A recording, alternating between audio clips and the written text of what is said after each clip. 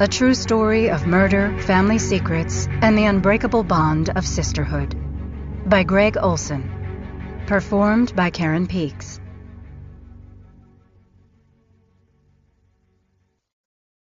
Author's note. Shared memories are like jagged puzzle pieces. Sometimes they don't exactly align with complete precision. I've done my best to put all the pieces of this complex story in the most accurate sequence as possible.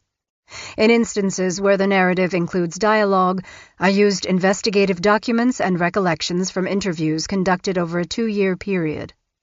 Finally, for reasons related to privacy, I elected to use a pseudonym for Laura Watson's first name. Prologue.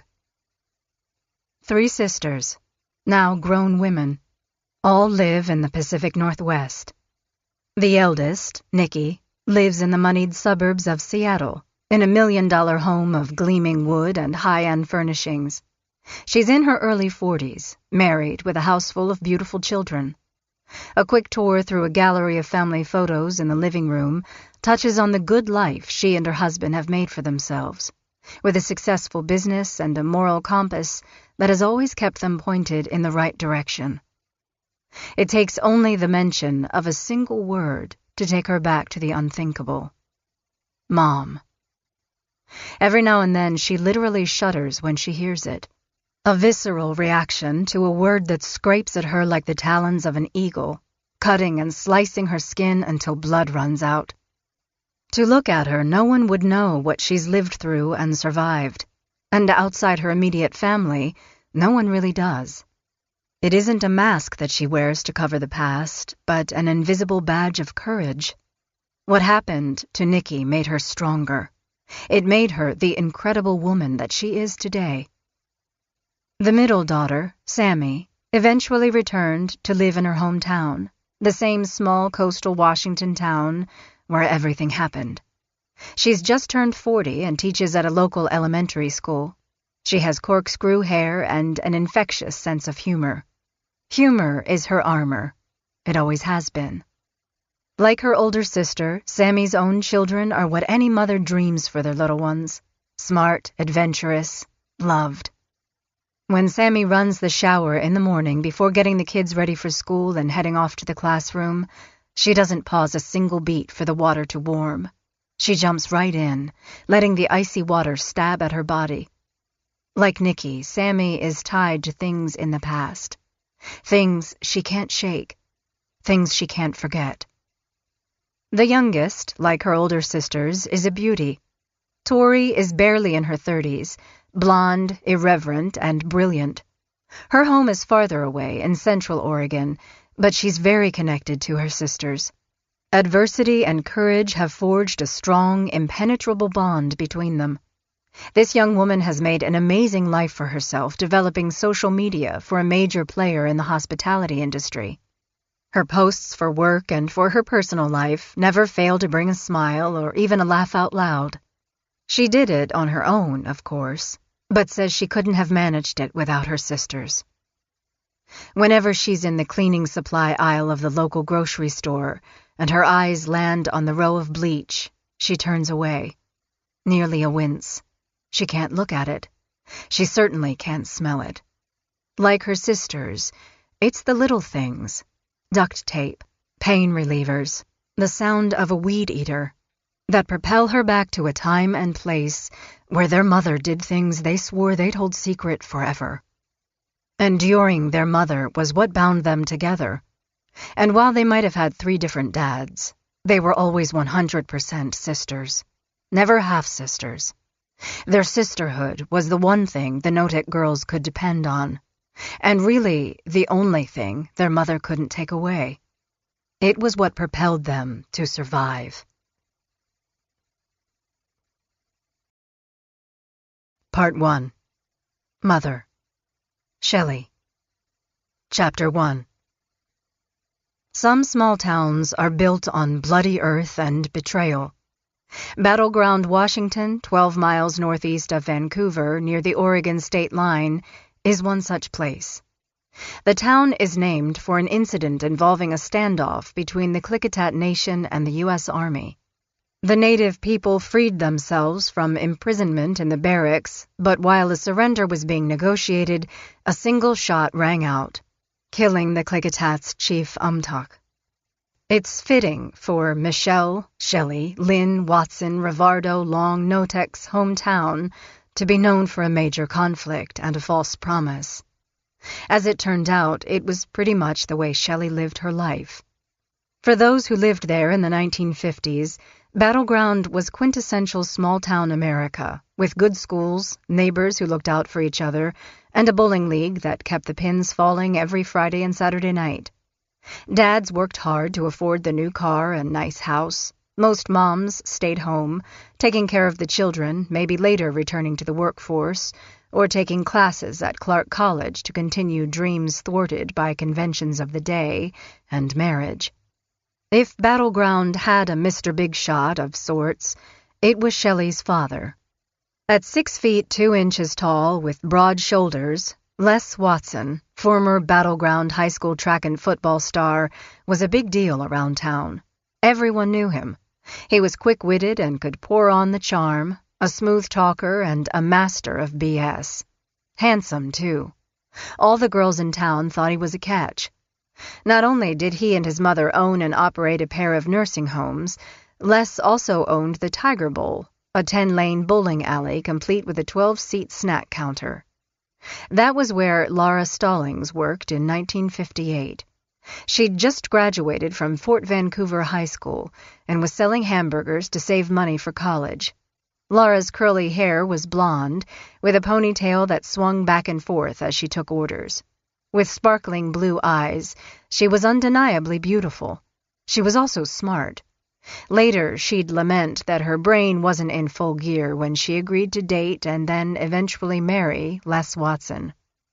Les was also 10 years older, though he'd lied and told his teenage bride that he was only 4 years her senior. "I got caught up in all he had going for him," Laura said years later, bemoaning the choice she made. "I fell hook, line, and sinker. He just wasn't a great guy." Laura's jolt into reality came the day after she put her hair up in a French twist, like Tippi Hedren in the Hitchcock classic The Birds, and married Les in a civil ceremony in 1960 in Vancouver, her hometown.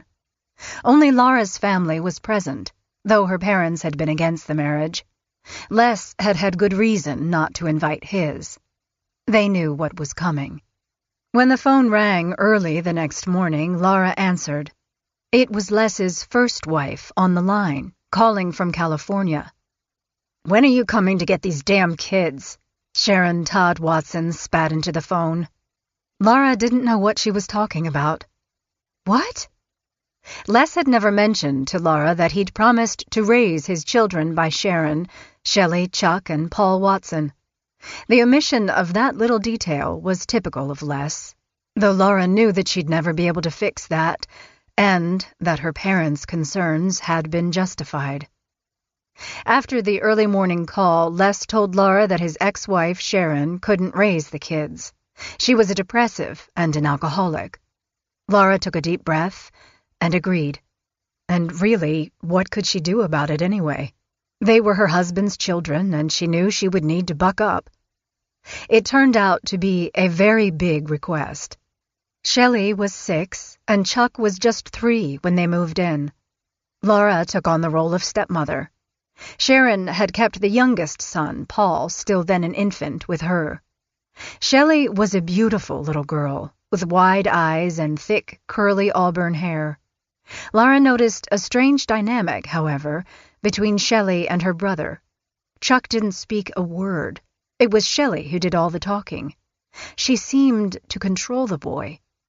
And as Shelley grew more comfortable with her new environment, she often voiced complaints or unkind words. "She told me every single day that she hated me," Laura recalled. "I'm not joking, it was honestly every day."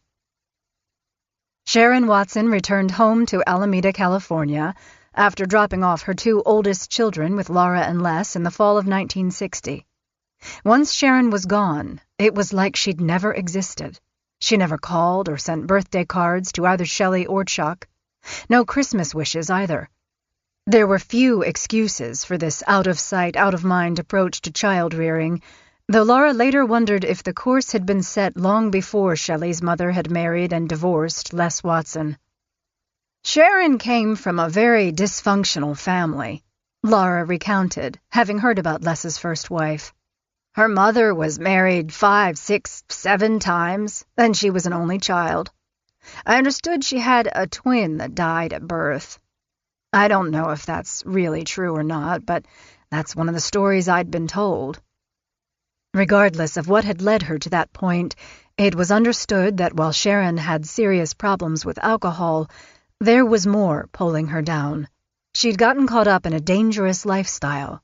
Family members speculated she might even be a prostitute. Finally, in the spring of 1967, a call from the Los Angeles County Sheriff's Department came to the Watsons' home in Battle Ground. A homicide detective said that Sharon had been murdered in a seedy motel room, and the coroner needed someone to identify her body and to pick up her little boy, Paul.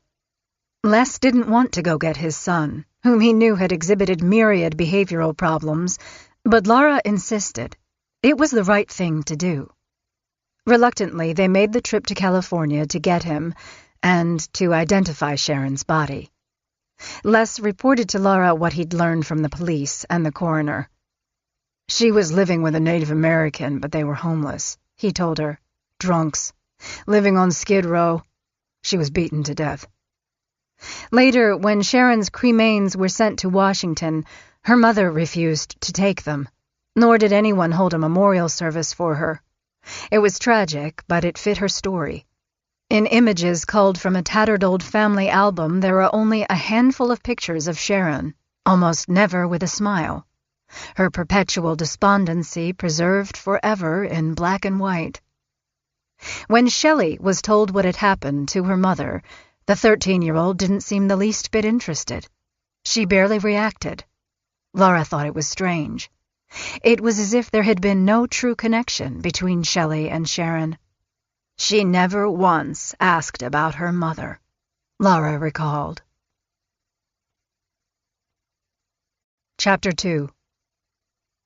The newest member of the Watson family brought a host of problems to Battle Ground. Paul possessed zero impulse control and positively no social skills. He didn't even know how to sit at the table at dinner time. His first or second day in the house, Laura caught the boy on the kitchen countertop, stomping around looking for food, opening cupboards and tossing out whatever didn't meet with his approval. Paul was wild, she acknowledged. He was like an animal. He even carried a switchblade. Really. Not kidding, he did. Laura did what she could, but she knew almost right away that she was in way over her head. Les was busy with his businesses, and Laura didn't fault him too much for not having much time for his children, but she was doing all she could as a stepmother to 3 handfuls: willful Shelley, wild Paul, and silent Chuck. Chuck, who still didn't speak unless Shelley put words in his mouth, was a loner. People who knew their birth mother suspected that his difficulties might have come from some kind of child abuse, though in the 1960s little of that was actually put into words. A neighbor told me one time that they'd seen Chuck in his room with the window open and he was just standing there crying, Laura said. It was something that he did all the time. As difficult as Paul and Chuck could be, the child who created the most difficulty for Laura was Shelley. The Watsons put extra emphasis on getting the most out of their family time on the weekends, shutting out all other distractions and focusing on the kids, which by now also included a daughter and a son Laura and Les had had together. They made regular trips to the Oregon or Washington coasts for boating in the summer months, and in the winter they skied the slopes of Mount Hood. It would have been a fine and happy life, if not for Shelley. She pitched fits, started fights, and would flat out refuse to go. If something wasn't Shelley's idea, it was a non-starter. Whenever she didn't get her way, Shelley was crafty enough to find a suitable solution. Usually it involved a lie. Her excuses were vague and often ridiculous. She didn't like doing her homework, for example, so she'd complain that her youngest siblings had destroyed all of her hard work. When that ruse didn't work anymore, she'd simply refuse to go to school. "I'd try to find ways to make things easier for her in the morning," Laura recalled. "I would set her clothes out at night so she wouldn't have to worry at the last minute to decide. I would set cereal and fruit out on the dining table, all ready to go. Anything to make the mornings go a little more smoothly. But that didn't matter. Shelley didn't want to do what she didn't want to do." Each morning, a sullen and frequently angry Shelley would head off to school, and the morning battle would be over. At least that's what Laura believed at the time. "I got a phone call one time from the Standard Oil service station down the street from the school. They said, 'This is the craziest thing. We've been seeing this little girl come in and going in to use the bathroom, and she brings in a sack of clothes and then she goes out. And they say, she's got a pile of clothes here, but she leaves with another set of clothes, jeans.'" Laura got in her car and drove to the Standard station. She was astonished by what she found. Shelley had indeed left behind a stash of clothes. Probably had 4 or 5 dresses and skirts of hers squirreled away there. Beautiful, brand new things that Shelley didn't want to wear to school. The impasse on clothing was only a fraction of the discord between Shelley and Laura, though Laura kept trying to find a way to get her stepdaughter on the right path. When Shelley was a little older, Laura took her to dance lessons, but half the time the girl refused to go inside the studio. She'd skip the recitals, too. Everything was a big drama with her, every little thing. Shelley always looked distraught and upset, whatever we did, wherever we went, no matter what it was. Even doing something nice for her, like getting her a gift, brought anger. "What are you being mad about?" I'd ask. No answer, but I knew from the way she acted that nothing was good enough. Nothing whatsoever. Nothing satisfied her. In time, Shelley's behavior began to change from being merely disruptive and ungrateful to dark and vengeful. She especially resented her siblings. Every bit of attention to another person meant a deficit in what she felt was owed to her. Whenever the deficit wasn't paid, Shelley sought revenge. Her tactics were brutal and frequently sadistic. There would be lies about family members, stolen money, and even suspicion of arson in the Watson house. Years later, Laura took a deep breath, recalling, "She used to chop up bits of glass and put them in the bottom of the kids' boots and shoes," she said. "What kind of person does something like that?" Laura didn't have to look far for an example. Grandma Anna, Shelley's paternal grandmother, was just that kind of person, too. Chapter 3. For Laura, seeing her mother-in-law, Anna Watson, meant a tightening of the muscles along her spine, hoping that Les's mother wouldn't cast her shark-like eyes in her direction. If Anna passed by, it brought Laura a shudder of relief. Only then could Laura take a breath, a very deep one. At least that's how Shelley's stepmother felt whenever she faced the singular terror that was Anna Watson. Born in Fargo, North Dakota, and transplanted to Clark County when she was a teen, Shelley Watson's paternal grandmother was tall and large, with muscled, shot-put shoulders and the sinewy trace of tendons that ran from her neck into the collar of her plain blue blouse. Anna tipped the scales at more than 250 pounds, and her left foot dragged when she walked, emitting a scraping noise that let people know when she was coming or going. Like her physical size, Anna's self-certainty was formidable. She was absolutely right about everything, so much so that no one ever dared challenge her. Not Les, and certainly not his young wife, Laura. Anna ran one of the Watsons' nursing homes, and there was no mistaking that everything had to be done her way. Iron-fisted often came to the lips of those recalling Anna Watson's style. Anna's husband, George Watson, was the opposite of his wife. He was kind, sweet, endearing even. He was smaller than Anna, standing 4 inches shorter, and did whatever his wife told him to do. For more than 20 years, Laura recalled, George slept in a small 8-by-8-foot shed just outside the back door to the kitchen. He never slept in the house, because Anna insisted he stay in the shed. Not long before Les and Laura married, 2 women from Western State Hospital near Tacoma came to work for Anna at one of the nursing homes the family owned in Battleground. While their names were Mary and Pearlie, Laura only ever heard Anna refer to them as her retards. She lorded over them as a cruel queen might order around less favored house servants.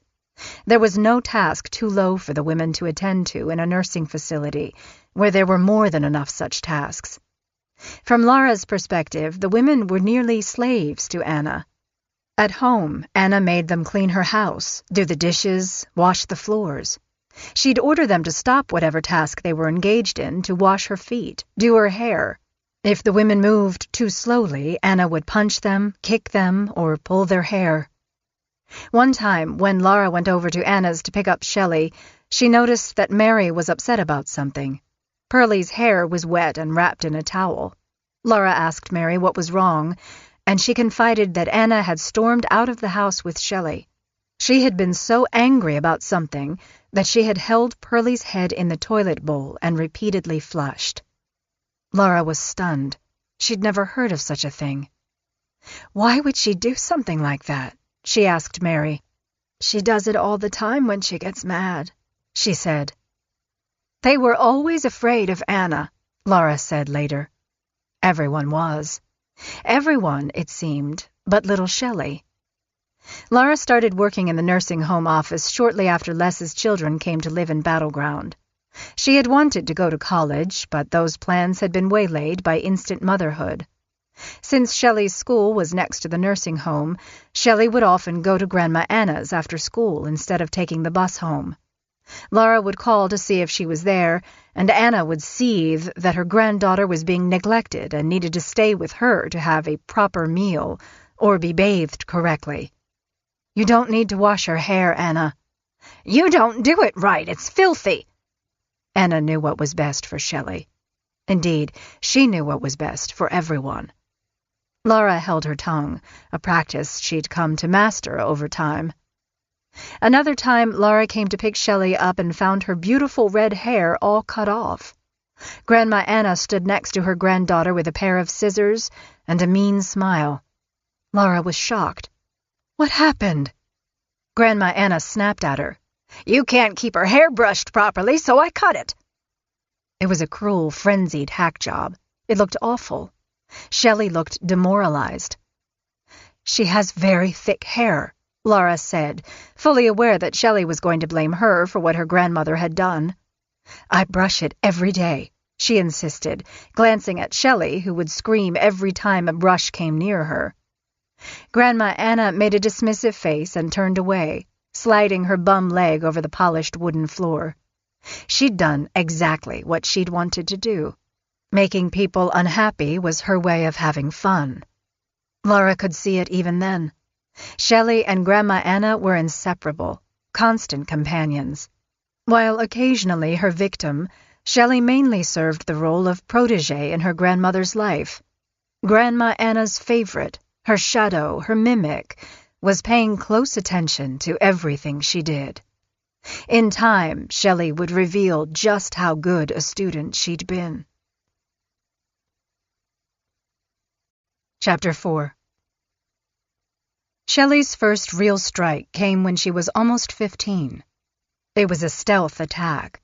The kind of tactic a practitioner of discord learns is the most effective means to wreak the most damage. She was a no-show after school in March 1969. While she'd been tardy before, this time felt a little different. She was later than normal. Laura stared at the clock in her spotless kitchen. She drummed her fingertips on the surface of the table. "Where are you, Shelley? What are you up to? Who are you with?" Growing anxious, Shelley's stepmother finally phoned the principal's office, and what she learned took the air from her lungs. Shelley hadn't come home because she'd been taken to the Juvenile Hall Detention Center in Vancouver. Shelley, a month shy of her 15th birthday, had told a counselor that something was going on at home, and she couldn't handle it anymore. "What are you talking about?" Laura pressed the school employee for additional details. "You need to tell me what's going on here." "I really can't say anything more." the woman on the other end of the line said. Her tone was cool. That alarmed Laura even more. She hung up and immediately phoned her husband, Les, at the nursing home and told him to get home. She was sharp and direct. "Right now," she said. "Something's happening with Shelley." After another frantic call to Juvenile Hall, the Watsons were on their way to find out just what had happened at school that afternoon. "No one was telling us anything," Laura said later, looking down at photos of Shelley as a child, then a teenager. There was no denying Shelley's beauty. Red hair framed a face with a freckled nose, and her blue eyes had thick lashes like the undulating fringe of a sea anemone. But to Laura, the kind of beauty Shelley possessed was like that of nightshade berries. They appear to be delicious, but are actually dangerous. Innocent, sweet, a mask. Laura was frantic. "I even called the principal at home, but he wouldn't say anything either. I'm thinking Shelley just stole something, because she used to steal my things and take money out of my purse. I thought that maybe Shelley stole some kid's purse or something like that. I had no idea what she'd done this time." It was frustrating, painful. It had to be something very, very bad. When the Watsons arrived at the juvenile detention center in Vancouver, they asked to see their daughter right away, but were denied the request by the superintendent of the facility. "Under investigation now," he said. "What investigation?" Les asked. "Shelley has accused you of raping her," said the grim-faced man. Les's eyes nearly popped from their sockets, and his face went completely red with anger. He immediately pushed back. "Oh, Jesus," he exclaimed. "What in the world is Shelley saying that for?" Laura stood there feeling sick. The accusation was the most disgusting thing she'd ever heard in her entire life. Shelley was a known liar, but this was too much, even for her. As Shelley's stepmother saw it, there were a lot of things people could call her husband, but rapist wasn't on the list. "She doesn't probably know what it means," Laura finally said, reaching over to calm her husband. "We need to see her now," Les insisted. "Absolutely not," the superintendent snapped. "You can't. We're investigating a crime here." Les threw his hands upward. "Fine. We're calling our doctor. We're going to demand he examine her now." Family doctor Paul Turner ordered Shelley to St. Joseph's Hospital in Vancouver, and the Watsons returned to Battleground. That night, Laura went into her stepdaughter's bedroom. She really didn't know what she was looking for. An answer, maybe? The truth? Something. As usual, Shelley's room was a mess, with clothes and dirty dishes everywhere. Papers, too, scribblings in notebooks. Shelley fancied herself a poet, and was always writing something, but nothing Laura saw as she picked through the mess provided a clue. After a while, she found herself poking around the bed to see what she could unearth there. Bending down, she reached between the mattress and the box springs. Her fingertips grazed the edges of a magazine, and she pulled it out. The air leaked from her lungs. It was a dog-eared copy of a True Confessions magazine. The cover screamed in bold type, "I was raped at 15 by my dad." Laura felt her blood pressure rise. It was unfathomable that Shelley could have made such an accusation, one that mirrored exactly the cover of a magazine. "Look here," she said, showing Les her discovery. Les shook his head in disgust and disbelief. He'd been crushed by the accusation, but he was more troubled by his daughter's behavior. "What's wrong with her?" he asked. Laura didn't know. She'd never heard of anyone making up such a destructive story. It didn't make sense. The next morning, when Dr. Turner arrived at the hospital to conduct the exam, Laura brandished the magazine. "She's made it up," Laura said. In the Watsons' view, the magazine was proof nothing had actually happened, that the lurid story had merely been Shelley's inspiration. But this was more than just another beat in a drama that Shelley created with her destructive and outrageous behavior. Les and Laura had had it with her. They had their other kids to consider, Les's career, too.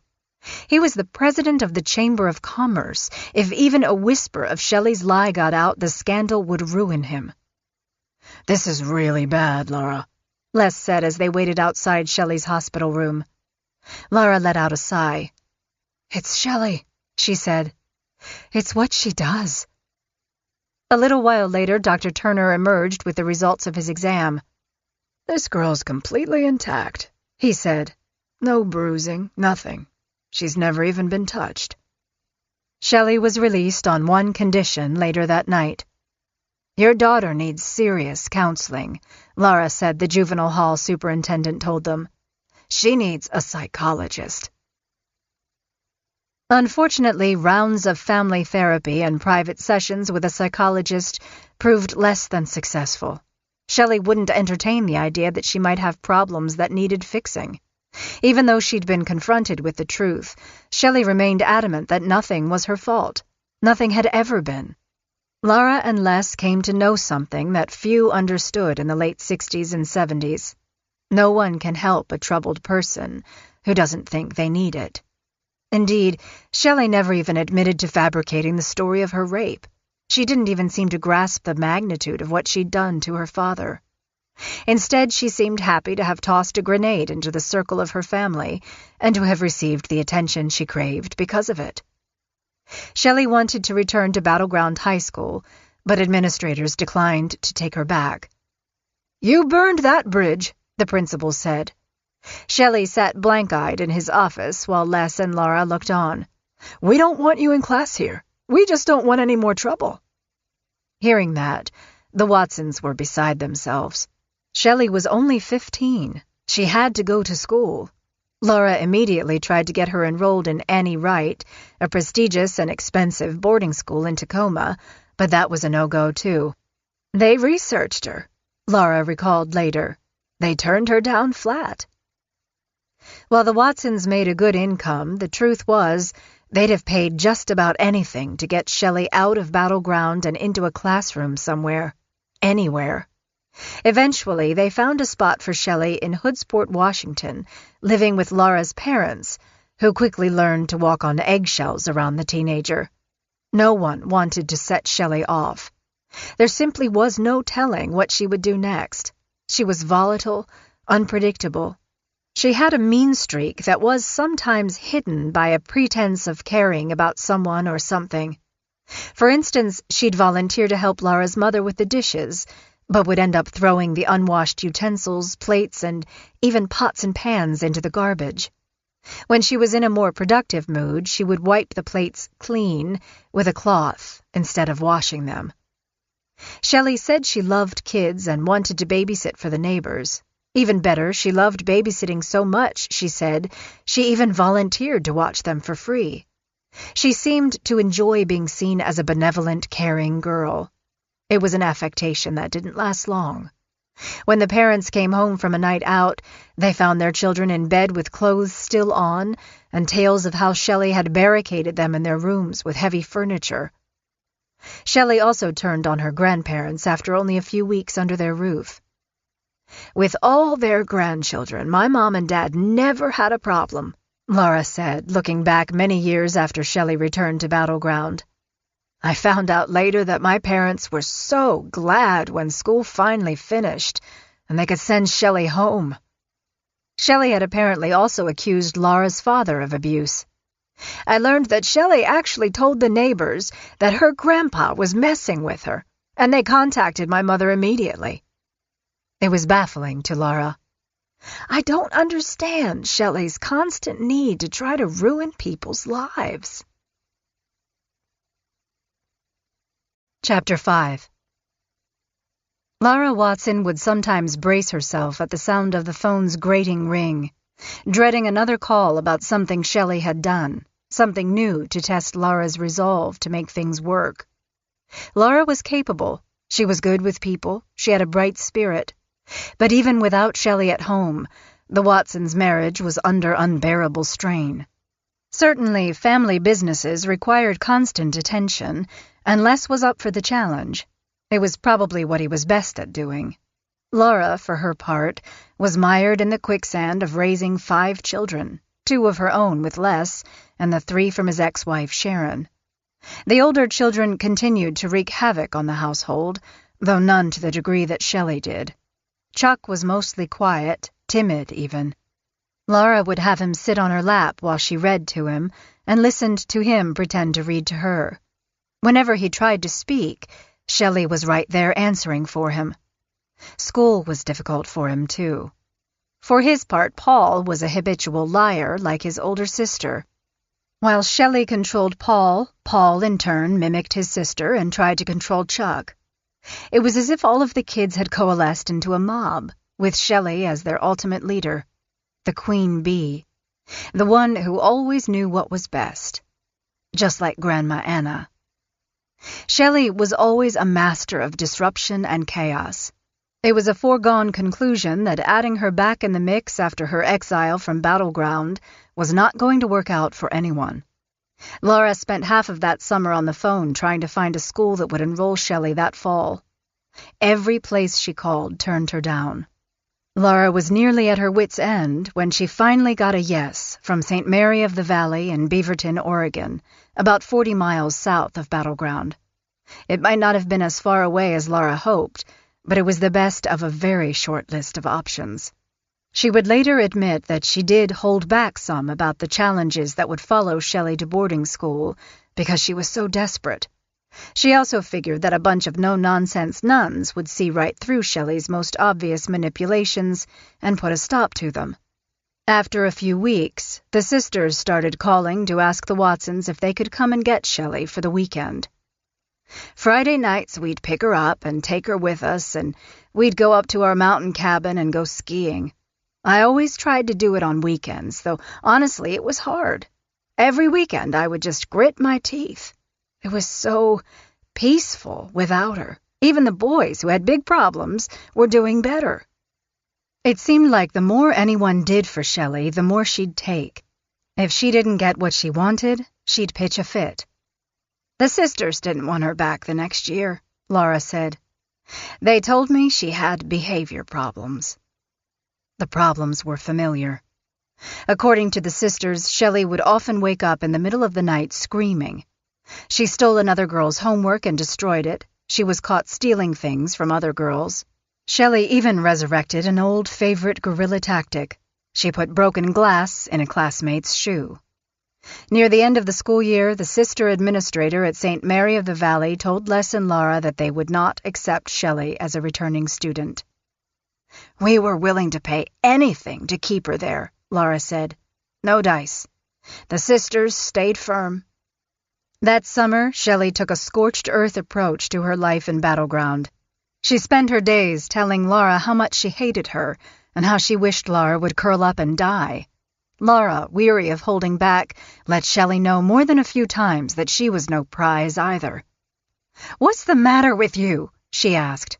"You are never happy or appreciative about anything." That was true. Laura didn't need to look any further than her husband to see why.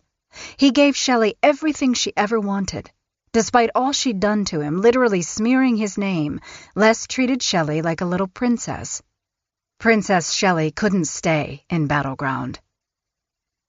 Les Watson's sister, Katie, was the next unwitting but well-meaning person to hurl a lifeline in the direction of the Watsons. Shelley had a way about her that could get people to take pity on her and side with her against the rest of the world. Her mother was murdered, her dad was abusive, her stepmom was mean to her. Katie offered to have Shelley stay with her for the summer after Shelley complained to her about how rotten her folks, especially Laura, were to her. Laura overheard some of the conversations.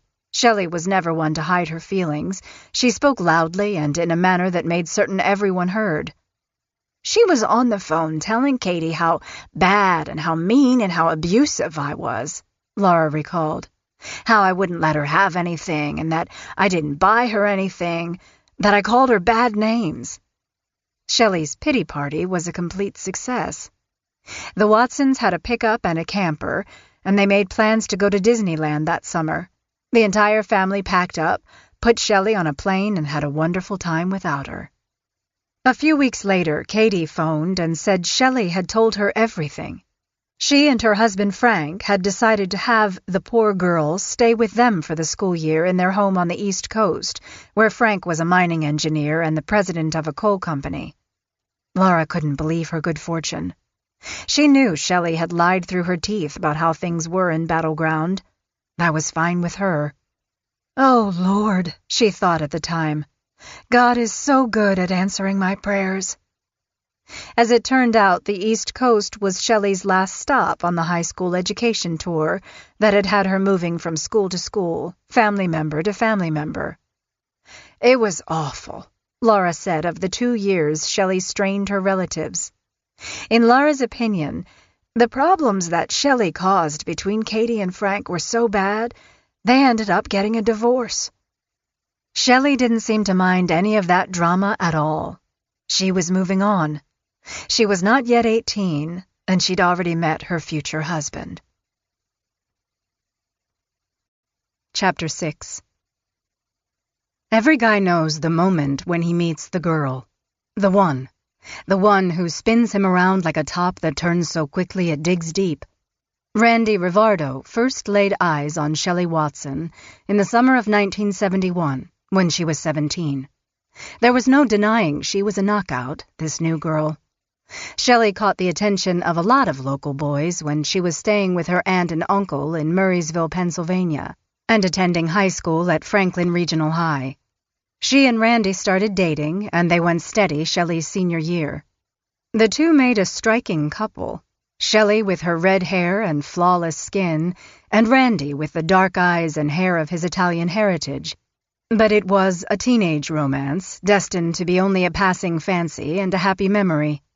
They went their separate ways after graduation in 1972, with Randy staying in Pennsylvania to earn money for college tuition, and Shelley eventually returning to Washington, where she took a job as a nurse's aide at her father's nursing home.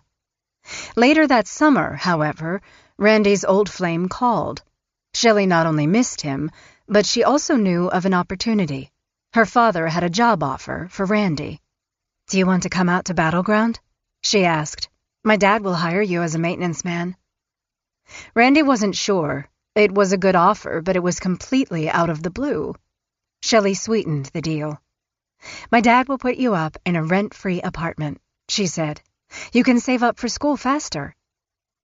The idea intrigued him.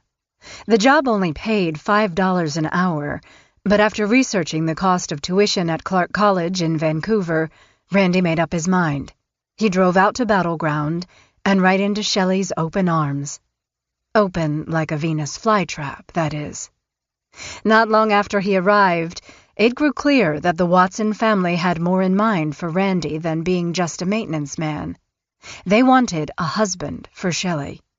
Truth be told, by the time he'd pulled his car into Battleground, wedding plans were likely already in the works. It didn't take long for the hook to be reeled in. Shelley told everyone how much she loved Randy. Les treated Randy like a long-lost son. Anything he needed, Les was right there to offer it, going above and beyond. However, Randy had an inkling that something else was afoot. Shelley's father appeared too eager to pass his daughter off to another man. "They rushed this thing so much that Les picked out my best man, because I didn't have any friends or family in the area," Randy recounted. "It was that quick." Randy wasn't a passive guy, but he kept his mouth shut. "I sat back and let it all happen." None of Randy's relatives or friends made it to the wedding. Later, a family member discovered the reason. Shelley never mailed them the invitations.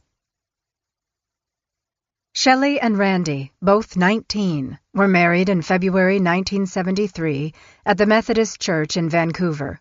Shelley wore a long white dress with a high collar, deliberately echoing what actress Olivia Hussey wore in the 1968 film Romeo and Juliet. The groom wore a pink tuxedo that Shelley had selected for the occasion. A reception followed at the historic Summit Grove Lodge in nearby Ridgefield. Everyone agreed it was a lovely ceremony, a lifelong dream for Shelley. The couple was young but very much in love. At least Randy thought so. The couple honeymooned at the Watson cabin at Government Camp, Oregon, a place Shelley had loathed as a teenager, and afterward they lived rent-free in a 40-foot trailer owned by the Watsons. Shelley complained about its shabbiness, but Laura pointed out that it was only a starting point for her life with Randy. They really didn't have the income for a house anyway.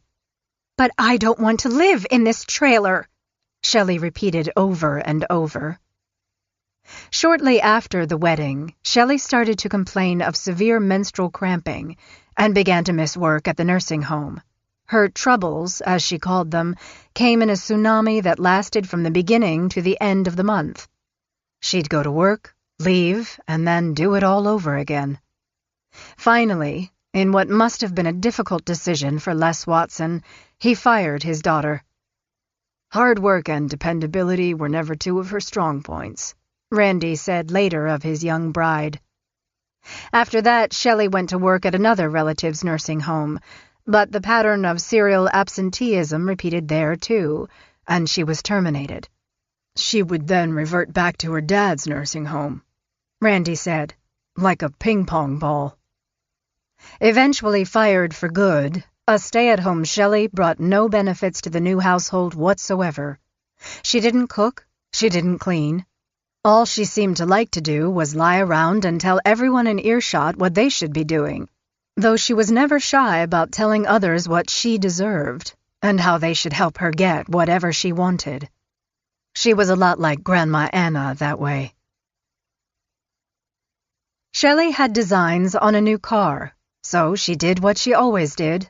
She made a beeline for her daddy. It didn't matter that she'd nearly cost him his reputation, or worse, by claiming to authorities that he had raped her. That appeared to be water long under the bridge. In reality, the Watsons were afraid of Shelley and what she might do. It was easier to give her everything she wanted just to keep her happy and at bay. If Shelley wanted to go to the movies, or to a concert, or to an event somewhere out of town, they'd immediately fork over the cash. Of course, even the Watsons had their limits. As successful as Les's businesses had been, he wasn't made of money. With the demand for a new car, Shelley showed her dad and stepmom once more how far she'd go to get what she wanted. Shelley insisted on a VW Beetle. "Daddy, that's the car I want. The car I have to have." Les agreed and went to Vancouver to see what he could find. However, he didn't come home with a VW. Instead, he returned to Battleground with what he thought was even better, a nearly brand-new pale pink Buick convertible. Shelley's eyes narrowed, and her face went 10 shades darker than the new car. She stomped her feet. She pitched a fit so loud that the windows of the house rattled. She screamed at her father that he'd bought her a horrible old maid's car. Les took a step back. Though he should have known better, he just didn't expect that. Randy thought the car was nice, but he was unable to calm his wife down. Shelley couldn't be consoled. What happened next sent everyone into a tailspin. That night, Shelley collapsed in a stupor, apparently having overdosed on sleeping pills and booze. When Randy couldn't revive her, he called the Watsons in a panic, and they immediately rushed her to Vancouver Memorial Hospital. Everyone was worried that she might not make it. The ER doctor on duty pumped her stomach and reported his findings to the family. "We found out she'd taken aspirin, of all things," Laura recalled many years later, "and only a small amount. There had been no sleeping pills." One day after Randy returned from classes at Clark College, he found their trailer in complete shambles and his wife with a bloody face. He ran to her. "What happened?" "A man came in," Shelley sobbed. "He came in and attacked me, raped me." She indicated some scratches on her face. "He took your rifle and ran outside." Randy called the Clark County Sheriff as well as his father-in-law. Both arrived within minutes of each other. Randy and Les stayed outside while the sheriff questioned Shelley in the trailer. A bit later, the sheriff emerged, and with a grim expression said that Shelley's wounds had been self-inflicted. There had been no intruder. He gave Les and Randy a look before telling them he wouldn't file charges against Shelley. When the sheriff left, Shelley changed her story again. "She reverted back to claiming she was raped," Randy said later. "She said she only gave up the story because the sheriff forced her to. She said she watched as the attacker buried the rifle not far from the house." To prove her story, Shelley led her husband and father to the rifle. "Right here," she told them. "That's where he hid it." Randy knew better than to believe this story. He suspected his father-in-law did too. Shelley's stepmother did for sure. Shelley simply didn't want to live in that trailer anymore. It wasn't good enough. She was Les Watson's daughter, for God's sake. She deserved better. She said it was too dangerous for her to live there, Laura said, rolling her eyes years later. Instead, she wanted to live in a cute little house in town. Whatever Shelley wanted, she got. Shelley acted like she owned Battleground. She left unpaid bills at the gas station and the grocer. She bounced check after check. She grew such a tab over time that some business owners thought it necessary to strong-arm Randy into paying. He'd tell them never to let Shelley charge a penny again, and they'd agree. And then they'd always give in. Now Randy knew why Les had been so quick to welcome him into the family. It was more than handing off a daughter to be married. He'd been passing along a very big problem.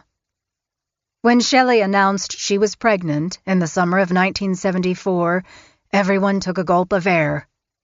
Maybe this would help. Randy's parents announced they wanted to make the trip from Pennsylvania to Washington, bringing along baby gifts and the excitement that comes with the anticipation of a new addition to the family. Shelley, however, told Randy that she didn't want his family to come. He brushed her off. They were coming, and that was that. When the Rivardos finally arrived, she sequestered herself in her bedroom.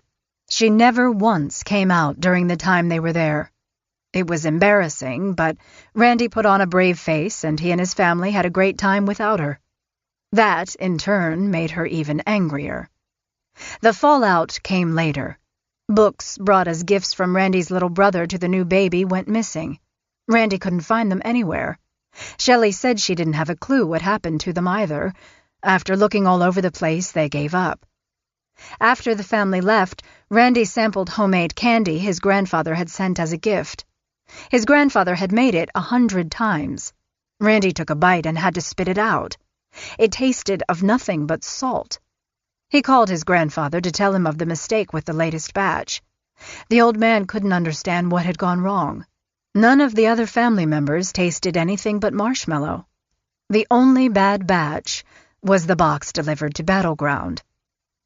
When it was discovered that Randy's sister left some new clothing behind, Shelley offered to mail the articles back. The package arrived in perfect condition, its contents not so much. Someone had taken a pair of scissors and shredded the garments. Shelley told Randy she had no idea how that could have happened. "Someone at the post office must have done it," she said. Part 2. Sisters. Nikki and Sammy. Chapter 7. Love Will Keep Us Together by the Captain and Tennille, and the Bee Gees' Jive Talkin' played on repeat on Shelley Rivardo's cassette player when her daughter Nikki came into the world in February 1975. It wasn't a moment too soon, either. Shelley had complained for weeks about her pregnancy and how she was sure it was going to ruin her figure. With both her mother's coloring and features, Nikki could not have been a more beautiful baby. Everybody said so, even Shelley, who saw her daughter as the perfect extension of herself. She told everyone how excited she was to be a mother, how she had big dreams for her little girl. Those who knew Shelley were skeptical, but hopeful that having a baby would refocus her attention away from herself. Instead of taking her newborn back to Battleground, Shelley decided that it would be best if Nikki was cared for at her parents' rambling Tudor home in Vancouver. Laura couldn't tell if Shelley was indifferent or worried about caring for a baby. With the exception of the disastrous stretch of babysitting for her grandparents' neighbors in Hoodsport, Shelley had zero experience caring for a child. "I don't think she'd ever held a baby in her life," Laura said later. Laura was the opposite. She was born to be a mom, delighted to be a grandmother. When she'd first felt Nikki's kick inside of Shelley, Laura had dubbed the baby Thumper, after the rabbit from Bambi, and she had loved that baby from that little kick. What Laura thought was going to be a few days' stay, however, turned into 3 months before Randy finally put his foot down and the three of them returned to Battleground. Laura drove up to see the baby every day. "I just didn't trust her," Laura admitted of Shelley. Randy didn't either. Trouble in the Rivardo marriage escalated. His wife locked him out of the house at night. Whatever money he brought in, Shelley would spend without any regard for what the family needed. He told Laura something that stuck with her for decades. "Shelley is only nice to me when there are other people around." Randy started sleeping in his car, something that became a nightly occurrence. Shelley wanted only his paycheck, which she insisted he hand over on Fridays. The checks weren't a magnificent sum, far from it. Even with a decent job and no rent payments, things were tight. Shelley was used to getting more of everything. She complained to her father, so Les Watson interfered and made it so Randy's check got delivered straight into Shelley's hands. "So I was sure to go home," Randy said later. It didn't take too much longer for Randy to decide that he couldn't take it anymore. No matter how much he loved Nikki, he couldn't ignore that his marriage, which had started on tenuous grounds, was now falling apart. Laura didn't blame Randy for leaving his family, for leaving Shelley. No one did, except Shelley. He got airfare from his parents and left Washington and Shelley as fast as he could. "I needed a fresh start," he said. Yet when Shelley called him at his parents' house 2 weeks later and professed a genuine desire to repair their marriage, Randy agreed to let her and Nikki come stay with him and his family, albeit reluctantly. He missed his daughter and cared more for her than whatever he felt for Shelley. The reunion was short-lived, lasting just 2 weeks. Even my grandparents were disheveled by her behavior. She created such a furor there that I had no recourse but to file for divorce. Shelley retaliated immediately by buying everything in sight and sticking Randy with a growing bill. This put her ex further and further into debt. Shelley didn't care. Randy sent her an income tax refund check that needed to be countersigned. Randy told Shelley that the money would get him caught up with the collectors who had been hounding him. No such luck. Shelley double-crossed Randy and had another man forge his signature. She cashed the government check and kept the money for herself. And then, suddenly, Shelley simply dropped out of sight. Laura tried every number she had, friends, relatives, anyone. She was worried about the baby. "I kept calling Shelley," Laura said. "She wouldn't answer, and I was frantically trying to get a hold of her, trying to see her, and she wasn't home or wouldn't answer the phone. She just stopped being a mother. Shelley got a job as a waitress in a bar on Main Street in Vancouver, and that seemed to be enough for her." This went on for some time. At one point, a relative in Battleground told Laura that she'd better come and get Nikki, for whom the relative was caring. "Shelley's gone." "Where?" Laura asked. "I don't know." "When is she coming back?" "Don't know that either." Shelley stayed gone. What she was doing and who she was with was a bit of a mystery, though, frankly, Shelley being gone was a very good thing. Less drama, less worrying, less of everything that tied the stomachs of those around her into knots. It would be almost a year before Shelley would return to collect her daughter from Laura. Shelley's absence wasn't even explained. She just popped back in and took Nikki. Laura's love for Nikki was deep. She'd wanted to keep her, to have her declared abandoned by Shelley, to adopt her and raise her as her own. Laura vowed she'd do whatever she could to stay close to her granddaughter. In 1978, when Nikki was just 3, her mother lovingly wrote about her feelings for her firstborn.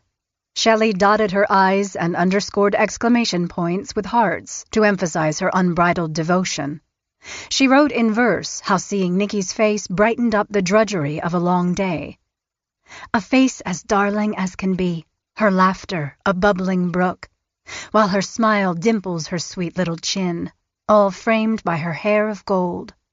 And those eyes, big and brown, sparkling with laughter. She tempered her love letter with a splash of cheerful reality, too. She's in my jewelry box, my purse, my lipstick, or pulling off some mischievous trick. Shelley concluded with a telling rhyme. Oh, Nicky, though our tempers increase, our love for her will not ever cease. For a time, Shelley perpetuated a kind of you and me against the world storyline. She told Nicky that her daddy had abandoned them, that her paternal grandparents didn't love her. She said all of that to her daughter with sad eyes and her arms wrapped around her, but added that it was fine, because she loved Nicky so much.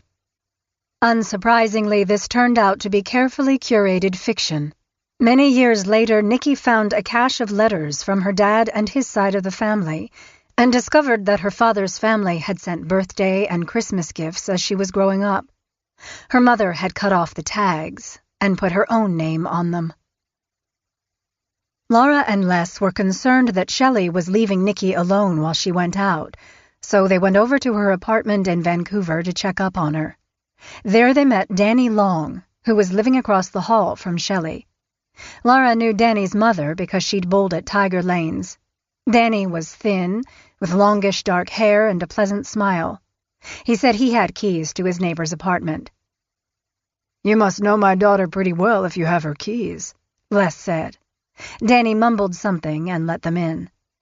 Shelley and Nicky weren't there, but the Watsons did find a box full of things stolen from the cabin on Mount Hood, plus a full set of keys to their home, their cars, and, of course, the cabin. The keys had been missing from Laura's purse for several weeks. Not long after, Shelley and Danny moved into the house in Battleground that Grandma Anna had always promised would be her favorite grandchild's. Soon, Shelley had a second baby on the way. The couple married in a small wedding chapel near the courthouse in Vancouver on June 2nd, 1978. Shelley was on her second marriage by 24. A couple of months later, in August 1978, Samantha was born. She was a beautiful baby, blonde with big, expressive eyes. Danny was good to the girls, but pushed back on Shelley more than she'd been used to experiencing. The two of them fought constantly, hard and physically. Dishes shattering, yelling, running out the door, all that kind of drama. One time when Laura visited, on a rare occasion when she was allowed to, she noticed holes punched into the drywall.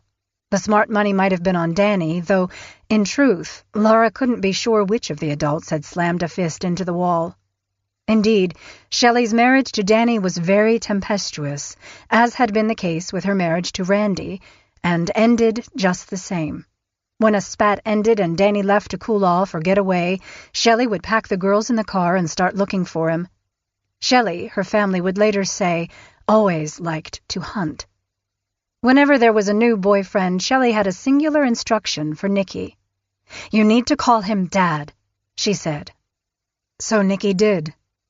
When she went to school, her mom would simply enroll her under her new man's surname. No legal formalities at all, just Shelley's insistence and good word that she'd created a new family. Just like that. 5 years into her marriage with Danny, Shelley phoned her father and said she needed money for a divorce. She complained that Danny had betrayed her. As usual, Les didn't question any of it. Anything for Shelley. It was 1983, and at 29, Shelley had a new guy on the string. "I thought of Danny as my dad," Nicky recalled many years later. But once Danny was out of the picture, Shelley set her sights on mild-mannered Dave Notek. "I remember Mom bringing Dave around at our place in Battleground and telling me that he was our new dad. I hated him because I loved Danny.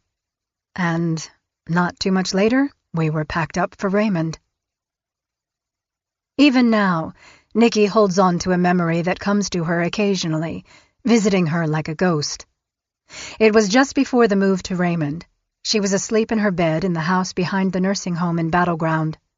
All of a sudden, she woke up, unable to breathe, through a pillow pressed over her face.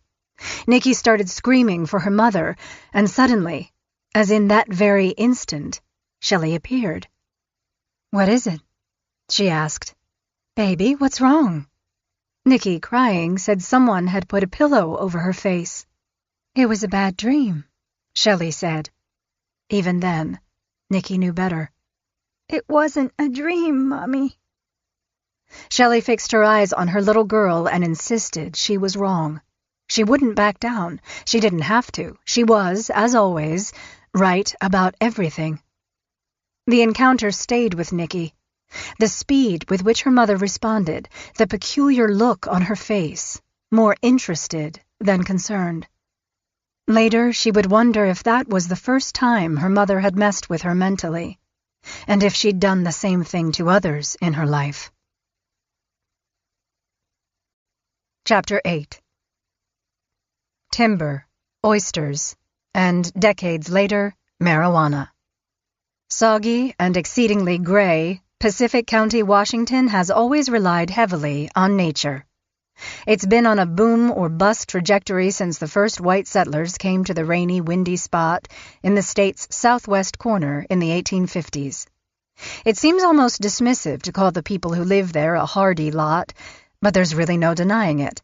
The place where the Pacific Ocean meets the Willapa River and various tributaries is the kind of place in which abundance wasn't given, it was earned.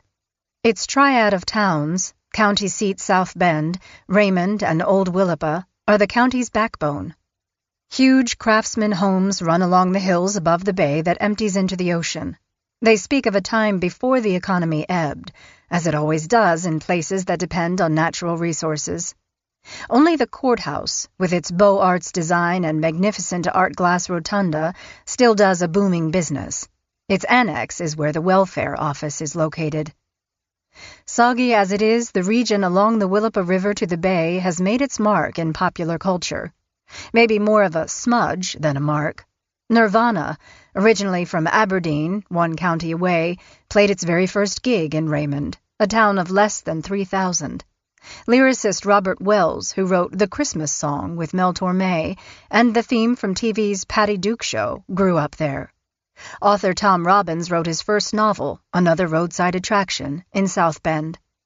And yet most of those who live there, especially those who have grown up with sawdust and oyster shells, are not famous, not by a long shot. They fit mostly in that tight space between salt of the earth and hardscrabble. Dave Notick was a local Pacific County boy through and through, having lived his first 4 years in nearby Lebum before his parents, Al and Shirley, moved along Elk Creek into a little wood frame house in Raymond. Al was a timber faller, but work in the woods could be spotty. That the Notecks never had a lot of money was an understatement. Dave and his brother and sister made their own toys, bows and arrows out of sticks and chicken feathers. Country kids like the Notecks could often be spotted in a Raymond classroom. Their clothing was older, not always in the best shape. "A few times I started the school year with the same clothes I wore the year before," he recalled. "No disrespect to my parents, they worked very hard. We just didn't have the money." The daughter of a sawmill worker, Shirley picked up the slack by working in an oyster cannery for quite some time, and then later at J.C. Penney. Of the 3 kids, Dave was the hellion of Al and Shirley's brood, messing around, stealing his dad's smokes, even a half-hearted attempt at running away with a buddy in the 4th grade. And because of that, he was disciplined in the way his father had been.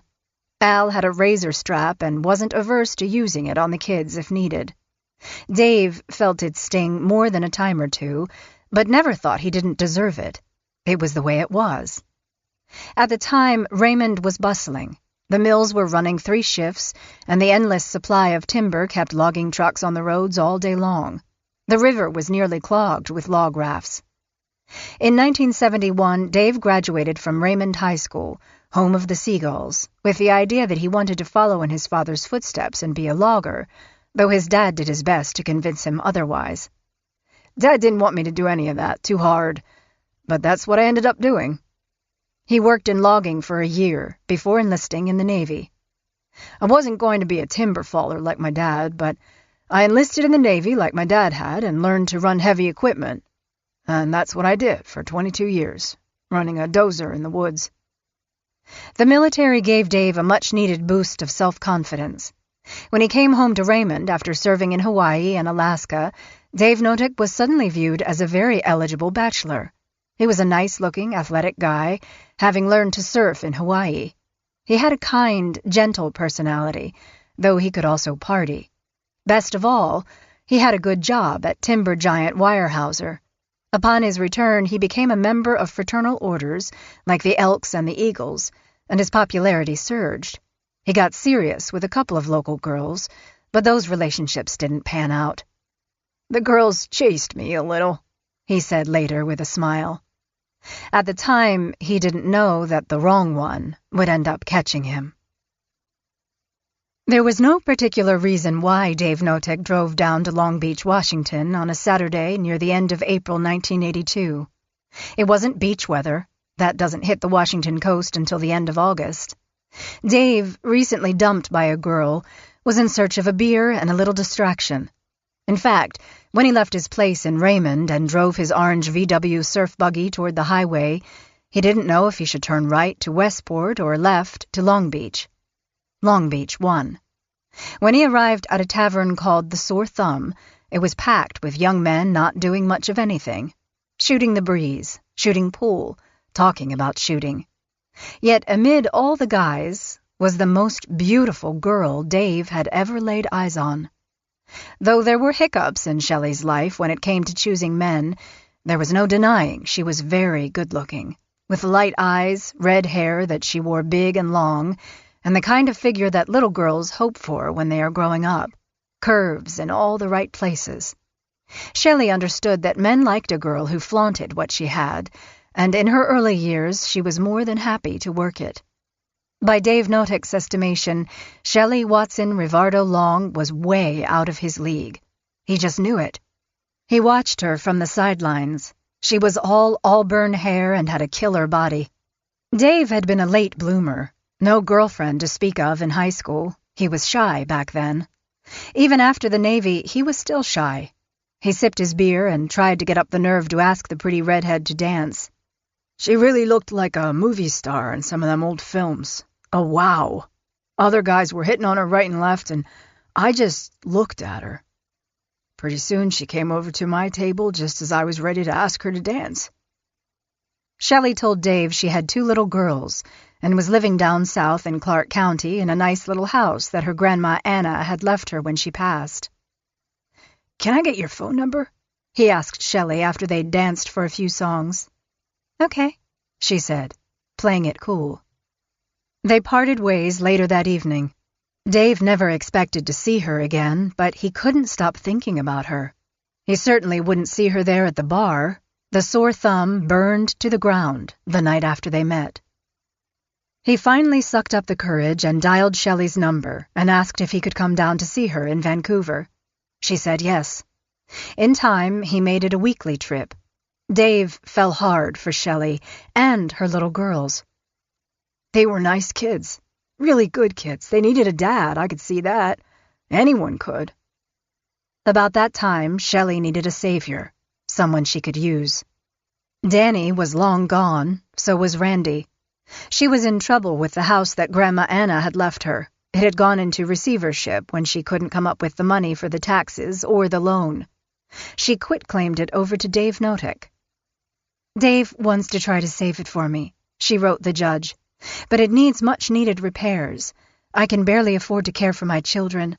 I think I'll have to let Dave have claim to it." Shelley lamented the legacy of the house adjacent to the nursing home. It had been in her family for 3 generations. "My grandmother lived there, my natural mother before her death, and I was raised there for the first 12 years of my life. It has been common knowledge between my family and my relatives that the house would go to me at the right time. That came in 1981. It wasn't before that because I had a very bad marriage, and my parents didn't want me to lose it in a divorce settlement. In 1979, I separated from my husband and moved in. I know this for sure because my daughters started kindergarten in the fall. Save my home for my children. I would like to work with U.S. Credit Corps to see what I can do. I haven't hurt anyone. I just want to make a future for myself." Later, Dave made a promise that he'd give the house back to Shelley, but in time, the house was lost to foreclosure. As the new couple grew a little closer, Shelley tearfully confided after a doctor's appointment that she had a bigger problem than merely trying to make ends meet for herself and her girls. "I have cancer," she said. "I probably won't live to 30.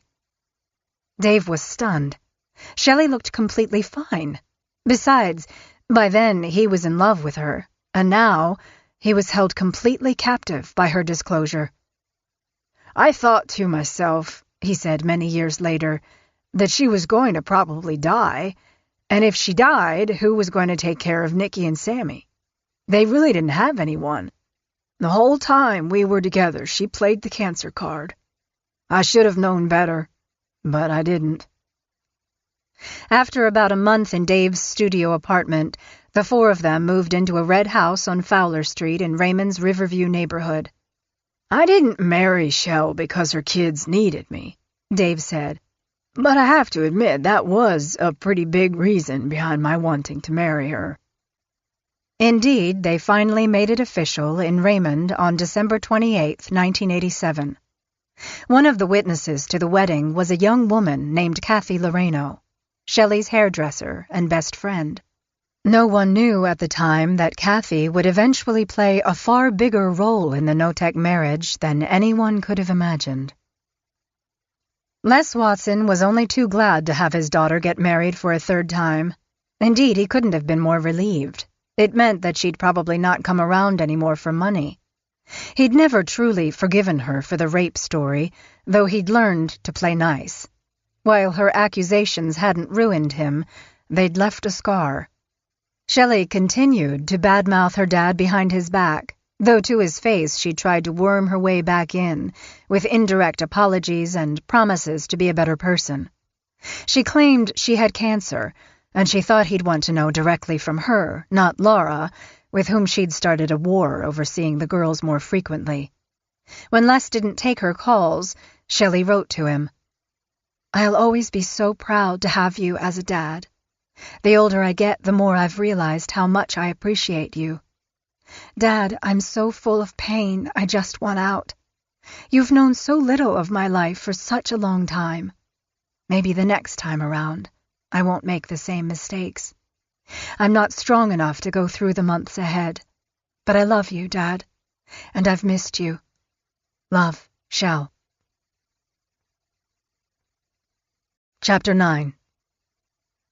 From Nicky's perspective, it was like her mother and stepfather had started their life together with a poisoned kiss and a declaration of war. It was apparent to many, including Nicky, that Dave Notek had been made less of a man by marrying Shelley. It was clear that her stepfather could barely function in his marriage to her mom. Nicky recalled an incident she'd watched with the gaping eyes of a child, unblinking but petrified at the same time.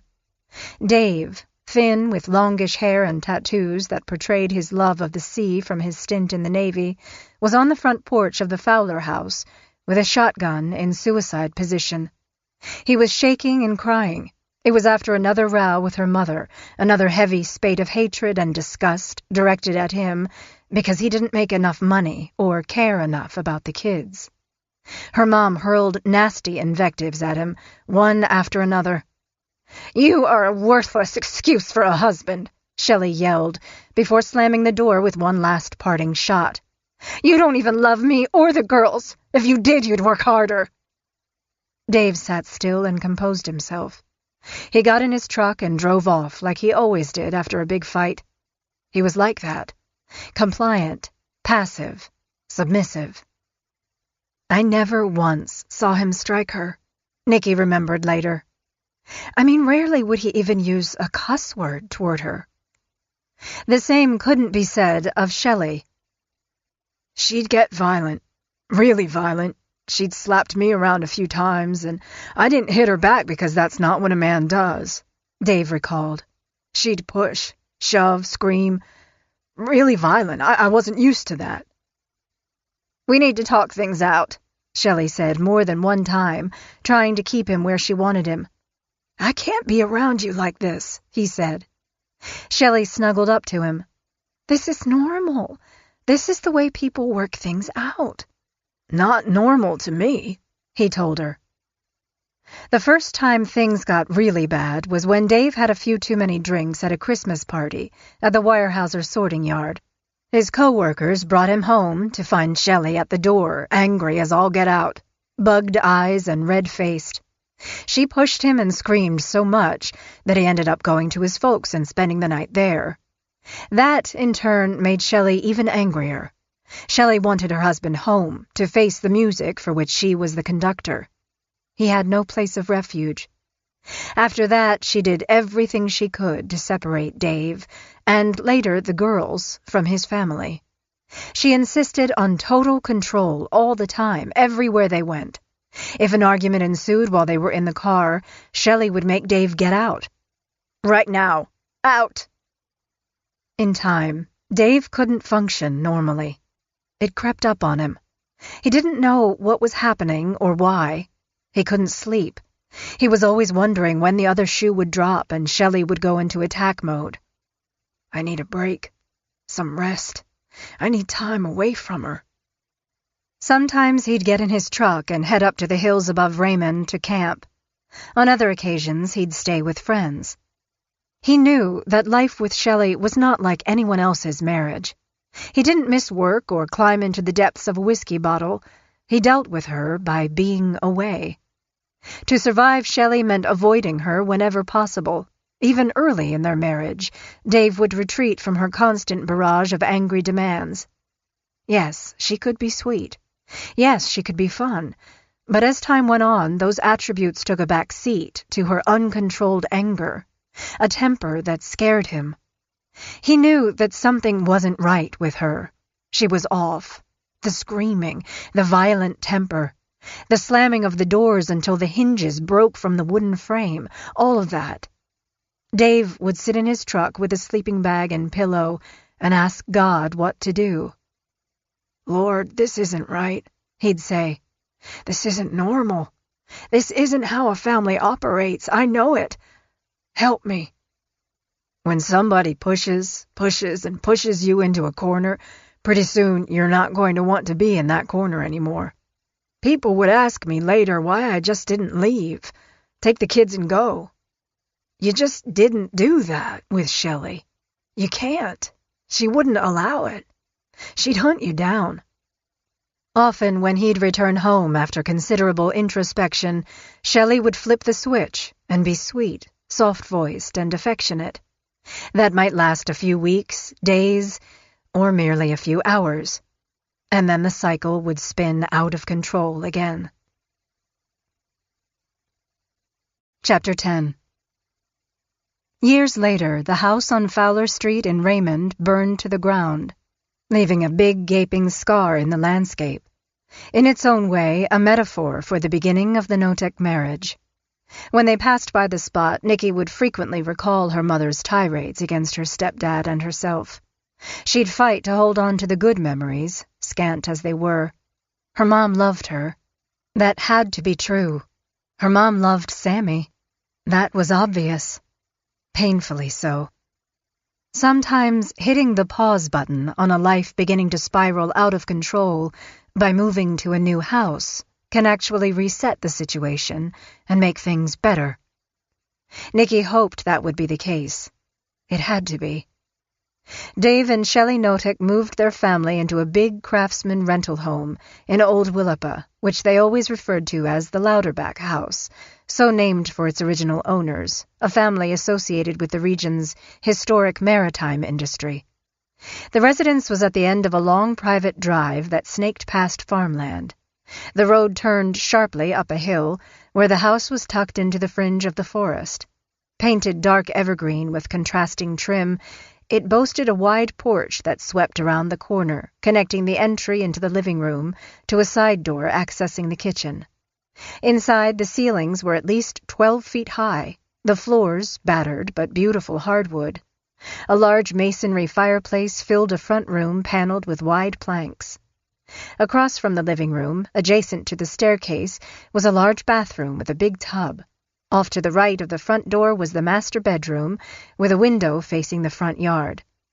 Nikki's and Sammy's bedrooms were up a flight of improbably steep wooden stairs. Each girl had her own room, separated by an open space that they would use for a playroom. Nikki's overlooked the grassy and wooded hillside above the kitchen. Sammy's windows took in a view of the side yard, with its mature rhododendrons and the garden spigot. 2 flights down, the basement was large and musty, with a furnace that burned diesel oil and smelled every bit of it, no matter the season. Shelley loved the house. She thought it was perfect, and she wanted to buy instead of rent, but that kind of expense wasn't in the cards. Dave was working in the woods then, pulling extra hours and doing everything he could. Shelley said she might look for a job, though she never seemed to get around to it.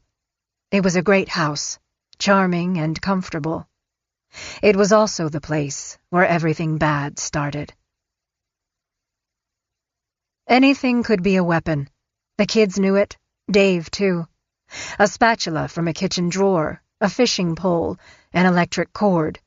Shelley Notek would employ all of those, and anything else within her grasp, to beat her girls if she perceived they'd done something wrong, no matter how big or how small. When she found a punishment that worked, she looked for ways to make it even more effective, more brutal. The act of beating her children seemed to fuel her and excite her. She seemed to savor the rush of adrenaline that came with being on the attack. Discipline came mostly at night, the girls later recounted. Nikki and Sammy would be asleep upstairs, unaware that their mother had been seething on the couch, making sure that their punishment would be both severe and a surprise. Shelley was a stealth attacker. Her daughters learned to wear extra clothes to bed, in the event that their mom would drag them out into the yard in the middle of winter. Sometimes there were reasons, I guess, Nikki said later. Maybe we used her makeup or lost a hairbrush, things like that. A lot of times we really didn't know for sure what we'd done. Beatings like that nearly always ended in blood. On one occasion, Shelley pushed Nikki into a walk-in closet, hard. Shelley was screaming at the top of her lungs. "You fucking little bitch!" Shelley jumped on Nikki and started punching and hitting, while the girl cried out and begged her to stop. "I'm sorry, Mom! I won't do it again!" The truth was, Nikki had no idea what had set her mother off. Something she said, something missing, something else. Nikki got up and tried to make a run for the door, but her mom grabbed her, swung her around, and shoved her up against the wall, where she hit a protruding nail. It was only then, with Nikki's head literally nailed to the wall, that Shelley backed off. When she played volleyball at Raymond Elementary, Nikki wore opaque ballet tights under her shorts to conceal the bruises and bloody cuts on her legs from a phone cord, another of her mother's favorite implements of rage. Later, she'd accept some of the blame for her abuse because her mom had gotten carried away during the beatings because I was trying to get away. While she had many opportunities to tell someone what was happening to her, Nikki didn't. She stayed private and guarded. She didn't want anyone to know that anything bad was happening to her or that her family was engaged in any kind of violence. "I never even thought to tell," she said later. "I didn't want the attention. I didn't want people to think I was weird. And no one ever asked. Not even once." Not all of the abuse was physical. Shelley employed a series of mind games on her daughters as well. During the week before one Christmas, Shelley locked Nikki in her room. She'd told her that she was worthless and would never amount to anything. "You fucking loser, you make me sick." And when Christmas Day came, Shelley acted like everything was perfect. She showered the girls with presents, served wonderful holiday treats, and for that one day, they were the happiest family in the world. Then it was over. Some things their mother did were routine. All of the presents were taken back from the kids within days. Shelley would tell them they were bad or ungrateful, and that they didn't deserve anything she'd given them. One year, Nikki got a Cabbage Patch doll. She could not have been more excited. But Shelley took it away right after she'd given it to her and put it in a closet. The girls knew that their mother set traps for them to see if they'd gotten into anything when she was away. She'd arrange things just so, or would put tiny pieces of tape on the edge of the door to see if the trigger was tripped. Nikki learned to be as careful as she could, especially with that Cabbage Patch doll. I'd wait for my mom to leave, and then, very carefully, I'd get the doll out of Mom's closet so I could hold it for a while, she said later. Sometimes she'd catch me, sometimes not. Another Christmas, Shelley gave Nikki and Sammy teddy bear pins in their stockings. As the mountain of wrapping paper started to grow, as present after present was opened, the little pins somehow went missing. Shelley became unhinged and beat both girls with an electric cord. "You girls are the most selfish, ungrateful kids!" With Dave's backing, Shelley kept them up all night looking for the pins. When they finally found them, tucked inside another Christmas gift, they instantly knew who had hidden them there. A holiday drama, culminating in a beating, it seemed, had been just what Shelley had wanted for Christmas. As the kids got older, Shelley spent considerable effort concocting new techniques to make them suffer. "The well's about to run dry," she announced out of the blue, referring to the water source at the new house. "No showers. Also, check with me before you try to use the bathroom." It was a lie she'd use over and over, even when on city water at the house on Fowler. Whenever Shelley left her daughters alone, they'd hurry into the bathroom and shower as quickly as they could. Sammy would dry the floor, the shower walls, and the faucet. She'd hide the damp towels. There could be no hint left behind that they'd done what their mother had forbidden. After cleaning up, Sammy would try to make herself look as if she hadn't had a shower at all. "It was embarrassing going to school without a shower," she recalled. "You want to look clean and smell good." My mom wanted to control everything. She wanted to decide when we could bathe, even when we could use the bathroom. We had to have permission. Everything as simple as a shower was considered a privilege that only she could give us. Sometimes after the beatings, Sammy snuck into her sister's bedroom and crawled into bed with her.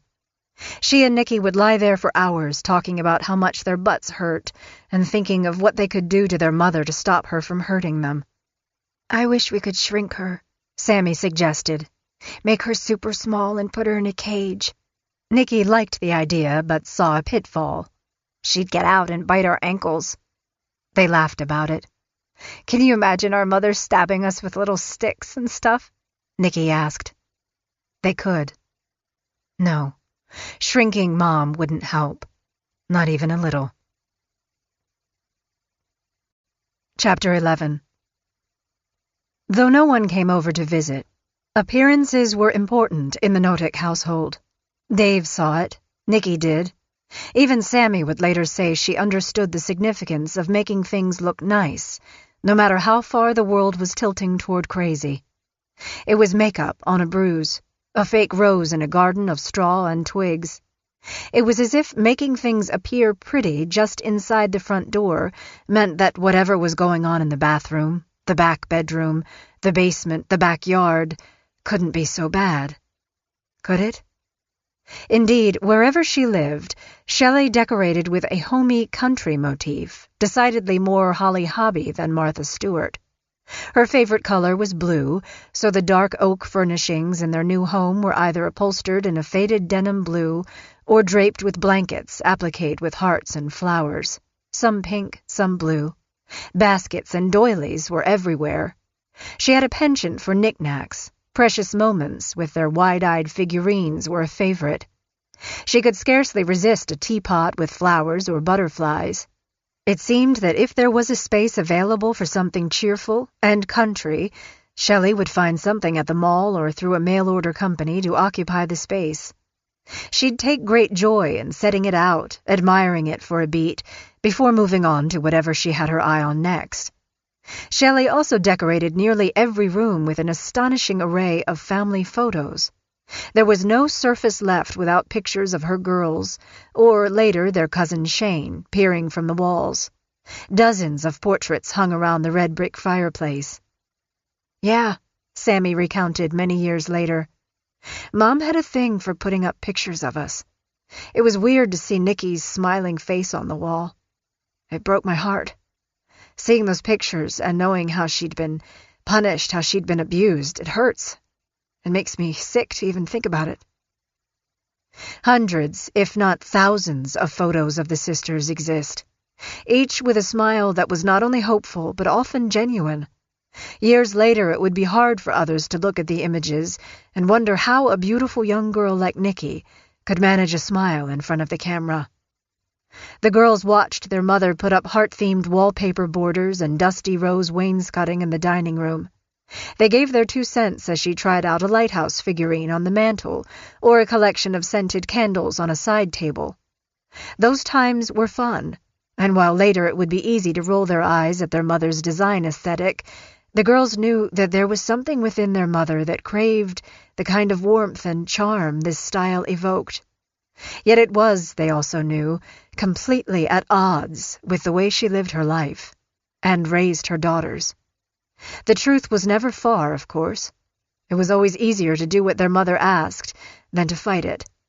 Each day, each time, there was always the hope that the craziness would be over, that Shelley Notick would just inexplicably and without any fanfare be the mom they dreamed she'd be. That was a childhood fantasy that was beat into submission by a new punishment. Shelley called it wallowing. It was her way of proving she was the supreme being over the entire family. Like all her best inventions, wallowing was a mix of humiliation and physical pain. It was also the kind of punishment that she could direct from the sidelines. Wallowing was a nighttime activity and an all-seasons endeavor. Nikki was almost always the primary focus. It started with Shelley flipping on the bedroom lights. "Get up! Clothes off! Get the fuck downstairs! You are a worthless piece of shit!" Tears came instantly as Nikki complied. There was something about her mother's voice, the force of it. It was loud, guttural. It scared her. Behind her words was the kind of rage that made Nikki think that anything could happen and that whatever form that took, she'd be on the losing end of things. "I'm sorry." "Shut the fuck up." Nikki would squat naked in the mud as her father sprayed her with the hose. Dave was mostly mute as he went about what he'd been told to do. Nikki cried and begged for a second chance. Her mother watched from a few yards away, telling her husband what to do. "Make her wallow! She's a pig, Dave! Teach her a lesson!" More water tumbled over her shivering body. "Wallow, Nikki," Dave said. "I'm sorry, Dad." "Wallow." On one occasion, as she tried to lift herself, Nikki's fingertips felt frozen shards of ice. It was the depth of winter. The mud puddle of the wallowing hole was frozen at its edges. She was all but sure she'd get pneumonia and die. Dying, she thought, is the only way out of what is happening to me. From her window on the 2nd floor, Sammy watched the scene below. She wished she were there, too. Not to rescue her sister exactly, but to be punished in the same way. Sammy was keenly aware that, for some reason, Nikki's punishments were so much worse than the ones Shelley meted out to her.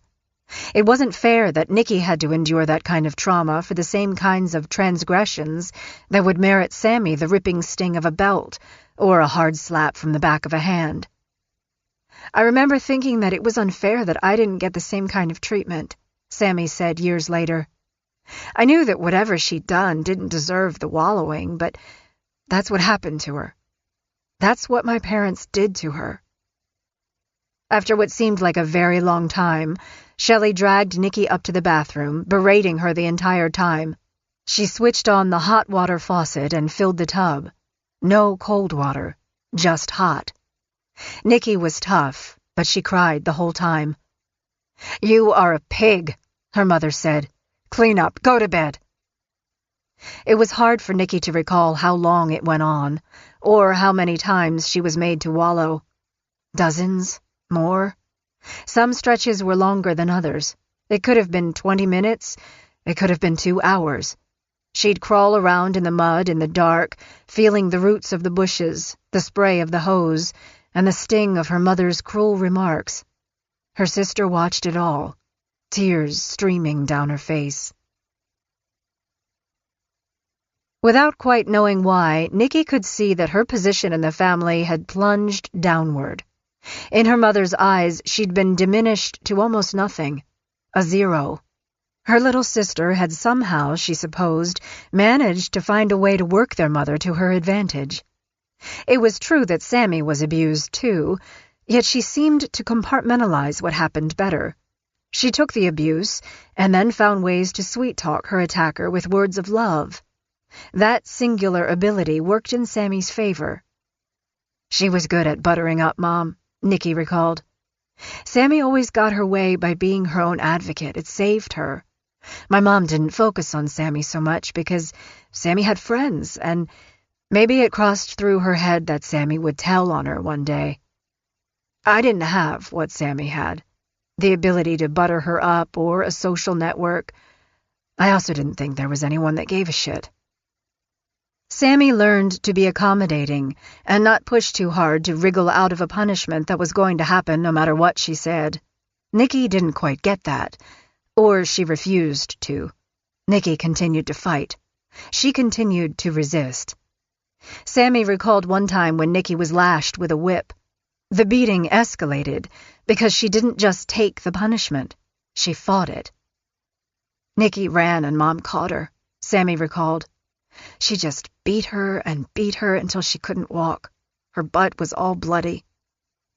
Sammy, though 4 years younger, figured out that if she aligned herself with her mother, she'd be able to bypass some of the violence. She didn't do it often because she loved her big sister, but she did tell on her from time to time. Nikki, for her part, didn't trust Sammy completely, yet she never wished for her to receive the same kind of treatment she had. Indeed, Shelley loved to play favorites. Most of the time, that was Sammy.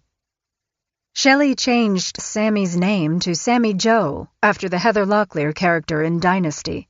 Later, Sammy would wonder if her mother had actually done it to hide her from Danny Long, her biological father, who she learned had been looking for his daughter at that time. But she couldn't be sure. "You were born Sammy Joe," Shelley insisted out of the blue one afternoon. "We just didn't call you that until now. Now we're going by your name as it was always supposed to be." While Nikki seldom received her mother's affection, Sammy and her stuffed raccoon, Raccoony, frequently did. Shelley used to create lavish parties, cakes, presents, decorations, for the plush animal that Dave had bought Sammy when he was new in their lives. For years, Shelley even drove to Baskin-Robbins in Aberdeen for an ice cream cake, and went as far as setting up little scenes by restuffing the plush toy with her husband's athletic socks and old pantyhose, and leaving out a half-eaten cake to show Sammy what the little creature had done during the night. "My mom could be sweet when she wanted to be," Sammy said. Chapter 12. Nikki couldn't quite be sure how long her mother kept her locked in her upstairs bedroom in the Louderback house. Nor could she recall why her mother had dished out that particular punishment. There were no locks on the doorknobs, so Shelley employed a butcher knife lodged into the doorframe to keep her daughter inside. It was a technique she'd used whenever she wanted any of the kids to stay put. Shelley told Nikki she was ugly and worthless, and she needed time to think about why she was such a rotten girl. She was told that she'd be there a while. "As long as it takes," Shelley said. Nikki later recalled it might have been for the entire summer. "I stopped counting the days," she said. In reality, Nikki almost didn't mind the banishment, first to the bedroom, then the closet. The closet space was small, airless, and windowless. After a while, though, she even welcomed the imprisonment. It meant that she was away from her parents. She'd hear the knife move. The door would be flung open, she'd snap to attention, never cowering, just facing her mom with resolve. "Use this," Shelley barked, handing Nikki a plastic bucket from the Aberdeen Home Depot. She didn't have to ask what for. Over the next few weeks, Shelley only let Nikki out to empty the bucket. She was not permitted to have any contact with Sammy. Shelley told Sammy the reason behind the exile and the importance of her no-contact order. "Your sister is bad," she said. "Do you understand?" "Yes, Mom," she lied. Sammy was worried about Nikki. She'd been locked in her room too, but only for a day or two. A few times, Sammy was allowed to go into the room to retrieve Nikki's toilet bucket. She'd empty it in the bathroom downstairs and then hurry back up while her mom stood guard at the door. She also tried to stay in touch by tossing small pine cones up at her sister's window when their mother was sleeping during the day. Nikki knew she was in prison, but prison, she decided, had its perks. She was away from her mother's nasty tirades. She didn't have to walk on eggshells only to find out she'd nevertheless done something wrong. In a way, she was free. The best part was the massive collection of books her mother stored in the walk-in closet in Nikki's bedroom. That summer, I found out how much I loved to read. I read all of the Nancy Drew books that I had, then moved on to my mom's John Saul and Dean Koontz. She loved horror. She had boxes of paperbacks, and I read every one of them. When the family dog Freckles had her puppies, Sammy alerted Nikki with a pine cone tossed against the bedroom window. "There's 8 of them!" she whisper-yelled. "I want to see them," Nikki said, then touched her finger to her lips to remind her sister to be quiet. Sammy nodded. Freckles and her puppies were the source of a happy time. Nikki sent the bucket down on 2 bathrobe ties she'd fashioned together in a move that she'd seen on a prison escape film. Sammy gave the bucket a good scrubbing, and when she was sure their mother wouldn't see, she sent 2 puppies up, terrified they'd be caught. Nikki cuddled the puppies for as long as she dared, then lowered them back to her sister. Nikki was eventually let out, though it wasn't long before their mother started up again. Shelley was like that, dormant, then suddenly alive, and in a flash in search of a target. The target was almost always Nikki. From the covered porch, Sammy watched as her mother chased Nikki through the house and then into the kitchen. Shelley was screaming and telling Nikki to stop so she could punish her. "I'm going to beat the shit out of you!" Shelley shoved Nikki through the plate glass of the kitchen door. Shards flew everywhere, and Nikki let out a yelp that sounded like a wounded animal's.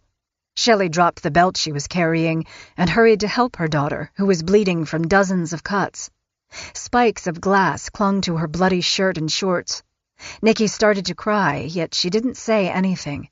She'd immediately gone into shock. Sammy, also crying, went to help. Sammy's eyes met her mother's. At that moment, she allowed herself to believe that her mother hadn't meant for any of that to happen. But Shelley's first response was always a denial couched in blame. "Look what you made me do," Shelley said. A beat later, as the blood dripped from her daughter's body, Shelley suddenly changed her tone. Strange words came out of her mouth, like some foreign language. "I'm sorry."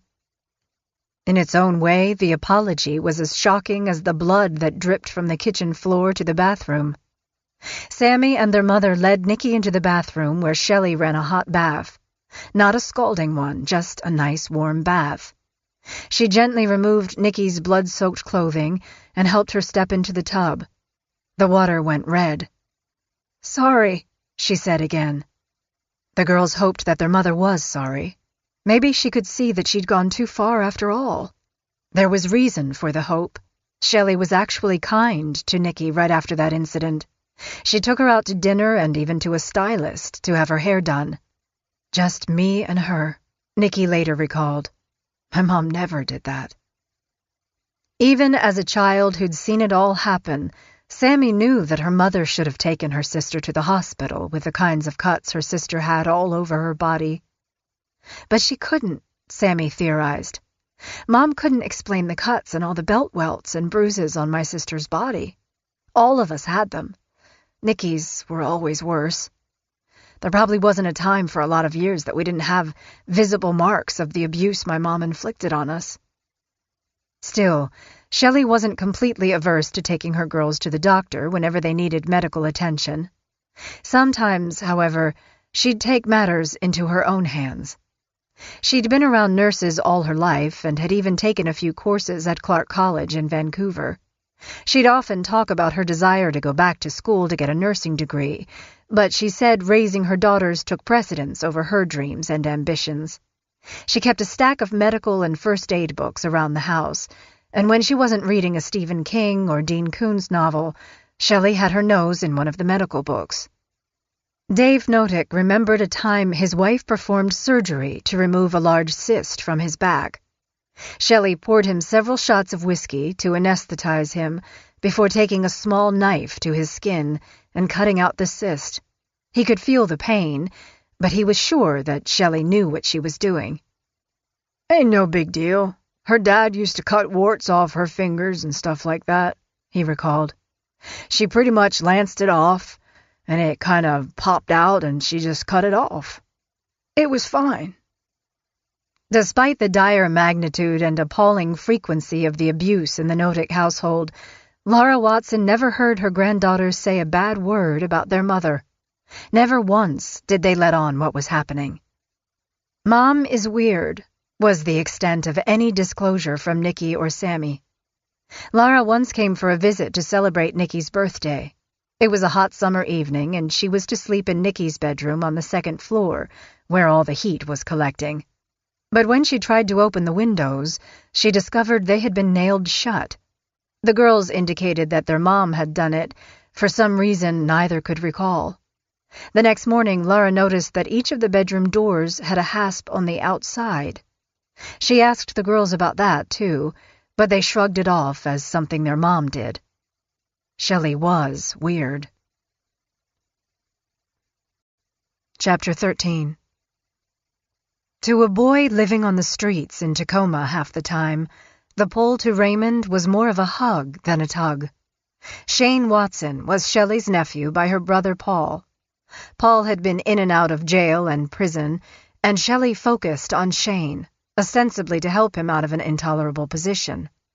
For several years, Shelley and Dave talked about taking in the boy, possibly adopting him, but Dave resisted the idea.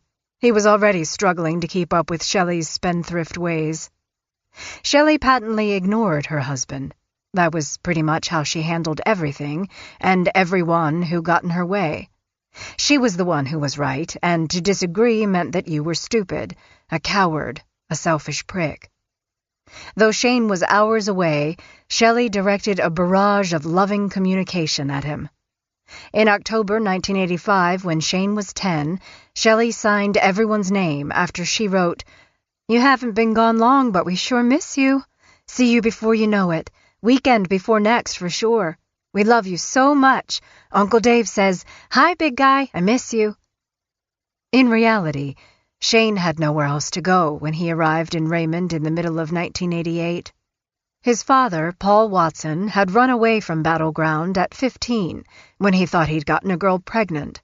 That was a false alarm. However, Paul stayed away, vanishing into a life of crime and biker gangs, only turning up again briefly at 18 with a pregnant girlfriend of Native Alaskan heritage.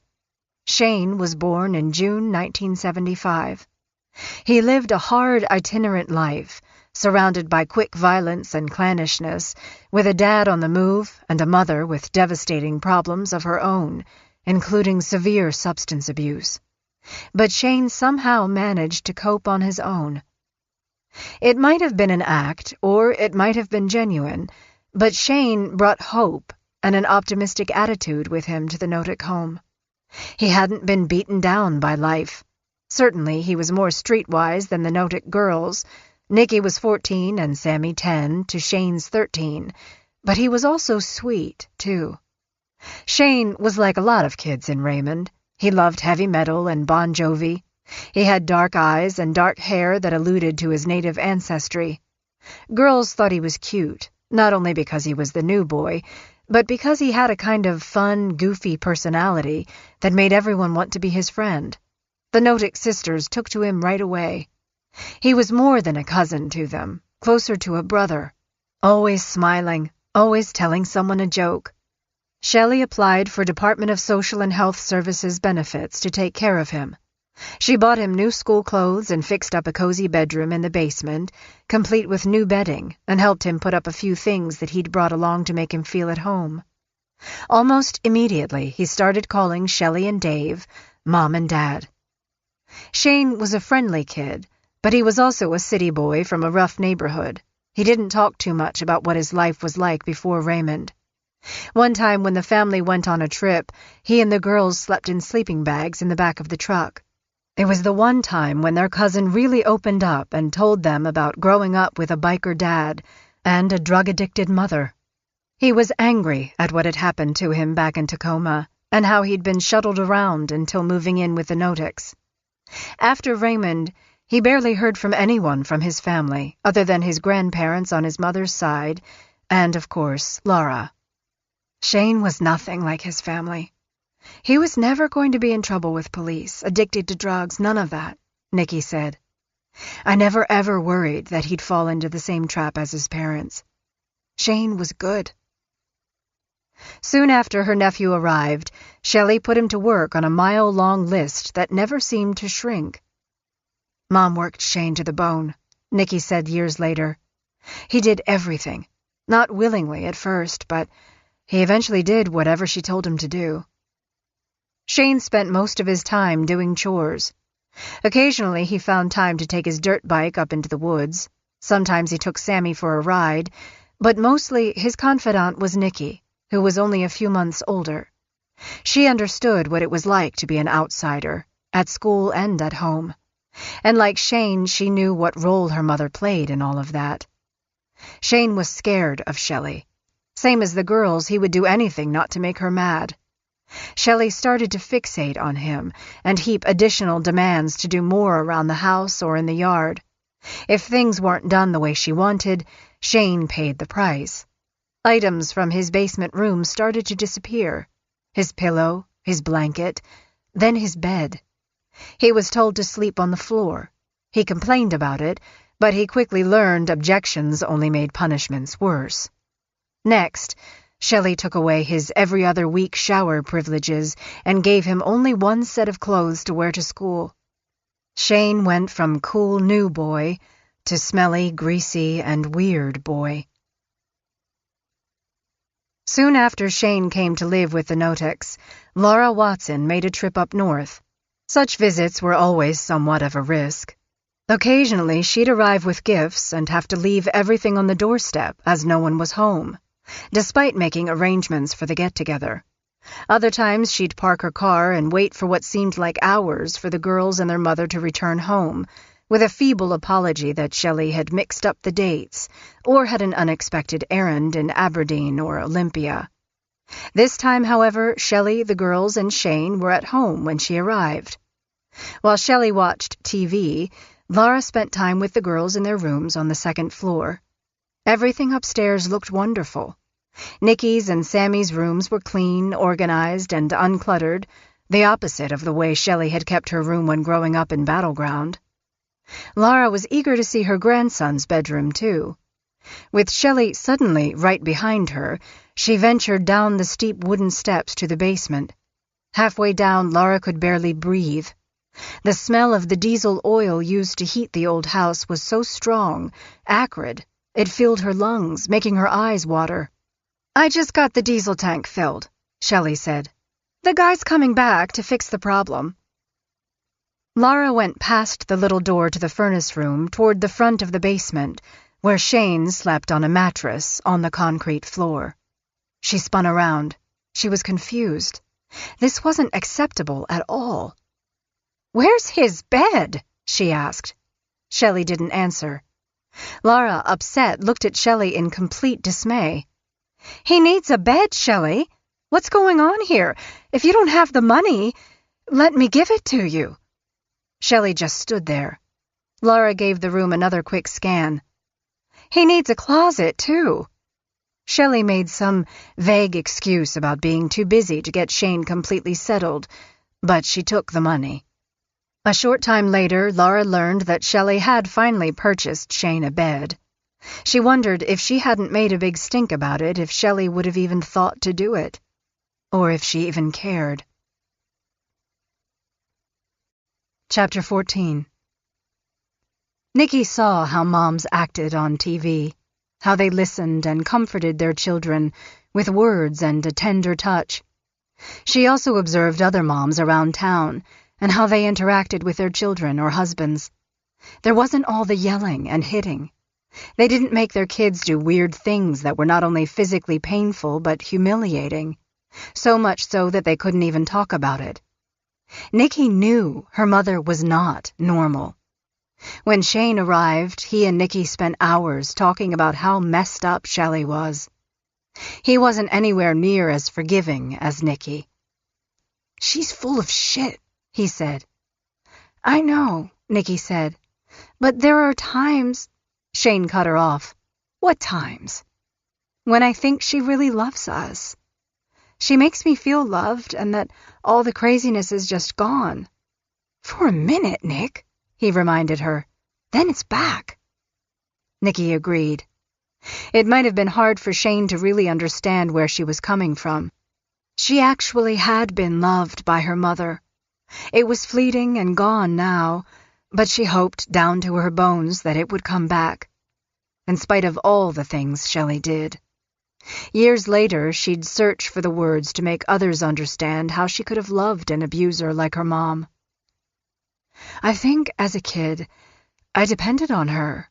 Her being my mom, I don't think I ever thought I had any other options but to live with her. As an adult, I kick myself for not doing something to help myself back then. My mother could show affection and say kind words when she wanted to. She would abuse me, then the very next day hug me or tell me how I was her baby and she loved me, blah, blah. I think it worked like any abusive relationship. A person feels trapped, nowhere to go. They are abused, and then the abuser reins them back in with kindness, and the person being abused settles, not quite thinking about the next time they are beat, etc., just relieved the abuse is over for now. My mother was a ticking time bomb. I never knew when she would go off. Everything could be great for a few days, then, boom. I loved my mother because I didn't know I had a choice. I had to love her." Some things Shelley made the kids do were embarrassing, others painful. Some were flat-out ridiculous. It was as if she was conducting tests, seeing how far she could go. Shane had been beaten and made to wallow. He'd been called every ugly name in the book. Like soldiers in a prison camp, he and Nikki joined forces, and the two of them became inseparable conspirators. Shelley had a distressingly acute ability for finding new ways to humiliate the pair. She instructed them to take off their clothes in the living room for transgressions no one could remember. Sammy watched as her sister and cousin were instructed to slow dance nude. "Until I say you're done," Shelley said. Sammy watched, cringing at the sight, glad it wasn't her. She was so modest herself that she could barely handle being in a bathing suit. This was beyond humiliating. Which, of course, was the reason their mother had the two older kids do it. Sometimes Dave would be there for the dancing. "My dad would just sit there," Sammy said. "My sister and Shane would be crying the whole time. You know, you just do it. You don't refuse my mom." Years later, Laura Watson would struggle to come to terms with or make some sense of her stepdaughter's singular fascination with nudity. It came out of left field. Laura was unable to come up with a causal link between Shelley's childhood and that kind of behavior. "None of my kids ever saw me in panties and a bra," Laura said. "I always had a robe on. Their father didn't walk around the house naked or even swim in the nude. Les showered with the boys when they went camping, but never Shelley." She had no idea where it came from. Maybe something weird had gone on when Shelley was over at her grandmother Anna's. That was possible, though not likely. "I think Shelley would have told me back then, I really do. I don't know where any of that came from." Shelley's life with her birth mother, before Sharon Watson dropped off her kids and returned to California, was a bit of a mystery. Maybe something was going on with her, I don't know. Sharon was an alcoholic. Something could have happened with her. I don't think we'll ever know, Laura mused. Growing up, Laura said, Shelley was very modest. She dressed in her room with the door shut. She never paraded around Battleground in a skimpy outfit. She didn't do anything like that at all. The way the kids saw it, the nudity was more about power than sexuality. Sammy came to see the nudity as her mother's way of humiliating her victims, and also to keep them from running away. Forced nudity was one component of Shelley's bizarre and demeaning methodology of stripping away a person's identity and their ability to leave. Chapter 15. It was winter, and the sun had already dropped behind the firs that shrouded the Louderback house on all sides. Icicles hung from eaves overloaded with leaves and fir needles. Snow crunched underfoot. The air had been heavy around the house since Nicky and Shane had gotten home from school. It was almost always an ambush with Shelley, who had been sitting around eating O. Henry bars, watching TV and ruminating on a new plan to make the kids pay for one thing or another. That something was going to happen was palpable, like some kind of strange energy in the atmosphere that grabbed the kids by their necks. "Take your clothes off, now!" Shelley screamed. "Not that. Not again. Why?" Sometimes Nicky and Shane fought her castigations. A lot of good that did. It just made Shelley angrier, and angering Shelley with her red face and bulging eyes was like daring a monster to annihilate its victim. In most cases, they simply acquiesced. Just as Nicky could almost never recall exactly what she'd done to make her mother so angry, she could never figure out why she and her cousin didn't fully resist.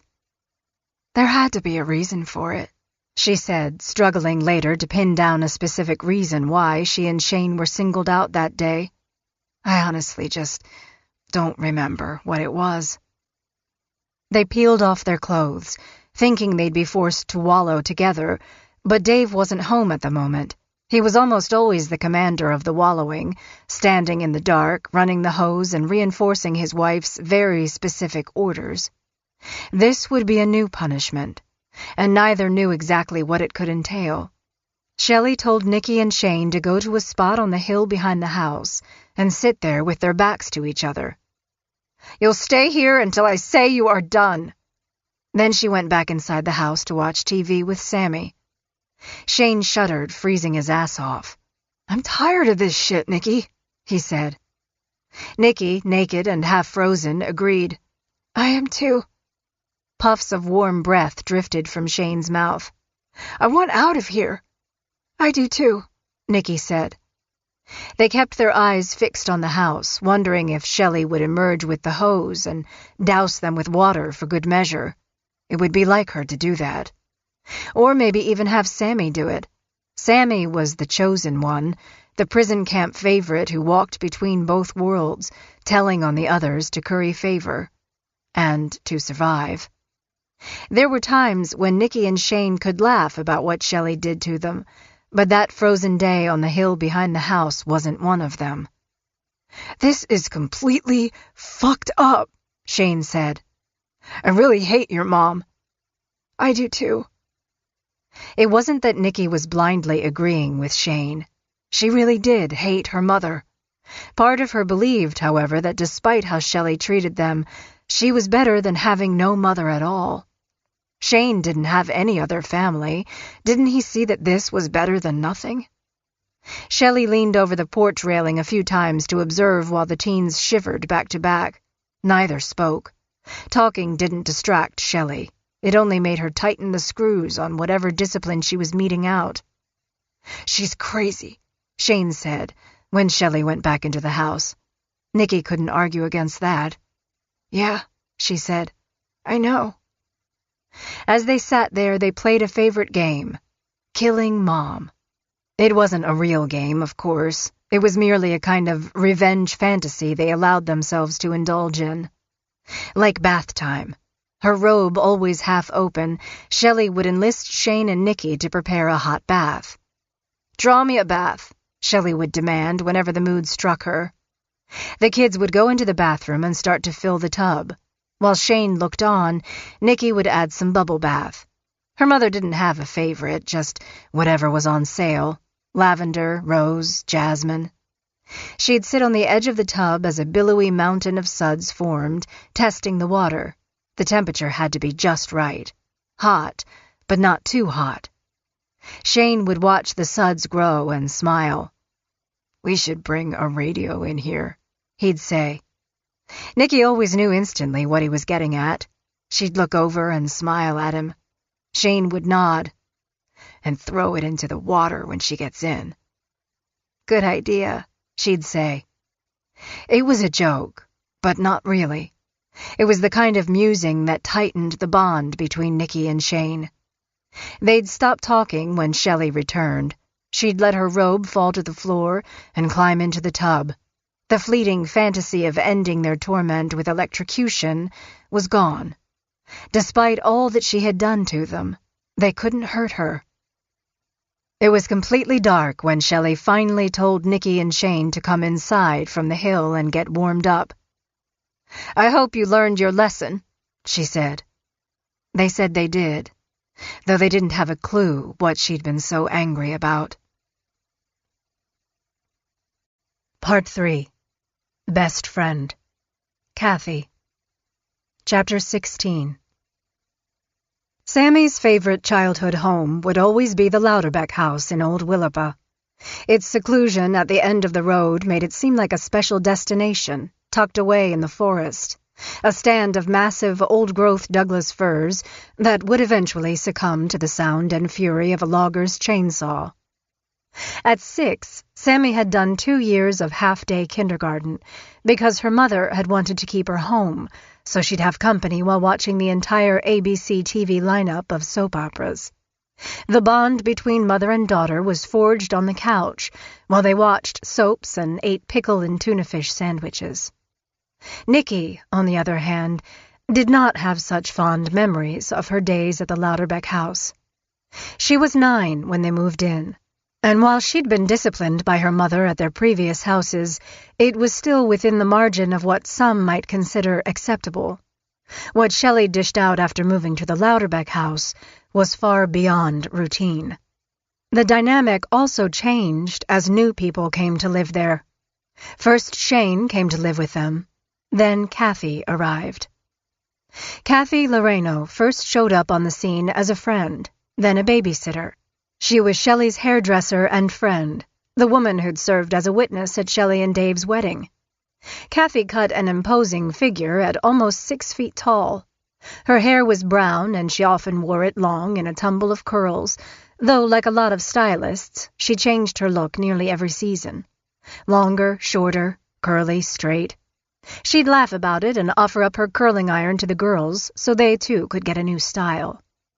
Sammy, always the most ready to go along to get along, immediately took to Kathy. Kathy was bossy. That's what Shane and Nikki thought, and she was.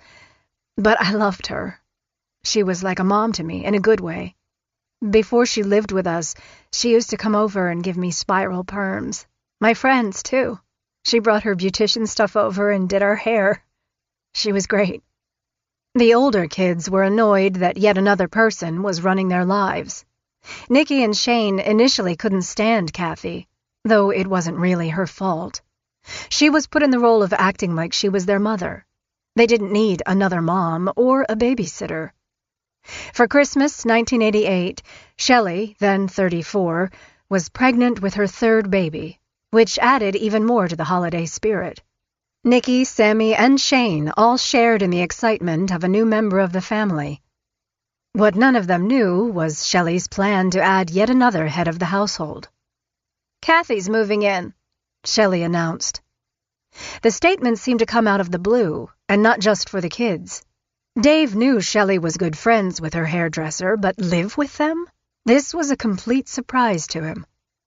"Why's she moving in here?" he asked. "Her family doesn't want her," Shelley said. "She needs a place to live. Plus, she's going to help me with the baby. Like a midwife." Dave didn't argue, though he wanted to. He'd tried to push back on Shane moving in, but Shane's dad was back in prison, and the boy needed a stable environment if there was any hope to end the cycle of crime. He could see that Shelley had made up her mind and didn't care what he had to say anyway. Shelley and Dave moved Kathy's twin bed and dresser to the open space between Sammy's and Nikki's rooms on the second floor. They decorated the walls with some of Kathy's things and set out her yarn basket and other items that she'd brought along. She was 30 years old and out of work, having been let go at the salon, and grateful to be with such good friends. To the kids, Shelley appeared to be rescuing Kathy from an old life that she didn't want anymore, and Kathy seemed fine with that. Appreciative, even. Early on, Shelley told her she didn't need to work and they would take care of her. "You need to stay with us, Kathy," she said. "It will be so fun. Plus, I really need you." The last part was the hook. Shelley needed Kathy all right. She told her that it was for the medical appointments at first, then the new baby. Then it was her 4 unruly kids who needed Kathy's good judgment and support. Kathy seemed up for the challenge. Nikki watched the interloper with skeptical and anxious eyes, scrutinizing her mother's bossy hairdresser/best friend. She could see the dynamic that was developing between Kathy and her mom. Kathy worshipped Shelley. She hung on Shelley's every word. Shelley stood upon a pedestal above all others, godlike. Kathy seemed to embrace that. "No one works harder than your mom," Kathy insisted. "I don't know why you girls and Shane can't do more to help her." If Kathy overheard anything that she thought was impertinent to Shelley, she'd pull the offender aside. "Do you listen to yourself?" she hissed. "Don't be so disrespectful." Likely because she was in a favored position with her mother, Sammy adored Kathy right away. On the other hand, Nikki and Shane thought she was an overbearing busybody whose sole purpose was to make their lives more difficult by telling them what to do. It was like having 2 mothers. Shelley undoubtedly had briefed Kathy about what was up with the 2 oldest. Nikki was defiant and Shane was incorrigible. "She wasn't mean to us kids," Nikki recounted. "She came into the house where my mom was yelling at us constantly. She thought we were just horrible kids. We were always in trouble for something. Shane had cigarettes occasionally and got caught with marijuana one time. She thought Shane was a bad kid." And if Kathy didn't know much about the Notick kids, they knew even less about her. Chapter 17. Kathy Loreno's mother, Kay Thomas, was a striking woman with a knack for short-lived marriages. Kay's parents had raised her in North Hollywood, California, where her dad worked for NBC. Her mom took a job at Lockheed to support the family during wartime. When Kay was older, she took a job at a high-end cosmetics counter in Hollywood. It was a life of hard work with a touch of glamour. Kay's youngest daughter, Kelly, remembers her mother as an unhappy woman who seldom smiled, but worked hard and loved to read. By 1952, she had the first of her children, a son. Later, 3 more children would follow. 2 were girls, Kathy and Kelly. When Kathy was born in the summer of 1958, she came into the world with the most beautiful blue eyes, like big blue marbles. Blonde hair, too. She looked like her mother, who had once posed as the Langendorf bread model in the 1930s. Husbands came and went while the family moved from place to place. Lompoc, Moore Park, Simi Valley. Kelly came 4 years after Kathy, another brother after that. While money was often tight, Kathy and her siblings grew up mostly in middle-class neighborhoods, places where parents worked as plumbers and printers, and moms stayed home. Kids would go out to play in the summer and not come home until dinner. Kathy and Kelly always shared a bedroom, twin beds separated by a vanity. Barbies and the clothes their mother sewed were strewn everywhere. They read bedtime stories from their mother's childhood books nearly every night. Certainly there was drama. Drama always found Kay, but the kids were happy. After Kathy's stepfather died, her mother bought a camper and took the kids camping around California. It became the source of indelible memories. Kathy made purses out of old jeans, and the 2 sisters would stuff their bags with snacks, climb into the top of the camper, and spend hours watching the road and talking about life.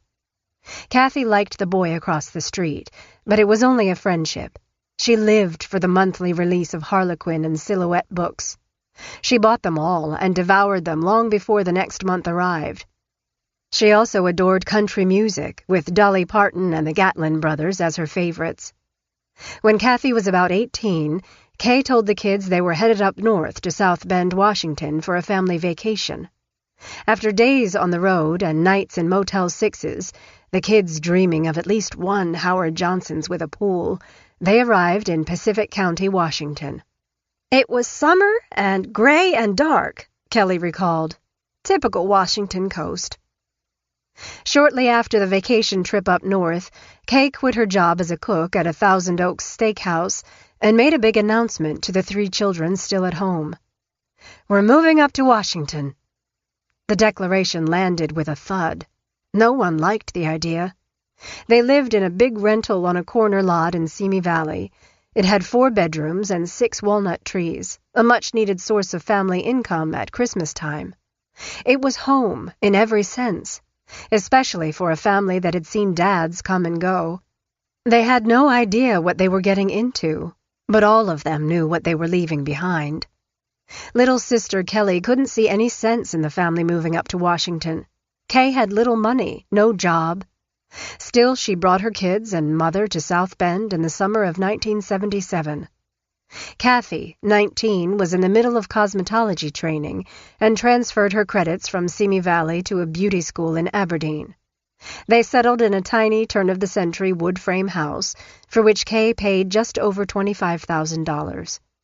She didn't work, and they had very little money left after she bought the house. "I couldn't understand what my mom was thinking," Kelly said pointedly. "How are we going to get by?" Kathy continued her studies at the beauty school and landed a job at a local salon. It was tough going, however, to build a client base in a place like Pacific County. Most stylists' clients were their friends, and most friends were the result of long-time relationships. The county was small by population, but its walls were huge for a young newcomer to scale. For Kathy, a girl with a kind yet sometimes bashful personality, they were impassable. Of Kay Thomas's daughters, Kelly was the stronger of the 2, by far. She had a better understanding of what she wanted and didn't want out of life than her big sister. First of all, she needed to get out of South Bend. She wanted to go to college. She wanted to have a fulfilled and happy marriage. Kathy was stuck, though. She had her dreams, but she didn't know how to get them going. "My mom took advantage of Kathy, who was very much a pleaser," recalled Kelly. "When Kathy started working at the salon, she and my mom shared a single checking account. Mom worked, but Kathy's paycheck paid the bills." When Kelly, who didn't drive until 21, needed a ride, it was Kathy who drove her. She was glad for the ride, of course. She just didn't think why her sister was always so available, and always so kind. When she was younger, Kathy often babysat for free when she knew a family was poor. She once lamented to a neighbor that her family didn't have enough money for the holidays, so a bunch of kind people showed up with gifts. It embarrassed Kay, though in truth they were in need. Kathy scrimped and saved and bought their mother a mother's ring for Christmas. For their mother's 45th birthday, it was Kathy who dreamed up and planned a surprise birthday party. She was a complete giver.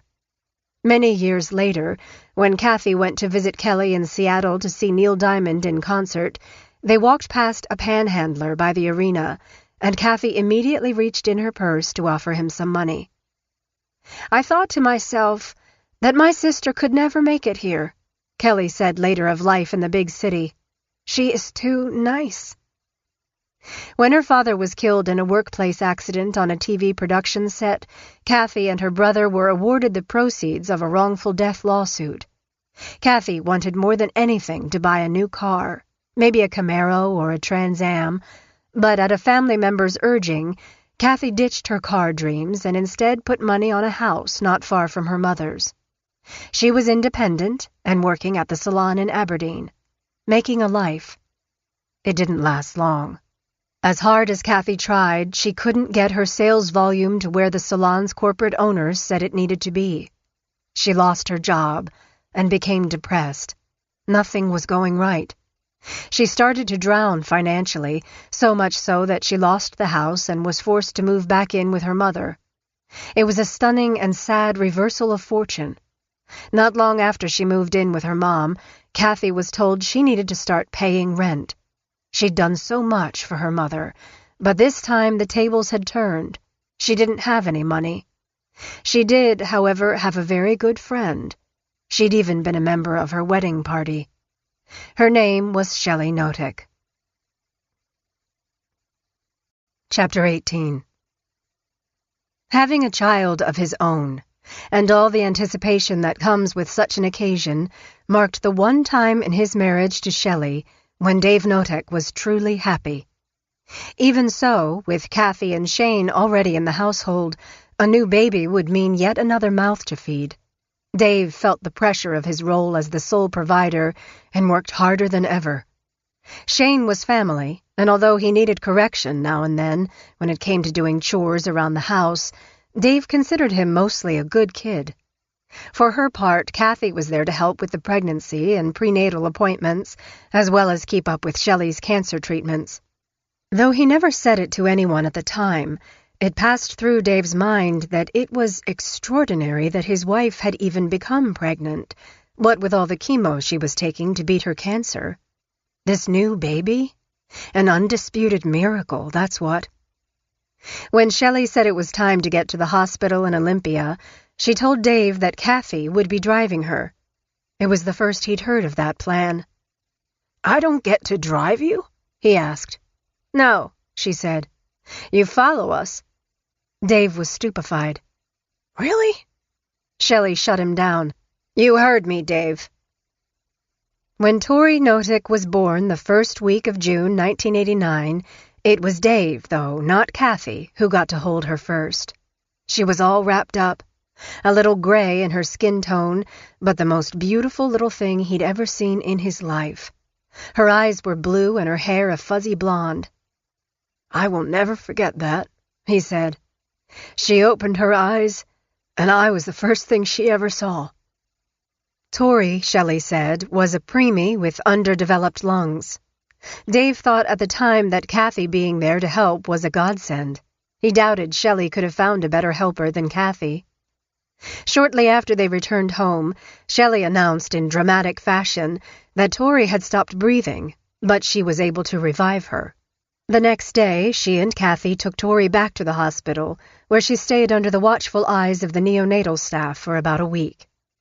"I don't know if Shell saved her or not," Dave said later. "She said she did." For a while, despite the drama, things seemed better. Shelley, then in her mid-30s, appeared to revel in the worry that something might go wrong with the baby. While Tori was not really a preemie, Shelley told Nikki and Sammy that the week-early birth had left their baby sister with some heart problem that needed to be watched.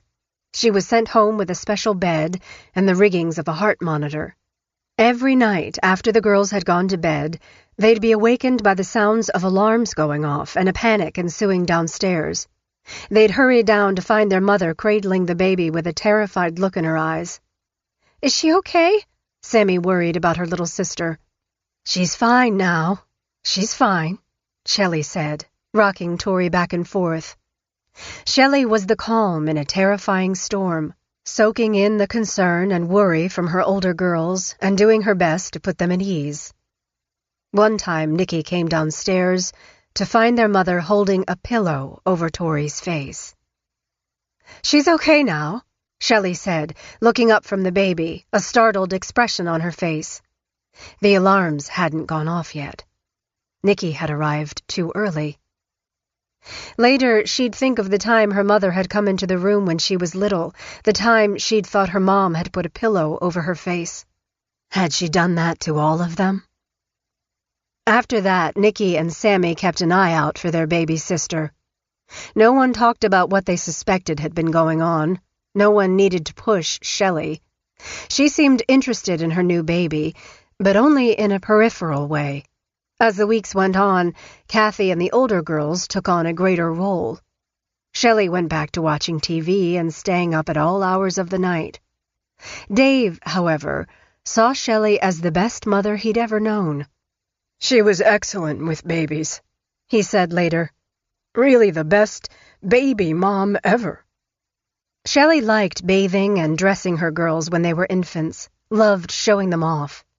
She seemed to bask in the attention that came from new motherhood. However, as the girls grew older, Shelley seemed less interested in any of that. She moved from one daughter to the next youngest until her focus was on Tori all day, every day. Many years later, Sammy's father, Danny, came to see her, and he told her something that gave her a different perception of how her mother cared for babies than what she'd heard from Dave Notick.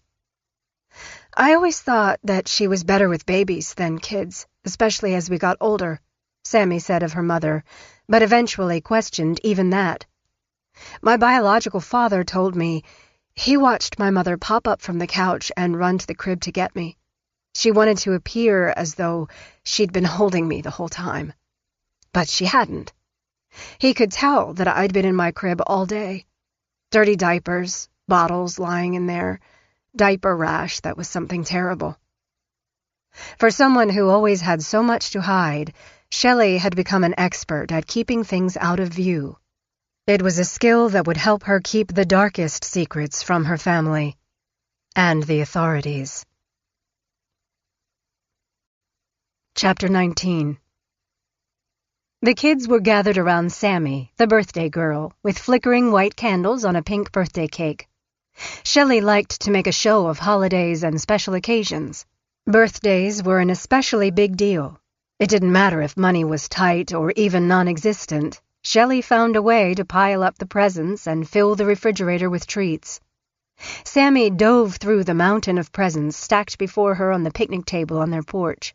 Shelley gave her daughter a popple, a stuffed toy that all the girls had wanted that year. Kathy gave Sammy a gold necklace with a small heart pendant. Sammy was thrilled and put it on right away. It was real jewelry, and it was special mostly because Kathy was special. Everyone was having a great time when the mood darkened with a question from her mother. "What's your favorite present?" Sammy grinned from ear to ear and touched the necklace. "Kathy's present. I love this necklace so much. Isn't it pretty?" "Yes, it is," Shelley said. Later, after everyone had gone, Shelley got out a belt and beat the birthday girl. "You ungrateful little brat. I put this party together. I got your friends here. I'm the one who made all of this happen. I got you beautiful things. Kathy's necklace wasn't even new. It was something she had around the house." In tears and sore where her mom had beat her, Sammy learned a valuable lesson. Her favorite present must always be the one her mother had given. Laura Watson had done all right for herself, working in the medical field, specializing in senior care facilities, a legacy from her time in Battleground as Les Watson's wife. Divorced for more than 2 years by then, she was living in a small house on Northwest Cherry Street in Vancouver when she took a call from a very distraught and now very specific Shelley Notick. "It's confirmed," Shelley said. "Non-Hodgkin's lymphoma."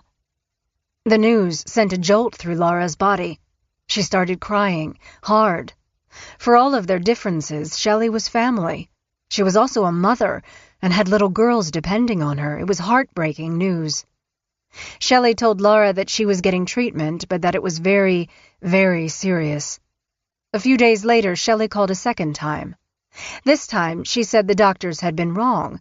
It wasn't lymphoma, but cancer of the pituitary gland. Laura had never heard of such a thing. She wondered how the doctors could make such a colossal mistake and change the diagnosis in the middle of a treatment plan. "It didn't really make sense to me," she said later, "and I was in the medical field." She asked Shelley about treatment. "It's pretty bad," she said.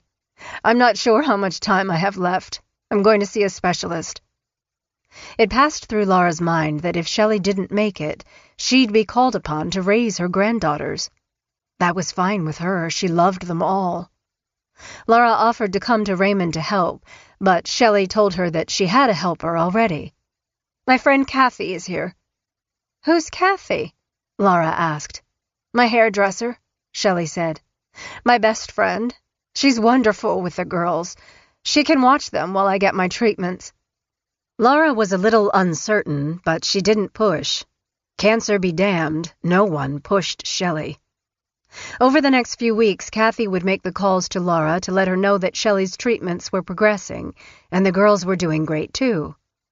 Kathy was perfectly wonderful, Laura recalled. This was at the very beginning. Oh gosh, she was just wonderful. Bless her heart, she's going to do this and that, and whenever I called, she'd answer the phone. Shelley's really tired, Kathy told Laura one time. I'm cooking dinner now and keeping the house up. Kids are doing their homework, doing the best I can. There were early signs of cracks in the relationship, however.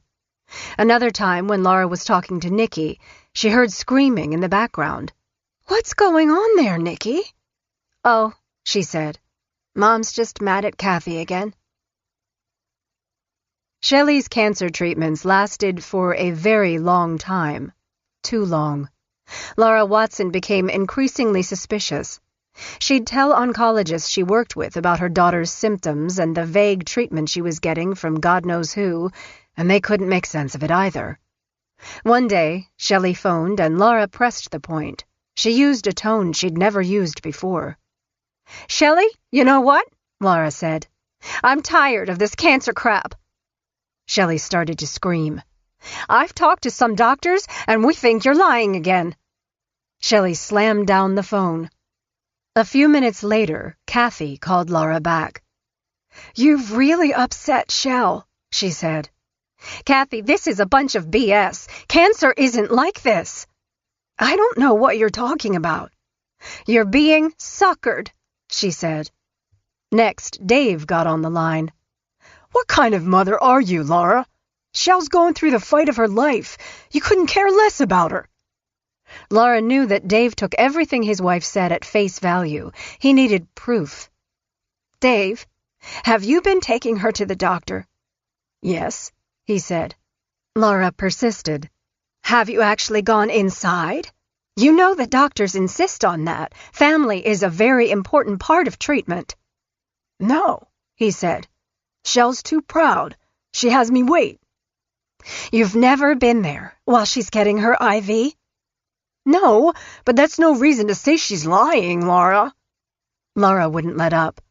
"Where are you waiting? In the car?" Dave tried to stay firm. "In the waiting room. All day." "All day," she repeated. "Yeah," Dave said. 8 hours.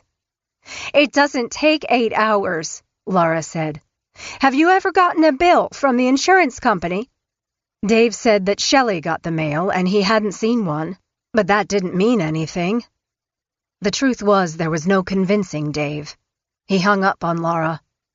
"He's there sitting in the waiting room," Laura said later. "I don't doubt that. Dave's not a liar. She probably went out the back door to go to the movies or out to lunch. I don't know that for sure, but it's a good guess." Chapter 20. With Kathy there, the dynamic in the Louderback house continued to shift. It was slow, frog in boiling hot water slow. Kathy didn't appear to grasp what Shelley's game really was all about. She was lonely, estranged for the most part from her family, and had no money of her own. Kathy was big, brassy fun. She played softball on a local league. She attended church regularly. She was the kind of woman who would gather all the girls together and make them laugh with stories of her hairdressing days at the salon in Aberdeen. After moving in with the Noticks, Kathy started to fade away. Her personality began to dissolve right in front of everyone's eyes. She just started to fade away. By then, whatever Shelley wanted was always of the highest order. "Yes, right away. I'll clean it again." Kathy's upbeat spirit ebbed. No matter how hard Kathy worked, Shelley didn't seem satisfied. It was never enough to take care of the baby, clean the house, and fix dinner. Whenever Kathy displeased Shelley, Shelley would grab whatever was handy, a kitchen utensil, an appliance cord, a book from the coffee table, and strike her. Hard. Kathy would cry, sometimes even threatened to leave. In the end, Shelley would tell her that it was her fault. "You forced me into doing that," Shelley told her. "Don't make me do that again. I need to count on you. Don't argue. Do what I need done."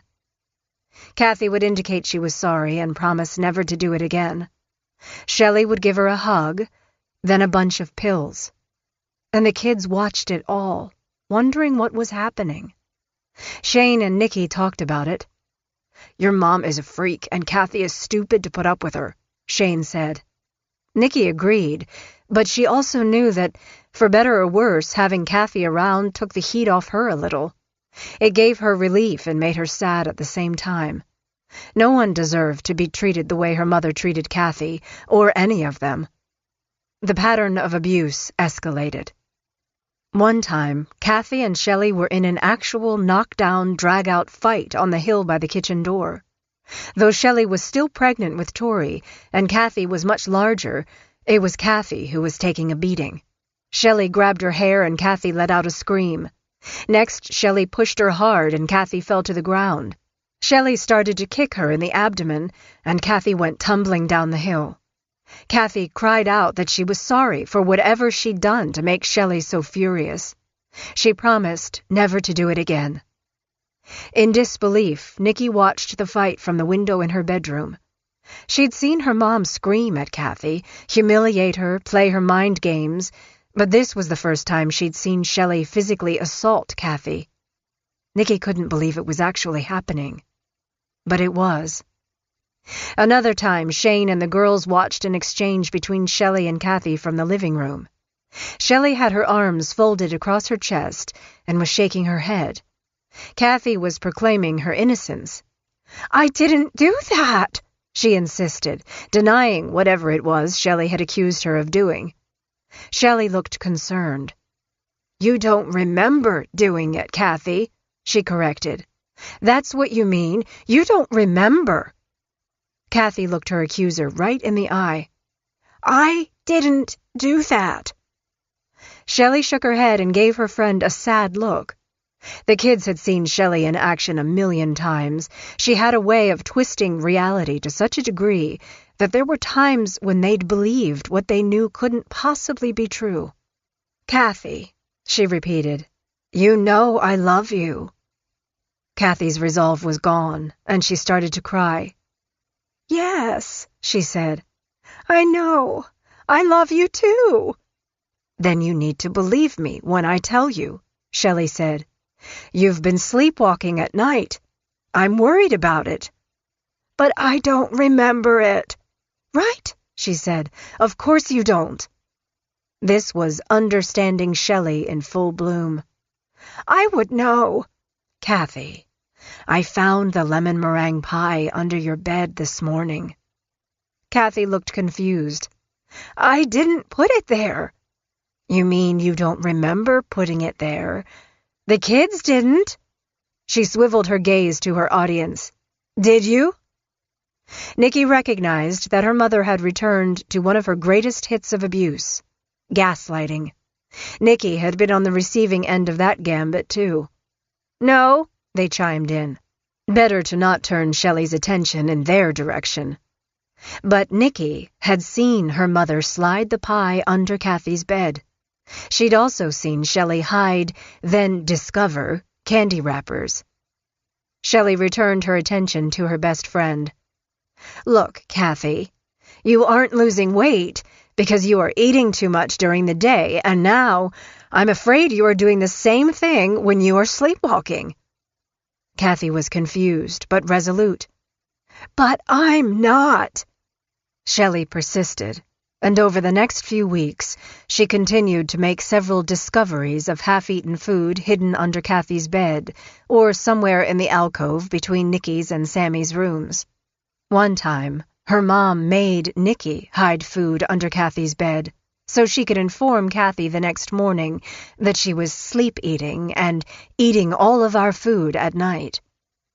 "I heard you in the refrigerator last night," Shelley told Kathy during another confrontation disguised as an intervention. "You ate like a pig in the middle of the night. This has to stop." "I'm sorry," Kathy pleaded. "I'm trying." Though they were young, in time the girls and Shane could see Kathy falter in her ability to stand her ground against Shelley. Just like Dave. Just like them. Nikki could see the apprehension in Kathy's eyes when Shelley confronted her. "Last night," Shelley said, "you were sleepwalking naked in Shane's bedroom. He told me." Kathy looked scared. "I wasn't, Shell." "You were," Shelley said. "He saw you, Kathy. I know you want him, but this has to stop. I don't want that kind of thing going on around here." Kathy stepped back a little. She was stunned by the accusation.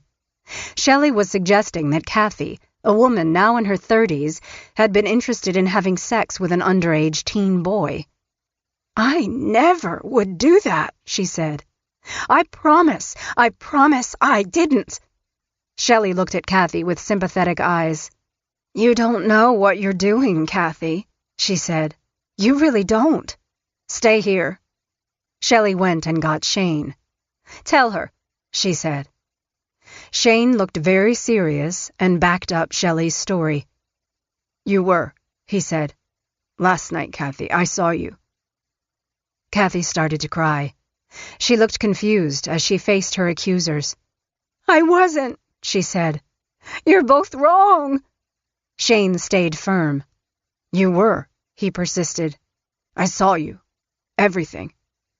Kathy ran up to her room in tears. Shane later told Nikki that the story was a lie. "Kathy was not naked in my room," he said. "I had to go along with your mom." Nikki understood. She had done the same thing. 2 against 1 was Shelley's favorite mode of attack. Usually it was Shelley and Dave. On occasion she brought her daughters in on her torment. Other times she employed Shane, most often when it came to Kathy. "Your mom's twisted, Nick," Shane said. "She's psycho," Nikki agreed. "She thinks that everyone is so stupid that they actually believe her shit. Kathy does." "I don't believe anything your mom says," Shane said. "I don't either," Nikki said. "She doesn't know how to talk without some stupid lie coming out of her mouth." As tough as their talk was, neither had the support or the gumption to call her out on anything. They just did whatever Shelley said to do. Both teens knew why they'd participated. They were in survival mode. Going against their mother's demands meant being stripped naked and forced to wallow, or maybe get beaten with an electric cord, or other punishments she'd just made up that very day. The fear of the unknown kept them in line. "Yeah, we do what she says, but we don't believe it," Shane said. "She'd be so mad at us if she thought we didn't believe her." Kathy had done something to piss off Shelley, though Nikki couldn't remember what it was, in the same way all the kids were unable to pin down what any of them had done to deserve their punishments.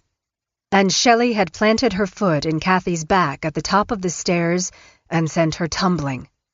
Kathy lay in a heap at the bottom while Shelley cursed her for being so stupid and clumsy. The kids had long since learned not to say a word. Calling attention to anything their mother did only served to make them fresh targets. Shelley started taking away Kathy's privileges. She'd been very bad and needed to learn to do with less.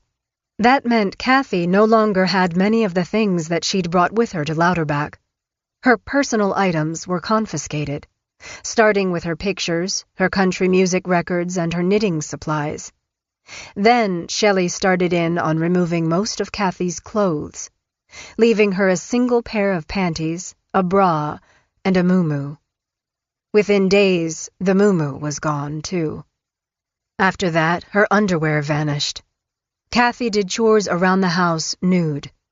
She was told she'd have to ask for permission to use the toilet. She could no longer bathe unless Shelley approved it in advance. In time, the bathing was done outside with a garden hose. Seeing Kathy naked and not remarking on it just became the way things were at the Notics. The kids would watch TV while Kathy would do whatever Shelley told her to do. They didn't even look up, and they certainly didn't say anything. Sometimes their mother locked Kathy in the closet as punishment for an unknown offense. Sammy overheard her mother whispering soothing words through the door as Kathy cowered inside. "You're going to be okay," she said. Kathy murmured something incomprehensible from the other side of the door. "It's not okay to hurt you, Kathy. I won't let anyone hurt you. I love you, Kathy. I'll keep you safe." Sammy slipped away, wondering how it could be that her mother could punish Kathy so harshly and then act as if she would always be there to save her from any harm.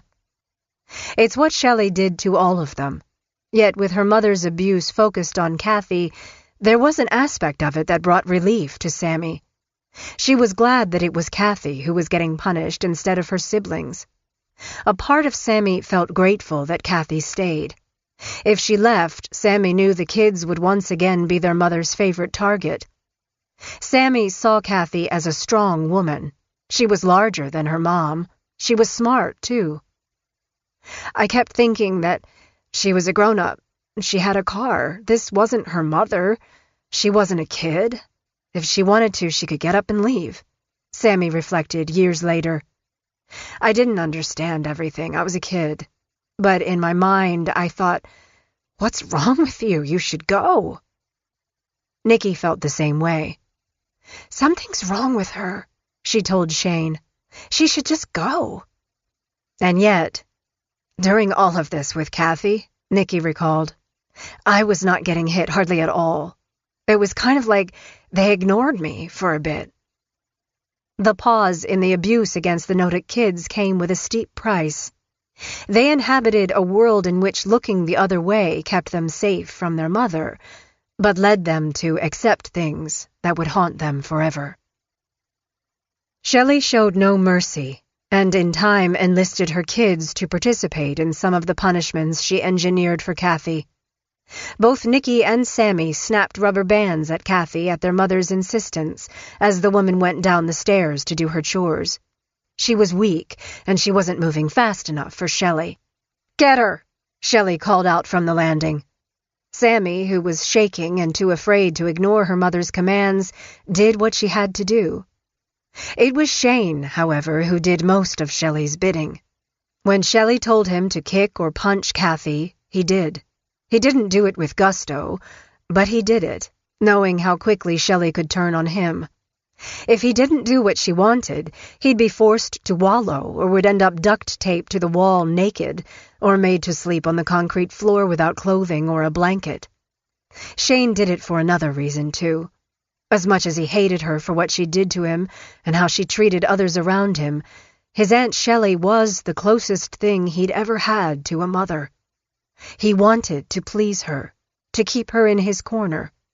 He did what she wanted, when she wanted it done. Kathy was afraid of Shane, Sammy recalled. She saw him as a source of pain inflicted at Mom's request. He hit her, he kicked her. He did that because she made him do it. Shelley worked all the angles. One time when Kathy was running up the stairs to get away from Shane, Shelley appeared and put her arms around Kathy to protect her, suddenly becoming savior instead of victimizer. Another time, Kathy went missing, and everyone in the house looked for her, inside, outside.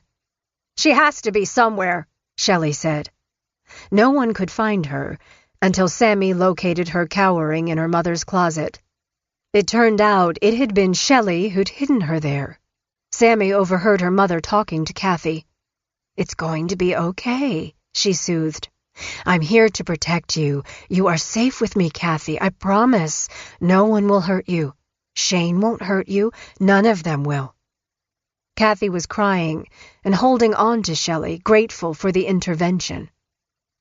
Mom acted like she didn't know where Kathy was the whole time that day. But she knew. She made her stay in that closet for hours. It was supposed to keep her from being hurt by Shane, but it wasn't. It was supposed to make her feel like Mom was on her side. She wasn't, Sammy said. Sammy freed Kathy from the closet. It wasn't the last time, either. Sometimes when people came over, Shelley would put Kathy in the closet until they left. It didn't matter how long, hours and hours. Kathy would sit slumped on the floor, patiently waiting for a sliver of daylight. Kathy lost weight. Her skin was bruised and scratched, her dental work had begun to fail, and her hair, the locks that she wore so long and lovely, had been chopped into oblivion by Shelley's frenzied scissors. Nikki thought of how Kathy looked at them when they were getting abused by her mom. She felt a lump in her throat as Kathy gazed at her with empathy. Empathy. Kathy, who had become the focus of her mother's need to hurt and humiliate, looked at the kids with empathy. Kathy refused to accept a lifeline from any of the kids. She knew that if they tried to help her, tried to rescue her, they'd be their mother and father's next victims. "I wish you could help me," Kathy said once, "but I know you can't." It wasn't that Kathy was sacrificing herself to save them, Nikki thought. It was that she knew that in a very real way, the situation was hopeless. For her. "I had been annoyed by Kathy telling us what to do," Nikki said many years later. "At times, I really didn't like her. She'd been a pain in the ass to us kids. My mom gave her all the power and made her feel needed and important. No teenager wants a stranger to boss them around, but right then, however, I saw who she really was. She was a really good person." Chapter 21. Even if the Notex had money for a vacation trip somewhere else, it was unlikely that any activity would hold more favor than going camping in Washington State. Dave had grown up in the thick evergreen forests and along the craggy coast of the Pacific Northwest. Shelley had too.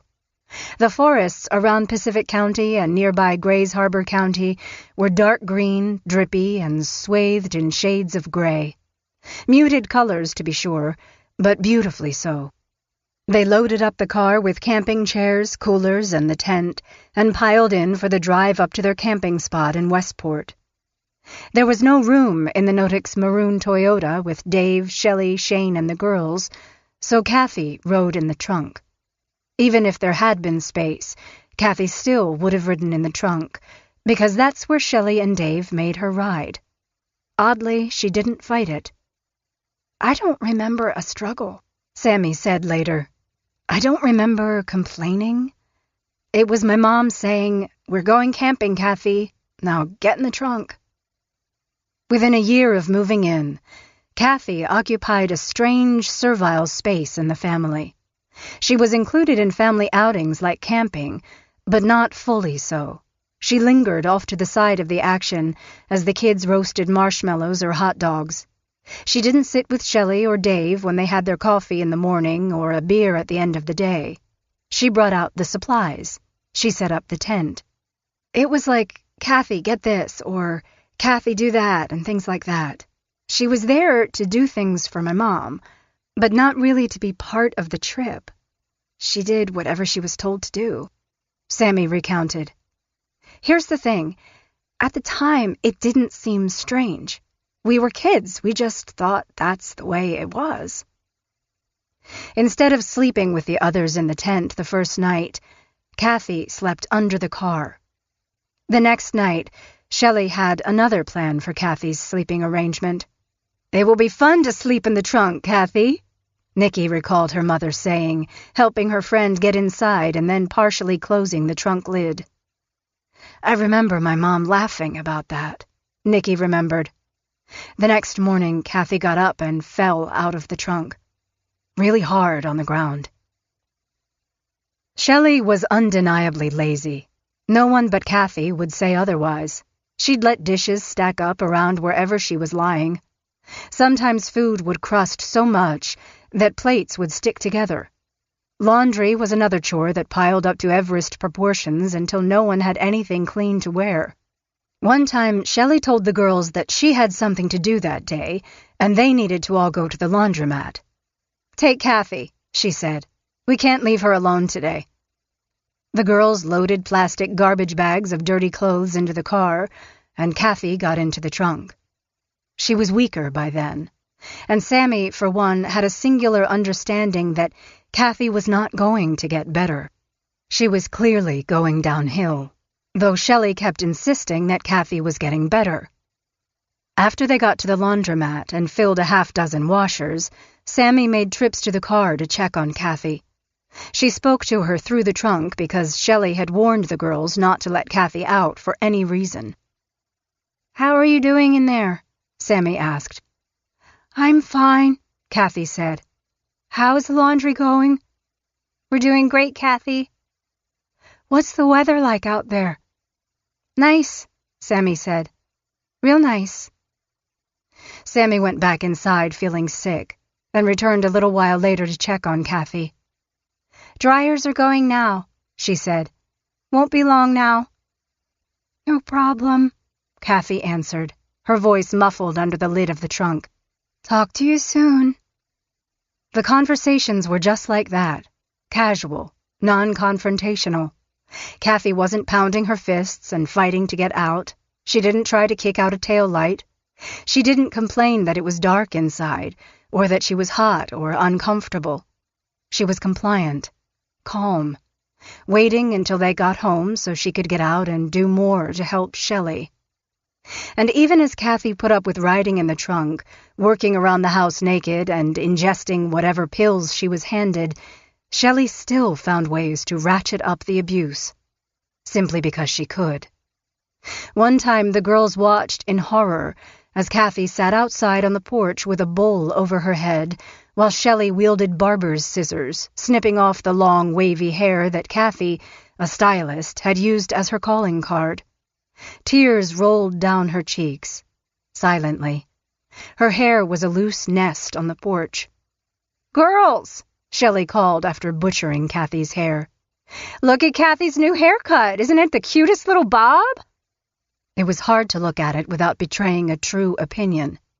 There was nothing cute about what their mother had done. It was, Nikki thought, the worst haircut she'd ever seen. It was so bad that it had to be intentional. "Oh, yes," Nikki said. "I love it. It looks so cute." Sammy felt sick inside. She agreed anyway. "So cute, Kathy." To say anything else, they knew, would bring on something bad. Maybe for Kathy, maybe for one of them. With their mother, there was no telling what was in store. Perhaps Shelley had gotten the idea for the ugly chop from the humiliating haircut Grandma Anna had once given her, which had really been intended to teach her stepmom, Laura, a lesson. "You can't keep her hair brushed properly, so I cut it." Like Laura, Nikki had also learned to keep her mouth shut. Everyone went back into the house. "Why does Kathy let Mom do that crap to her?" Nikki asked when their mother was out of earshot. Sammy didn't know. Shane's opinion, however, was consistent. "Your mom is fucking crazy," he said. "That's why. Kathy's scared shitless of her. Like we all are." Chapter 22. It had to be the pills. Kathy had been a normal person before she'd moved in. She had opinions about things that were going on in the world. She had an identity. She was anything but a punching bag, just reeling from one blow to the next. Shane and Nikki went on a quest to find out what was happening to Kathy. They crept into their mother's room while she was away and Kathy was doing chores. "Let's see what Mom's feeding Kathy," Shane said. Shelley kept an array of pill bottles on the top of her dresser and on the nightstand near the bed. The medicine cabinet on the main floor was also a veritable pharmacy with dozens of prescription pill bottles, including lorazepam, Nitro-Quick, atenolol, Altace, and Paxil. It was bewildering. Most were drugs that neither of them had heard about before, prescribed by doctors across Pacific County and filled at various pharmacies in Raymond, South Bend, and Aberdeen. Prozac, in its green and white capsules, was the most recognizable. "That's what she's giving Kathy all the time," Nikki said. Shane popped a pill into his mouth and swallowed it. "I remember like 20 minutes after he took it, he was looped," Nikki said later. Shelley was clearly drugging Kathy. Some would later wonder if she'd also drugged Shane or any of her girls from time to time. Nikki and Shane's bond deepened. They were pushed together by their shared abuse and the fact that they'd been singled out over Sammy for repeat offenses, and the humiliating and painful punishments that went along with them. Only Kathy's arrival had given them any relief. They conspired in the way that teenagers do, fantasizing how they might end their misery and save the world from Shelley. "The crawl space," Shane said one time. "We should put her there." "Or the attic," Nikki suggested. "Anywhere she can't get away." "Yeah," Shane said. "But seriously, why is your mom so fucking crazy?" Nikki shrugged. "How would I know?" Shane thought about it a beat. "Yeah, some people just are. I'm getting out of here, you know." "Me too." "No, really, I am." Nikki wished she had the guts to do what Shane said he was going to do, but something kept her stuck in that house. She could talk a good game, yet she couldn't put her desire to break away into practice. Shane, though, tried it a few times. Whenever he acted on his vow to get away, Nikki would tell herself that it was for the best and inwardly rooted for him, even as her mom would pile the girls into the car to search for the runaway. She never once stopped hoping he'd finally make it somewhere. Shane had good reason to want to escape from his aunt's home.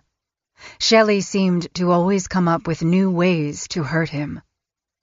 One time she went for the duct tape from the kitchen drawer and the icy hot from the medicine cabinet in the bathroom. It was the latest incarnation of punishments that started with beatings and then grew more and more bizarre. She made him undress and bound his ankles and wrists while the girls looked on. He protested, though he didn't fight her. He didn't resist. Next, she put him in the corner by the front door and then applied icy hot to his penis while he yelped in pain. "Don't ever do that again," she said. Years later, no one could recall what the teen had done to earn that punishment. It was their mother's version of putting a child in the corner to the extreme. Shane was humiliated and angry with Shelley, but he let her do it. Her mother and older sister had gone to the store, leaving Sammy in charge of Shane, who had done something that made Shelley very, very angry. She'd made him strip and duct-taped his wrists and ankles and pushed him into the corner by the front door. "Make sure he stays put," she told Sammy before leaving. The second she heard the car start, Sammy did what she always did, what they all did whenever their mother left the house. She went to the bathroom. Shelley never let the children use the toilet without permission or without the door fully open. Most times Shelley perched next to the kids as they went about their business and watched like it was a science experiment. When Sammy finished and returned to the front room, Shane had vanished. In a panic, she looked everywhere around the house and the yard, but no Shane. She was so angry at him for running. She was mad because she knew that her mom would make all of them pile into the car and search for Shane all day, all night, whatever it took. Shelley was relentless that way. She was a hunter. She'd never stop until she found the boy. It didn't matter if there was school the next day and their hunting trip lasted until 3 a.m. It was dark when Sammy found Shane in a neighbor's woodshed. "You have to come home, Shane," Sammy said. "Mom's mad. You know she'll find you." Shelley didn't say a word as Shane came back inside. He was naked and freezing. He was also crying. She gave him a hard look. "I'm really sorry, Mom," he said. "I promise not to do it again." Shelley finally spoke, asking the boy what he was thinking. Her tone was suddenly sweet, comforting. It was as if she'd found a lost kitten and was scooping it up to give it a home. "We love you, Shane," she said. "Don't scare us like that. I don't know why you'd want to leave us." Another time, when the Notics were going to Wild Waves Theme and Water Park just north of Tacoma, Shane went on the run again. Shelley immediately halted the trip and went on the hunt for him. Nicky and Sammy knew the drill, and their hearts sank like lead weights. They'd missed the water park, and their mother would search until she found their cousin. They looked for 2 days. First, they looked in the Tillicum neighborhood where Shane had lived before coming to live with them in Raymond. Every tiny, ramshackle house, behind every single run-down garage, they scoured each store in the massive Tacoma Mall. No Shane. Shelley even stopped in at a psychic in Tacoma to see if she knew where Shane had gone. "Mom," Nicky braced for a hard slap to the face. "He doesn't want to be here. Let him go." Shelley ignored Nicky and kept her eyes scanning for Shane. All the while Nicky was praying they'd never find him. "Please, God, let Shane get away. Mom's evil. He needs to be gone. Safe." God didn't hear her prayers, apparently. Several hours into the search on the second day, Shelley found her wayward nephew and coaxed him back into the car with the words that meant more to him than anything. She told him how much she loved him. Words he had to have known by then were false.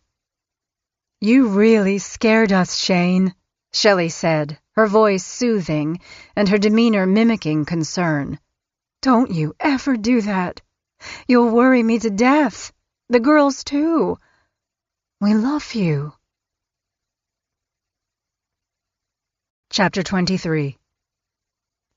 After Shelley made the decision that Tori and her crib could no longer stay in her bedroom on the first floor, she told Kathy that she'd be giving up her space between Nicky's and Sammy's rooms.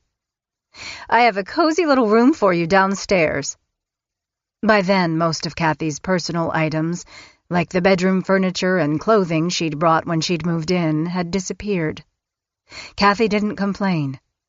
It seemed she'd forgotten how to stand her ground. She was completely under Shelley's thumb. Cozy, it turned out, was a misnomer.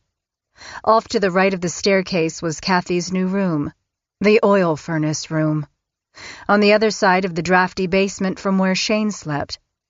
The 5-by-8-foot space had concrete floors and unfinished walls with exposed studs. It was gritty and, even in the summer, very cold. The space was so tight it could barely accommodate a mattress. Kathy looked a little sad about having to live down there, yet she didn't complain.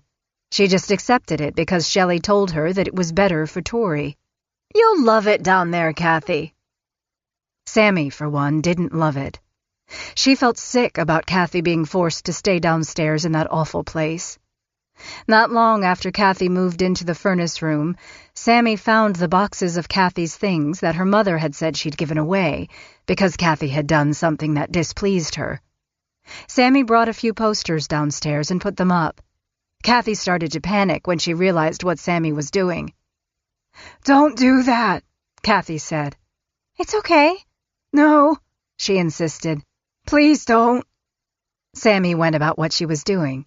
"We're going to make this nicer, a better place for you." Kathy was terrified.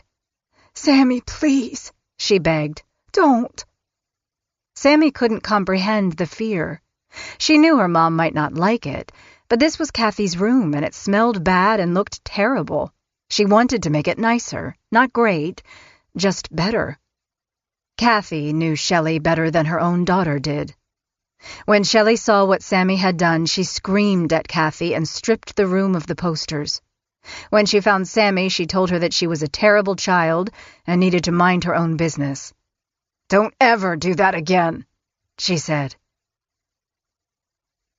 It was late one night, a few days after the freeze and thaw of a snowfall, and Kathy had done something to make Shelley angry. Very angry. As mad as Nicky and Sammy had ever seen their mother. The girls huddled together and watched from Nicky's window while their parents instructed Kathy to climb to the top of the little hill behind the house. Shane came and watched, too. Kathy was naked and freezing. It was hard to see what was in store for her at first. Nicky and Sammy kept their eyes glued to the hillside as Kathy begged Dave and Shelley to let her back inside, but they weren't having any of that. "Just do what we tell you, Kathy," Shelley yelled at her. Do you have to make everything so hard for me?" Dave, not saying a word, nudged Kathy from the top, and she started to slide down the hill, crying and yelping all the way down. When she got to the bottom, Shelley gave more commands. "Get up! Go up!" Kathy crawled upward, crying all the way. It went on like that for what seemed like hours. Kathy was barely able to walk from the cold and the pain she was undoubtedly feeling. Over and over, up and down. In the dim light from the kitchen window, it was clear that her bottom had been scraped raw by the icy crystals of the snow. "I'm sorry," she repeated over and over. "I won't do it again. I'm cold. It hurts. Please, Shelley, please." It was like a nightmare that wouldn't end. Shane shook his head and went to the basement. He didn't have to say a word about how messed up everything was. The sisters couldn't take it anymore either, and shared Nicky's bed, holding each other until morning. "We all went out there in the morning," Sammy later said, her voice breaking. "Me, my sister, Shane. The snow was bloody and red all the way down the hillside, like a big red stripe." Tears flooded Nicky's eyes when she saw the bloody snow that morning. She didn't let them fall down her cheeks. Her mother would see. Her mother might enjoy that. Something else was at work, and the older Notick sisters knew it. It was Kathy who was being tortured and punished, not them. As long as Mom was punishing Kathy, she later said, she was ignoring us. As sick as that was, and we knew it at the time, we were glad. We were glad Mom wasn't doing it to us. Chapter 24. Kathy's mother, Kay, needed major heart surgery in March 1991, but her eldest daughter was nowhere to be found. They knew she was staying with Shelley Notick, and family members had reached out to her there several times. Nothing. The phone rang and rang. Finally, when Shelley got on the line, she casually informed everyone that Kathy had moved away from the area. "She's with her boyfriend Rocky," she said. Rocky? The name sounded vaguely familiar to Kathy's sister Kelly, but she'd never actually met him. Neither had her brothers. Shelley was short on specifics, but she was insistent. Then she hung up. Kathy was gone. But where? "We tried to find her," Kelly said later. "We just couldn't." A short time later, Kelly received an envelope with a blurry photo of her sister standing in front of a semi-truck. Inside was a note written in Kathy's unmistakably girly handwriting. Kathy mentioned that she was sorry that she and Kelly didn't have a close relationship, but she was fine. "She talked about Rocky," Kelly said later, trying to catch a memory. "The story that was woven seemed plausible. I kept thinking I wouldn't blame her if she didn't want to be in the family, and if that meant I wasn't going to see her again, that was okay. Maybe she found someone like in the romance novels. She's living the life she wants to live and not miserable at home." A month later, on April 15th, 1991, the Noticks all piled into the car for the drive to Washaway Beach, a spot on the Washington coast known for its rapidly eroding beach, where ghost cabins and trailers hang over the swirling ocean and surfers ride the gray waves in the distance. It was Shelley's birthday, and Washaway Beach was one of Dave's favorite surfing spots. Tori sat up front with her parents, and the three older kids filled the back seat. Kathy, who rode in the trunk, was growing weaker by the day. Images captured by the family's camcorder that afternoon show a woman in failing health. Her front teeth had begun to decay into black nubs, and her skin sagged where it had once been full. She sat in the sun, looking blankly at the water, while her friend reveled in her special day. Shelley posed like a beach bunny on the windswept sand while Dave took her picture. Red hair lightened by the sun, blue eyes that sparkled when she laughed. No one who saw her could deny that she was strikingly beautiful at 37 years old. She promised treats for the kids and told Dave how much she loved him.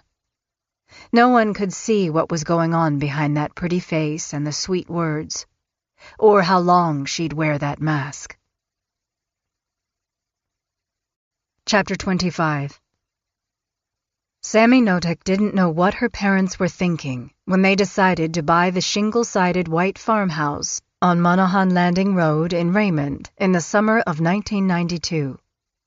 The house was no great shakes, and Shelley was mad about having to move there. It was a real step down from the elegance and charm of the Louderback house. It was a 1930s farmhouse that needed a ton of work. Dave was handy, but he wasn't around much because of his job. The location wasn't terrible. Fruit trees, mostly apple, formed a small orchard on the property, and a large field ran up to the edge of a second-growth forest of fir and hemlock. Elk rutted a path through the property, and blue herons had a rookery nearby. The house was situated on a winding road that ran along the Willapa River out in the country. Way out. About the only thing Sammy could think of that made Monaghan Landing desirable, from her point of view, was that it sat on a main road, not tucked among towering firs off the beaten path. Maybe things would be better there, she hoped. If the property was more exposed from the road, maybe Kathy couldn't get as abused there. Maybe her mom wouldn't make her work out in the yard naked. Maybe Nicky and Shane wouldn't be forced to wallow. But it turned out that the location was more secluded than Sammy had expected. On the first or second day there, Shelley told Sammy to go around the property and along the road, all vantage points, to see what a bystander or another homeowner might be able to view of their house and yard. Privacy, she told her middle daughter, is very important to our family. The almost seventh grader spent several hours doing as her mother asked. She walked up into the woods and over a recently logged area on Weyerhaeuser property. When she got home, she told her mother what she saw. Nothing, Sammy said. You can see part of the house, but nothing else. The property was just shy of 5 acres and mostly fenced. That was good. The Notek household had its share of pets, mostly dogs and cats, though at the new house the menagerie eventually grew to include horses, chickens, a cockatiel, and a rabbit named Buttercup. While Shelley professed a love for animals, in truth she only seemed to like collecting them and seldom actually cared for any. There was also a collection of outbuildings. Most of them were small. A chicken coop, a tool shed, a dilapidated barn, a well house, and a pump house affirmed that the place was indeed a mini farm. The largest of the structures was a pole building the size of a suburban garage, organized with a workbench, storage racks, a pantry, and a freezer. Just steps from the back door, the aluminum building provided much-needed space for all of the things that wouldn't fit in the house. The house was too small. Sammy knew it. So did the other kids. At just over 1,600 square feet, with 2 tiny upstairs bedrooms separated by what they'd come to call the computer room, and a master bedroom for her parents on the main level, there were not enough bedrooms for the 3 sisters, Shane, and Kathy. Plus, there was only 1 bathroom, and it was next to their parents' bedroom. That alone made the house shrink even smaller. Tori slept in her parents' bedroom on the first floor. Shane slept mostly in Nicky's closet, without the benefit of a mattress. Just a blanket, Sammy said later. That's it. The whole time he lived at Monaghan Landing, Shane never had a room. Neither did Kathy. She slept on the floor in the living room. By then, her belongings fit into a single paper bag. Almost everything she'd owned when she'd moved in with the Noteks had vanished. Her bedroom furniture, most of her clothes, her books, and other personal items, all gone. Dave parked Kathy's old Plymouth Duster in the back of the new house. After a while, it disappeared too. Shelley immediately went to work making plans to refurbish the place, fixing the kitchen, adding a hot tub, and tearing out the junk left behind by the previous owner. For weeks, the family worked day and night, mostly at night, ripping out the carpet, gutting the kitchen. Dave would come home on weekends, exhausted from the 5-hour drive from his construction job on Whidbey Island, and do his best to get their home up to Shelley's standards. Nikki and Sammy were given carte blanche decorating their bedrooms. Nikki asked for and got a black and white 50s checkerboard theme, while Sammy picked out coral-colored carpeting. After the house was in somewhat better shape, Shelley told Nikki that she was going to paint it barn red. When she picked up the paint, however, it was a bright red. Shelley shrugged off the color error, handed Nikki a 1-inch paintbrush, and told her to get to work. It took the teen all summer long. Sammy, for her part, was instructed to paint the pole building. To no one's particular surprise, Sammy was given better painting supplies. Shane was stuck cleaning up the neglected yard and stacking wood. Shelley would check their work occasionally. Mostly, she sat on the sofa watching soap operas and eating O. Henry bars, shoving the waxy wrappers between the cushions. The new locale and the hard work didn't change the fundamental dynamic. Shelley continued her relentless attacks, focused mainly on Shane and Kathy. Shelley's unpredictable abuse put everyone on high alert. Nikki flinched whenever her mother approached her. Shelley would bite her on the head, slap her in the face, punch her. Nikki got smacked one time because she fell asleep in the passenger seat of the car, and her mother wanted her to be awake. At the school bus stop one time, Shelley was mad at Nikki but waited for the bus to stop in front of the house before she slapped her good and hard on the face. She wanted my friends to see so they could make fun of me. Shelley showed up at Nikki's junior high in the middle of the day looking for mascara that she was convinced Nikki had stolen from her bathroom. She got her daughter's locker open and tore it apart, throwing everything on the floor, while a bunch of kids looked on. "She took it!" she yelled in front of Nikki's classmates. "She stole my mascara! That's not right! A daughter shouldn't do that! A good daughter wouldn't!" As cruel as her mother could be to Nikki, she always saved the worst for Kathy. Kathy didn't bathe often before or after the Notics moved to Monaghan Landing Road. Like the older kids, most of the time she wasn't allowed to.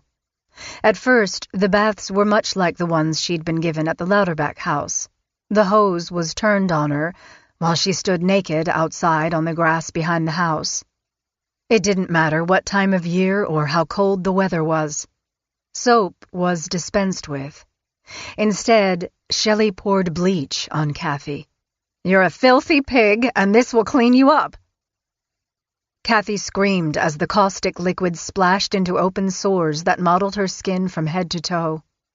When she cried out too much or struggled to get away, either Shelley or Dave, when he was home, would duct tape her legs and arms. When Dave wasn't there, it was Shane who was told to hold Kathy down while Shelley washed her friend with the hose. One time Shelley put a piece of duct tape over Kathy's mouth to stop her from alerting the neighbors. "You need to shut up! What's wrong with you? I'm helping you, you stupid pig!" After a bath was over, invariably Shelley would switch over to a sweet, kind persona. She'd put her arms around Kathy's shoulders. "Now, doesn't that feel a whole lot better?" Dave asked Shelley about Kathy, and Shelley insisted that she was helping her get better. After a while, he saw less and less of his wife's best friend. When he came home on the weekends from work, Kathy was nowhere to be seen. The girls told him that their mom kept Kathy in the pump house. That didn't seem right at all, so Dave confronted Shelley about it. "Why is she in the pump house, Shell?" Shelley seemed perfectly fine with the arrangement. After all, she had good reason for it. "She needs to be protected," she said. "Protected? Why?" Shelley shook her head knowingly. "From the kids, Dave." The kids? That didn't make sense. They were good kids. He was so tired of battling Shelley that he didn't argue with his wife, something he'd later admit that he couldn't do even if he'd had a good night's sleep. Dave took Shelley's word as gospel. She continually insisted that it was Shane who was abusing Kathy, and that when she put her best friend in the pump house, it was only to protect her from their nephew. One time when I came home, Shane was dragging Kathy around the yard by her feet," Dave recalled. Despite the likelihood that Shane had probably been doing so at Shelley's bidding, Dave felt certain after witnessing that incident that Shelley must have been telling the absolute truth. Chapter 26. "Where's Kathy?" Shelley got up from the couch in the living room at the Monaghan Landing house and started yelling. She stood there in her robe, her hair bushy and unkempt. "She's pulling weeds," Sammy said. "She's gone!" Shelley yelled, looking out the window before heading back to the bedroom to get dressed. "Go look for her in the woods, right now." She didn't need to add the right now. Everything Shelley said was a command that demanded immediate attention. Sammy ran out the door and across the field to the woods behind the house. She called Kathy's name over and over as she scoured the landscape. Sammy knew that her mother wouldn't be satisfied unless she looked until nightfall. The girls and Shane ran the deer trails of the forest. "Maybe she got away," Shane said. "I hope so," Nikki said. Shelley drove off, and 2 hours later, she was back with Kathy, who carried 2 bags of new clothes from the Wishka Mall in Aberdeen. Shelley said she'd found Kathy with a friend and had been able to talk things over in the privacy of a mall bathroom. Kathy had decided to come home. She had a green outfit and a red one. Both were pants sets with striped shirts to match. She was also wearing something new, which surprised Sammy and Nikki. Kathy looked better than she had in ages, though some of her hair and her teeth had fallen out. She appeared clean and seemed happier. Nikki was incredulous. She couldn't make sense of why Kathy didn't stay gone, why Kathy hadn't used her chance to tell someone, the friend at the mall, the police, anyone. "I was shocked when she came back," she said years later. "I was shocked my mom wasn't in trouble. I could not believe it. I thought it was criminal. Kathy could go to the cops and say she was abused. Why is she back here? She's just fucking crazy now. She's gone. She's mental." I thought that about my dad, too. Why doesn't he divorce her? Years later, Sammy would tear up at the thought of Kathy being happier. It was so ugly and unfair. "She got to stay inside a little while after Shelley captured her at the mall. Not very long, but some time." A few days later, Kathy was back out in the pump house as a punishment for running away. No one ever saw her wear those nice new clothes again. Kathy tried to escape again and again. One time she even tried to make a run for it while naked. A kid came up to Sammy at school with a story to tell about that one. "Ha ha," he said. "They saw your mom from the bus. She was running around the yard naked. She looked like a big old naked bear." Sammy wanted to curl up and die. "I doubt it," she said, deflecting what was entirely possible. "Aaron's mom saw it." Aaron's mom was the school bus driver. Sammy tried to shake it off, but the talk went around the school like one of those steel balls in an old pinball machine. It just wouldn't let up. Sammy told her mom all about it when she got home. "Shit," Shelley said. "It was Kathy. She was trying to run away. I caught her, though." The explanation was what she'd half expected. "It's really embarrassing, Mom," Sammy said. "They think it was you." Shelley freaked out. It was Kathy. People would wonder what was going on at their house if they'd seen Kathy run around the yard naked. She made up a plan in all of 2 seconds. "Invite Aaron over," she said. "You girls can use the hot tub." Later, when Aaron came over, she and Sammy were in the hot tub and Shelley approached. "Oh, God," Shelley said. "I'm so embarrassed. I was in the hot tub, naked, and all of a sudden it sparked, and I jumped out and ran across the yard. I was scared. I thought I was going to die." The girls listened to the story and added a couple of "oh, wows" as Shelley proceeded to point to a burned spot on the hot tub walls, while she explained how the wires had sparked. "My mom was that good," Sammy said later. "She burned that spot before Aaron came over, so her story would seem more plausible." I don't know if Aaron believed her, but I almost did. Nikki heard yelling and watched through the open door of the pole building where she'd been instructed to do chores. Kathy had been let out of the pump house that day to do some weeding, and it seemed that Shelley was dissatisfied by her performance. At Shelley's direction, Dave dragged Kathy from the garden where she'd been weeding to punish her.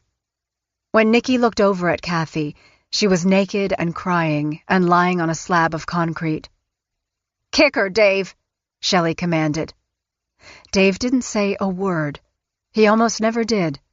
He was wearing the steel-toed boots that he wore out in the woods, and he kicked Kathy in the head. "She was moaning, and she was just lying on the ground," Nikki said later. "I think it was pretty hard. And then I didn't pay attention. I just went back inside the pole building." Chapter 27. The pump house was the smallest of the outbuildings, on the property that included an old barn, a pole building, a chicken house, and a couple of storage sheds. It was dark, musty, and cold. Shelley decided it would be a good place for Kathy to think about what she'd done wrong. Nikki and Shane had also been occasional inhabitants of the 4-foot by 4-foot structure. Kathy was forced to stay in there for days, even weeks at a time. Sammy brought some cushions from an old brown sofa stored in the woodshed to make it more comfortable for Kathy. When Shelley found out, she made Sammy remove them right away. "We want her to get better," Shelley said. "We don't want her to be comfortable. She has to figure all of this out and understand why she's being punished. We want her to come back inside the house, not live out here." Sammy didn't see how it was hurting to help her friend, but she backed off. To help Kathy might incite even more violence against her. Her mom was often a passive abuser, usually making Dave or Shane do her bidding. It was what she didn't do sometimes that showed her indifference to others. One time Sammy followed her mother and Kathy out of the house to the walkway next to the pole building, and for some reason, all of a sudden, without any warning whatsoever, Shelley gave Kathy a hard push. Kathy went flying and landed face down on the concrete. She didn't even try to break her fall. She just fell flat. She started screaming and holding her head with her hands, writhing in agony like a hurt animal. Sammy watched her mother hesitate for a beat before helping Kathy get up and putting her back into the pump house. Nikki thought she knew why her mother had put her there. It wasn't because of some new mistake Kathy had made. It wasn't really a punishment at all. It was because her mother had grown weary of watching Kathy after she'd tried to run away. Shelley didn't say it outright, but Nikki suspected that her mother didn't trust what Kathy might say. Like she had to Sammy, her mother couched it all in something positive for Kathy. Exiling her to the pump house, for instance, was always for her own good. "I think she'll be better off in the pump house," Shelley announced, leading Kathy by the hand out the door and across the yard. "She needs some peace and quiet." There was always a phony reason for whatever she did to Kathy. Now and then Nikki helped her mom get Kathy to the pump house and put her inside. Kathy's health was deteriorating rapidly. Her mom's lie was audacious. Kathy needed medical attention, not a stint in a dank outbuilding. Shane and Nikki didn't need to be locked in there either, but that's where they ended up whenever Shelley tired of a beating and wanted a punishment that had a longer duration, one that showed the magnitude of her control over everyone. "It got us, me, Kathy, Shane, out of the way," Nikki said later, explaining the reasoning behind the banishment. "She didn't have to monitor us and worry about what we might do, especially Shane and Kathy." In time, however, Kathy appeared to accept her situation, the same way she'd become used to riding in the trunk. One time Sammy was outside near the pump house when she heard the sound of Kathy's voice. "Hello?" She went to the locked door of the pump house and leaned in. She didn't dare open it. Kathy knew better than to ask her to do so anyway. Shelley had made it clear to everyone that Kathy was there as a punishment, but also as a way to help her heal and get better. "Is it raining out there?" Kathy asked. "A little while ago. Not now, Kathy." "Oh," she said, her voice a soft rasp. "I thought I could hear it rain." As was usually the case, Dave was at work on Whidbey Island when Shelley needed to go into town to run errands. Before heading out, she told Shane that he was in charge of Kathy. He needed to make sure she didn't yell or call out to anyone. "Or get away," she said. "Make sure she stays in the pump house where she belongs, Shane. We can't trust her right now. She's not right in the head." Shane pretended to agree. "Fuck this," he told Nikki right after Shelley drove off. "I'm letting Kathy out." Nikki hated the idea that her mom had locked Kathy in the pump house. She knew Kathy needed a doctor. She was getting weaker by the day. Her face was swelling up and her last few teeth were like little brown acorns looking like they were going to fall. Shane removed the padlock and swung open the door. Light flooded the space, and Kathy winced. She sat motionless and finally looked at him. "Come out," he said. She didn't move. Nikki knew Kathy was afraid of Shane, although she had no reason to fear him when her mother wasn't around. Shane pleaded at first, but then became irritated when she just looked at him. "Come on, Kathy, get out! You need to get out of here!" Kathy started to cry. She was pale, battered, bleeding. Her hair was nearly gone. She had on a thin, tattered muumuu and nothing else. "What's the fucking matter with you?" Shane's anger grew by the minute. "You need to go! Get the fuck out of here! This is your chance!" Kathy appeared terrified. "You're lying," she said. "No," Shane said. "I'm telling you the truth. You can go. Get out of here." Kathy cowered in the small outbuilding. Finally she spoke, her voice a rasp. "If I leave, they'll just find me. You know that. They will. She will." Shane was beside himself. He couldn't understand why Kathy didn't run. The door was open. They were all kids and had nowhere to go. She was a grown-up. "This is your only hope, Kathy. Don't be a fucking moron."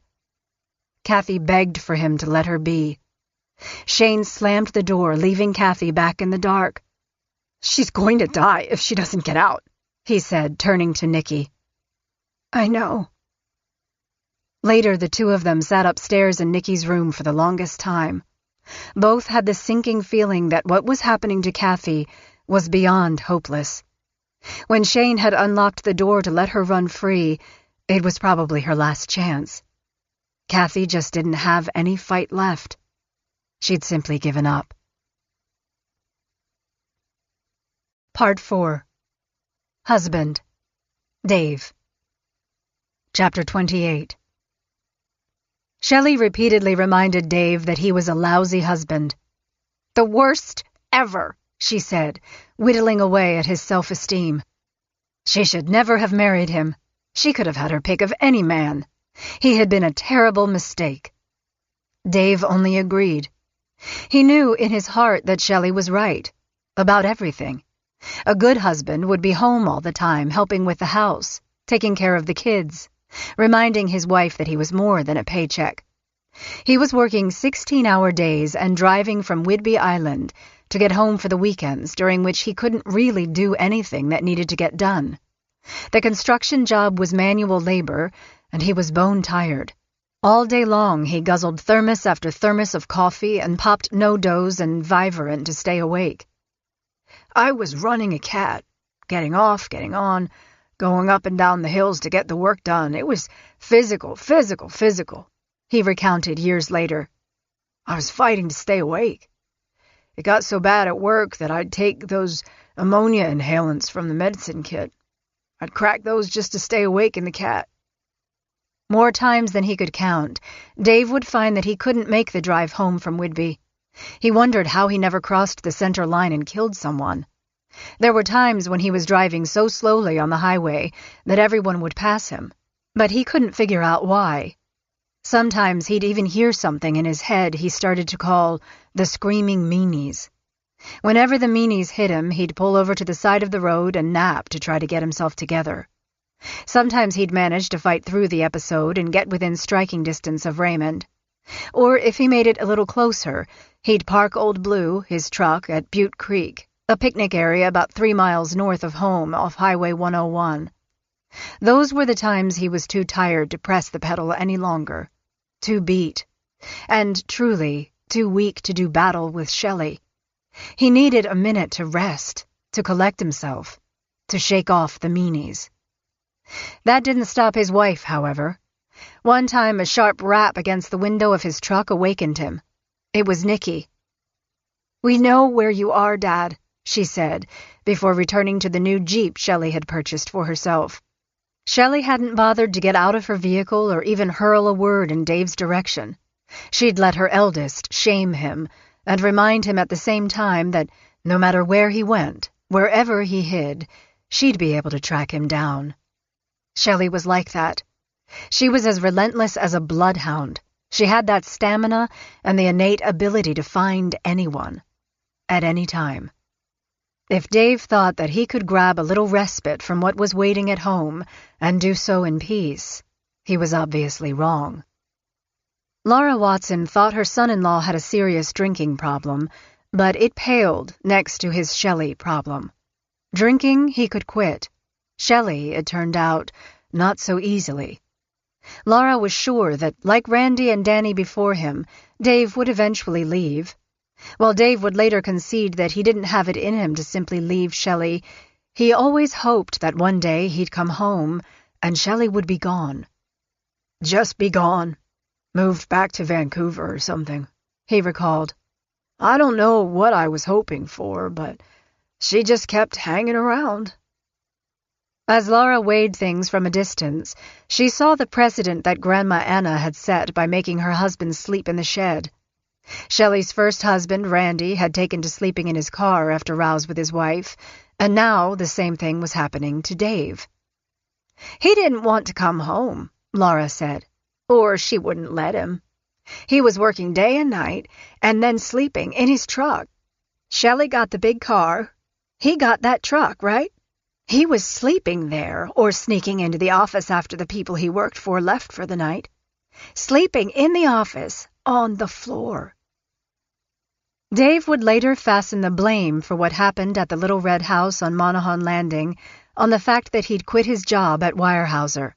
Shelley had insisted on it, said the enormous timber company was taking advantage of him, and he could make more working for someone else. But his job took him away from home, and that, he was sure, was what kept him from being an involved father and a good husband. "Everything was okay," he claimed of life at Louderback House. "It was just me and Shell and Nicky and Sammy, and everything was fine. Came home every night, the way it should be. A marriage is 50%, and after that I wasn't keeping up my end of the deal. Raising kids is a handful. You can't expect a mom to raise them all the time, and be the disciplinarian, help with the schoolwork. I wasn't there, and when I was falling asleep. I couldn't even stay awake to watch a TV show." Shelley, as he saw it, was doing more than her fair share. She was 100% mom, and then some. I mean, those kids had birthday parties, and, kids come down to the barbecue pit, all of that. Shell was always going to Sammy's track meets, 'cause Dad was never at Sammy's school things. I really faded off being a good husband. By trying to survive by doing the right thing, Dave was sure that he'd actually done the opposite. He'd let everyone down in the process. He'd come up short. By his estimation, way short. "My dad provided for me, and, he worked very, very hard. My grandfather, too. I failed my Nodek family. I let them down. It's part of me, just being a failure." Medical bills were draining their bank account. Shelley demanded Dave work harder to make ends meet. It was life and death, she insisted. Yet Dave couldn't work any harder. He was barely hanging in there, pulling in extra hours so that the avalanche of bills could be paid. At one point, Shelley even told him that he needed to ask his family for money.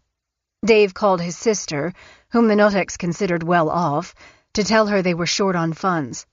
"Shell's cancer has taken us down," he pleaded. His sister said she would help. A few days later, Shelley returned from getting the mail. She was as angry as Dave had ever seen her. $30, she fumed. "Can you believe it? So fucking cheap.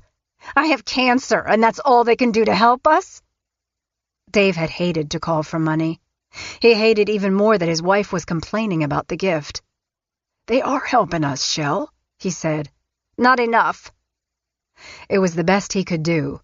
Dave always had her back, asking for money, working harder, making excuses to his family for things Shelley did. The pattern continued. While Shelley demeaned Dave as a lousy provider and a weak man whenever she could turn the screw, Dave used every opportunity to tell his wife that she meant the world to him. Unlike some husbands who pull a card off the rack at the last minute, Dave was thoughtful. He never just signed his name to a sentiment written by a card writer at Hallmark. Instead, in his impeccable penmanship, he'd write messages to Shelley that were a testament to how he felt inside, or a romanticized version of the truth. "Remember your words to me years ago. You once said that angels take themselves lightly.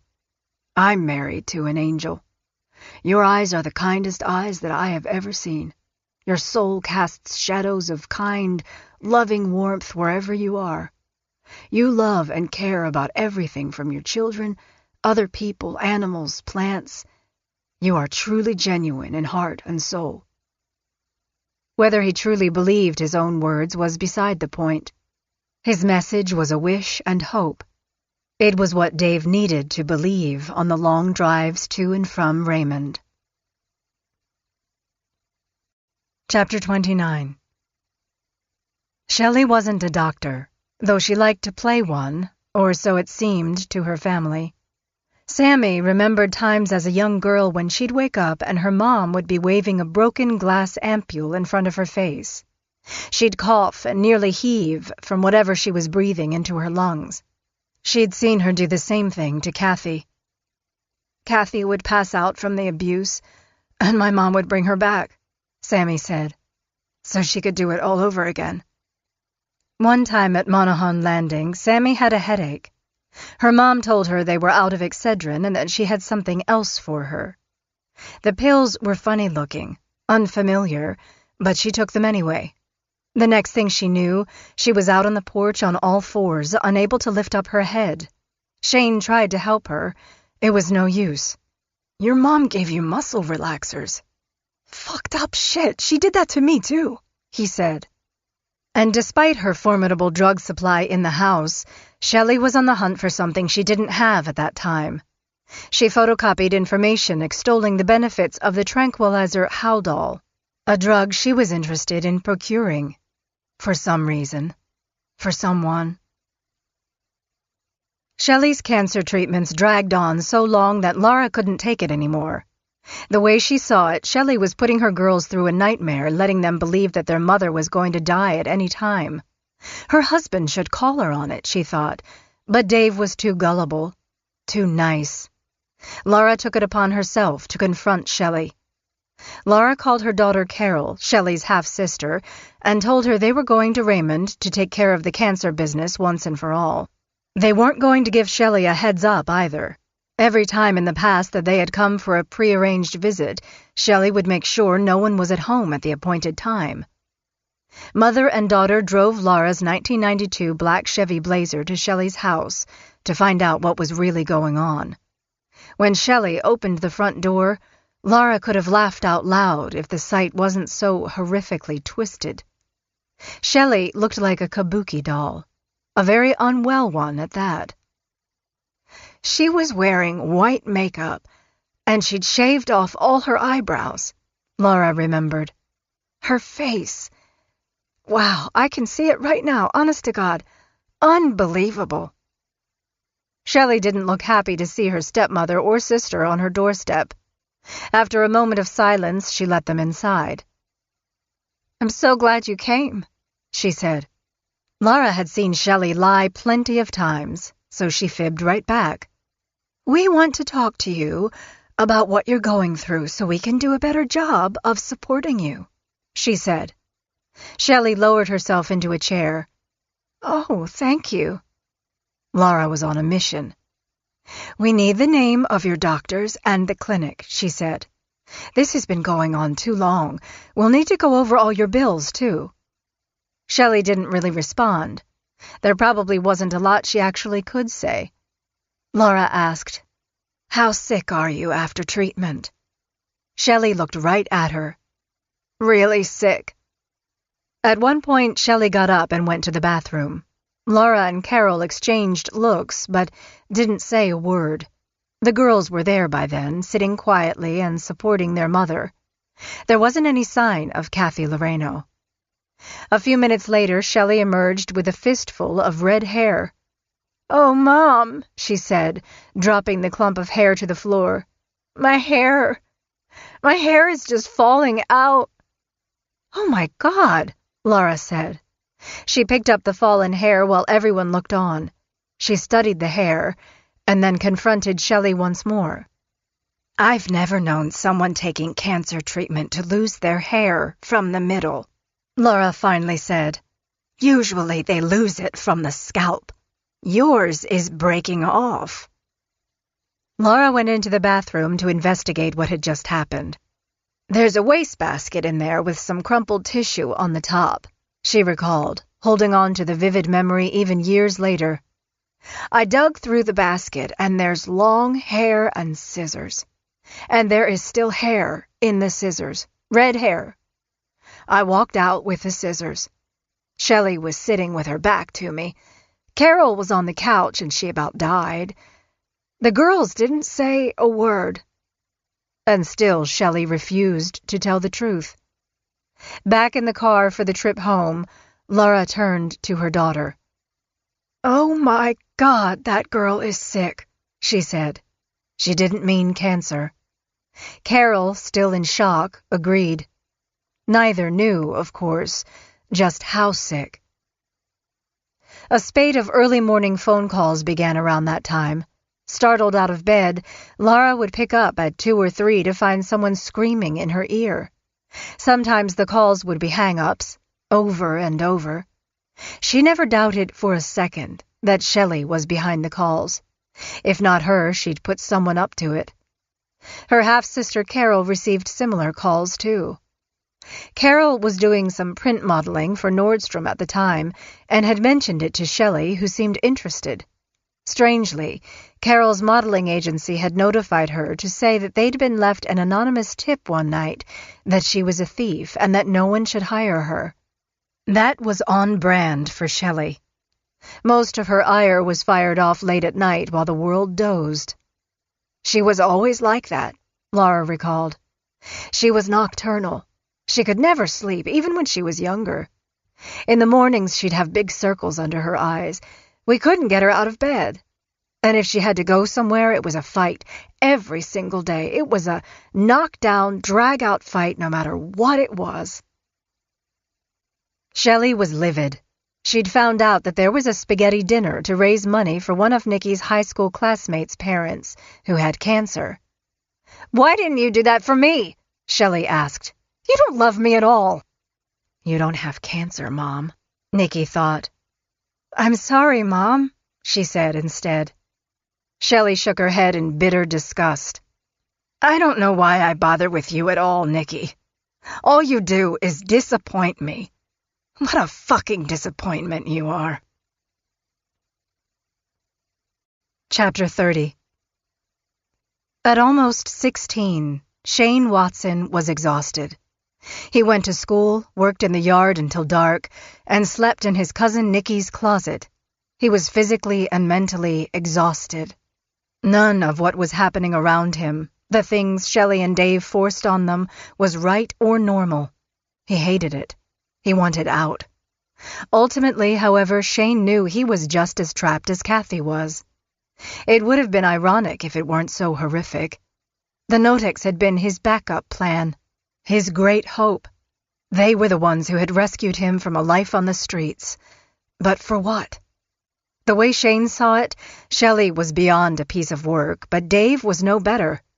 Maybe worse. Dave was a grown man, and it seemed incomprehensible that he'd do whatever Shelley told him to do. Naked exercises for Shane and Nikki, jumping jacks outside in the winter, trips around the house in the middle of the night until they'd collapse. As he got older and bigger, Shane would push back and let everyone know just what he was thinking. How fucked up everything had become before and after Kathy. He and Dave got into it more than once while Shelley lurked nearby, telling her husband to teach Shane a lesson. For his own good, Dave! A few times at Monaghan Landing, things escalated to physical altercations. One time Shane hit Dave during an argument in the laundry room. Years later, it would escape Dave's mind what had transpired between him and his nephew and led them to come to blows that evening. It might have been something that Shelley reported to him about how Shane had disrespected her. He was getting more opinionated on his own, Dave recalled. He kept running away. He's just a boy unto himself. He'd challenge anybody. And yet, Dave liked Shane. He'd call Shell Mom and me Dad, he said later. He worked hard, tried to learn in school. Shell tried to help him because everybody disregarded him, and he was her nephew, her blood. It was a struggle because Shane was hard. He always got in trouble at school. Shane's falling grades had everything to do with what was happening at home, but Dave couldn't see that because he was never around. Shane wrote in some schoolwork what alluded to a crack in the facade that Shelley and Dave had tried to create in their home. Well, man is becoming more civilized, but at the same time he is becoming more barbaric. Well, it is probably because I don't like it here, and because I don't like the people here. In another class assignment, Shane made a list of the things that mattered to him most. Put everyone in my family before me. Do not do drugs or alcohol. Never tell on or snitch. Shane understood his role in the family. One time he kicked Kathy with a boot because Shelley commanded him to do it. He'd watched Kathy struggle to get up, like an animal that had been bounced off the hood of a car on the road in front of the house. She was crying and screaming and begging for mercy. "Kick her again, Shane!" And so he did. Yet it wasn't who he was. While he loved pushing Tori on the swing or playing games with Sammy, Shane's closest confidant continued to be Nikki. When they weren't talking about how much they hated Shelley or how they'd like to toss a hairdryer or radio into her bath, they plotted their escape. Shane was firm that no matter how dysfunctional his family life had been before moving in with the Notics, it was far better than what was going on there. "Anything would be better," he told Nikki. "I need to get the fuck out of here. We all do." Nikki wanted to get away too, but she only had a couple of years of high school to get through. "I need to graduate, then go to college," she said. Shane shook his head. "I can't wait for that." "If you go," she said, "please don't leave me." Shane always promised. "Right. We're out of here together. But if I have to go really fast, I'll be sure to come back for you. You better." In her heart, Nikki doubted she'd ever really be able to leave. She had her sisters to think about. She knew that her mother had a strange, ironclad hold on her. She also knew that no matter where she went or how far away, her mom would track her down. She'd found Kathy at the mall. She'd even managed to track Shane in the middle of Tacoma. Her mom was a hunter. Chapter 31. Dave Notek was a willing participant in the abuse of Nikki and Shane, but Shelley had insisted the kids were out of control and needed the harsh discipline to ensure that they'd be on the right path in adulthood. In some ways, that made a little sense to Dave. Kids did need a firm hand. He didn't blame his dad for hitting him with the razor strap. But Kathy? Dave had a harder time defending what was happening to her. She was an adult, not a kid. Besides, she did what she was asked to do. She did the laundry, cleaned the house, fed the animals. She didn't always do things the way Shelley wanted her to, but she was trying. Dave sat in his truck at the river landing. He was scared, tired, a leaf on the surface of a river, and felt unable to end what was happening to Kathy. It wasn't that he looked the other way. Really, there was no other way to look. He simply didn't have it in him to fight Shell, or even to tell her to knock it off. When Shelley blamed Kathy for bringing her state of affairs on herself, or belittled her friend's efforts to pull herself up by her bootstraps, Dave never flipped it back at his wife and pointed out how what was happening was Shelley's doing. When Shelley blamed Shane for the cognitive issues Kathy was having, Dave didn't call her out. He didn't retort that Shelley was the one who forced Shane to kick Kathy. Dave could see where things were headed, and what his part in all of it had been. Kathy's physical decline was escalating, and it was obvious to him that if things continued, she might die. He pulled Shelley aside on one of his trips home to Raymond and offered a solution he thought might work. "Let me take her somewhere," he said. Shelley didn't understand. What? "I could take her to Oregon or somewhere and just drop her off." Shelley didn't think that was a good idea. For one, Kathy might tell someone what had been going on. Besides, she was going to recover. "Don't worry," Shelley said. "She's going to get better." Dave didn't believe it, but as usual, he didn't contradict Shelley. Still, he worried about what was going to happen. Besides following Shelley's orders, worry was all Dave seemed to do. When it came to manifesting anger, Shelley Notick was a kind of jack-in-the-box. She could be in a dead sleep in the middle of the night, then bolt from bed with an angry scream at one of the girls or Shane. She was like the villain in a slasher flick. She went 0 to 60, from calm to rage, in less than 5 seconds. Years later, her daughters would also say that, while there likely was no other person on the planet as lazy as their mom, she'd often lie on the sofa all day with her eyes riveted to a book or the TV, if something spurred her into action, then suddenly she was like a cat seeing a mouse run across the floor. It wasn't a mouse one day. It was Tupperware. Shelley was curled up on the living room sofa when she looked over to the kitchen and saw a Tupperware container of feces on the kitchen floor. Shelley ran to the kitchen and grabbed an appliance cord from the counter. Kathy, who had been let into the house that day to work in the kitchen, cowered and tried to get away. Shelley was immediately on top of her, lashing her with the cord. Kathy started crying and begging Shelley to stop hurting her, but she wouldn't let up.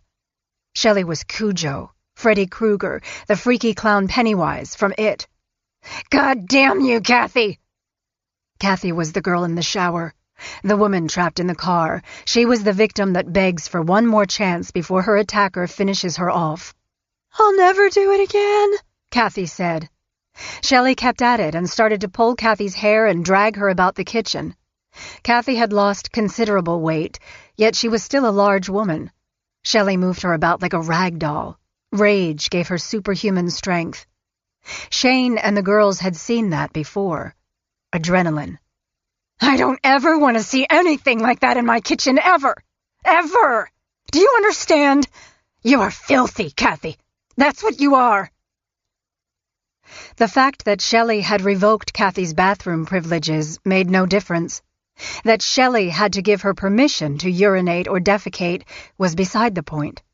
The fact that Shelley had been asleep and Kathy didn't dare wake her to ask permission to use the toilet didn't factor into any of it. It was time to think up something new. A punishment that would make Kathy understand once and for all that she needed to follow the rules of the house. Shelley told Dave when he came home what Kathy had done. "Tupperware full of shit in our kitchen, Dave! What in the fuck is that about? She's really done it this time, and you need to do something." Dave agreed that what Kathy had done was beyond gross. However, he didn't have any suggestions on what they could do beyond isolating her in the pump house. He liked Kathy. They all did. Yes, she'd misbehaved, but he didn't want to beat her, kick her. It was pointless and, though he never said it out loud, crazy. Shelley already had an idea on what they should do to break Kathy of her bad habits. Waterboard her. She instructed her husband to build a seesaw device with a wide plank over a metal fulcrum made of an old tank from the pole building. Without saying a word, Dave went about it as Shelley barked orders. This was what they needed to punish Kathy. A bucket of water was placed at one end of the board. "You two stand watch," Shelley told Nicky and Shane. Shane quietly muttered to Nicky that while he didn't think any of the abuse being inflicted on Kathy could be worse, this was a whole new level of fucked up. Shelley brought Kathy, now naked, from the pump house. Shelley helped her walk because by that time Kathy was having a difficult time moving. She'd lost a lot of weight, and the sight of her made Nicky nearly gag. She was black and blue, and her skin hung in soft red folds. "I'm sorry," Kathy repeated. "Please don't do this." "Shut the fuck up," Shelley snapped. "You are a no-good piece of shit, and you're going to listen to me." Kathy begged and pleaded. She looked at Nicky and Shane with an expression Nicky read as, "Won't anyone help me?" Dave put Kathy on the sheet of plywood face down. She tried to fight him, but she was too weak. He pinned her down and ran duct tape over her body to hold her like a mummy on a stick. Shelley gave her husband a signal, and he lowered Kathy's face and head into the bucket of water. He continued to hold her down for a moment. It wasn't meant to drown her, just to get her to follow Shelley's orders. To be a better person. Once it got going, Shelley told Nicky to watch the road from the front deck, and she immediately went there. Shane was directed to the driveway to make sure that the family across the road didn't hear Kathy's screams. Sammy was positioned in the yard to stand watch. They could hear their mother laughing at Kathy, calling her stupid, fat, ugly. "You're worthless, Kathy. You need to shape up." Nicky tried to shut out the sounds of Kathy's cries as the woman's head was lifted and submerged into the water. Kathy's voice was on the lower register, and it was more of a gurgling than a true scream as she fought for air and begged for mercy. Nicky stood at her post while her mom barked orders and her dad did the dunking. The scene was shocking, a horror show, and incongruous with the pretty bucolic setting of the country. Apple trees, horses in the pasture, and a naked woman bound to a board and being dunked repeatedly. The waterboarding didn't go on long, maybe 10 minutes or so. Long enough to freeze the image of Kathy, naked, duct-taped, and screaming for help in Nicky's memory forever. Later, Shelley would characterize the waterboarding punishment as a shower or bath. Her best friend hadn't been keeping herself clean, so Shelley and Dave had employed the technique as a way to wash her. None who witnessed it saw it that way, of course. It had nothing to do with bathing Kathy. "My mom enjoyed doing that to Kathy," Nicky recalled one afternoon from her Seattle area home while her children played outside, and she took herself back to that time when she was a teenager in Raymond. "I don't see how or know why, but she really did. It only happened that one time. The contraption was put away. We never saw it again." Beatings, waterboarding, endless days in the pump house. Shelley was on overdrive when it came to harassing and torturing Kathy. It was as if Kathy wasn't even a human being anymore. Shelley seemed to treat her like a sadist's worst pet. She fed her rotten food from the refrigerator that she'd whirl around in the blender. "Drink this smoothie, Kathy." Kathy's hands trembled as she took the glass and looked at its brown and gray contents. Shelley kept her eyes fixed on Kathy. "Isn't it good?" Kathy drank the concoction of far beyond pull-date hamburger and spoiled produce. "Delicious," she said. "Thank you, Shelley." Another time, Nicky watched her mother fill a kitty cup of Morton salt from the kitchen cabinet. She couldn't understand what her mom was going to do, but she was morbidly curious. Shelley had enlisted Shane to be a part of whatever her plan was, and he did as he was told. Nicky followed the two of them out to the pump house. She didn't go the entire distance, however, instead choosing to linger back and watch as her mother unlocked the door. Shelley handed the cup to Kathy, who by this point could barely stand without assistance. "Eat the fucking salt." Kathy squinted into the bright light of day. "No!" Shelley said that the salt was good for her. "It will help your swollen feet."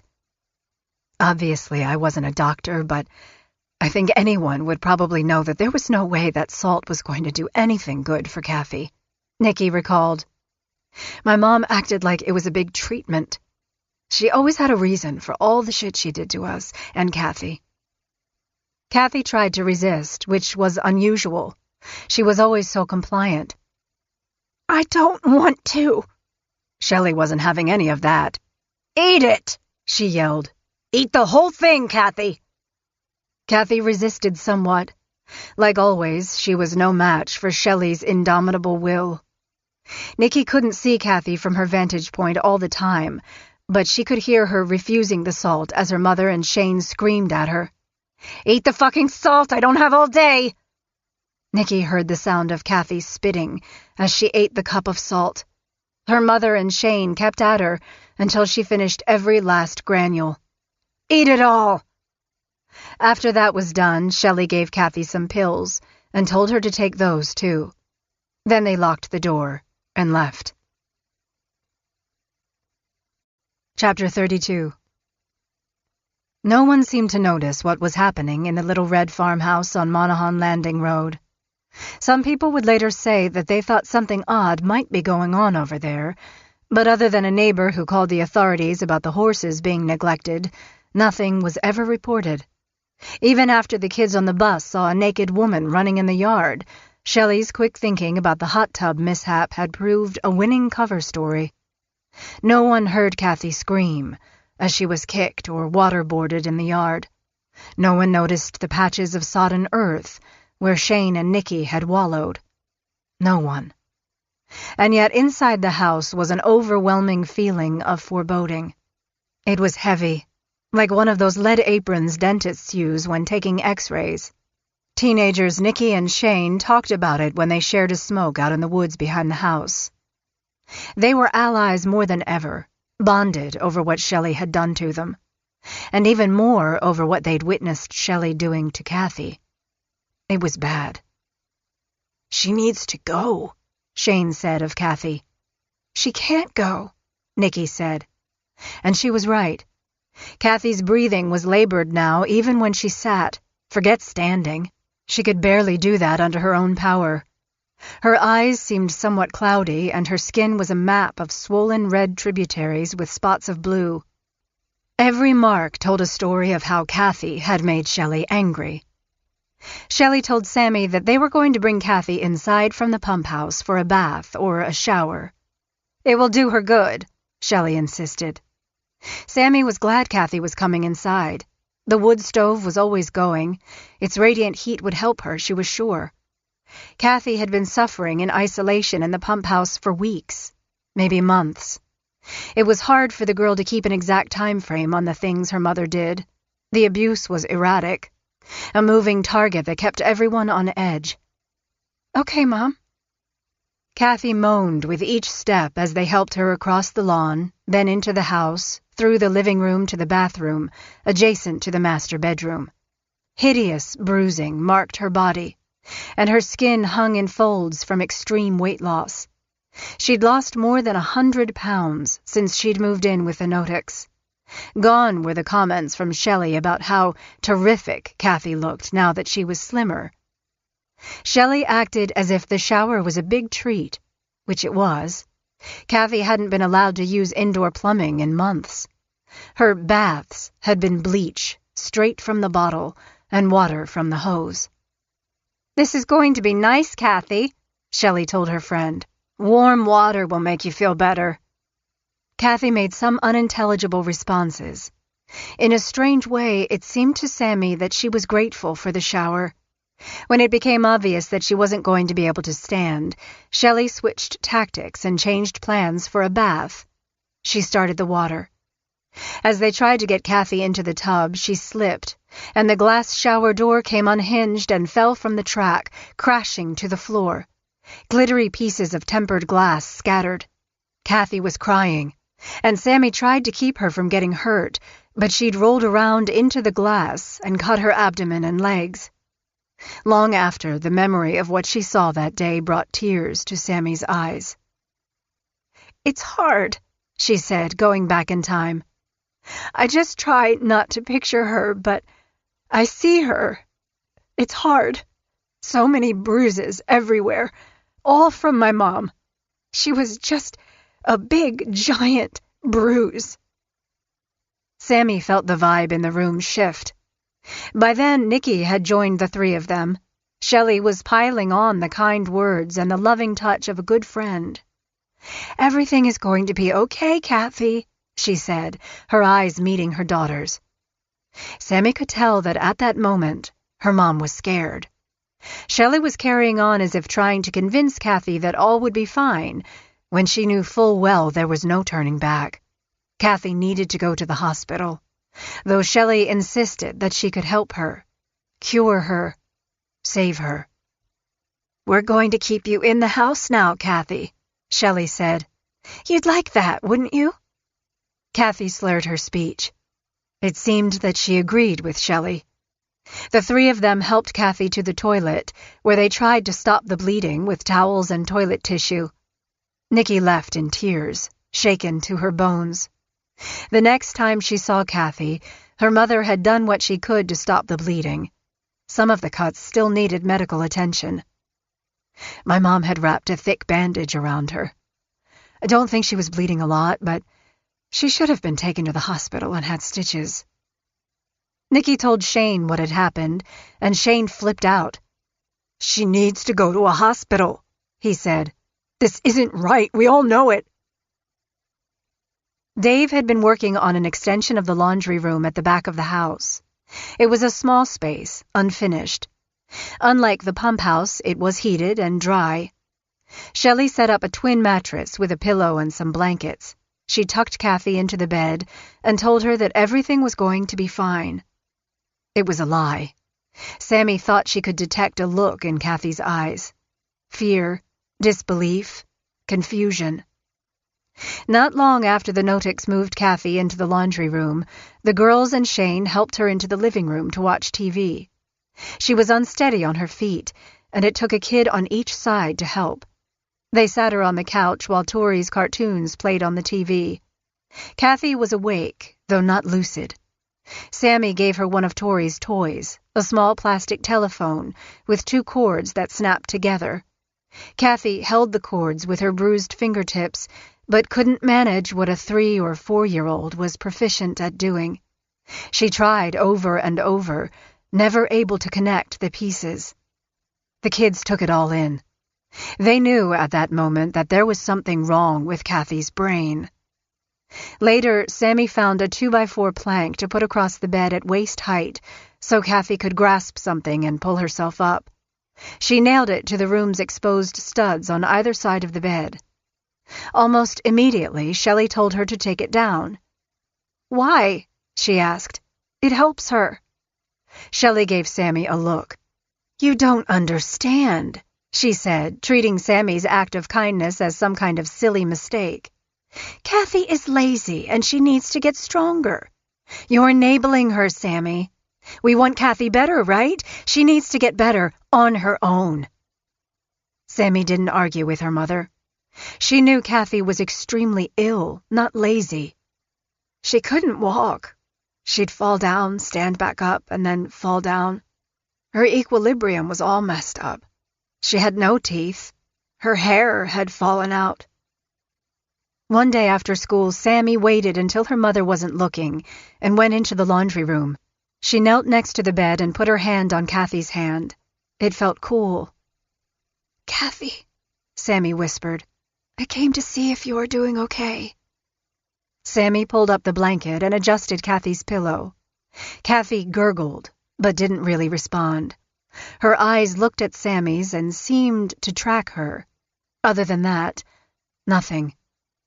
"Kathy," she repeated, "can you hear me?" Kathy nodded, and her eyes rolled backward. Sammy started to cry. Something's really wrong here. Kathy needs help. Chapter 33. Dave Notick had been driving for God knew how long to get home from Whidbey Island. A ferry, the freeway, Seattle traffic, the 101. It had taken forever. He was wired on a gallon of coffee and a fistful of no-dos. His mind was in that foggy state where things didn't always make sense. He was more stressed out than ever. Shelley had renewed her complaints about money and how hard it was for her to manage the kids and Kathy. Dave knew about the bath incident that had lacerated Kathy's abdomen and legs.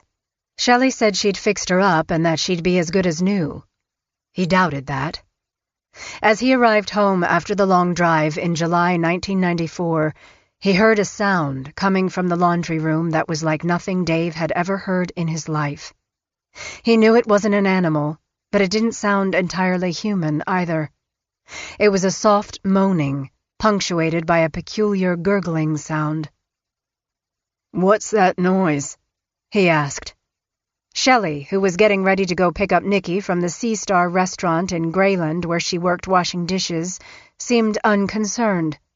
"Oh, it's Kathy. She's fine. She's resting." "She doesn't sound fine." Shelley ignored Dave's remark and called out to the girls, "Sammy, Tori, let's go." "What's going on around here?" Dave asked. On his last visit home, he'd remarked to his wife about the decline in Kathy's condition. One side of her face had started to droop a little. She was also bruised. It didn't appear that she was tracking what he was saying or even able to hold his gaze. He'd put his finger in front of her face, but her eyes had failed to follow the trajectory of his movements. She'd needed help standing up, and even staying standing. Her balance was off. "She's getting better," Shelley had insisted. Now, Shelley and the girls left to go get Nikki, leaving Dave standing there baffled. Shane did dishes in the kitchen. More guttural sounds from the laundry room brought Dave to Kathy, who was lying in the makeshift bed Shelley had fashioned earlier that summer. The hot July air filled the small room. Dave leaned in close to Kathy. She had vomited, and the sounds coming from her indicated she was choking. The smell was nauseating, too, and Dave's heart pounded so hard he was all but sure he'd have a heart attack. Kathy's eyes rolled back into their sockets. She was struggling to breathe. She was mostly motionless, slumped over, emitting pitiful little noises. "What's wrong with her?" he called out to Shane, grabbing Kathy by the shoulders and shaking her. She was listless. Shane stood statue-like, terrified. "I don't know." "Jesus," Dave said, looking up at the boy. "This is bad." And it was. Very bad. "Kathy?" Dave raised his voice a little.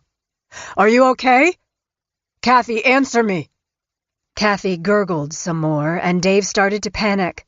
"She's not breathing, Shane." Dave dropped to his knees and somehow managed to get Kathy on her side. He started to clear the vomit from her mouth. There was vomit in her nose, too. He scooped it out with his fingers. "She's not breathing." Dave was shaking as he tried to perform CPR. He worked on her for a long time, maybe as long as 5 minutes. He did chest compressions, too, but nothing helped. Later, he'd recall what he was thinking at the time. "I know, I should have called 911, but with everything that had been going on, I didn't want the cops there. I didn't want Shell in trouble, or the kids to go through that trauma. I didn't want this to ruin their lives or our family. I just freaked out, I really did. I didn't know what to do." Kathy remained unresponsive. Dave struggled to lift her, but she was too heavy. Somehow he managed to attempt a Heimlich maneuver. Nothing worked. He didn't know how long he tried to save her, but it was futile. Shane became agitated by then, talking about how fucked up all of this was. He and Dave locked eyes, and then they just sat there in a stupor, not really knowing how to handle the situation. Everything had indicated an ending like this was possible, but in the moment, it didn't seem real. Kathy Loreno was dead. Dave called the Sea Star to see if he could catch Nikki or Shelley at the restaurant, but they already were in the parking lot. The kid who took the call got Shelley to come back inside. The girls remembered Shelley looked white when she came back to the car. "Is Kathy okay?" Sammy recalled asking her mother over and over on the drive home. Shelley stayed unusually quiet and wouldn't even look in the direction of her middle girl. She kept her eyes on the road. "She's fine." Nikki knew something terrible had happened. She just didn't know what. When they got home, Dave immediately yanked Shelley aside, telling the kids to give their parents a moment to discuss something very important. The girls and Shane lingered in the living room for only a second before, in a firmer tone, he told them to go upstairs and watch TV. "She's gone," he told Shelley when the kids left the room. "What do you mean, gone?" Dave pulled her closer. Shelley needed to grasp what he was telling her. "She's not here no more. Shelley, Kathy's dead. Go look." Shelley pulled back. With an exasperated and perplexed expression on her face, she made her way to where Kathy's body lay on the mattress in the airless laundry room. It was as if she didn't have any idea why Kathy might have died. The kids huddled in Nikki's room. They could hear something going on downstairs, arguing, yelling. None could hear exactly what their parents were saying. "You stay here with Tori," Nikki finally said to Sammy. "Shane and I are going to find out what's happening." Sammy was crying by then. Something was really wrong. Nikki and Shane snuck down the stairs and through the living room. Dave and Shelley were outside, arguing in the yard, so they went into the little room where Kathy had been staying. It was dark, and they didn't turn on the light. Although Shane knew what was going on, he didn't say anything to Nikki at the time. They called out Kathy's name, but she didn't answer. Shane pushed her foot, but nothing. Finally, he picked up her arm and dropped it. Her face was still, puffy, bruised, completely lifeless. "Yeah, she's dead," he said.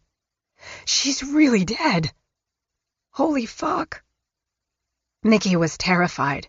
She was shaking when she and Shane crept back upstairs and told Sammy. Sammy started freaking out. Nikki remembered. Really. She loved Kathy so much. Shelley, hearing the commotion, went to comfort Sammy and then returned downstairs. A minute later, she was back. She came back and said, "Get in the car." My mom was actually being nice at that time, telling us that it would be okay, and we can't let anyone break our family apart, Nikki recalled. "We need to call an ambulance," Shane said. "We aren't going to do that."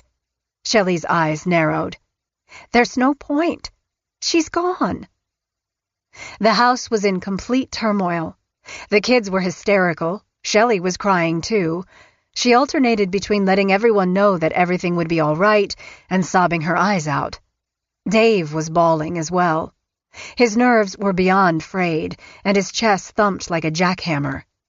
It ran through his mind just then that he should have put his foot down. But he hadn't, and he didn't now. Instead, Shelley packed up the girls for a motel near Westport. It was after 10 when Shelley checked in on the girls, gave them money and some snacks, and promised she'd be back later with Shane. In the meantime, she told them not to talk to anyone, not a single person, not about anything that had happened at home. It was confusing, Shelley said. She was going to get some answers to see what happened. Things needed to get sorted out. "You killed Kathy, Mom," Nikki thought at the time. There was nothing to sort out. None of this was confusing. It was messed up, beyond belief. Shelley and Shane arrived around midnight. The next morning, Shane went swimming with Tori and Sammy in the motel's heated pool. At any other time, swimming there would have been the highlight of summer vacation. As they splashed around, no one would have known why they were there or what was going on back in Raymond.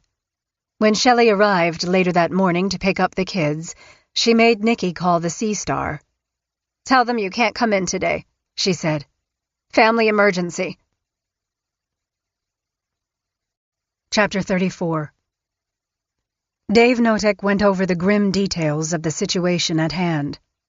It played in his mind that what was happening wasn't real at all. He told himself that he and Shelley were normal people caught up in a tragedy that would undo their family if someone took things the wrong way. Kathy's death had been an accident, natural causes, no one's fault.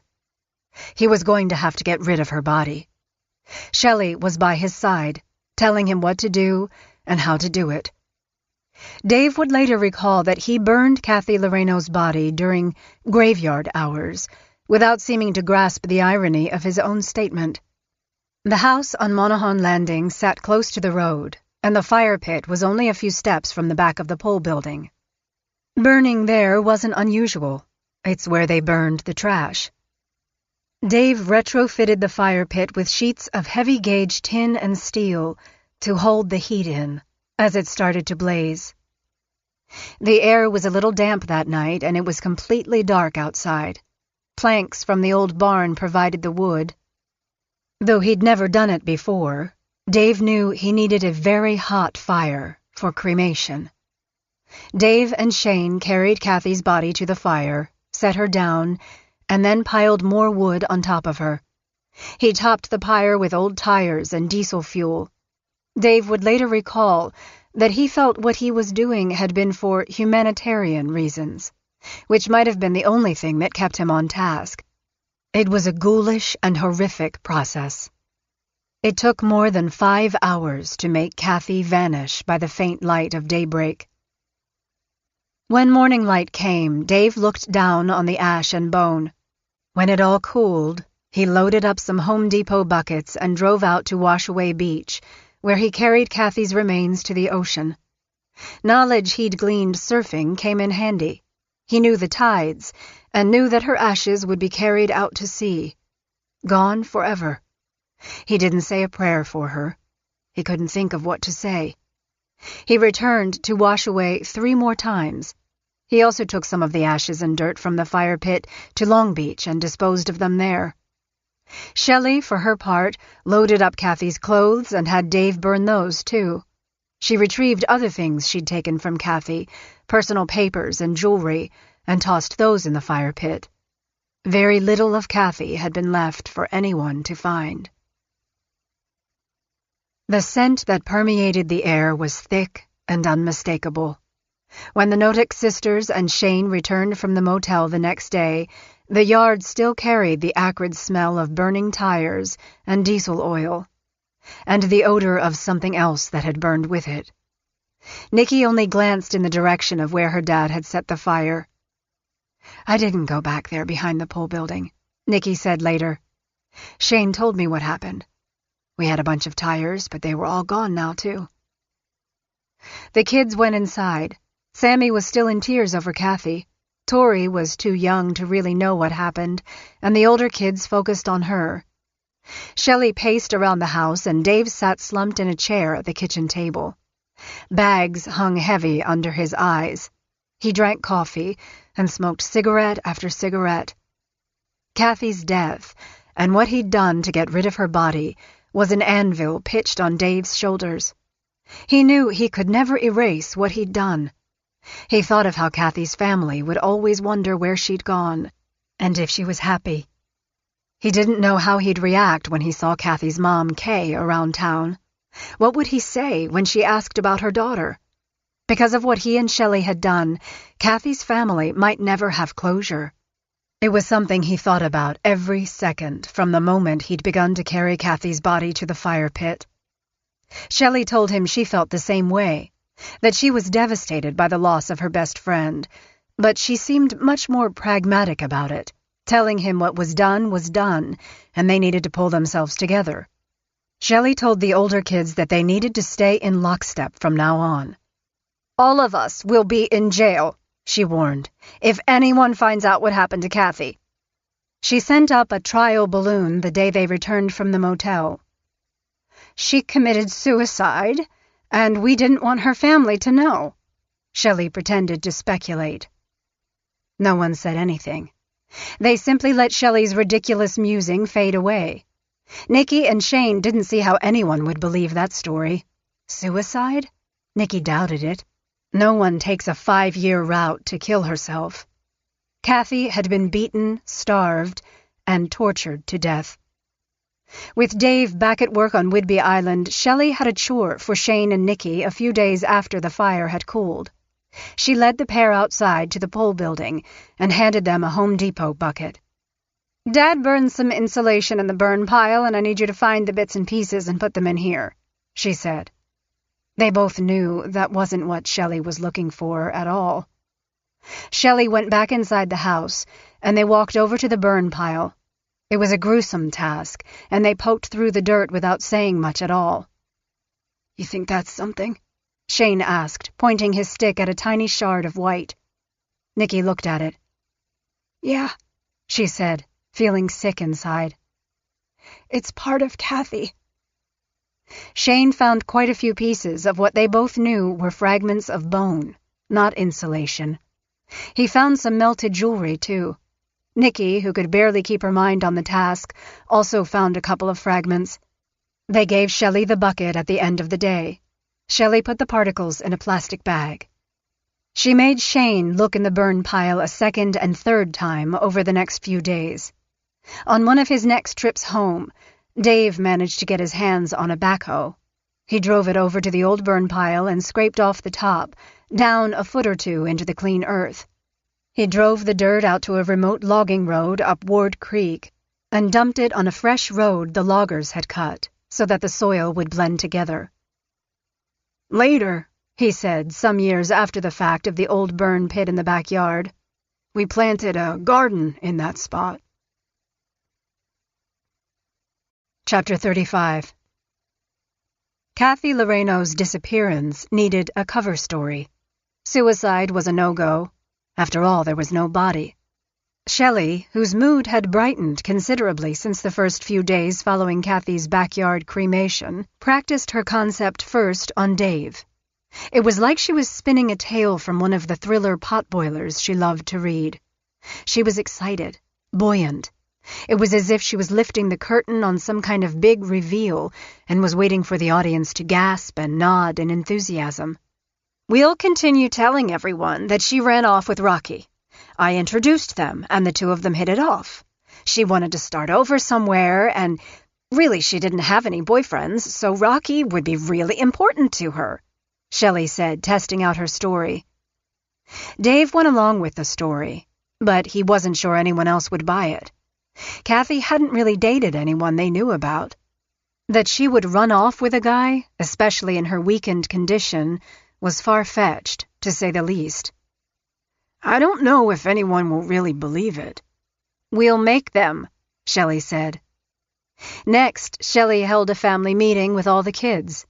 She brought them all into the living room and sat them on the couch. Dave didn't say much. He sat next to his wife and nodded in agreement at what she was proposing. "Remember my friend Rocky?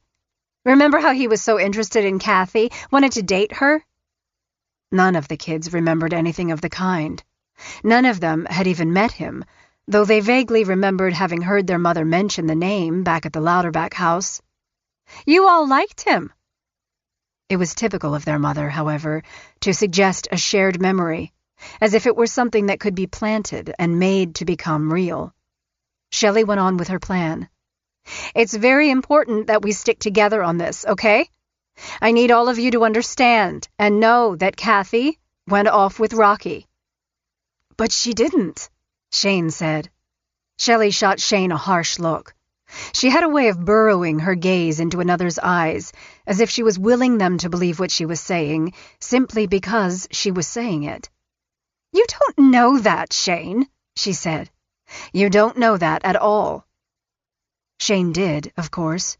He'd helped Dave start the pyre and drag Kathy's body to the fire pit. Nevertheless, he backed down. "Okay, if you say so, Mom." Nikki knew her mom was full of crap, too, but somehow Shane's support of the Rocky story gave Sammy a little hope. It made her think that somehow, maybe, she'd been wrong after all. Maybe Kathy was alive. Maybe what she thought had happened had only been a bad dream. A story needs details to make it persuasive. Shelley had one item already in her arsenal, a blurry photo of a woman standing outside a semi-truck. Only if someone was told that the woman was Kathy could anyone imagine it was. Next, Shelley had Nikki forge cards and letters with Kathy's signature to make the rocky Love on the Run tale even more convincing. She sat Nikki at the kitchen table with practice paper, cards, and a box of Ziploc bags. "Close, Nikki. Do another one." And so that's just what Nikki did. The messages were brief, extolling how much fun she was having on the road. She was in Canada, Mexico, California. She was happy and never coming back to Raymond. Nikki was thinking the same thing. She couldn't wait for high school to be over so she could leave the craziness of Raymond, too. Shelley studied every signature and praised her oldest daughter when she considered it work well done. Mom never touched the letters, Nikki remembered. She actually wiped down each card and put them into the plastic bags. She was putting to use all of her forensic knowledge, I guess, or thought she was. When the missives met her approval, Shelley handed them off to her husband to mail to Kathy's family. "She made me go all the way to Canada to mail the card to Kathy's mom's house in South Bend. So that's what I did," Dave later said. That wasn't the strangest part of Shelley's plan. Even though she'd made Nikki forge them and Dave mail them, she changed her mind about Kathy's mom actually getting all of the messages, and on one occasion she instructed Dave to hurry back to South Bend, use the mailbox key that she'd taken from Kathy's belongings, and steal a card back before Kay got it. Dave did just that. He waited like a cop on surveillance, and when the card was delivered, he retrieved it and returned it to Shelley. She put the card in a Ziploc bag and squirreled it away.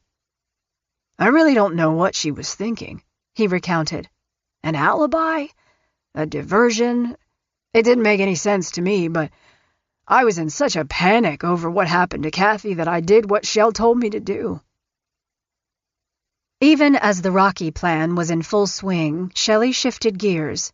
She got quiet and worried. She didn't say that she doubted her plan would work. She simply thought she needed a backup plan, too. She mulled it over for a couple of weeks. The older kids and Dave could see that Shelley, who lived to be in control, was sputtering a bit. Maybe she'd seen something on television in which a perpetrator was caught through the skills of an FBI forgery expert. Or maybe an episode with a cadaver dog. Her plan needed adjusting. Shelley's eyes landed on Shane during one of their family meetings.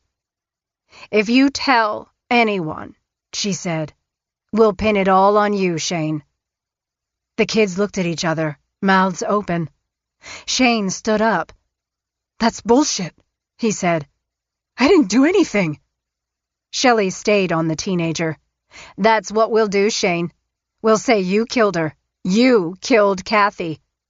"That's a lie," he insisted. "I'm not going to say anything. I would never say something against my family." Shelley burrowed her gaze deep into his eyes. "That's good," she said. "I need to believe you." "You can," he said. "You can." "I sure hope so." Later, Nikki and Shane discussed their mother's surprise threat. It really shouldn't have been a surprise. They knew she was a survivor, a selfish one at that. She'd do whatever it took to save herself. Everything that had happened to Kathy, the bloody snow, the waterboarding, the long stretch of time in the dark of the pump house, had been Kathy's fault. Shelley had been forced to punish her friend. It was daunting and tragic, but everything she'd done was out of love for Kathy. Despite his promises to keep his mouth shut, Shane was smart enough to know that in time, Shelley would turn on him. Someone someday would figure out everything and come knocking on the door. "We should tell," he said. "We should have taken her to the hospital that night." Nikki agreed with him, though she was too scared to say or do anything. "What can we do now?" she asked instead. Shane didn't know, but he was thinking. Shelley wasn't exactly discreet when it came to her doubts about her nephew either. She brought it up all the time to Dave, and within earshot of Nikki and Sammy. "Shane's going to tell," Shelley said whenever her nephew wasn't around. "He's going to bring us all down." Shane knew it was only a matter of time. He had two choices: tell someone or run away. Both options were on the table. Chapter 36. Shelley continued to juggle her lies and conspiracy theories about what had happened to Kathy, and how blaming Shane might be the answer. In the weeks following Kathy's death, Shelley told Dave that she thought it would be a good idea to gauge whether Kathy's family would even look for her. After all, they'd barely registered any interest in Kathy throughout the nearly 5 years she had lived with the Noticks. "I'm going to call Kay," Shelley said. "Tell her that Kathy wants to see her and see if she'll come over." Dave was alarmed and almost didn't know what to say. Invite her mother over there? To the place where her daughter died and had been burned? "Why do that?" he asked. "I want to see what her reaction is," she explained. Dave thought Shelley was playing with fire, but he backed down and watched as she dialed Kay at her little house in South Bend. The call lasted barely a minute. Shelley turned to Dave. She had a satisfied smile on her face. Her instincts had been correct, as usual. "Shelley said that Kay was pretty abrupt," Dave recalled. "Didn't want to talk with Kathy at all." He played that moment back in his mind later. In a way, it was a willful version of chicken, a concept that Shelley was a master at. Shelley had proven her point. They had nothing to worry about. Kathy's family had disowned her. They wouldn't be a threat whatsoever. The Loreno family out of the way, Shelley suddenly shifted her concerns to the neighbors across the street from their house on Monaghan Landing Road. "I wonder if they know anything," she told the oldest kids. "They might have heard or smelled something." Nikki doubted it. She thought that if anyone had heard or seen anything that night, they would have called the sheriff. "We need to find out for sure," Shelley said. "They could tear this family apart, you know." Nikki understood what her mother was getting at. There was always the threat that if the sheriff figured out what happened to Kathy, her parents would likely get arrested and sent to jail. She and Shane would be homeless. Sammy and Tori would end up in foster care. Their family would be gone forever. The neighbors in question had 3 little boys and were in a financial world of hurt. They were on public assistance and trying as hard as they could to try to keep afloat. Their yard was cluttered with toys and the house needed major repair, and since they couldn't afford garbage service, they loaded up garbage behind and under their house. But no one who knew them could say they weren't trying. The boys were clean, well-fed, and happy. Shelley kept saying that she was sure the family was going to do something against them. "We need to find out what's going on over there," she said. "You need to go over there and listen." "What do you mean?" Nikki asked. "Go over there and ask them, or spy on them?" The scenario was crazy. The teenagers could only imagine such a conversation. "Hey, did you guys hear anything? Any screams? Did you smell a burning human being?" Shelley indicated they should spy on them. "Don't get caught, whatever you do." Nikki and Shane went off on the bizarre reconnaissance effort. "Your mom is fucking paranoid, Nikki." Nikki didn't know what to think. Her mom could seem so convincing, so smart about things. There were times when she and Sammy thought their mom was psychic because she just knew things. "But what if she's right?" she finally asked. Shane didn't see how the family across the road was a threat of any kind. The two of them snuck over anyway and looked around and tried to listen in the window. When they returned hours later, Shelley wanted to know what they'd found. "Nothing," Shane said. "Yeah, Mom," Nikki said. "They seem fine." Shelley pushed for specifics and details. "What did you see?" Nikki told her mother about the lay of the land there, the garbage in the back, the freezer on the porch, and how she couldn't hear anything coming from the window while she hunkered down. "Crawl space," Shelley repeated, letting the word hang in the air. "You need to go into the crawl space and listen. This is important, Nikki. Our family depends on you. We need to stay together." "The fucking crawl space?" Shane couldn't believe it. "I'm not doing that." "She says it's important, Shane." Shane thought it was crazy. I'm not doing it." That summer, Nikki spent her days under the neighbor's crawl space against the garbage, looking up between slits in the floorboards as the family that lived there went about their daily lives. She could hear only a few words here and there. She stayed frozen, terrified she'd be discovered, unsure of the point of it all. "I let my mom think I could hear them," Nikki said later. "I told her over and over that they didn't know anything." Shelley could never quite be convinced. "You need to follow them the next time they leave," she said. That's just what Nikki did. She tailed the family to the grocery store, to the post office, to the welfare office in South Bend. She watched as they did the mundane things that people do. Then she reported back to her mother. "Mom," she said almost pleadingly, "they don't know anything." "You don't know that for a fact, Nikki." She didn't. Her mom was always good at making people question facts. Nikki knew Kathy was dead, yet there would be times when she hoped that maybe Kathy had run off with Rocky. If Sammy could believe that, why can't I? Nikki thought. Her mom had Shane steal the neighbor's food a few times, too. He also put pepper spray on their door handles. I think my mom had it in her mind that she could run them out of town.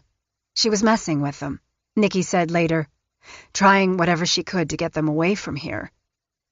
After the pepper spray and the constant requests to hassle the neighbors, Shane once more said he wanted to get out of there. "Your mom is off her rocker," he said. "I'm going. Are you staying or leaving?" Nikki wanted to leave. She dreamed of leaving every day, all day. She couldn't quite get there. Her mom was a monster, but she was the only mom she'd ever had. "I can't," she finally told Shane. "I just can't." For more than a year after Kathy's death, Shelley burrowed in with her paranoid thoughts and bizarre edicts to the family. She tested the kids about the Rocky story.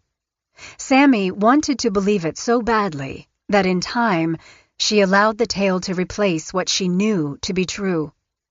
Shelley had Nikki follow the neighbors. She had Dave stake out Kay Thomas's house in South Bend. Throughout all this, Dave stayed up on Whidbey Island, working as many hours as he could, partly because Shelley needed the money, but also to stay away from Raymond. With Kathy gone, she ramped up the punishments on the two oldest kids in the house, Nikki and Shane. The wallowing had subsided some, though the midnight hunts for shoes, homework, and hairbrushes continued. Sammy lived in another world. She was popular, wore nice clothes. She hated what her mom did to Shane and Nikki, and she knew they didn't deserve it. But it wasn't her. Nikki went to class and did her best to blend in. She was quiet. She didn't invite anyone over. She didn't have a boyfriend. She didn't see how she could mix her school and social life with the craziness of what was happening at home the way Sammy could. Shane had reached his limit. He wanted to finish high school, but he was ready to bolt the first chance he had. One more night in the pump house, or being forced to run around the yard naked, and he'd be out of there. All the while, Shelley beat the drum. Shane is going to tell. Dave fought her on that. "He's blood. He's family. He's not going to do that." Dave had talked to Shane. Although he was angry at what had happened, Shane wasn't going to squeal on his parents and send his cousins to foster care. Shelley wouldn't hear of it. "I don't trust him, Dave." "He's okay," Dave insisted, though part of him wasn't completely confident. He could imagine an older Shane getting loaded in a bar and spilling the beans. "No shit, you think your family is fucked up? Mine killed a lady and burned her in the backyard." Whenever Dave came home, Shelley would start up again. She wouldn't stop. She kept pushing at Dave in an unrelenting, nagging manner, like some kind of vocal tinnitus. Her words pointing the finger at Shane rang in his ears even when she wasn't around. When Shelley didn't get her way, she manufactured the evidence. The way she had with her hair loss because of the supposed cancer. The bruises when she claimed to have been raped by the intruder when she was married to Randy. Or the forged cards to Kathy's family. Proof was important to Shelley. Proof was undeniable. One time when Dave came home, Shelley met him at the door. He was exhausted from the drive, but his wife's expression gave him the jolt of 1,000 cups of coffee. Shelley's face was red, and it seemed that she might have been crying. She was so angry that she was shaking. "I found them in the woodshed, Dave," she said, holding up a pair of bloody panties. "Shane must have hidden them there." Dave knew what Shelley was insinuating right away. "No," he said. "Can't be." Shelley was as angry as she'd ever been. "They're Tories," she said flatly. "Shane's abusing our baby. You have to do something." Neither Nikki nor Sammy believed a single word of it. They knew Shane, and they knew their mother. They were positive that she'd planted the underwear to get Shane in trouble. It was a game to her. Shane denied it with everything he had. He'd never hurt Tori. The idea that Shelley would even think it hurt him to the core, he wasn't like that. Nevertheless, with Shelley egging him on, Dave beat Shane that night. The next morning, Shane, swollen and battered, renewed his vow to run away. He told Nikki that if she didn't go with him, he'd go on his own. He'd had enough. Hadn't she? Chapter 37. Suddenly, Shane was gone. Shelley and Dave gathered the girls in the living room to tell them that their cousin had run away. It was February 1995, just a couple of weeks before Nikki's 20th birthday. "He'll turn up," Dave said. "He always does," Shelley added. "We'll look for him." "You kids hear anything last night?" Dave asked. None had. "Any noises at all?" Shelley asked. Neither Sammy nor Tori had heard a peep, though Nikki remembered that when she'd gone to bed, Shane was not in the closet where he usually slept. "Nikki, did you hear him come in last night?" "No, Mom." Later, Shelley came into the kitchen holding a small wooden birdhouse, which the girls recognized as something Shane had built for a school project. On one side, he'd painted a little dog as a decoration. Their mother was misty-eyed when she put it on the table. She said Shane had left her the birdhouse as a gift. "He left me a note, too. He said, 'I love you, Mom.'" No one ever saw the note. Nikki, for one, was skeptical. "Shane hated Mom," she told Sammy after their mom made a show of the birdhouse. "There's no way he'd leave her a note like that."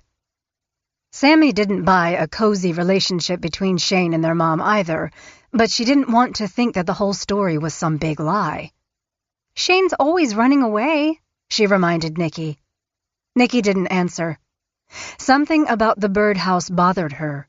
She knew he would never have left Shelley a gift or a loving note, yet Nikki didn't want to think that anything had happened to the boy she considered her brother.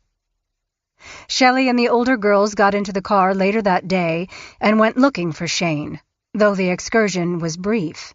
Oddly so. Usually Mom made us look for hours and hours.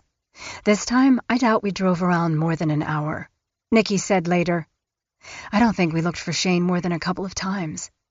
A few days later, Nikki was out feeding the horses, and for a fleeting moment she thought she heard Shane's voice. She spun around, but he wasn't there. She went to her mother later and told her, "Mom, Shane's still around. I think I heard him." Shelley looked concerned. "What are you talking about?" Nikki loved Shane. She wanted him to come back, like he always did. Maybe he didn't run away. Shelley held her daughter's stare for a second, but didn't say anything more. About a week later, Shelley packed up the girls for a getaway weekend at a motel in Aberdeen. It was a spur-of-the-moment vacation. They swam in the pool and ate at the nearby Denny's. The older girls talked about Shane and hoped that he was doing all right. Wherever he'd gone, it had to be better than home. Finally, they got some answers. Their mother told them that their cousin was fishing on Kodiak Island. "He called when you were at school. You just missed him. He's doing great. He misses all of us." Shelley said that she'd also received a number of hang-up calls. "I got another one last night," she announced with complete conviction. "I'm pretty sure it was Shane." Nikki didn't ask why Shane would call and then hang up. Or why only their mother would receive these calls only when no one else was around. Neither she nor Sammy ever picked up the phone and heard only the click of a disconnected line. She didn't think there was any point to challenging her mother on that particular lie. Shelley also reminded her daughters that if anyone inquired about Kathy, they needed to provide the party line. "What would you say if the police came and asked about Kathy?" "That she went away with her boyfriend," Nikki answered. "What was his name?" "Rocky." "What did he do for a living?" "He was a trucker." "Where did they go?" "Far away?" Shelley made a face. She was annoyed. "Think, Nikki, be specific." "California or Alaska." "California! Why don't you ever listen? Shane's in Alaska." Nikki could only hope he really was. Chapter 38. Nikki attempted to twist the knob of the front door. Locked. With Kathy and Shane gone, she was on the outs again. Literally. She'd become her mother's favorite target. She stood by the door and knocked softly. Too loud of a knock would make her mom even angrier. She rapped just enough to make sure her mother knew she was there, as if there was any doubt about it. "Please, Mom. Let me in." No answer. "Please, Mom. I'm freezing out here. I'll be good. I promise." Shelley ignored her and stayed on the couch watching TV. It became almost a daily occurrence. One time Shelley handed her daughter a blanket. Usually she got nothing at all.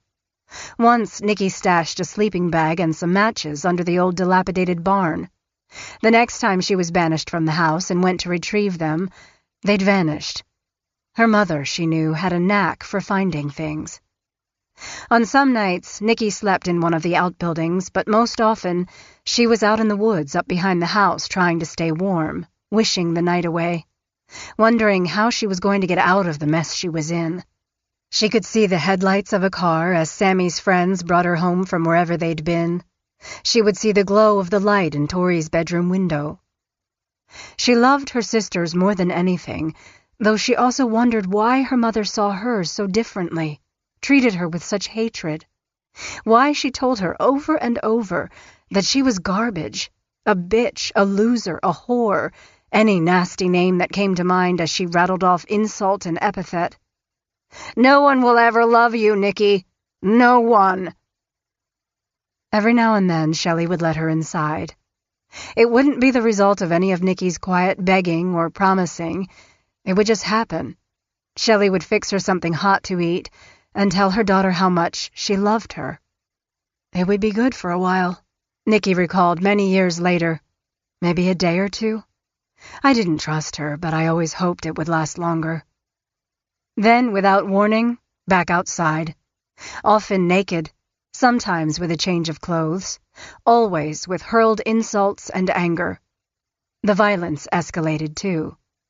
One time when Nikki was outside, working in her underwear, her mother came at her with a knife. Shelley was mad for some reason. It might have been because Nikki had been unable to get a new job after she lost her dishwashing job at Sea Star, or maybe she hadn't been doing a good enough job with her chores.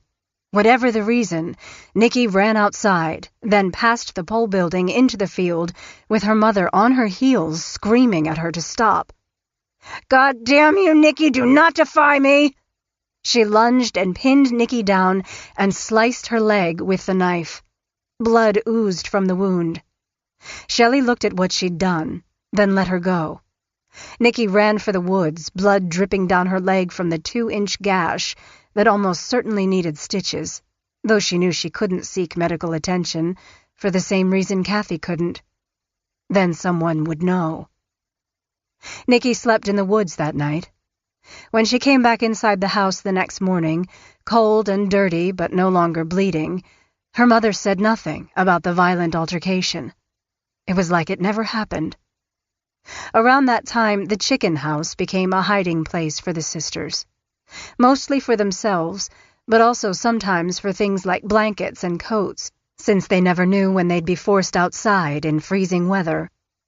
One afternoon, Sammy was doing her chores, feeding the dogs tethered to the trees, then the rabbits, which were kept in the chicken house. When she went inside, she found Nikki sitting on a hay bale, laughing and crying at the same time. "I tried to kill myself," she told Sammy. Nikki pointed to some twine from the hay bales she'd fashioned into a noose that she'd hung over a beam. It had snapped when she'd jumped from a bale to the chicken shed floor. "I can't even do that right," she added. Despite the circumstances, both sisters laughed.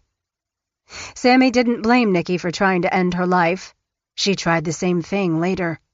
She'd stayed out late with friends, and when she came home, her mother refused to let her in. "You're sleeping outside tonight." It was fall, and the air was chilly, and she'd had it. She was sick of her mother's games and saw no way out, so she ran into the woods and found a bush with red berries that she knew were poisonous, and she ate them. First one, then another, then a handful. She was crying, and it was dark and hard to see. She didn't care. She just kept putting the berries into her mouth and swallowing. The berries, however, were a failure. "I came home after eating all those berries, and my mom acts like nothing happened," she said later. "It was past midnight, and she wasn't even looking for me. She knew I would come back. I was trying to make a statement by eating those berries, and she didn't even care." She vomited and had diarrhea for more than a week. If she had hoped to make a statement living a real-life nightmare, no one picked up on it. In mid-September 1996, more than 2 years after Kathy Loreno vanished, Shelley applied for a teacher's aide position with the South Bend School District. Despite the dreadful state of the Notic's own finances, she boasted that she'd been a self-employed tax preparer, but was now ready to return to her first love, caring for children. "I have spent a good part of my life raising my children, helping with their schoolwork, their school activities, volunteering at their school, and even helping their friends from time to time." She felt she had the necessary patience to work with special needs children. Chapter 39. While Nikki found herself banished to do yard work all day, the 2 youngest Notic sisters went to school and acted just like the other kids. Tori was a quiet little girl who'd really been too young to see what their mother had done to Kathy, and she'd been shielded from the harsh punishments given to Nikki and Shane. Sammy was a social queen bee who used her sense of humor as a cover for life with her mother. She didn't cry about it. Humor was the curtain she put around everything. Her friends knew that her mom was a royal bitch with nonsensical rules and punishments that went far beyond any real or perceived transgressions. Because of that, they were also persistent. When Sammy's friends came to pick her up and there was no answer, they'd just wait.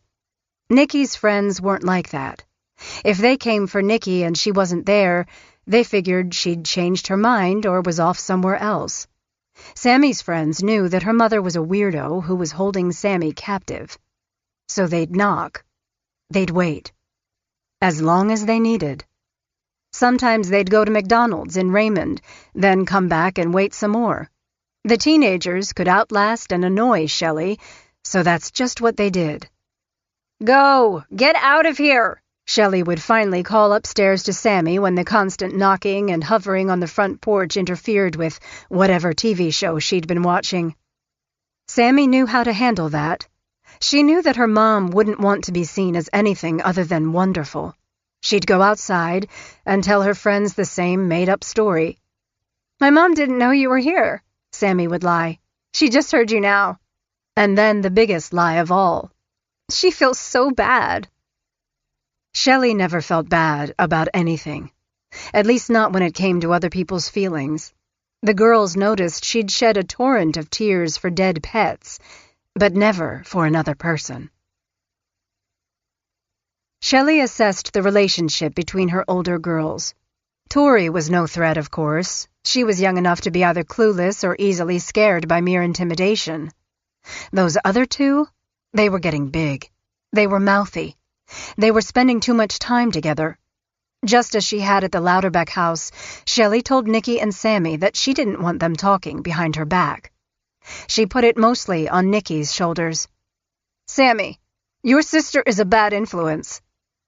bad influence. The idea was laughable.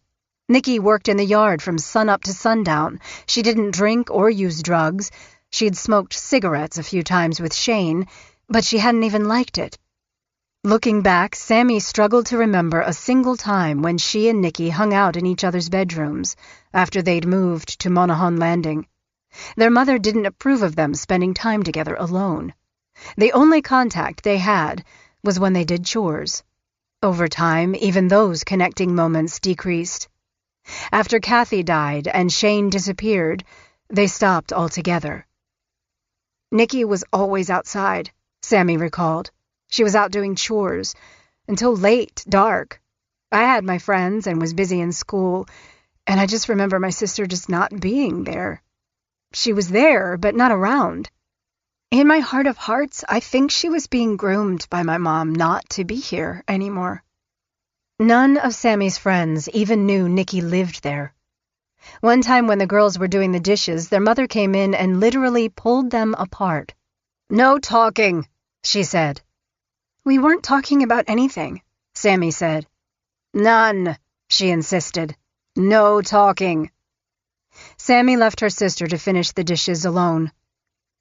Most of the time, we were talking shit about her, Sammy recalled. We weren't talking about homework, that's for sure. Shelley started to put more emphasis on her appearance, which was a welcome distraction. She'd gained some weight over the past couple of years. As Dave continued to send his paycheck home, Shelley decided that it was her turn for a little fun. She slimmed down, colored her hair, and went out to the bars a few times. One time she told the girls that she'd met a new friend. "He's an airline pilot," she said. "And girls, we're just friends, nothing more. I've invited him over to visit." Sammy had other plans, and Tori would be content to be in her room during the time Shelley would be entertaining her new friend. Shelley turned to Nikki. "You need to stay outside and make yourself scarce." Nikki promised she would. She saw the man's car later, a new Geo Storm. Can't be much of a big-time pilot if he drives one of those, she thought. He stayed a couple of hours and then left. I don't know what happened, Nikki recalled. I think she was teetering on the idea of an affair. Or maybe she had one, and it didn't go anywhere. Chapter 40. Laura Watson figured her grandson Shane was being a typical teenager whenever she reached out to talk to him. In addition, her timing must have been seriously off, because he never made it to the phone. "Just missed him," Shelley frequently moaned, claiming he was off hanging out with some high school buddies. A couple of times, however, Shelley played the victim and said she was at her wit's end because Shane had run away. "Don't worry," she said, making a show of putting on a brave face. "He always comes back, or we'll find him and bring him home." During those exchanges, Laura would thank her lucky stars that Shelley was looking out for Shane. He'd be running on the streets of Tacoma if not for Shelley and Dave. Though she had initially been skeptical about the rough-around-the-edges boy's potential impact on the girls, she was happy that he had a life that included school, chores, and family time, like trips to the coast. Shane had never let on to Laura what was really going on at the Notic place, with Kathy, or the things that Shelley made him do. Not even a whiff of it. He didn't tell her how he slept on a concrete floor in a cold basement, or in Nikki's closet, or, at times, in an outbuilding at Monaghan Landing. When the teenager with a big smile and eager sense of humor vanished, Shelley didn't tell her stepmother about it for the longest time. In fact, whenever Laura sent a check for Christmas or his birthday, it got cashed immediately. Endorsed by Shane. "Can I talk to him?" Laura asked Shelley, who adeptly pushed the request aside with an excuse. Shelley sighed as if she understood the disappointment. "He's not home." "He's never home," Laura grumbled. "Teenagers," Shelley shot back with a short laugh. "What can you do?" Every time that happened, Shane's grandmother would hang up, somehow placated by her stepdaughter's insistence that Shane was doing fine, doing just what kids do. Later, it would eat at her as to why she put up with it. She should have pushed Shelley a lot harder, but she'd allowed herself to accept what Shelley was saying. Teenagers. "I have no doubts that Shane would have been happy to call me back," Laura said many years later. Except he never did. Finally, after a series of similar exchanges, Shelley finally divulged to her stepmother that Shane wasn't coming back to Raymond anytime soon. "He's up in Alaska," she said with a sigh. "He's working on a fishing boat up there. You know that he's been wanting to do that for a long time." Shelley's story was plausible, yet still not quite right. He would have told his grandmother his plans. "I just talked to him," Shelley went on. "He's doing great. He loves it up there. It's his dream come true. I'll tell him to call you the next time we talk." "He never said that to me," Laura said, pushing back a little. Shelley seemed miffed. "What?" Laura pushed a little harder. "That fishing was his dream. You aren't close to him like we are." "I've known him since he was born," Laura countered. "He said he wanted to finish school, Shelley. You know that." "He changed his mind." "I don't understand." "Look," Shelley said, "Shane was all about making money. That's why he left. He'll be back. I know it." But just like before, Shane never called his grandmother. He never called anyone except Shelley. Chapter 41. After graduating from Willapa Valley High in 1993, Nikki set her sights on two things: getting a college diploma and moving the hell away from her parents and everything she'd ever known. Or seen. She'd enrolled in Grays Harbor Community College with the plan of earning a degree in criminal justice. She'd even managed to arrange for financial assistance in the form of a student grant. She'd been beaten down by things beyond her control, but still had a measure of genuine optimism. Yes, she was lonely and almost didn't dare to hope for a future that involved happiness and love and freedom, but she did hope. She knew she deserved better. And then, like the drip, drip, drip of a leaky kitchen faucet, her mom went after her dreams. First, the clothes Nikki wore to class disappeared. All she had to wear were the sweatpants she used when working in the yard. They were dirty and torn. To show up on campus looking like that would chip away at whatever personal pride she'd been able to grow by being away from Monaghan Landing during the day. Next, Shelley told Nikki that she no longer had a bedroom upstairs. She pointed to a spot in the living room. "You'll be sleeping down here on the floor." It was the same place she'd made Kathy sleep. Something was happening, and Nikki knew it. Then, Shelley took away the money and transportation to class. "We are cutting you off, Nikki. You don't deserve anything we've done for you. You are selfish, ungrateful. Dad and I mean it this time." Nikki could cry. She could argue. Any reaction would have been expected, but she didn't fall into her mother's trap just then. She had no car and no money for bus fare. No clothes to wear to class. That meant no more school. No more being in the world to get the hell out of Raymond. There was nothing she could do. Nikki was trapped.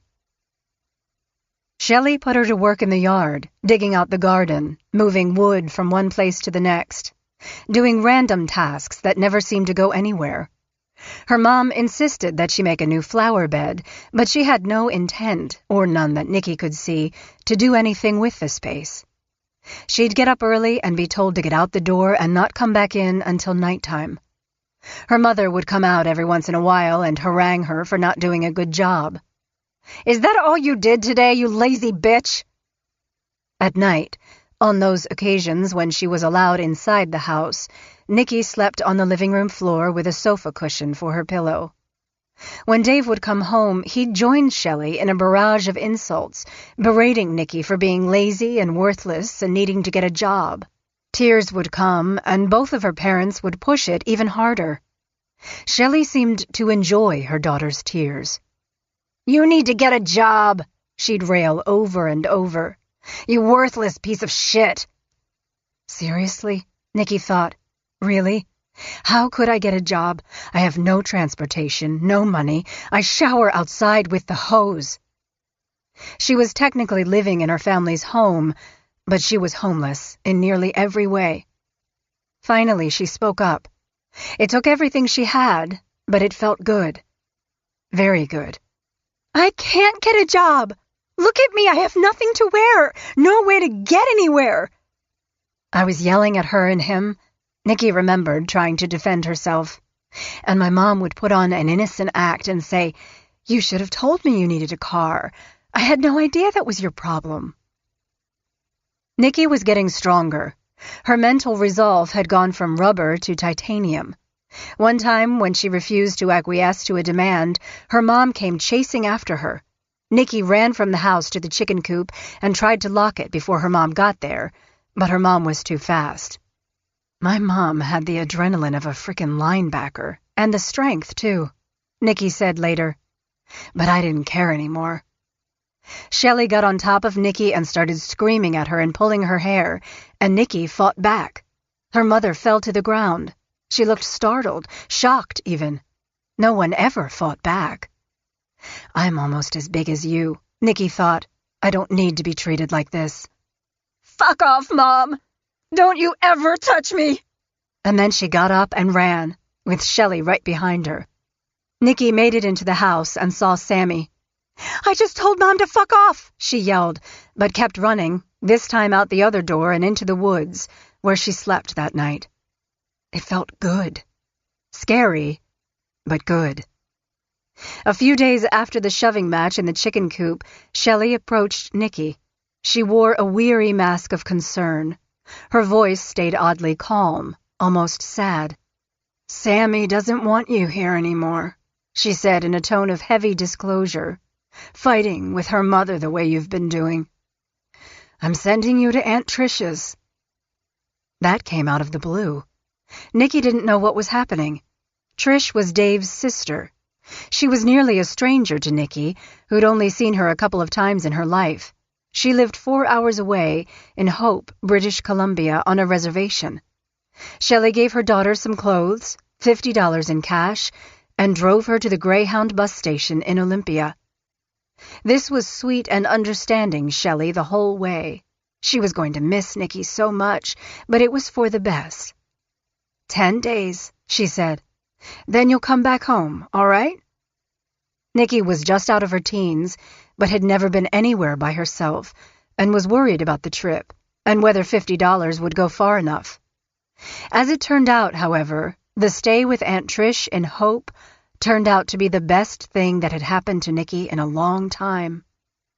"Bad things happen at home," Nikki told her aunt, choosing words that she thought got the message across but weren't specific enough to escalate blame. "Please don't make me go back." The days turned into weeks, then a couple of months. Trish cleaned churches and houses and enlisted Nikki to help. On weekends, she learned to tie fishing nets. Nikki didn't mind the work. She enjoyed it. No one yelled at her. No one told her she was worthless. Nikki never wanted to leave. Sammy understood the reasons behind Nikki's absence, of course. Tori, however, felt abandoned. She was just a little girl, 14 years younger than Nikki, and she idolized her oldest sister, who'd been like a second mother to her. Nikki was beautiful and kind, and she always made time for Tori. The night her big sister left for Canada, Tori asked Jesus to please bring her back. She had no idea where Nikki had gone, but she suspected that she'd left because their mother had been so cruel to her. Tori wrote a note to that effect and put it on her windowsill and went to bed. Early the next morning, she woke to her mom punching and slapping her in the face. "What's this?" Shelley waved the note as she screamed. Tori, then 6, started to cry. "You think I'm mean to your sister?" Shelley hit her again. "Is that what you think, Tori? Really?" It was exactly what Tori thought, but she told her mom no and that she was sorry. The truth was, she was frightened. Shelley had never acted like this toward her before. "I think that may have been the first time my mom hit me in the face," Tori recalled. "It was very scary." Not long after, a few gifts arrived. There must have been something in Shelley that understood the impact of Nicky's departure on her youngest. "This is from your sister," she'd say. "Why can't I see her?" Tori asked. "She just left this. She didn't stay." "But why?" Shelley never really had a good answer. In time, she started to do her best to end the relationship between the two of them. "She's no good," she told Tori over and over about Nicky. "She doesn't love you." And then, just like that, Nicky no longer existed. Shelley never brought her up. Neither did Dave. It was like she was a ghost that had faded away somewhere, never to return. Sammy never brought Nicky up either. She didn't dare. She didn't want her family to know that she was still in touch with her sister. Trish tried to keep her niece in British Columbia, but like just about everyone else, she was no match for Shelley. Eventually, Nicky headed back to Washington. But she didn't go home. Shelley told Nicky that she had some thinking to do and was not a good role model for the other girls. She couldn't come back to Raymond after all, at least not yet. Instead, Nicky moved into a tent adjacent to her stepfather's job site on Whidbey Island. It was far from ideal, but it was an eye-opener. Nicky saw that despite working full-time, Dave Notick lived like he was destitute. He literally had zero money in his wallet. The two of them got groceries from a charity food pantry. They showered every morning at the state park, not too far from the job site. Nicky remained justifiably bitter about the punishments her stepdad had forced on her, but mostly she now saw him as pathetic, a loser. She had no respect for him. "Why are you living like this?" she asked. "Why are you still with Mom?" Dave didn't even blink. "You," he said. "You girls." A couple of weeks later, Nicky and Dave temporarily moved into an Everett condo to be near a job he was working near Payne Field. Hot running water, she thought at the time, is an amazing thing. Almost every weekend they'd make the trip to Raymond for a night or two. Each visit home was the same. Her mother would treat Nicky as though the exile to Canada and then Whidbey Island had been a learning experience. "Do you think you are ready to come home? To pull your weight around here, Nicky?" "Do you think I am?" Nicky asked, knowing there was no way she was ever coming back. Shelley shifted her tone. She was irritated. "I can see someone needs more time to think about things," she said. It was the kind of response for which Nicky had prayed. "I'd rather be homeless," she thought. She and Dave moved back into the tent after the condo. It was cold and drafty, and by then Nicky had been looking for a way out. She got a job in Oak Harbor at Baskin-Robbins, and then a second one cleaning motel rooms.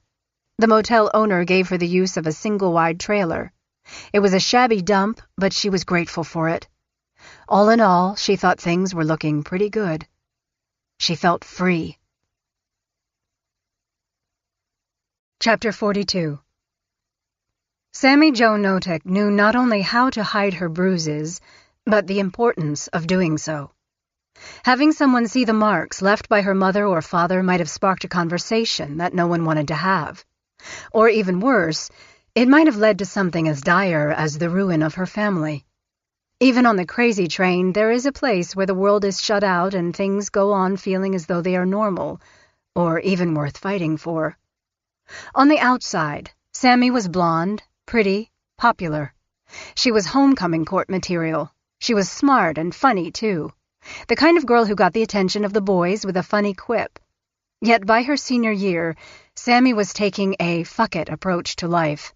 She'd grown tired of covering up what her mom had been doing to her and her older sister. She'd learned from Nicky's experience that not rocking the boat didn't stop bad things from happening. It only allowed them to continue. "You're late with your homework," the teacher said. "My mom threw away my paper," Sammy said.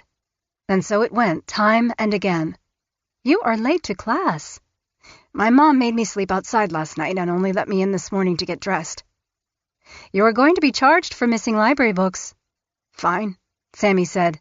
"My mom burned my books in the fireplace." And so on. Not long after, Sammy was called in front of the school counselor. "We've been listening," the counselor said. "You have a little sister at home, and we're concerned about her, too. We're going to report what you told us." Sammy sat there with mixed feelings. They believed her, that part was good. But now shit was going to hit the fan. Big time. As that dawned on her, she grew frightened. The elated feeling of calling her mother out for being a cruel, chronic abuser was fading. Fast. "We're going to make arrangements to have your sister removed from the home," the counselor said.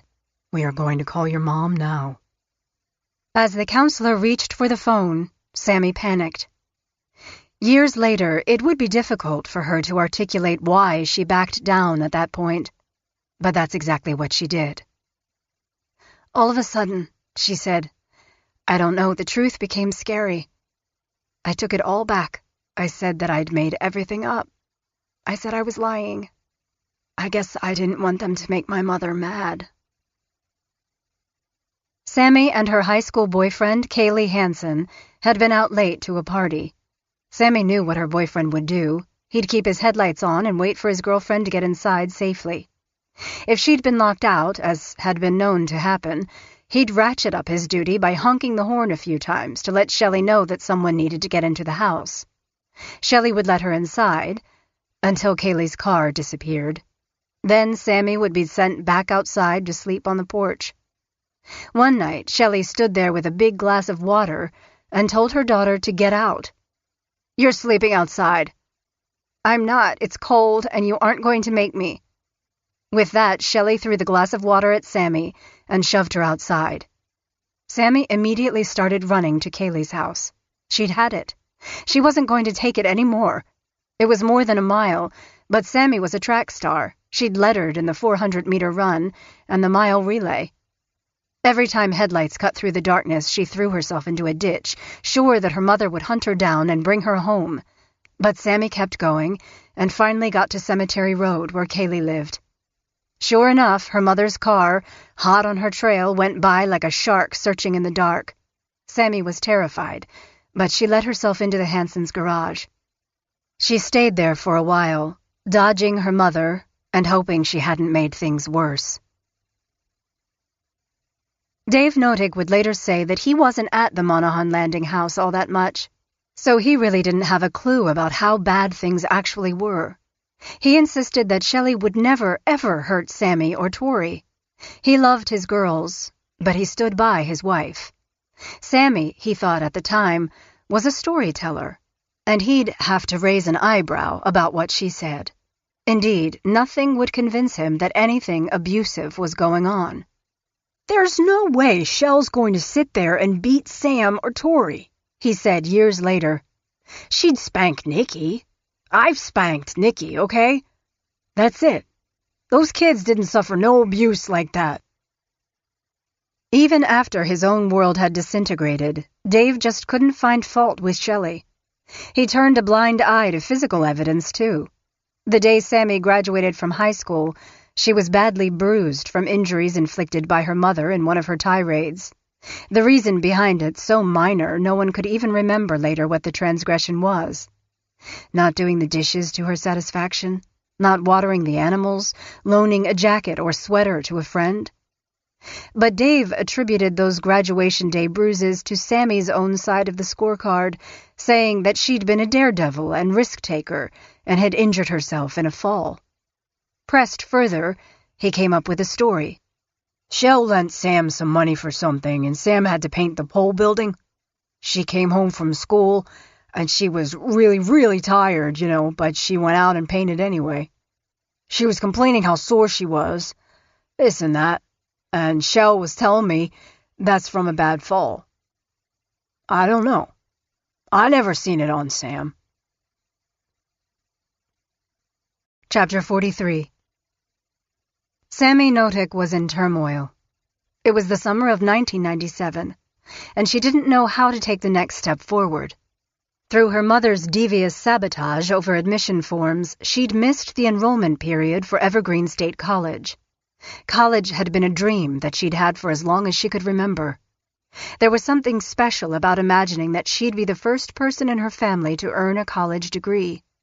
She loved her boyfriend, but she didn't want to get married.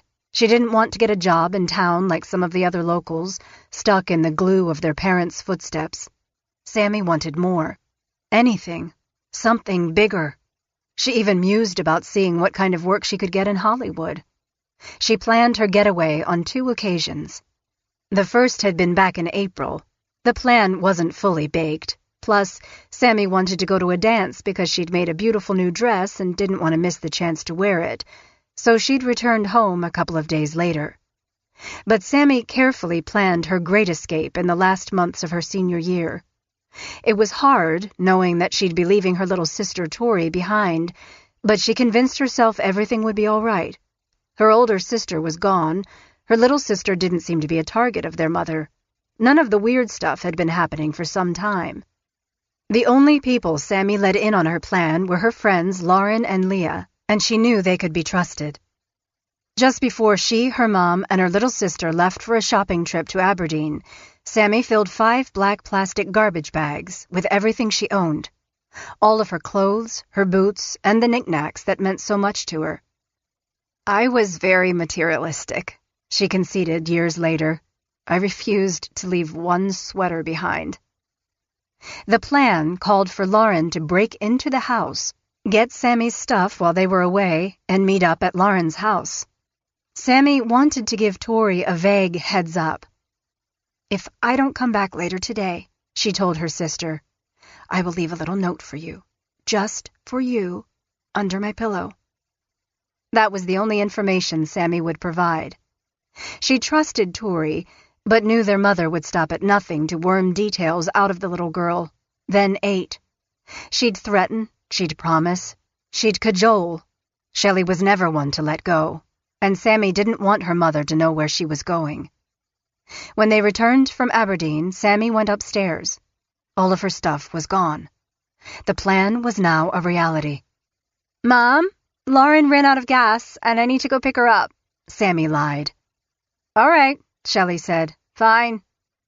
Sammy got into her little white car, looked up at the house one more time, and left for Lauren's, where she hid for a day. Then she went to her boyfriend's house for a night.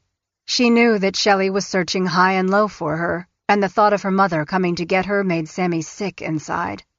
Even so, the hold her family had on her was like a leg trap, and she was some animal out in the woods. Sammy wrote a letter to her mother. "I thought of all the reasons why I couldn't leave you because I love you so much. And because I love you so much, I wouldn't want to hurt you. I started thinking about hurt and life and how much I hurt and how much hurt I cause. So then I thought it would be good for me to leave. Things would be quieter. Things got quieter when Nikki left, and with me gone, everything would be okay." She closed the letter by saying she thought living in her car was an option. "It will be okay. If this is how it was meant to be, then this is how it was meant to be. I just wish you understood, but I know now you never will." Sammy had no idea where she'd go until she talked to Nikki. Her sister told her that she'd been in touch with their grandmother, Laura, and planned to see her too. "Call Nana," she said. Which is exactly what Sammy did, and Laura gladly invited her to her home in Bellingham. Sammy had heard that her dad was on the lookout for the car, that her mom had reported it stolen. She needed another way to Bellingham. Kaylee's mother, Barb Hansen, offered to take her. She'd never thought much of Shelley anyway, having been awakened once in the middle of the night with questions about how much money she and her husband made.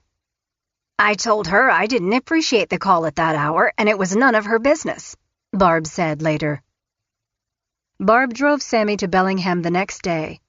On the way, Sammy shared bits and pieces of what her mother had done to her and her sister. Later, when Barb was dropping Sammy off, Laura told them additional disturbing details about things Shelley had done during her childhood and young adulthood. "She told me that my mom tried to set fire to the house," Sammy recalled. "Things she did to her sister. How she thought my mom poisoned us with Ipecac to stop her from taking us places." Barb sat there and took it all in. "It made me feel better that it just wasn't me saying what my mom had done, that there was someone else who backed me up. Someone who knew even more than I did." Sammy stayed with Laura all of summer 1997. Like Nikki's experience in Canada, it was one of the happiest times of Sammy's life. Chapter 44. Nikki had struggled with her sister's absence from her life. Although she didn't regret leaving and felt she had saved herself, she missed her sisters. When she heard Tori had been ill, she sent a card. "I hope you're feeling better, kiddo. I hear there's snow on the way. I bet that will make you a little happier. Are you taking good care of Mommy and Sammy? Well, when you're not sick." Tori never received the message. Shelley tried to keep in touch with Nikki during that time, but her oldest daughter refused to return her calls. Nikki didn't want a thing to do with her crazy mother. She didn't care if she ever saw either of her parents again. Then Shelley showed up unannounced. She was all sweet and concerned and told Nikki that she should come home. She could live at home, go to college. Nikki knew it was a big lie. Everything her mother said had been a lie. Another time, an Island County sheriff came to the trailer and asked Nikki if she was okay. "Your mom is very worried about you," the deputy said. "I'm fine," she said. "You need to call her." She said she would, but she had no plan to do so. It was clear that her mother and father were unnerved by her newfound state of independence. Nikki knew the reason why. Fear. They were afraid she would talk. When a brick was thrown through the window of the ice cream shop where she worked, it was followed up with a call that Nikki had been involved somehow. "I know my dad did it," she said later. "He did it because my mom told him to. She wanted me to lose my job and move back home where they could keep an eye on me." Not long after the brick incident, Nikki called Laura with the idea that she could maybe leave Oak Harbor and get a job with her at the nursing facility in Bellingham. Laura was thrilled at the prospect. She also had some very happy news. "It's funny that you should call just now, Nikki," Laura said, her voice full of excitement. "Sammy's here, too." Nikki could barely contain herself. She left for Bellingham on the next Greyhound. Tears came immediately to Sammy's eyes when she saw Nikki. It had been almost a year since the sisters had seen one another face to face. Sammy thought Nikki had never looked prettier or happier. She had on fitted Gap jeans and a purple tank top. She was wearing makeup. Her hair, which their mother had always chopped off in the most cruel and unflattering ways, was long, slightly curly. She was beautiful, Sammy remembered that reunion. More than anything, she was confident. Until then, I never pictured my sister out in the real world, just as she'd been at home in her holey sweatpants out in the yard all the time. She had no friends. She never had a boyfriend, never, until she escaped from our house when she was 22. She had nothing. Nikki got the job as a nurse's aide at a division of the care center where Laura worked. The work was tough, but the pay was better than the motel or the ice cream store. Even better, she was free of her parents and everything that had happened back in Pacific County. "I was changing colostomy bags," she recalled, "but I didn't mind it one bit. I was away." Not long after she started working there, her administrators at the facility started getting anonymous complaints that Nikki was unkind to elderly patients or incompetent when it came to giving them the care they needed. The state came in to investigate. Each time, Nikki and Laura would be dumbfounded as to why anyone would complain. The staff, patients, and their families all liked her. The anonymous calls hadn't been the worst of it. Dave Notek started to show up in the parking lot of the facility. Sometimes he'd be in his truck, sometimes he'd be standing in the bushes. He didn't call out, but he wanted Nikki to see him. She saw it as a kind of implied threat, and she began to worry that he'd try to abduct her. Maybe he and her mom had plans for her, like what had happened to Kathy. A few times Dave even followed Nikki as she drove home from her shift. Scared to death, Nikki took long, circuitous routes all over Bellingham to lose her stepdad on the way home. "I wondered if he was going to try to grab me," she recalled. "I didn't know for sure. I am almost positive that they would try to grab me. I can just see Mom hounding him about me. Given everything she learned later on, Nikki says, I'm lucky to still be here. My sister thinks the same thing. Chapter 45. It was more than halfway through the summer of 1997. Dave Notick had been under increasing pressure from Shelley to find out where their wayward middle daughter had gone, and who she was with. Shelley had her ways, of course, and somehow she'd heard that Sammy was up in Bellingham with Laura and Nikki. The idea of the three of them together made her angrier than ever. The betrayal made Sammy's vanishing act all the more painful. It also made it more crucial that Shelley get her and bring her home. They might tell someone, Dave. They wouldn't. We don't know that. Dave was sick of Shelley's drama. He said he wanted to let the girls grow up and be on their own, but Shelley kept calling him at the job on Whidbey Island with every lead she could uncover. But, as always, he did his wife's bidding and followed up on every one of them. Shelley learned there was an open day at Camp Firwood, a church camp on the shores of Lake Whatcom that she'd heard Sammy and Kaylee were attending. It turned out to be a good bet. As Sammy was making her way through the camp counselors and attendees, she caught a glimpse of a familiar face. Her dad. Startled, she almost did a double take because he was wearing an obvious disguise. He had on a pair of sunglasses, unlike any he normally wore. A baseball cap and a hoodie completed his ridiculous charade. Oh my God, thought Sammy. She felt sick. She loved her dad, but she knew he was there for a reason. He was there, she was sure, to bring her back home. Dave came up to her.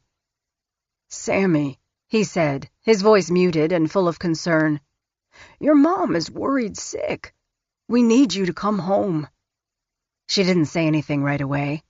What could she say? Her mom was a monster, and Sammy was justifiably distrustful of her. Instead, she led him past a rope swing down a secluded path, and they took a seat. No one said anything at first.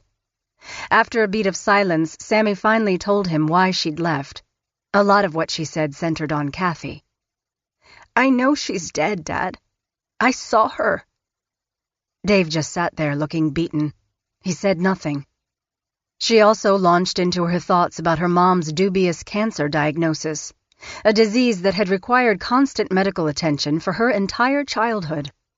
You don't have cancer that long, she said. Mom would have been dead by now.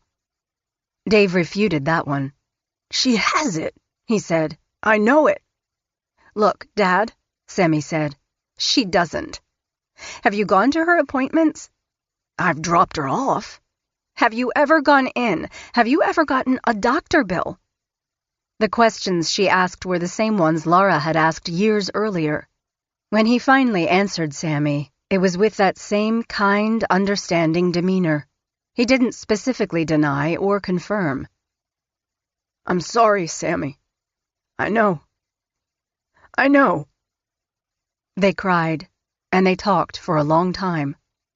Sammy could see that her father was a broken man. That was obvious.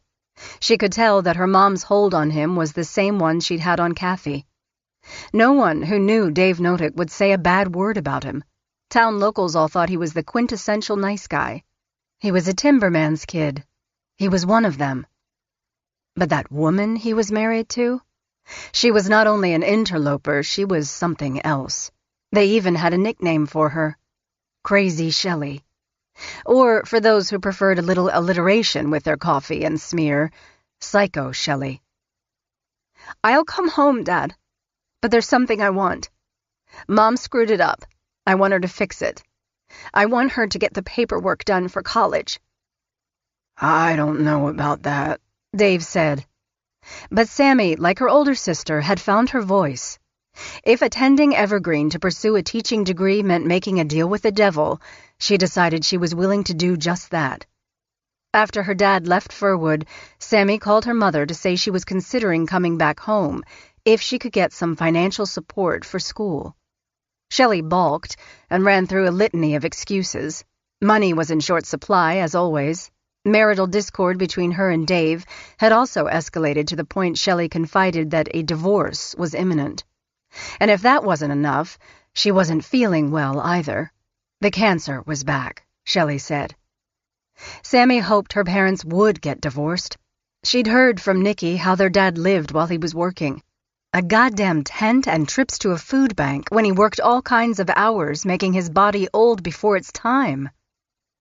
As far as the cancer went, Sammy never considered the disease anything to joke or laugh about, but honestly, her mom was a freak to carry on like that for so long.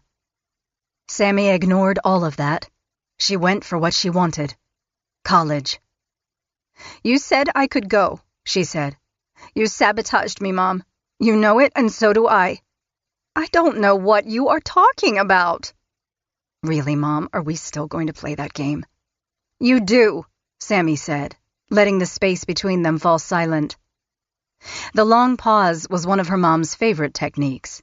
She was like a predator that way, content to wait until the weaker party caved and gave up what she wanted. "I won't tell anyone anything about what happened," Sammy finally said. There was a stillness on the line for a beat. "What?" Sammy was on a roll. "You know." She could imagine her mother's face, the red coming, the eyes so angry. Shelley Notick hated being called out, and if she was, it was only that one time. No one wanted a second helping of Shelley's wrath. Sammy hadn't been explicit. She didn't need to be. It was a clever blackmailing technique, and it worked.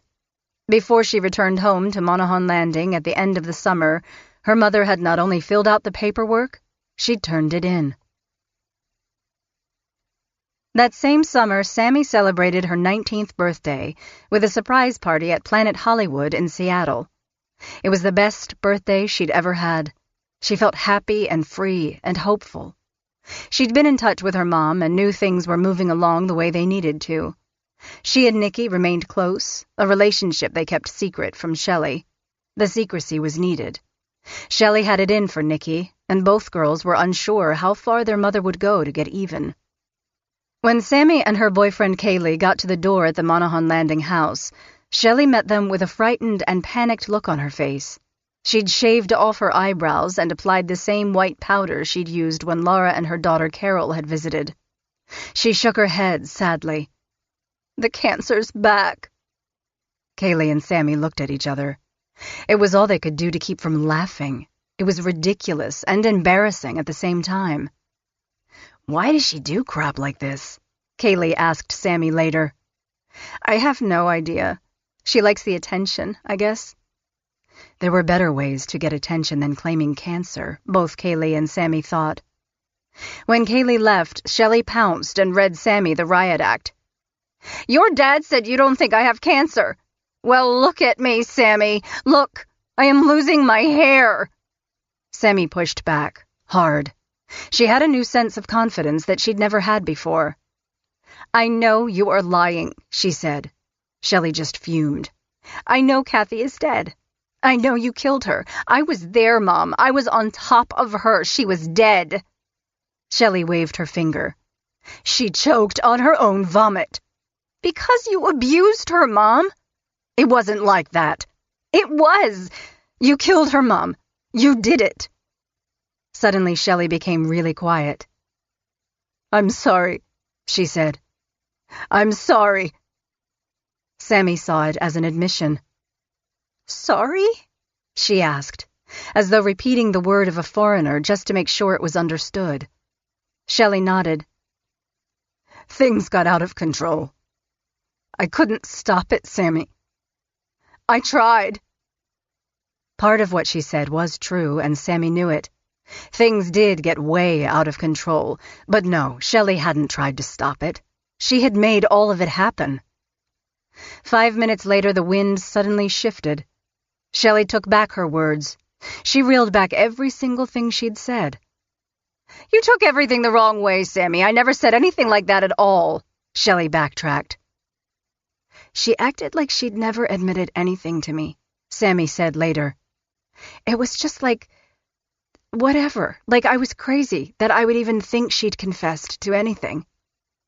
Sammy didn't care. She was enrolled in Evergreen. She was gone, too.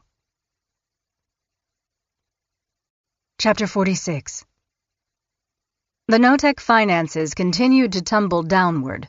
College expenses didn't help, and they had debts all over town, too. Stan, the hot water man, was owed for work he'd done. The phone company threatened to terminate service. Shelley stayed fast on her feet with excuses to hold things at bay until some money came in. She told the water company that a family emergency had transpired, and she'd be unable to resolve the bill any time soon. Her husband, she wrote, had suffered a major heart attack. "He is doing fine now. I am at his side constantly and am trying to do so many other things. It's really overwhelming." In another missive to a lender, she pinned her tardiness on different fictional family diseases. "My life has been very hard this year. My eldest daughter has been fighting MS, and my father is very ill." Shelley would play the illness card whenever she thought it might help. When making excuses for a moving violation in South Bend, Shelley wrote traffic court that she was under a lot of stress and that her transgression, which had led to her car being impounded, should be forgiven. "This has been a hard year for me. My daughter has cancer. I need to take her in for treatment in Olympia twice weekly. I left my job to be with her. My daughter is everything to me, and she depends on me. I am not a criminal." The Washington State Patrol granted her hardship. While Dave was barely functioning at work, cracking ammonia vials so he could stay awake to run the machinery, and sleeping in his car because that was the best he could do, back home, Shelley was on a perpetual spending spree at the little mall in Aberdeen. Dave had no way of knowing, of course. She had removed him as a signatory on the couple's checking account. Dave never saw what happened to his paycheck. Not that his paycheck was enough. Not for Shelley. She also managed to procure more than $36,000 in personal loans behind Dave's back, a testament to her persuasive nature with the Raymond branch of Bank of America. It was quite a feat. The couple had zero collateral. The house on Monaghan Landing had been refinanced to the hilt, and their credit rating would have been abysmal. Yet Shelley, persistent and ever resourceful, always found a way. And once she got the hefty credit line, she immediately went to work at whittling the balance down. She did it in a frenzy, too. It was as though spending money had become a drug, or maybe a replacement for one. Shelley wrote as many as 30 checks a day at stores at the mall in Aberdeen. One afternoon, she wrote 9 at a Target store, moving from one red-smocked checker to the next as the day wore on. None of the purchases were large. Most were only $5 or $10. That could have been strategic on Shelley's part. She might have been thinking that smaller checks would be more likely to go unchallenged. It wasn't that she was lavishing on herself. She mostly purchased things for Sammy and Tori, and occasionally some little knickknacks for the house. Some of Shelley's sprees were inexplicable, not only for how many checks she was writing at a single place each day, but because the sprees repeated themselves over the course of a week. Every day. She'd return to Aberdeen and spend whatever she had, and some of whatever she didn't. She'd take a single day off, then start up again. It didn't matter that everything could implode around her at any time. She just bought until her reserves ran dry. And when they did, the checks would bounce all over town. Some months, Shelley was stuck with more than $250 in fees for overdrawing her checking account. When the balance became too thin, she'd simply go to another branch and open a new account. When it reached the point where she was spinning without a retail lifeline and no one would give her money at the moment, Shelley would drive to the branch in Raymond and withdraw money from her daughter's bank accounts. "That's Raymond for you," Nikki said later. "Such a small town that someone's mom can go to the bank and empty out an account that she's not even on." To apply for a loan or a security deposit, really anything in which a social security number was required, Shelley Notick had surefire advice for everyone with money troubles. Sammy called her mom from school once and told her that her social security number didn't work. "Just keep changing the last number until you get one that works," her mother said. Sammy said she didn't feel comfortable doing that. "Then use your sister's," Shelley advised, as though that was perfectly acceptable advice. Tori's is clean at the moment. Sammy refused to do that, too. Shelley's alchemy with other people's money and social security numbers went on for a very long time. Some years later, when Sammy tried to get an apartment, her application was rejected because she had bad credit. There was a debt of $36,000 associated with her social security number. It wasn't her name on the account, however. It was her mother's. Shelley Notick had presented Sammy's number as her own.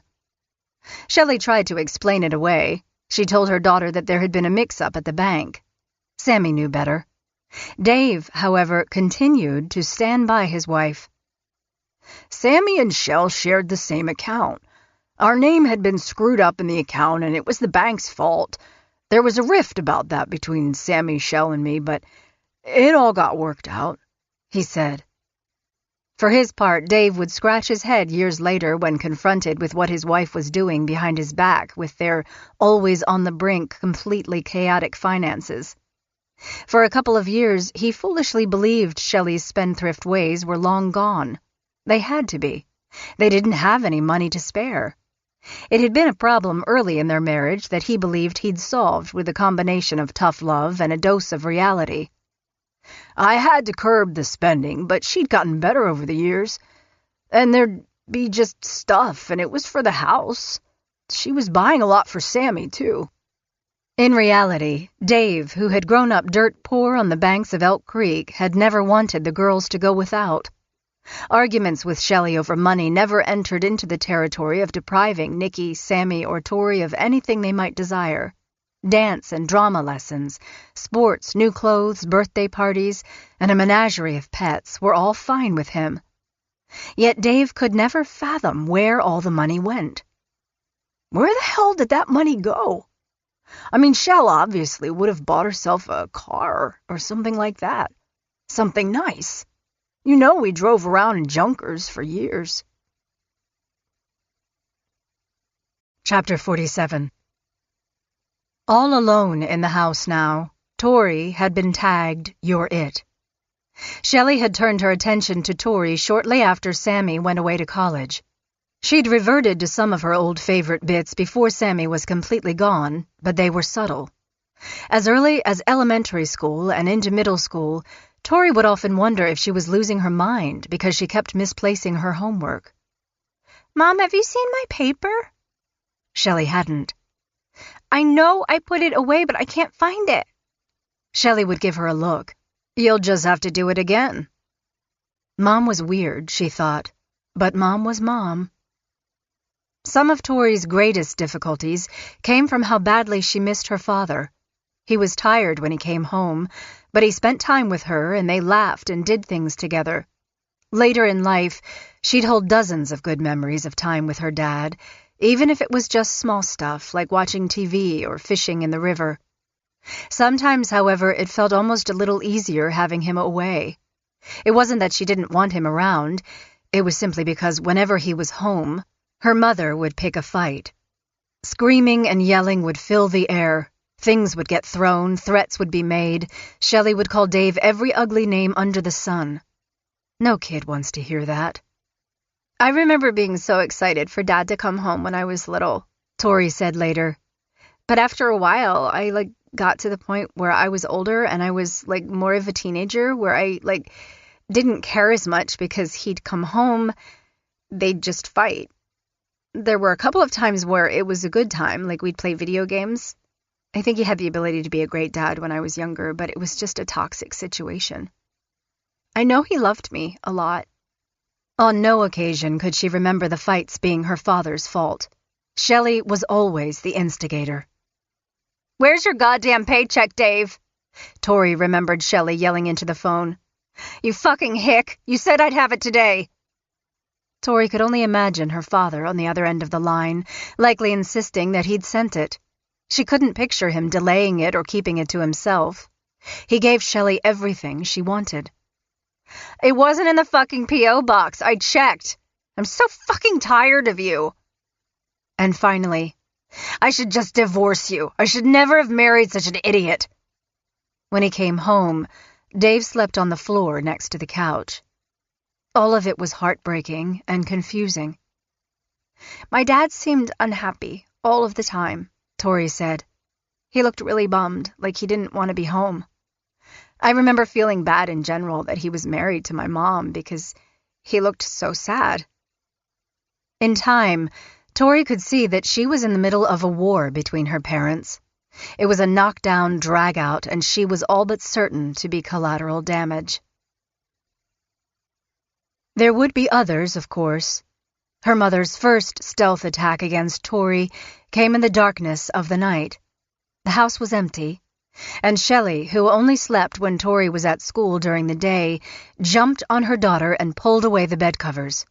Tori's eyes popped open and she gasped. She didn't know what was wrong. Maybe the house was on fire? Maybe her mom was having a heart attack? It was sudden, scary, and it came from nowhere. "Would you ever consider killing yourself?" Shelley demanded. "No, Mom," Tori said. Shelley stayed put for what felt like a very long time. Maybe she was looking for more of a response, maybe a different response. Tori didn't know. She stayed silent. She was too scared to engage with her mother. Finally, Shelley left the room. Tori couldn't sleep. All sorts of things ran through her mind. One stayed at the forefront. Oh my God. Is she going to kill me and make it look like I killed myself? The Nodicks kept a large ham radio tucked in under the breakfast bar of the kitchen. It was Dave's, and he was the only one who really messed around with it. Since he was never home, it just sat there. One day, Shelley blew her top about something that Tori, then 8, had done, and shoved her hard into the radio. Tori was in shock.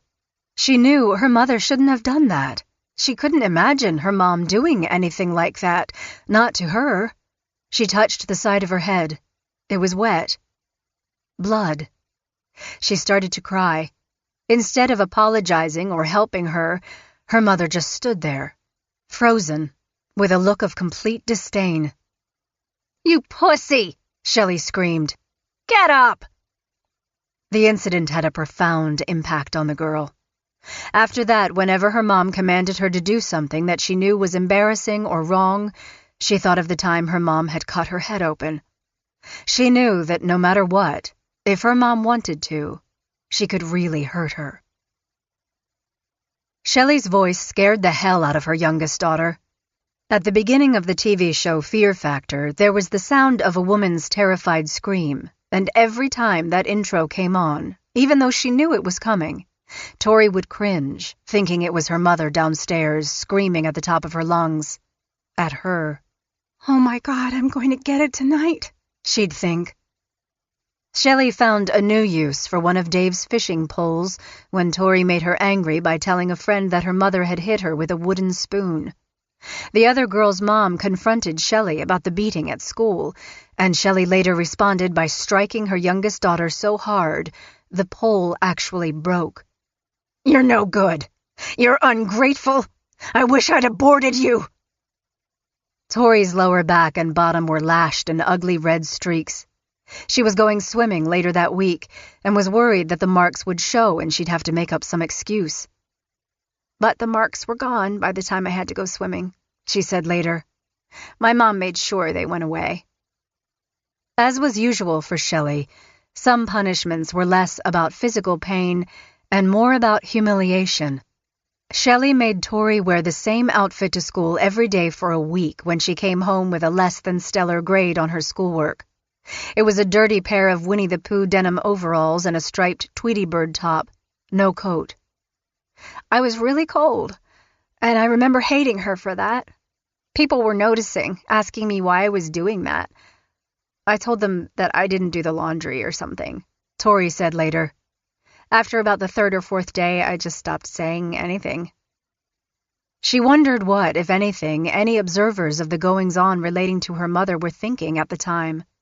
Like her sister Sammy, Tori was a girl who'd always dressed nicely, always had new clothes. But now here she was, walking around in the same outfit every day. Did anyone think something strange was going on?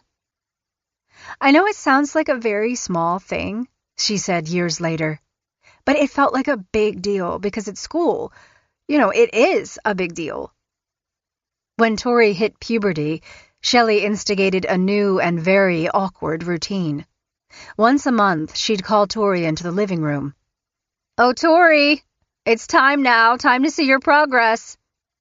If Tori didn't answer the call right away, she'd be subjected to that awful fear factor scream of her mom's. "Take off your top," Shelley ordered. Tori was embarrassed and didn't want to do it. Shelley pooh-poohed her concerns. This was something very normal, very natural. "I need to see how you're developing," she said. "All moms do this." Okay, Tori thought, that's so not true. None of her friends ever talked about their mothers doing anything like what her mother forced her to do. "I don't want to, Mom." Shelley had that steely look. It was a look that often came before the belt or a punch. "Look," she said, "you do what I tell you to do when I tell you. I'm the mom, you're the kid. Off with your top, Tori." "I don't want to, Mom." "Why is that, Tori? Do you think I'm perverted or something?" Tori knew it was an unwinnable impasse, like all of them. She removed her shirt and stood motionless while her mother examined her. "Okay," Shelley finally said. "Looks fine." It went on and on. Sometimes Shelley would tell Tori to remove her panties, too, so she could examine her vagina. That was even worse than showing her developing breasts, but Tori did it anyway. And one time she made a bizarre and humiliating demand. "Tori, I need a lock of your pubic hair for your baby book." Tori didn't want to do it. It was too far. "That's crazy," she finally said. "No one does that, Mom." Shelley shrugged and looked disappointed, even a little hurt. "Your sisters did it for me," she said. "Why do you have to be so difficult?" "I'm not being difficult, Mom," she said. "It's weird. It feels creepy." First disappointment, then hurt, now complete indignance. "Creepy?" Shelley asked. "There's nothing wrong with the human body, and if you think there is, there's something seriously wrong with you." With that, she handed Tori a pair of scissors. "Sammy and Nikki did this too?" Tori asked. "That's right," Shelley said. "Even Nikki, who was nothing but trouble, did it." Tori took the scissors and went to the bathroom and emerged a minute later with the hair her mother requested. "Here." She held it out. Shelley looked her right in the eyes and started to laugh. "I don't want that." Tori was in tears, embarrassed and thoroughly humiliated. "What?" "I just wanted to see if I could make you do it," Shelley said. Tori felt completely alone. During that time, she lived for the weekends when Sammy would come home from college. She'd stopped wishing for Nikki to come back. Her mother had waged a campaign to make her fear and then hate her oldest sister. "That girl was a monster," she said on more than one occasion. "Thank God for you and Sammy." Tori didn't have to ask for specifics. Her mom freely shared those. "She beat on me, Tori. Can you imagine a girl beating up her own mother?" Shelley also trashed Laura, calling Tori's grandmother a mean, destructive woman. "She used to treat me like dirt when I was a girl," Shelley claimed. Tori took it all in. She absorbed the message. She had the best mom in the world, and Nikki and Laura were her sworn enemies. Chapter 48. The connection between each of the sisters was at once broken and convoluted. The middle sister, Sammy, was the one in contact with both Nikki and Tori, while Nikki, who was working on starting a life of her own, missed her little sister and asked about her all the time. It was not a two-way street. Tori had learned to stop asking about Nikki, which at least meant that Sammy didn't have to lie to her little sister and risk the fallout from her mother, who would surely consider contact with Nikki a betrayal of the highest order. Even once Sammy went to college, Shelley's incredible reach remained indisputable. Her need to control every aspect of her middle daughter's life brought eye rolls from the other girls in her dorm at Evergreen. She'd call at 10 or 11 nearly every night, and if Sammy didn't answer, she'd go through the roof and phone the resident aide or Sammy's boyfriend, Kaylee. The best calls came at 3 a.m. "Is she there?" Shelley would ask. Kaylee would say she wasn't, but then turn to Sammy after hanging up. All they had to do was exchange a look. Sammy had made a deal with her mom, but that didn't mean she'd stopped continuing to confront her. She wrote a 4-page letter reminding her that while Shelley claimed memory lapses about what happened at the Notick's house, Sammy hadn't suffered the same fate. "I can't forget, and no, I am not talking about Kathy. I might have been younger, but I remember what went on, and I'm sorry to tell you this, Mom, but I think you forgot everything about that, and conveniently remember just what you want to remember, just like a lot of things. Like what you did to Nikki and Shane, wallowing and hot baths. You forgot, I guess. I will say that I was treated the best." And while Nikki had moved on and put as much space between her mother and herself as possible, and Tori, as far as the older sisters knew, didn't know the depths of their mother's depravity, Sammy kept coming back for more. What happened in their family was a burden on all of the sisters, but the one who always found a way to set things aside with humor was the one who was always in the middle. She continued to call her mother out. "I know what goes on in other people's homes. Maybe not everything, and I know what is right and what is wrong. I have been living a lie my whole life, and you cannot like me for saying that, but it is true. I know the truth about everything." As Sammy questioned her past and her mother's actions, Shelley thought of new ways to bring her back in line. "Honey, I've been diagnosed with lupus," she said one time over the phone. "It's really bad." "Oh, God, Mom," Sammy said. "I'm so sorry." Sammy didn't know much about the disease, but she knew it was serious. Her mother filled her in about the treatment she would require, and if that weren't bad enough, she also indicated another major health concern. "I have a massive ovarian cyst, honey," she added. "Going to need major surgery." Sammy thought her mother's cancer had been some kind of a game, a ruse, but for some odd reason she didn't think the latest medical issues were a lie. They were. "The funny thing is," Sammy said later, "I don't think Mom ever mentioned the lupus again." Her mom was a liar, and Sammy knew it. Yet she wanted proof. She needed proof. Sammy decided to poke around her mother's bedroom when she wasn't at home, just to see what she could find. It was like turning over rocks to see what might crawl out. She was careful not to disturb things. Her mom had a talent for knowing if any item in her room had been moved even the slightest, or turned. Sometimes it seemed she knew if one of the girls even looked at something. Under the bed, Sammy discovered a small garbage bag. When she looked inside, at first she wasn't sure what she was seeing. Dirt? Shells? She peered closer and shifted the contents toward the light. It was a bag of bones mixed with ash. Human bones. She knew they must have belonged to Kathy Loreno. Who else could they be? Dave Notick had not been back home to Raymond in a very long time. There were plenty of reasons for that, too. His job was far away, of course. Other than his girls, there was nothing pushing him in the direction of home, certainly not his wife. Shelley had threatened divorce off and on, but for some reason, likely the steady paycheck, never took action. Dave sent his money home to Shelley, which seemed to be all she wanted anyway. It was a call from his father-in-law's new wife that finally nudged Dave in the right direction, when she questioned why he hadn't seen Tori in over a year. Dave immediately pushed back, making excuses for something for which there was nothing even remotely acceptable. He couldn't put his finger on why he wouldn't go home. It wasn't that it wasn't on his mind. His boss asked him every Friday if he was heading home, but Dave always deflected by saying he was needed up at the job site the next day. "Bullshit," the boss would say. "He'd seen it in my eyes that I wanted to go home," Dave said later. After the call, he sat there for a long time, thinking. He finally asked God for help. "You gotta give me an answer," he recalled thinking. "You gotta help me. What do I do?" He was penniless, and he had no car at the time. Still, God answered him.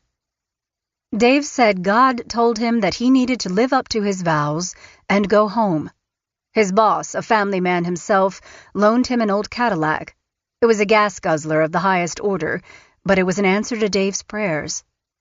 I'd get off work at 5 on Friday night. Bad traffic. Drive all the way from Cedro Woolley to Oak Harbor in the company rig. From there, I'd drive all the way back because I'd miss the ferries. All the way down I-5. I'd get home Friday night, midnight, 1 in the morning. Shell had dinner waiting for me. Tori's up too. Everything was going good. Tori's happy. Shell was happy. I was happy. Everyone was happy, or seemed happy, until he'd leave town again. Part 5. Scapegoat. Ron. Chapter 49. Sammy first heard about Ron Woodworth when her mother called her college dorm and mentioned a new friend who was helping out an elderly woman who owned dozens of cats, but was being evicted from her home in the Riverview neighborhood, not far from the local campus of Grays Harbor Community College. Shelley had finally landed a job as a caseworker for Olympic Area Agency on Aging in Raymond. She met Ron through Habitat for Humanity on the case of the woman with all the cats. I brought all of her stuff to the pole building. I've asked her to move in, but she wants her own place. Good, Sammy thought. That was a huge relief. She didn't want anyone moving in with her mother. Ron, Shelley went on, helped find homes for most of her cats. She had something like 80 of them. Sammy thought the idea of 80 cats in a small house was beyond gross. Ron sounds like a good guy, she said. Yeah. He loves cats. Indeed, Ron also had several cats of his own. Around that time, Tori began visiting Ron's trailer after school and noticed how his cats had made a mess of his trailer. The place stank, but Ron, like a lot of people who live with more cats than they can handle, didn't notice the smell at all. He wasn't a large man, but when Sammy first met Ron Woodworth a short time later, she noticed he had quite a belly. It hung over his belt like a fleshy fanny pack. His hair was thinning on top, but he kept it in a long ponytail that he secured with a rubber band. He wore earrings and other jewelry and appeared proud of his appearance. A former copy editor at the local paper and a licensed caregiver, Ron was going through some things at that time and was unemployed. He was quick, sarcastic, and Sammy liked him right away. During her after-school visits to Ron's trailer, Tori looked through his books on Egyptology, a keen interest of his, and they talked about the gods and the mythology of that time in history. It fascinated him more than anything. He told her about the importance of life and the role of the hereafter. Later, when her mom would insist that Ron could be suicidal, Tori would transport herself to that visit. He would never do that, she claimed. Tori grew to love Ron. Sometimes he let her win at playing cards or checkers. She started calling him Uncle Ron. He was a friend, and she hoped, though she didn't ever say so, an ally. Ron Woodworth had followed Gary Nielsen, his partner of 17 years, to South Bend in the late summer of 1992. Gary's sister was already in the area, and in 1995, Ron's parents, Catherine and William, also moved up the coast from California at Ron's insistence, as his father was in ill health at the time. In a very real way, the relocation to Pacific County was a bit of a fresh start for Ron and Gary, who had been feeling some pressure and discord in their relationship. In fact, when Gary broached the subject of relocating, he told Ron to take it or leave it. No second thoughts came from Ron. Gary was the love of his life, and there was no way he was going to let him go. But after his father's death, in June 1996, Ron's behavior changed, drastically so. He suddenly became unable to hold down his job as a caregiver, or even carry on a conversation without becoming distracted. He'd been outgoing most of his life, but suddenly he was sullen and introverted. While Gary had sympathy for his partner's loss, he could not take living with Ron anymore, and by 1997, he knew the relationship was over. Ron didn't take the breakup well. He was both grief-stricken and volatile. When Gary returned to their trailer one day after work, shortly after their split, the locks had been changed and Ron refused to let him inside. "He wanted to bargain with me for my property," Gary said later. "I told him if he wanted it that bad, he could keep it." The next day, Gary returned to collect a few things Ron had secured in a shed for the purpose of handing them over. The two of them never spoke again, not face-to-face, or even over the telephone. A month after that, Ron sent his ex a letter stating that neither he nor his mother ever wanted to see Gary again. After he found himself suddenly and cruelly single, Ron Woodworth's downward spiral began to spark concern among his small circle of friends. One of those friends was Sandra Broderick, who'd known Ron since their days in the supply department at McClellan Air Force Base in Sacramento, California in the early 90s. After Ron moved to the Pacific Northwest, Sandra eventually did the same. Geography played a role in keeping their friendship intact, but there was also a genuine fondness between the pair. While Ron made some veiled threats post-breakup that he had nothing to live for, he didn't explicitly threaten suicide. Besides, like Tori, Sandra figured Ron's staunch beliefs in ancient Egyptian traditions prevented him from ever contemplating suicide, no matter how bad things were going. Even so, by 1999, Sandra could see that Ron was still having problems, so she offered to have him and his mother move into a 5-bedroom house she owned in Tacoma. Ron was polite about the offer, and even made a visit to check it out. He told Sandra that he preferred staying put for the time being, though he certainly wasn't going to stay in Raymond or South Bend. Gary was living in Aberdeen, and Ron didn't want to run into him around town. He told Sandra that he expected to move in with his friends Shelley and Dave Notick, who he told Sandra were going to buy a house in Oak Harbor. And yet, by July 2000, there still was no house in Oak Harbor, and Sandra heard once again from her military buddy. Ron was in financial trouble.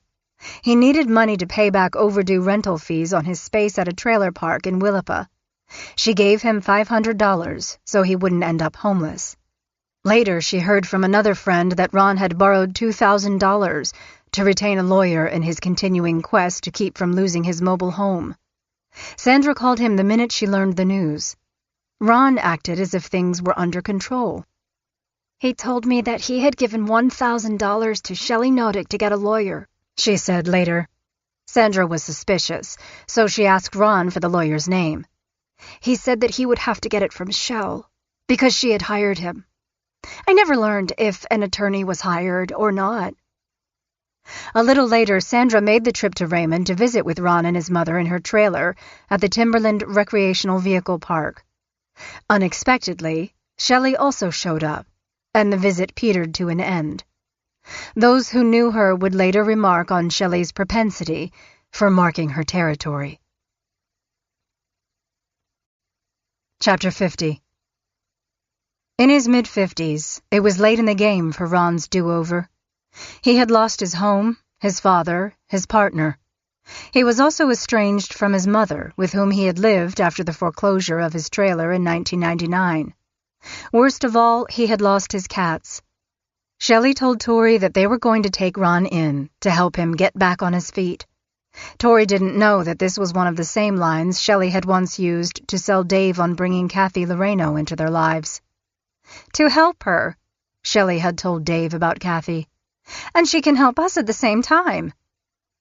Shelley put out the welcome mat for Ron and set him up in Sammy's old room. He had a bed, a dresser, and a nightstand with a bedside lamp.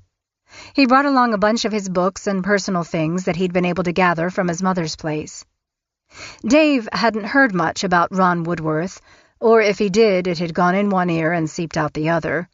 There was good reason for that. He was still working in Oak Harbor on Whidbey Island and was almost never at home. Whatever was going on there eluded his attention.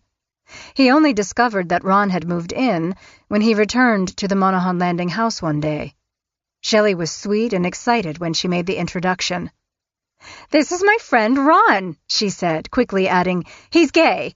He's been evicted from his place and he's going to work around here." Frankly, Dave didn't care at all. He wouldn't have cared if Ron was interested in Shelley.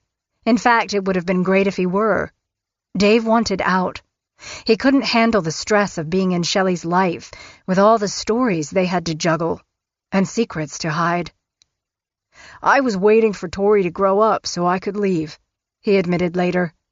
"I only had to hang in there for 3 or 4 years or whatever, and then I could leave."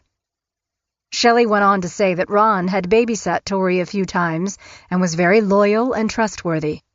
Ron shook Dave's hand. He was a short man with thick glasses. His ears were pierced, and he wore a number of gold necklaces coiled around his neck, including an ankh pendant. "He seemed nice. I just wanted out of the stress," Dave said. "Just didn't get out of there in time." Oh, shit. Those words popped into Sammy's mind when she heard Ron had moved in with her mother and sister. This isn't a good fit, she thought, before reeling it all back inside. It was what she had done her entire life. She was smart enough to see what was right in front of her, but survival mode gave Sammy the singular ability to shove it all aside. She told herself that despite everything she knew of her mother, there was no way that history could truly repeat itself. She'd seen her in action with Kathy, her father, and other people. Shelley was all about Shelley, and that meant that she needed to be front and center, always in control. Everyone else existed only to serve her needs. Shelley was the boss. But Ron was Ron. He wasn't Kathy. He wasn't Dave. Sammy was sure Ron could hold his own. That thought, that wish, that prayer, it was tenuous at best. There were warning signs that Sammy was wrong almost immediately. On her first visits home at that time, Ron and her mother were what Sammy would later describe as lovey-dovey. Still, she noticed how Ron waited on Shelley and did whatever she asked. "Yes, Shelley, dear," he'd answer to any request. Shelley would either give him a big hug and thank him for being so good to her, or she'd chide him for not doing something that she wanted done, but in a gentle tone that mimicked the way a mother might reprimand a small child who didn't understand what had been requested or the importance of getting it done. At dinner time, she'd call him to the table. "Ron, come and get your dinner." "Oh," he'd say, "it looks so good, Shelley dear." It didn't matter what was on the plate. To Ron, it was a gourmet meal made by a contender on Top Chef or some other TV show. Shelley's initial warm welcome cooled quickly. Around his second week there, things started to change. Tori noticed how Ron seemed to irritate her mom. "I saw you roll your eyes," she snapped at him. "I don't appreciate that at all." "I'm sorry, Shelley dear," he said. "Did you mean to insult me with that tone?" Ron backed down.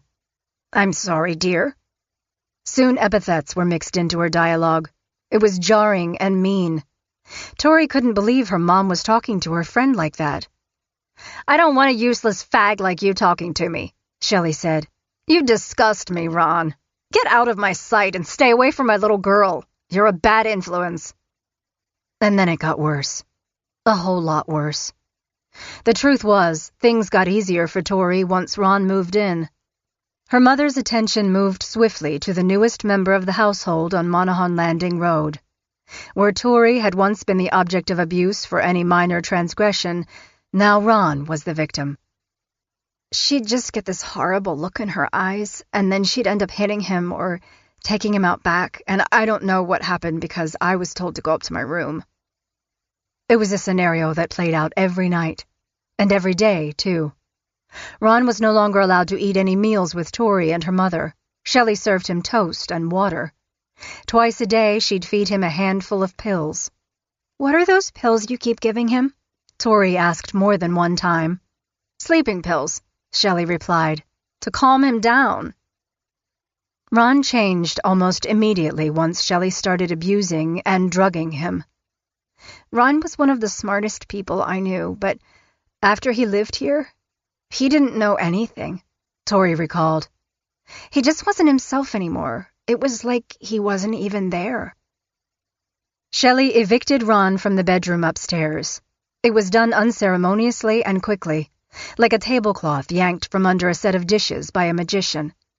She took away almost everything he owned and told him that he'd be sleeping on the floor of the computer room. For some reason, Ron didn't resist anything Shelley told him.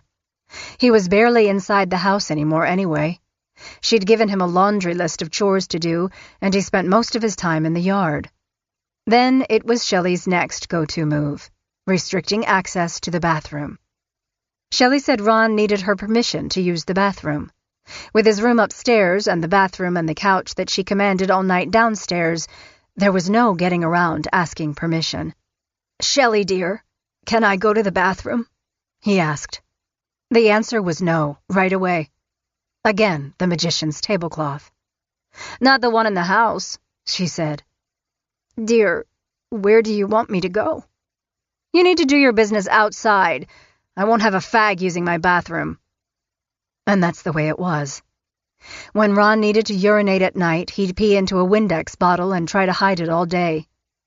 One morning, Tori was using the computer, and Ron hadn't made it out the door yet for his chores. She'd seen his bottle of pee, and he'd noticed. She wondered why he didn't know better. When Shelley found it, and there was never any doubt she would, he'd be punished. Why would he disobey Mom? He knows what will happen to him. It made her so angry that he had done that. Tori's tone was accusatory. "Why do you keep doing this?" Ron looked flustered. "I'm sorry, Tori," he said. "I'm sorry." Later, Tori would replay that moment and feel sick about it. She'd come off as cross, when that's not how she'd felt at all. She just didn't want him to get yelled at or beat up. Though she didn't tell Ron, Tori did the same thing. She didn't want to wake her mother with the creak of the stairs in the middle of the night and risk a tirade, so she peed into a container too. She'd dump hers out her window in the morning. She just wished Ron would be smarter about it. Every once in a while, Shelley would ask her youngest if she remembered Kathy. She'd seen pictures of Kathy taken with her when she was a baby. She knew Kathy had been a part of her life, but didn't really know how Kathy fit into the family. She couldn't quite understand why her mom kept bringing her up. "Has anyone asked you about Kathy?" "No, Mom." "Someone at school? A neighbor?" Tori shook her head. "No one. I promise." Chapter 51. The office staff at Olympic Area Agency on Aging wondered how Shelley Notick managed to get and keep a job there as a case aide, given her defiant and erratic behavior. A caseworker? Seriously? She was completely inappropriate in her dealings with clients, often switching between being overly involved or indifferent. Her boss wrote her up in early December 2000 for 2 incidents. She'd told one client that she didn't need to take her medication, which led some staff members to worry that Shelley's interference with doctors' orders could lead to tragic and irrevocable outcomes. Another episode concerned a low-income client who complained that Shelley had absconded with a valuable handcrafted tablecloth. Shelley was ready with an excuse on that one, insisting that the tablecloth had been a gift for her help in getting the client settled in a new place after being evicted. The client disagreed. Shelley started lying directly to her coworkers, about small things at first, then larger as time passed. She fabricated comp time. She was chronically late, sometimes claiming it was because she'd been out seeing a client, though no one at Olympic could think of any reason why a case aide would need to make such early calls. She told a coworker she'd sent out the agency's Christmas cards, but no one ever received them. When it was time to go to the company Christmas party in Aberdeen, Shelley said that was the first she'd heard of it. And though it was during office hours, she said she couldn't make it, as she was doing something with Dave at that time. She was also caught listening to office messages from home and deleting them without relaying the information to the respective parties. During a performance evaluation meeting in late January 2001, Shelley agreed that she could be doing things better. She promised to be a superior employee, but over the next few months, her performance continued to decline. The manager wrote of the feelings of a coworker. "She is unable to trust Michelle. She said Michelle lies and backpedals. She feels that she's been compromised in the community." When a male coworker refused to tell Shelley his birthday, she went behind his back and got the date by calling his wife at home. Next, she turned a prearranged lunch date into a surprise birthday party, cake and balloons and all. She invited everyone except the woman in the office who'd complained about her sloppy work. It was a well-aimed knife in the back. Shelley and the woman had once been friends. There weren't any really, women in town that Shelley could call a friend. It had been a huge betrayal. She told others that she had once loved the woman. Their kids had played together. She didn't care. She'd been slighted and she was at war. Sometimes, Shelley said, you just never know how far someone will go to get what he or she wants. Following Shelley's poor performance evaluation, on January 20th, 2001, Ron Woodworth wrote a letter to Shelley's director, praising her care of his mother. The first part of the well-written letter of commendation was directed at Shelley's supervisor, indicating how helpful and courteous he'd been. But Ron's greatest words of support were all about Shelley. She was, by his estimation, 1 in a million. Most employees in a bureaucracy quickly learn to do only the absolute minimum necessary to keep a job, and no more, which is nothing less than an absolute shame and clearly not the right thing to do. Mrs. Notek, however, knows and absolutely believes that a true public servant must be willing to go the extra mile to help clients cope with their many problems. I have heard stories from around Raymond of Mrs. Notek's willingness to help clients rectify their many problems. Mrs. Notek helped my mother when a visitor to her neighborhood accidentally struck the skirting of her mobile home with their car. He signed his name, and then forged his mother's signature. It was a nice try, but decidedly too little too late. On March 27, 2001, Shelley was given a written warning: shape up or face termination. She argued each point with her supervisor before agreeing that the list was a fair representation of what had been going on. Neither her performance nor her reputation improved subsequent to that meeting. MK got argumentative and defensive. MK told me she did not want to be put in a corner again. Later that spring, several calls came into the office praising Shelley and her astonishingly excellent work. The staff was sure that Shelley was soliciting each one in order to save her job. It was a campaign that was destined for failure. On May 9, 2001, Shelley was summarily put on probation by her supervisor. It was a move that made her blood pressure rise. She said so at the time, and in true Shelley fashion, she again challenged every point in a written statement. She insisted she would appeal. Her supervisor wrote of the encounter, "She said I did not like her. She said I was mean. She said I was like a police officer. She cried. She told me her blood pressure was 180 over 120. She told me she was separated from her husband and needs a job." A few weeks later, Shelley's conduct moved further in the wrong direction. The office was now a hostile workplace. She became more and more erratic, while at the same time promising to improve the way she did things. "MK said she is being picked on," her boss wrote. "She said I'm not listening to her, and that she is being spied on."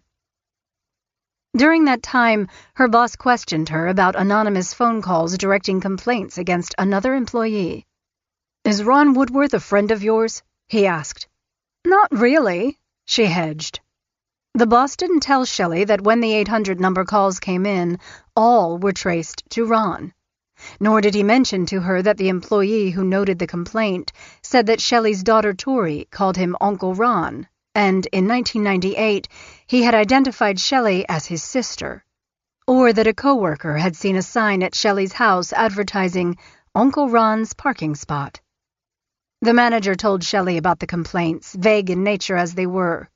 He didn't mention that the coworker felt unsafe because of the calls and had taken to locking her office door during the day to protect my job, my files, and integrity. Shelley hesitated before answering. "Well, Ron hasn't been in here," she said before she shifted her ground slightly. "Ron hasn't been in here for a long time." At 3:30 a.m. on May 31st, Shelley left a voice message on the company's answering machine. She indicated there was a family emergency and she would not be in. It was the beginning of a drawn-out end of her employment. Less than 3 weeks later, on June 19, 2001, Olympic Area Agency on Aging cut her a severance check for $4,849 and some change. In a touch of irony, Shelley was also terminated from the Health and Safety Officer team of which she had been a valued member. Shelley didn't take the news well. She stormed out. Later that morning, she and Ron drove past the office windows, and Ron gave the finger to a woman Shelley had insisted had it in for her.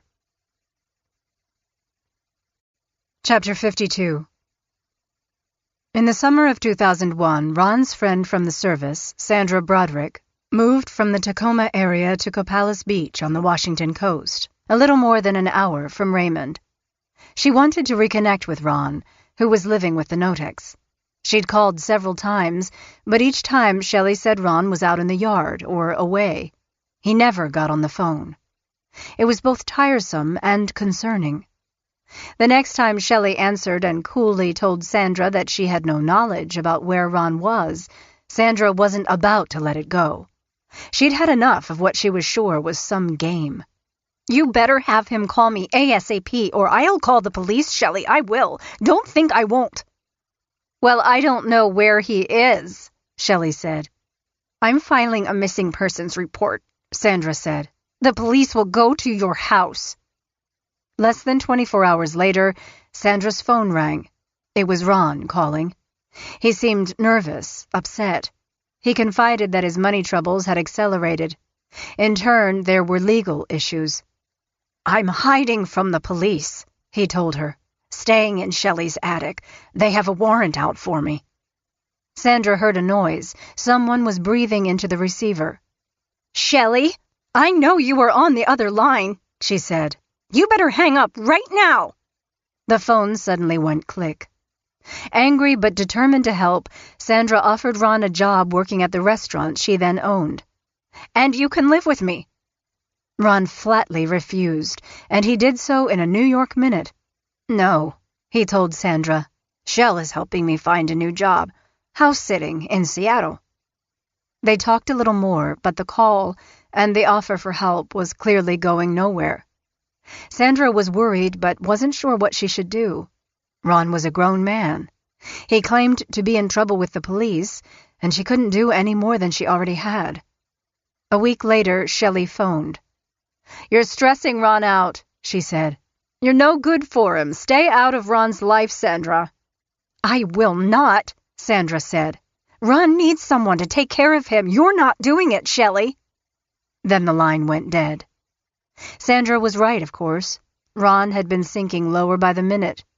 He didn't tell her, but in his quest to prove that Shelley was the best caregiver in the world, he'd crossed more than one line. Indeed, that summer, a lawyer for a Seattle firm representing the Olympic Area Agency on Aging dispatched a letter advising him to stay off the agency's premises in Raymond because employees there felt harassed and unsafe. He was instructed that no contact would be allowed, including written and by phone. "Employees will call the police and request that you be arrested for trespass." Since Shelley Notick came into his life, Ron's world was now a black hole of money trouble, legal trouble, and family trouble. And Shelley was right there, stirring the pot, making things worse and worse. Chapter 53. At 56, Ron was beside himself over the discord he was facing with his mother, Catherine Woodworth. As it turned out, his new friend, Shelley Notick, would be right there to help exacerbate things. Catherine had complained to other family members that the level of care her son was providing was subpar at best. Ron was indignant. Shelley pushed the issue, telling him that he'd been turned into the authorities for neglecting his mother. It would be embarrassing and ruin him in town. Even before any charges could be filed, Shelley convinced him to put together a rebuttal. With Shelley hovering over his shoulder, Ron made a point-by-point list to counter what he insisted had been an unfair characterization of his duty as a son. The most substantive complaint centered on the cleanliness of her trailer, most notably the infestation of fleas that she'd told a reporting agency had been the byproduct of Ron's cats. I kept her house up to her standards.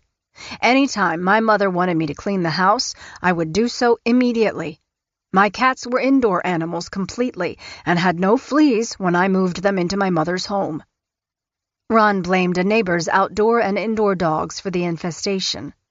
When I moved out of my mother's house in late September 2000, she had very few flea bites on her. The complaints about the sudden infestation occurred after I moved out and before my mother unilaterally kicked my cats out of her house.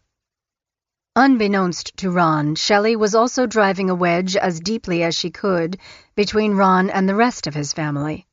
She'd done it with Kathy. She'd done it with Dave, too.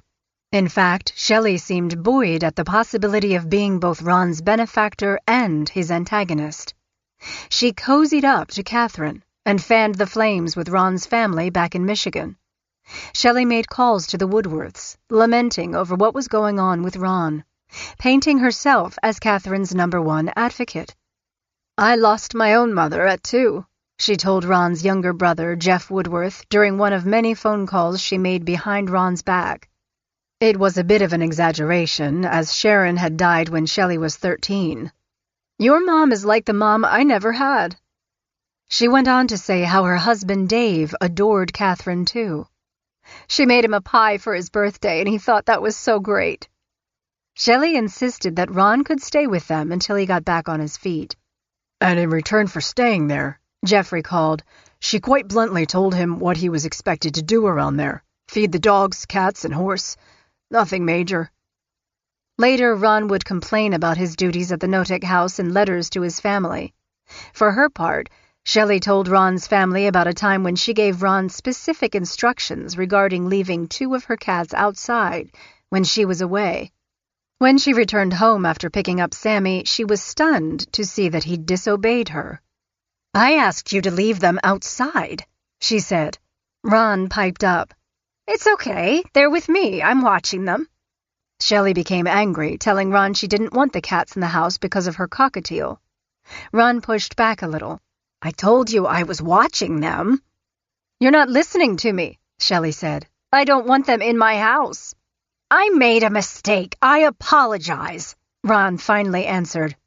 Just then, Sammy came into the room. "Why are you yelling at my mom?" Ron didn't answer. He didn't say anything at all. He just stormed outside. On October 1st, 2001, while Shelley looked on, Ron wrote a scathing letter to his mother. He'd regretted doing anything to help her. "When I brought you and Father up here, I did not expect you, of all people, to stab me in the back. We both know that Father would be very saddened by your heartless cruelty to me and my cats. Father could not be cruel to an animal if his life depended on it."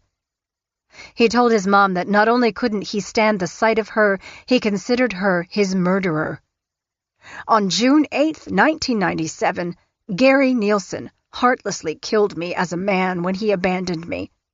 Well, congratulations.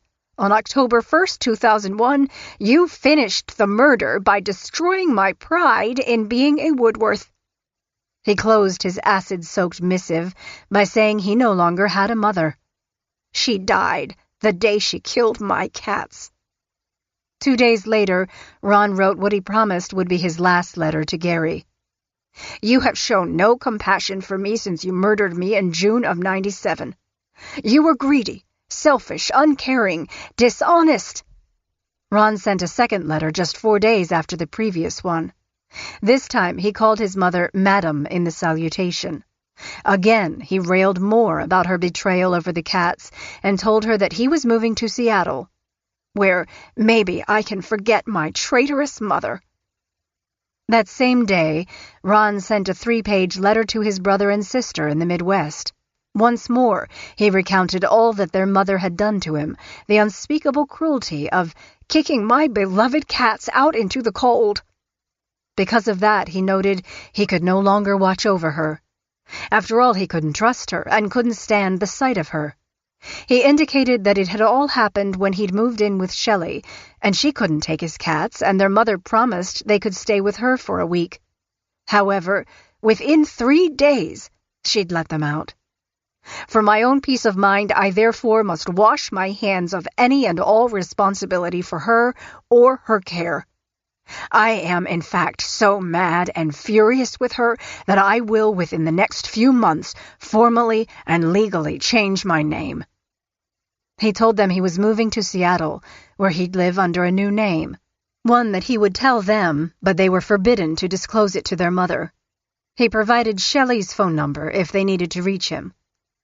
For my emotional stability, we will for the foreseeable future be communicating through Michelle's good graces. Michelle really regrets being in the middle of this, since she cares about both of us, so I don't blame her for anything. As always, I have to carry all the blame for everything. One line caught everyone's attention. My heart aches, but I need to do this. Or I could do something far more serious, and right now, that I do not want to do. Ron's siblings and ever-helpful Shelley saw it not as a suicide threat, but as a threat to Catherine's safety.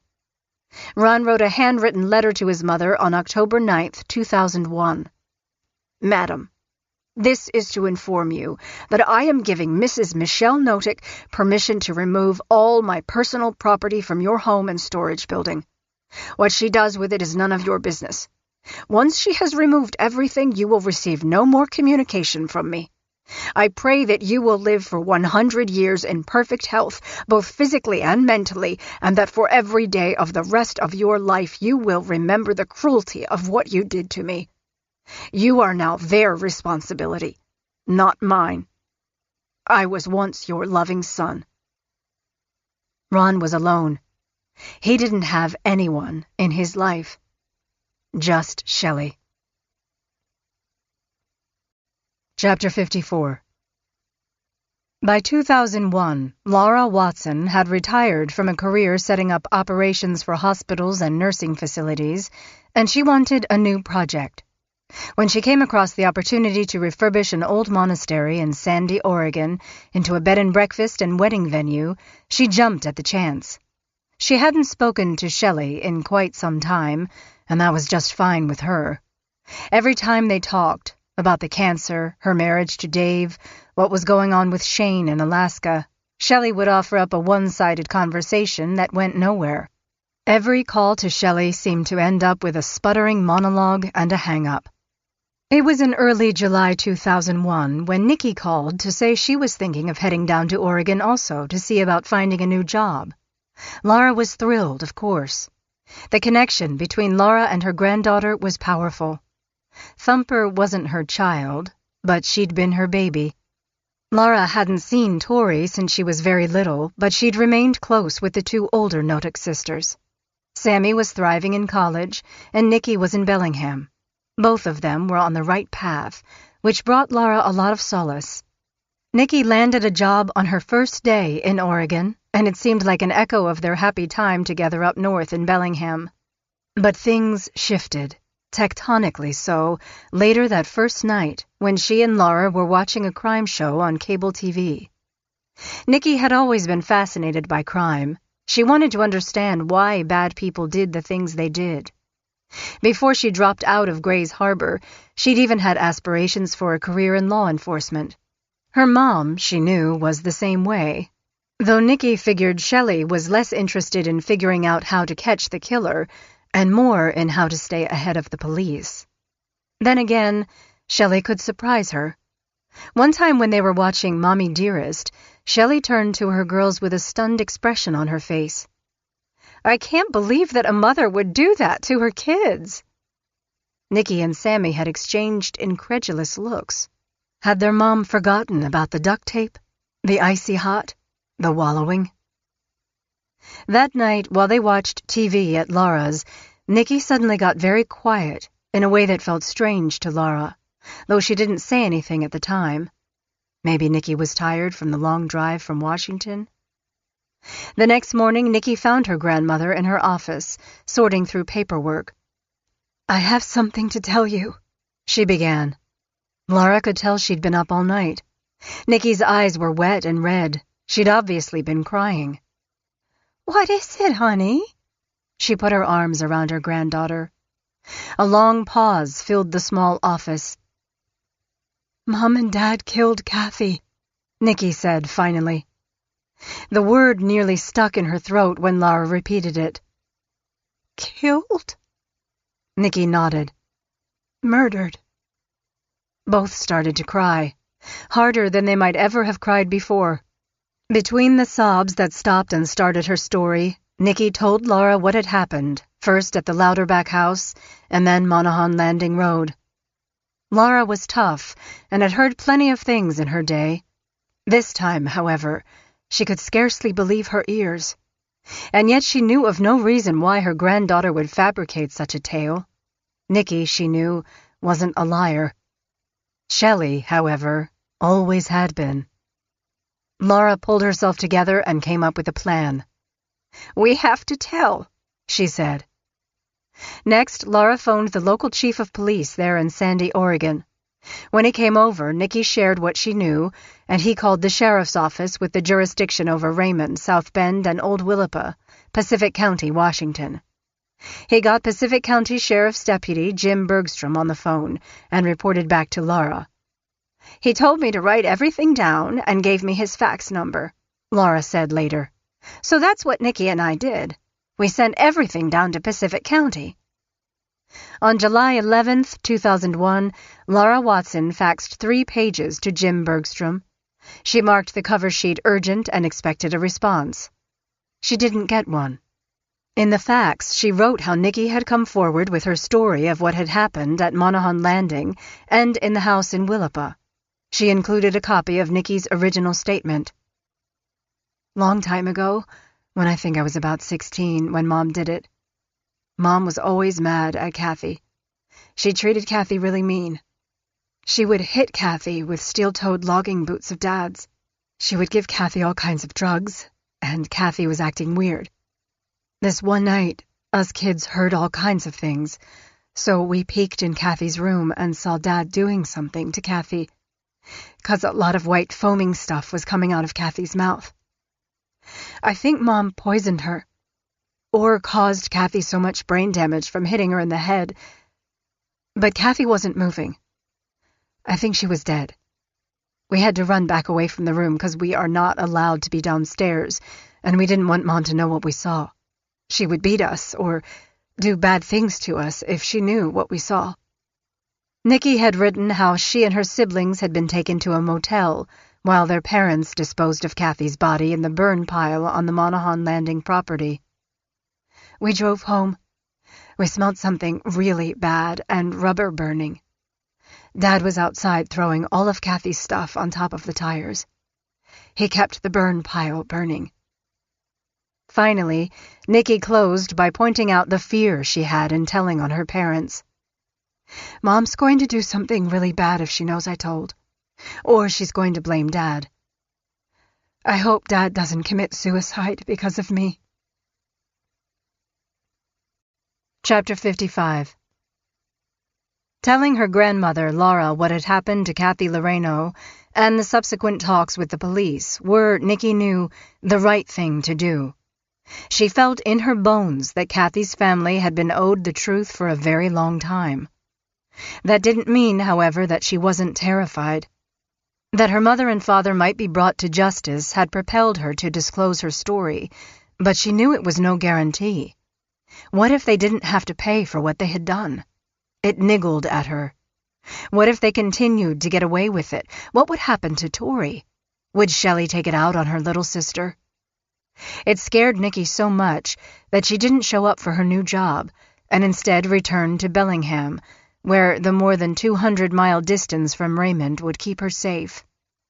Once she'd started talking, however, Nikki found her voice to tell the story again. This time, after a few drinks had loosened her tongue, she confided the story to her boyfriend, Chad. She was a ball of nerves and felt like she was going to throw up when she told him everything. She told him that her grandmother had it all handled, that she'd faxed a statement to the authorities in Pacific County. Chad thought what he was hearing was complete bullshit. It wasn't that he didn't believe Nikki, but that it sounded to him like dropping a bomb and running away, which wasn't the right way to get a murderer arrested. even if the murderer was her mother. "You need to tell them in person," he said. "I can't do that," Nikki said. She was too scared. "I can't go back down there and just tell." "Look," he said, "either you tell the police or I will." "I don't think I can tell." "You can," he said, "and you will." The next day they got into his Yukon and started for Raymond. Nikki's stomach didn't feel any better. She knew they were doing the right thing, but the idea that they'd be within close proximity of her mother was almost more than she could take. As they drove south, it passed through her mind that she had, in fact, taken a lot. And now, her tormentor, her jailer, the woman who'd poisoned her as a child, who'd shoved her naked into the snow or through a plate-glass door, was about to get hers. The tables were going to turn. Shelley was going to pay for what she'd done to Kathy. Around Mount Vernon, a few miles south of Bellingham, Chad's phone rang. He didn't recognize the number when he answered the call. A second later, he turned to Nikki. "It's your mom," he said. Nikki couldn't believe it. Somehow, her mom had gotten Chad's number. How? Maybe from Sammy? Her mom had that bizarre power, it seemed. She just knew things. Chad pulled over and the truck idled while Nikki spoke on the phone, her heart pounding like a sledgehammer. "I'm planning a trip to Disneyland," Shelley announced, completely out of the blue and in a kind of casual way that suggested there had been no estrangement. But there had been one, a long one, a separation that had given Nikki a chance to make a life. "You girls and me and Dad," Shelley said. "Won't that be wonderful?" Nikki's hand was shaking. "Yeah," she said. "Sounds great." Shelley went on about the trip, and Nikki made up a quick excuse that she needed to get off Chad's phone and ended the call. "I was freaking out," she said later. "It was almost that she knew what was going on, and she was trying to reel me back in. I was in shock. I was heading toward Raymond to tell on her." Nikki phoned Sammy next and told her that she was on her way to tell the police about Kathy. She also dropped a bomb. "I think Mom had Shane killed." It was the first time she'd ever said it to her sister. Sammy didn't know what to make of it.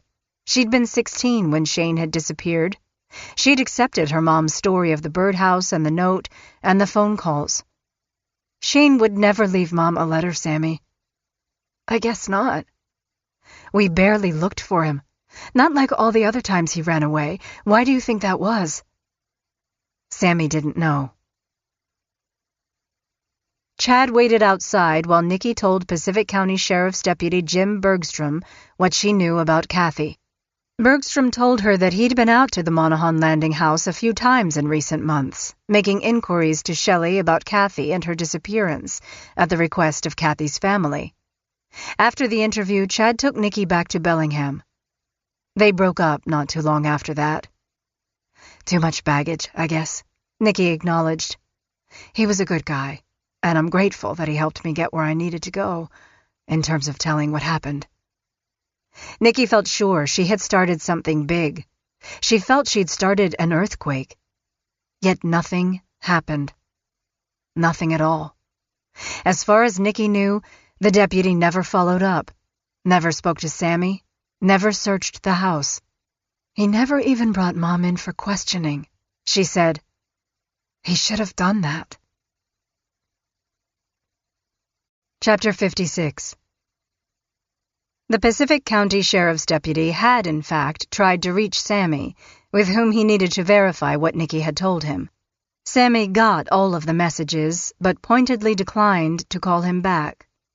She figured that Nikki and her grandmother had told the police everything they needed to know. And while Sammy believed that what Shelley had done to Kathy was beyond forgiveness, Shelley was still her mother, and she didn't want to be the one to put her and her dad in jail. She told herself that if her mom got picked up, she'd talk then, not before. She also hedged her bets that her mom might get arrested, so she told her supervisor at the preschool where she worked that her mother was a little crazy, though she wasn't specific. "My mom might get in trouble for something," she told her boss. "It could be big. Part of Sammy's fear of talking to the police was stoked by the reaction she'd received from the one person with whom she'd shared the truth, her on-again, off-again boyfriend, Kaylee Hansen. Sammy and Kaylee had been drinking beer in her dorm at Evergreen, talking about everything and nothing. Sammy leaned into Kaylee. "What's the worst thing you've ever done?"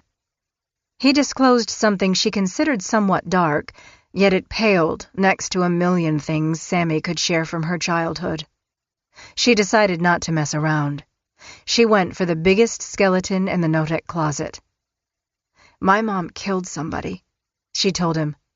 "Her friend Kathy. She moved her into our house and Mom tortured her until she died." If it was a game like Never Have I Ever or Truth or Dare, Sammy was the winner. Kaylee's face went white, and he jumped up and ran for the door. Sammy hadn't expected that kind of reaction. She'd never told anyone before what her mother had done. She'd felt safe with Kaylee. She'd lived with it so long that she'd nearly made it seem like a story, something that's mostly true but not completely so.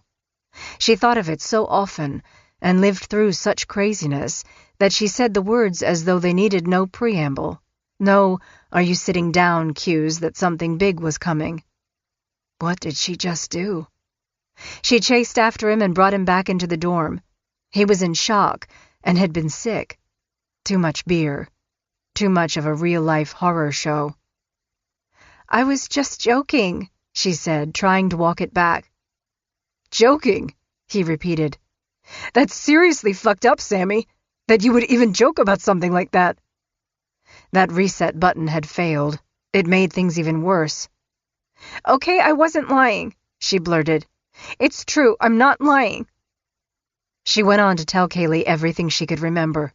She provided all the context she could, including how much she'd loved Kathy and how trapped she was. How trapped they all were.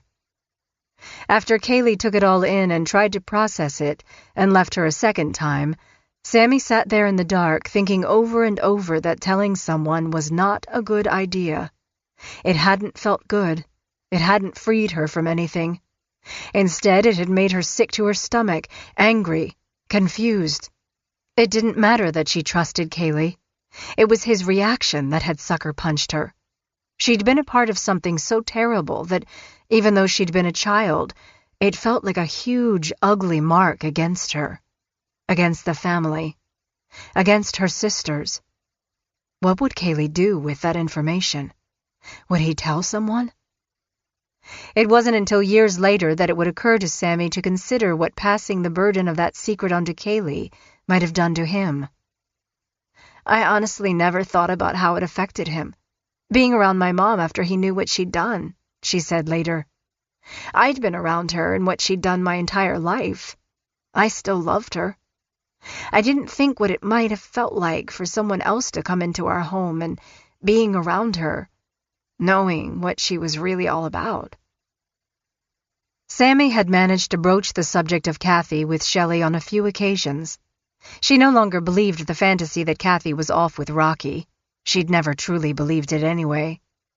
One time, Shelley had been talking about Nikki and how Nikki had been locked out of her life. Then she added, "I wonder if Nikki told anyone, what happened." About how you killed Kathy, Sammy thought. And yes, she told Nana and the sheriff. Finally, she spoke. "No, Mom." Shelley looked satisfied. Sammy, however, pursued the topic and let her mother know how she really felt. "I'm not ever going to have a normal life, Mom, because of what happened. I'll never be able to share this with my husband. It'll be a big secret forever." Sammy went on. "Maybe it would be better if we told." "What good would that do?" "I don't think it's right that Kathy's family doesn't know what happened to her," Sammy said. "Maybe we should tell the police?" Shelley gave her middle girl the slow burn. "Are you fucking serious? Do you want to ruin your life?" "I don't know that I can ever have a normal life, Mom," Sammy said. "Not with this hanging over us." Shelley gave her a dismissive stare. "You never cease to disappoint me, Sammy." Sammy didn't back down. Kathy's family is still looking for her, she said. It's better off that they don't know, Shelley shot back. They are probably happy that she's with a man who loves her. She's dead, Mom. I know that, Sammy, but talking about it now will ruin all of our lives. Do you want your friends to know? Sammy shook her head. No, but you will ruin your sister's life, she said, playing the trump card with Sammy. Tori is completely innocent in all of this. Besides, Kathy committed suicide, Sammy. You know that. Suicide, Sammy thought. Where'd Mom come up with that? Chapter 57. Shelley thrived on segregating people. The girls from each other, their father from the girls. Shane, Kathy, and Nikki were isolated from everyone. Putting a wall between people allowed her the opportunity to do whatever she wanted. People were game pieces, toys to be abused. It didn't matter who they were. Shelley occasionally withheld food from Tori. Not for long, usually no more than a day or two. Sometimes it was a punishment, though other times it might have been merely because Shelley was too caught up in her TV watching to be bothered to go to the store or prepare a meal. On a few occasions, Tori found herself in the pole building digging into the depths of the old chest freezer. It had to be done very quietly. She, like her sisters, was convinced that their mother had some evil superpowers, an ability to uncover anything they tried to keep secret. She ate frozen pancakes and carefully hid the wrappers so her mom wouldn't find out. She also made sure that she didn't eat too much of the food so that her mom wouldn't see the supply dwindling. She rearranged the contents of the freezer, shifting things around but making it appear as though it was just as Shelley had left it. Shelley, as expected, caught on. Tori later surmised that her mother must have found the wrappers because, the next thing she knew, all of the freezer's contents were missing. She threw out all the food, Tori said later. Every last bit of it.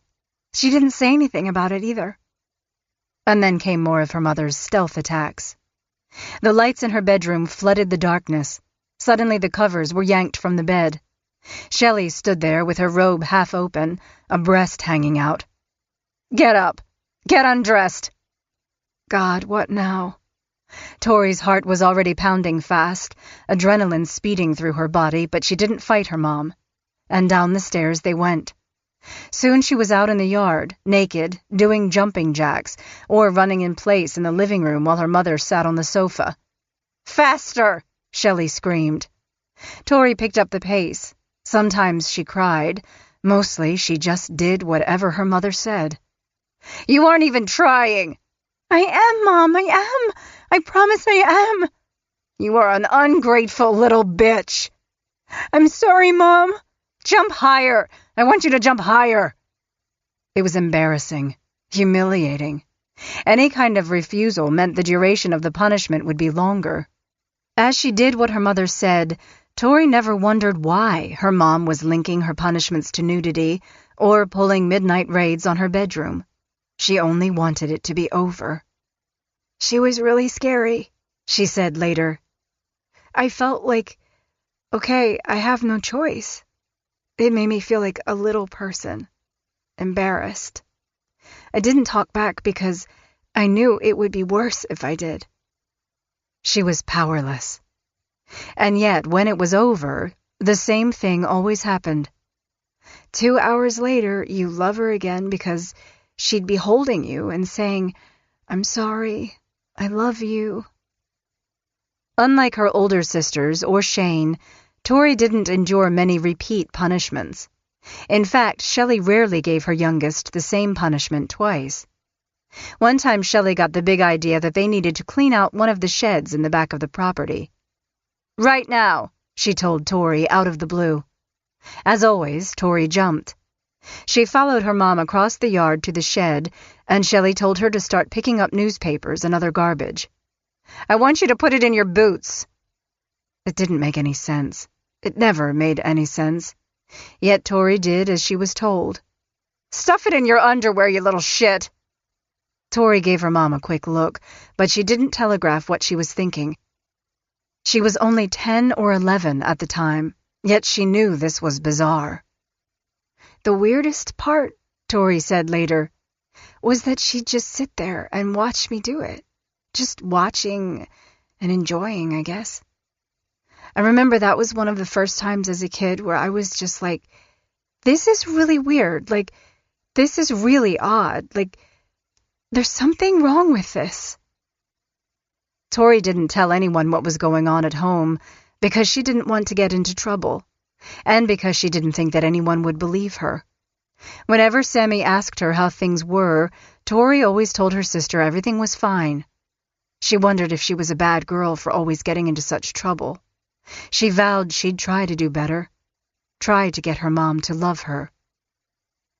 Tori was 12 when she started a journal for school. She was struggling not to be the girl in class whose father lived on an island somewhere and whose older sisters were long gone, and whose mother didn't abuse her or the man who lived with them. In one entry, she wrote how her favorite movie wasn't a real movie at all. It is a home video. I really like it a lot. It's when it was my 3rd birthday and Mom got a kiddie pool. I seemed to really like it a lot. When no one was looking, I took my birthday cake and dropped it into the pool. My mom thought it was really funny, but my sister didn't because she had it specially made for me. I just like to watch home movies. Later, she wrote about the upcoming Thanksgiving holiday. I'm thankful for having all my family together at once. You see, my sister lives in Tacoma, so I don't see her very much. And my dad works far, far away when he builds underground foundation and wiring for houses all over the place. My mom, I see all the time. By then, like the others in the family, Tori didn't mention Nikki anymore. Even though photos of Nikki and Shane were still up all over the house, it was like her mother had erased her eldest daughter from memory. No one saw Nikki. No one except Sammy. That remained a big secret. Secrets, all 3 Notick sisters knew, ran in the family. Chapter 58. Shelley pushed more buttons with Ron's family behind his back. She phoned his family after taking his mother, Catherine, to a doctor's appointment late in the fall of 2001. Shelley said that she'd had to remove 3 fleas from Catherine's face while the 2 of them sat in the car.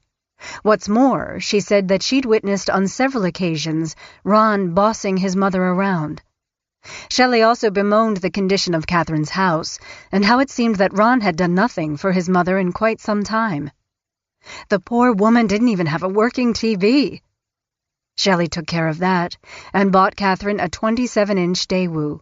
She also set up a $150 credit line with an appliance store. When it came time to clean the house, Shelley arranged to have Catherine stay over while her house was being flea-bombed. She was doing everything she could for the dear woman she considered a second mother. And at the same time, Shelley was busy trashing her best friend. She told the family that Ron had enough money to pay the rent at his trailer court, but had chosen not to do so. At the time they shut him out of the rental, he had $600, and went to a lawyer instead who told him everything was legal. Ron's brother Jeff later said, "He had to go to court on that, and the court even postponed it once, so through his own negligence he lost out. He also had several chances to appear in court on the rental problem, but when he didn't show, it was decided in favor of the landlord." On November 4, 2001, Catherine phoned her younger son, Jeff, and stated a desire to move to Michigan to be closer to him and to where her husband was buried. She said Ron was headed for court for bad checks and that there was a federal warrant out for his arrest. Later, she waffled on the idea to return to Michigan. She cited the cold climate there, as well as not wanting to be a burden. Shelley inserted herself deeper into the Woodworths' family matters. She sent a short note on November 29, 2001. "Your mom's doing well. I'm taking her picture this week for you all, and she's having her hair fixed this week for the Christmas season. I wish I could do something to help you all. God bless you and yours." On December 2nd, 2001, Catherine phoned Jeff in Michigan and said Shelley had hand-delivered a letter from Ron in response to her giving away his clothes. Shelley had held the letter for some time and told Ron's brother that she'd pleaded with Ron not to send it. But he was adamant. She had no choice. When Shelley finally did give Catherine the letter, she said she did so when they were together in the car, giving her time to absorb it all as they drove around. The message was included in a Christmas card with a note.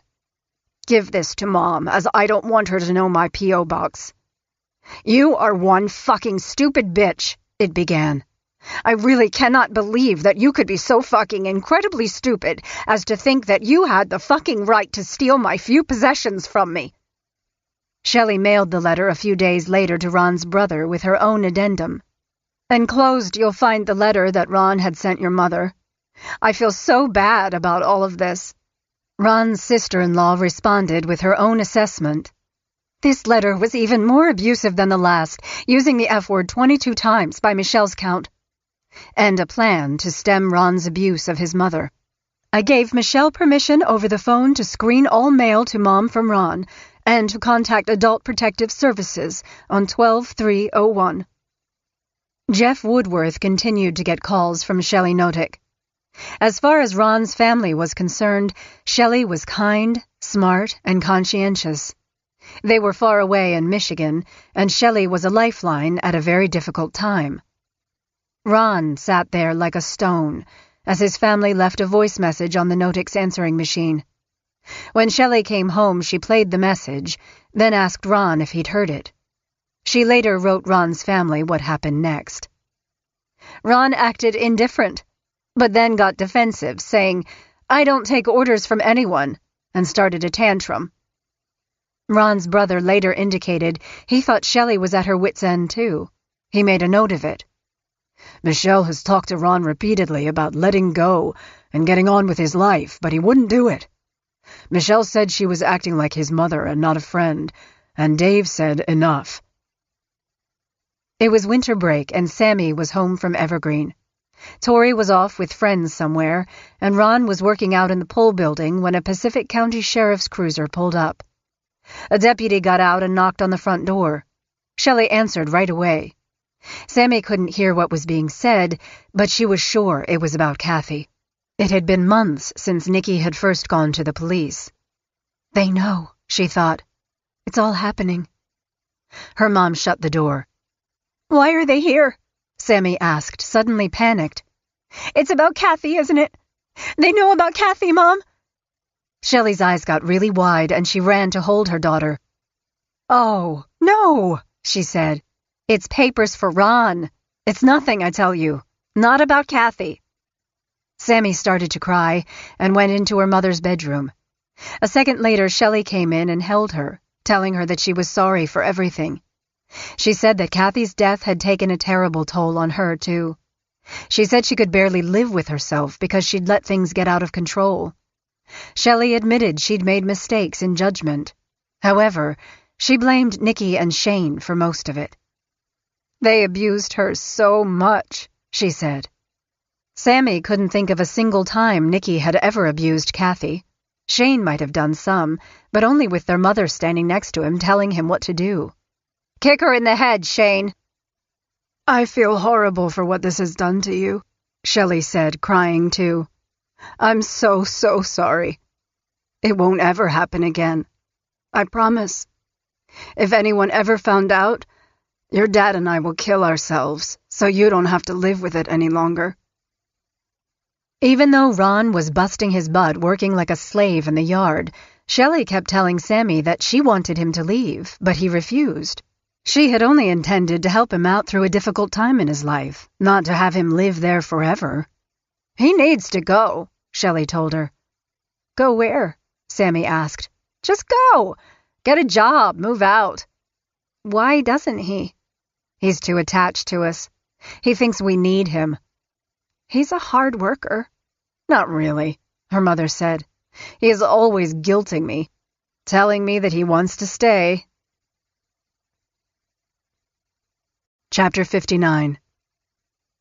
Tori was 12 years old now. and she took in everything. Every single thing. Ron had a pair of short shorts that he wore at the beginning of his stay with the Notics, and a couple of tank tops, too. After a while, however, Shelley took away his clothes and, as was her M.O., made him work outside only in his underwear. Tori also heard everything. "You don't deserve clothes," her mother told Ron. "You are worthless, so don't ask me about it again. Don't even think about it. Now get your fat ass out the door and do your chores." From 7:30 in the morning to nearly 8 o'clock at night, Ron would be outside in his underwear feeding the animals, weeding the garden, cutting down brush, burning trash. Whatever was on Shelley's long list of things that needed to be done. At night, Ron would eat his dinner upstairs, alone. On most nights, Shelley would give him a couple of sleeping pills. Despite an empty bed and bedroom in the house, he slept on the floor. If he made any noise at night, Shelley screamed at him to come downstairs so she could punish him. Tori stayed as quiet as she could, refusing to move a muscle. She lay there, considering telling her dad what was going on, but she knew where his loyalty stood. Telling on Shelley would only make things worse for Ron. Tori hated what her mom was doing to him. One time she even tried confronting her about it. "Do you have to be so hard on him, Mom?" "What are you talking about?" "Ron's nice. He's a good guy." Shelley made a disgusted face. "If you like him so much, Tori," she said sourly, "then why don't you marry him?" Not long after that encounter, Shelley called Tori into the living room. Ron stood still for the longest time before he spoke. "He has something to say to you," she prodded. "I don't love you anymore, Tori," he finally said. Tears filled Tori's eyes. "I don't believe you." Ron struggled to keep on message. His eyes were wet and he could barely look at the girl. "It's true," he said, pulling himself together. "I don't." "I knew it wasn't true," Tori said later. "She was making him say it, just to hurt both of us." Ron, in typical Shelley style, was instructed to never speak to Tori after that. There was no reason for the edict except that Shelley resented the two of them having any kind of relationship. She could see that Ron had grown fond of her youngest, and that Tori, in turn, had taken to calling him Uncle Ron. That Tori cared for Ron and worried about him must have been obvious to her mother.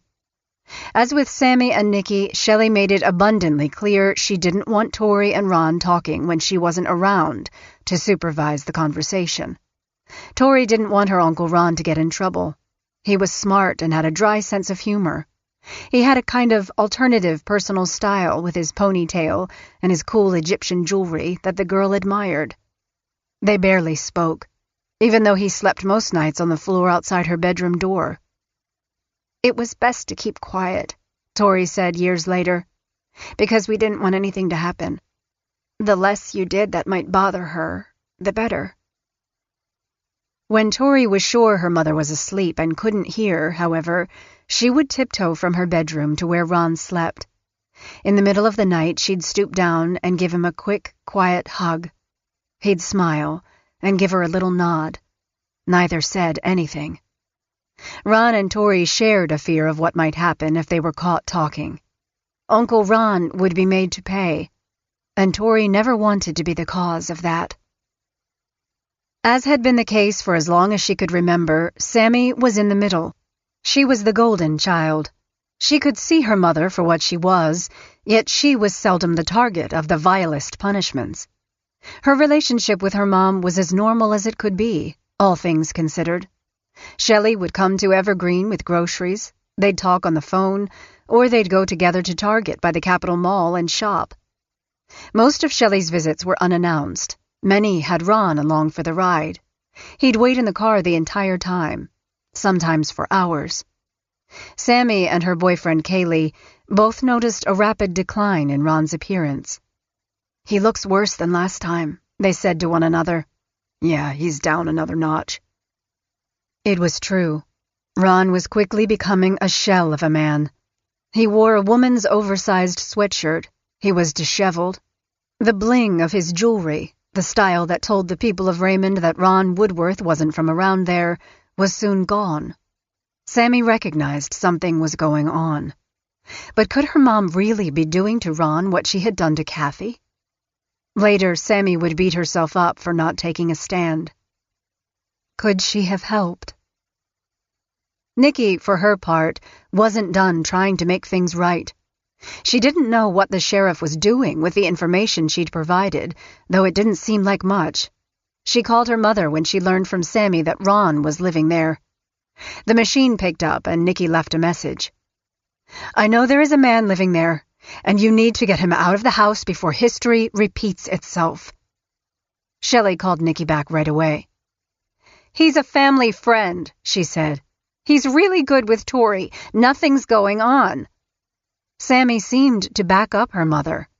She'd been there almost every weekend. She was worried, but she was keeping an eye out. Everything is fine, Sammy told Nikki. I keep asking Tori. She's fine. She's so much mouthier than we were. She'd tell us. Are you sure? Nikki asked. Sammy was positive. She gets away with so much. She's fine. Sammy was saying what she wanted to be true. Nikki was hearing what she wanted to be true. Everything's fine. Ron's fine. Tori's fine. One time Sammy mentioned Ron wasn't wearing shoes, which she thought was a little strange. But that's all, Sammy said. Oh, crap, Nikki thought, before trying to put it out of her mind. Something is happening. Dave Notick knew it, too. He was still up in Oak Harbor on Whidbey Island, sending his paycheck home. When Shelley first told him that her good friend Ron Woodworth had moved in and was helping around the house, he had a sick feeling in his stomach. It was like a hard punch to an already queasy stomach. Seeing it up close only confirmed what he knew. I'd come home on the weekends, and this guy's condition was just deteriorating. She had him down in the swamp with a weed eater, barefoot and in his shorts cut to shit. And I'd seen her make him slap himself over and over. And she'd hide his shoes. When Dave confronted her about Ron's lack of footwear, suggesting that they buy him a pair of shoes, Shelley just shook her head. He keeps losing them, she claimed. On one of the occasions Ron made a run for it, Shelley told Tori to get in the car so they could search for him. Why are we looking for him? Tori asked. You don't even like having him here, Mom. Shelley gave her daughter a quick, cold glance. He's got all those marks on him, she said. He'll lie and say that I did that to him. We'll all get in trouble. I was in awe that she said that, Tori reflected. And even to this day, I think that's really crazy she was so honest about that, but it's true. That's why she didn't want anyone to find Ron, because he would have said all that. When they found Ron, he got into the car. He said he was sorry and promised never to do it again. Whenever Ron ran away, which became less frequent as the months and years went by, he didn't get very far. Like Kathy, like Shane, Ron didn't have anywhere to go. Shelley would find him, usually behind a tree, or in some brush in the woods hiding, or trying to make himself as tiny and inconspicuous as possible in one of the Notick's outbuildings. Chapter 60. Tori, get your ass out here! Shelley stood in the yard holding an axe. She was Lizzie Borden to the nth degree. Get over here, she yelled. Tori went to her mother right away. There was no room for even a second of delay when her mom had that scary, fear factor tone permeating every syllable coming out of her mouth. What? Don't what me, come here! The axe was completely scary. God knew what her mom was going to do to her, or make her do to someone else. Tori had no inkling of what she'd done to make her mother so angry, but she told her she was sorry anyway. Shelley thrust the axe at her. You left this out overnight. How many times do I have to tell you to put things away? Sorry, Mom. Shelley made an irritated face. Put this down your pants. To anyone else, That command would be so nonsensical that the recipient wouldn't understand what she had meant. Tori knew right away. She ran the axe handle down her pant leg and into her boot. The blade rested on her side. Satisfied, Shelley gave her a quick nod. "Now do your chores," she said. "I don't want to see that axe out of your pants until everything is done. Do you understand?" Of course she did. Her mom was crazy. Tori limped around the yard for the next couple of hours doing what she'd been instructed to do. It didn't stop there. With her mother, things never did. Another time, her bed seemed lumpy, and Tori pulled back the covers, exposing the family's kitchen and bathroom trash. She knew her mother had put it there, and she knew why. I had forgotten to take out the garbage. It was Mom's way of reminding me never to let it happen again. She picked everything up, took it outside, then went back up and changed the sheets. In the bathroom, Tori shook her panties and white dust fell to the floor. It was the gold bond that her mother routinely sprinkled inside. Sometimes, when Tori was around 10, her mom would appear in the bathroom with the container of the antibacterial powder and instruct her to spread her legs and put it on her vagina. The powder burned, and Tori would cry out that she didn't want it. "It's medicine," Shelley said. "You need it. All girls do." "It really hurts, Mom," Tori said, blinking back the tears. "Oh, good God, just buck up, Tori." On a couple of occasions, Shelley decided Tori needed a shower. "You're filthy," she said. "Let's go outside." Tori followed her mother to the hose. "Get undressed," she said. It was cold outside, but Tori didn't say anything back to her mom. Being mouthy, as her mom called it, was never a good idea. She took off her clothes, and her mother sprayed her with the water. One time Shelley used the pressure washer on her youngest. At least Tori was never made to wallow, unlike her siblings. She'd seen Ron wet and cold from time to time, and assumed that he'd been given the same kind of outdoor shower. They never talked about it. They weren't allowed to talk about anything. And so it went. However, Tori experienced less abuse once Ron came on the scene. Less of the worst was better than more. Chapter 61. No matter where Ron was working on the Notok property, it was important to always be on high alert. Whenever Shelley called out, he was supposed to drop everything and get to her as fast as he could. If he didn't answer back for any reason, Shelley would become enraged. She'd stand there fuming and balling up her fists. Her neck muscles would tighten, her eyes would narrow. "You fucking better acknowledge me when I call you!" Ron started for her in a panic. "I'm coming, Shelley dear!" The sound of Ron's scared and anxious voice gave Tori chills. It was one of the scariest sounds I've ever heard still. Tori shuddered, thinking about it years later. He sounded like he was dying every single time he said it. It was like, "Shelley dear," was the last thing he would ever say in his life, with such urgency and such fear. Keeping him on his toes and frightened was only one tactic Shelley employed to help Ron get better. A major dose of humiliation seemed also to be part of her twisted regimen. Shelley pulled Tori aside one time while Ron sat with them in the living room. "Did you know Ron had a baby?" Tori looked over at Ron. He looked away. "In Vietnam," Shelley carried on. "He got a girl pregnant and had a baby. Yes, a beautiful baby, but Ron, the piece of shit he is, didn't do anything to help the baby, and it died.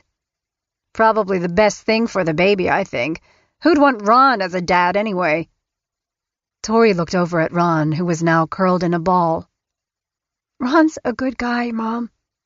Shelley's face went red, her features stretched tight. "You don't know everything about him, Tori," she chided. "He's the worst of the worst, and there's no two ways about it." Ron cowered, while Shelley dropped bomb after bomb. She berated him for being fat, for being gay, for losing his trailer, whatever she could think of in her free association style of abuse. A favorite attack was questioning his devotion to her or his love for Tori. "You don't fucking care about us, Ron, you don't. I could just tell by watching the way you do things around here. You act like you're doing us a favor. Big guy. You are the lowest of the low. You don't care about me. Just using me. That's what you are, a big fucking user. Sometimes she would take his interest in Egyptology and twist it. Oh, Ron, the gods are disgusted by you. They are. You're going to hell, you fucking little prick. If you looked at him, it was like all the life was sucked out of his eyes, Tori said years later.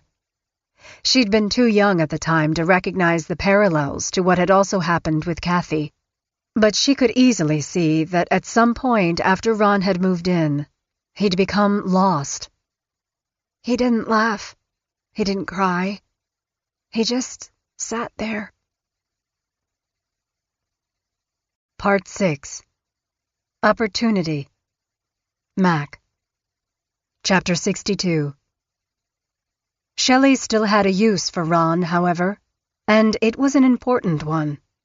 Shelley enlisted him to help care for a Pearl Harbor survivor named James Mac McClintock, a family friend of Kathy Loreno's mother, Kay Thomas, and, coincidentally, the reason Kay had moved her family up to South Bend in the first place. He was a big man who favored second-shelf whiskey and woodworking. He loved his black lab, Sissy, and was grateful for the mobility of the scooter he relied on to get him around his house that overlooked the Willapa River. Shelley talked up Mac as the father she never had. She put lotion on his dry hands and made sure that he had everything he needed. She bragged to others about how much Mac loved her. She called several times a day to make sure he was doing okay. It wasn't unusual for Shelley to show up at his place once or twice daily. Tori had grown fond of Mac, too. He was a grandfatherly figure, and Tori enjoyed going over to his house while her mom went about her business as his caregiver. She'd listen to his stories, and in a few instances they raced scooters down the street. She always let him win. On more than one occasion, Mac told Shelley that he wanted her to live with him. Instead, however, she moved Ron into Mac's house. Tori knew that her mother had told Mac that Ron was gay. Mac balked at having Ron as his helper. Shelley persisted. She couldn't be there all the time, but Ron could. At first, Mac didn't like the idea of Ron bathing him and taking care of his personal needs. However, in time, the two of them worked things out. Ron was over there nearly every day, and sometimes he slept over. While there were other bedrooms in Mac's house, Tori noticed that Ron wasn't occupying any of them. She ventured into the basement and opened a tiny, windowless storage area. Inside, she found some of Ron's things, including some blankets. The space was small, almost like a tiny jail cell. Mom's making him sleep in there, she thought. Another time she found some bedding in a firewood storage area under the entryway to the house. Unlike the basement cell, this space was open to the air. The dirt floor was damp. Even in Mac's house, away from Shelley, it was clear she still controlled Ron. He's sleeping wherever she tells him to, Tori thought. Laura Watson hit the roof when she heard through Sammy that Shelley was caring for an elderly man named Mac. She hadn't been happy about Ron hanging around the Notic place either. Something was going on. She was sure of it. She immediately phoned Deputy Bergstrom at the Pacific County Sheriff's Office. She asked about the Kathy Loreno case, and Bergstrom told her that the case had gone cold. He was in the midst of a big trial and would get back to it as soon as he could, he told her. I keep working it when I have time, he'd said. That didn't sit well with Shelley's stepmother at all. She phoned her local chief of police, Dale Schaubert, who urged her to give the Pacific County authorities a chance to build the case. They are probably working it behind the scenes, he told her. That scarcely satisfied Laura. All she could think about was how Shelley had done the unthinkable, and she worried about what she might do next. She also checked in with Shane's maternal grandparents, who she knew had been worried about Shane, and they said the same thing. They hadn't heard from anyone either. Sammy also said she'd never been directly contacted, which wasn't strictly true. She'd just never called the sheriff back. And Nikki was never contacted after she reached out the second time, following her statement about Kathy. Not a single word. Chapter 63. Shelley was floating on air when she told Tori the news. James McClintock was going to leave his estate to his old black lab, Sissy. But after Sissy dies, she went on, Mac's house and everything goes to me. Tori thought the news couldn't be better. After her mom's termination from her job as a senior citizen caseworker, she'd seemed a little lost, and decidedly more abusive. The idea that she was heir to Mac's estate flipped the switch a little. It filled her mom with plans. Any plans that distracted Shelley from how to make someone beg for mercy were very welcome around Monaghan Landing. Mac assigned Shelley power of attorney on September 7, 2001. It came at a very good time for the Noticks, whose financial circumstances were beyond dire. Shelley had juggled and cooked the books to such an extent she could barely manage her own lies. Dave didn't know how bad things were financially until his wife called him and said he needed to ask for an advance on his wages. He balked, so Shelley took matters into her own hands. She applied for a payday loan in Aberdeen on September 25, 2001. She listed the family's monthly income at $3,500. Dave started coming home on weekends more often, and the yelling increased. Tori would make loud noises in her bedroom in hopes that the commotion would jolt her parents into toning it down, but that never really worked. While she loved her dad more than anything, she began to resent him for coming home. It seemed that her mother bottled up a lot of her anger at Ron until her father arrived to carry out whatever punishment he'd been instructed to do. The yelling was always about two things, money and their house guest, Ron. "You need to do something about Ron," Shelley told Dave.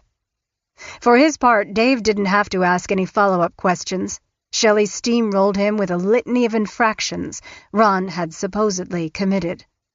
"He took a crap in the yard," she said one time. "I saw him, coming around a corner, and there he was. We can't have that." With his wife looking on, Dave tore after Ron and grabbed him by the shirt, pulling Ron so hard he lost his balance. "Don't ever do that goddamn kind of thing around here!"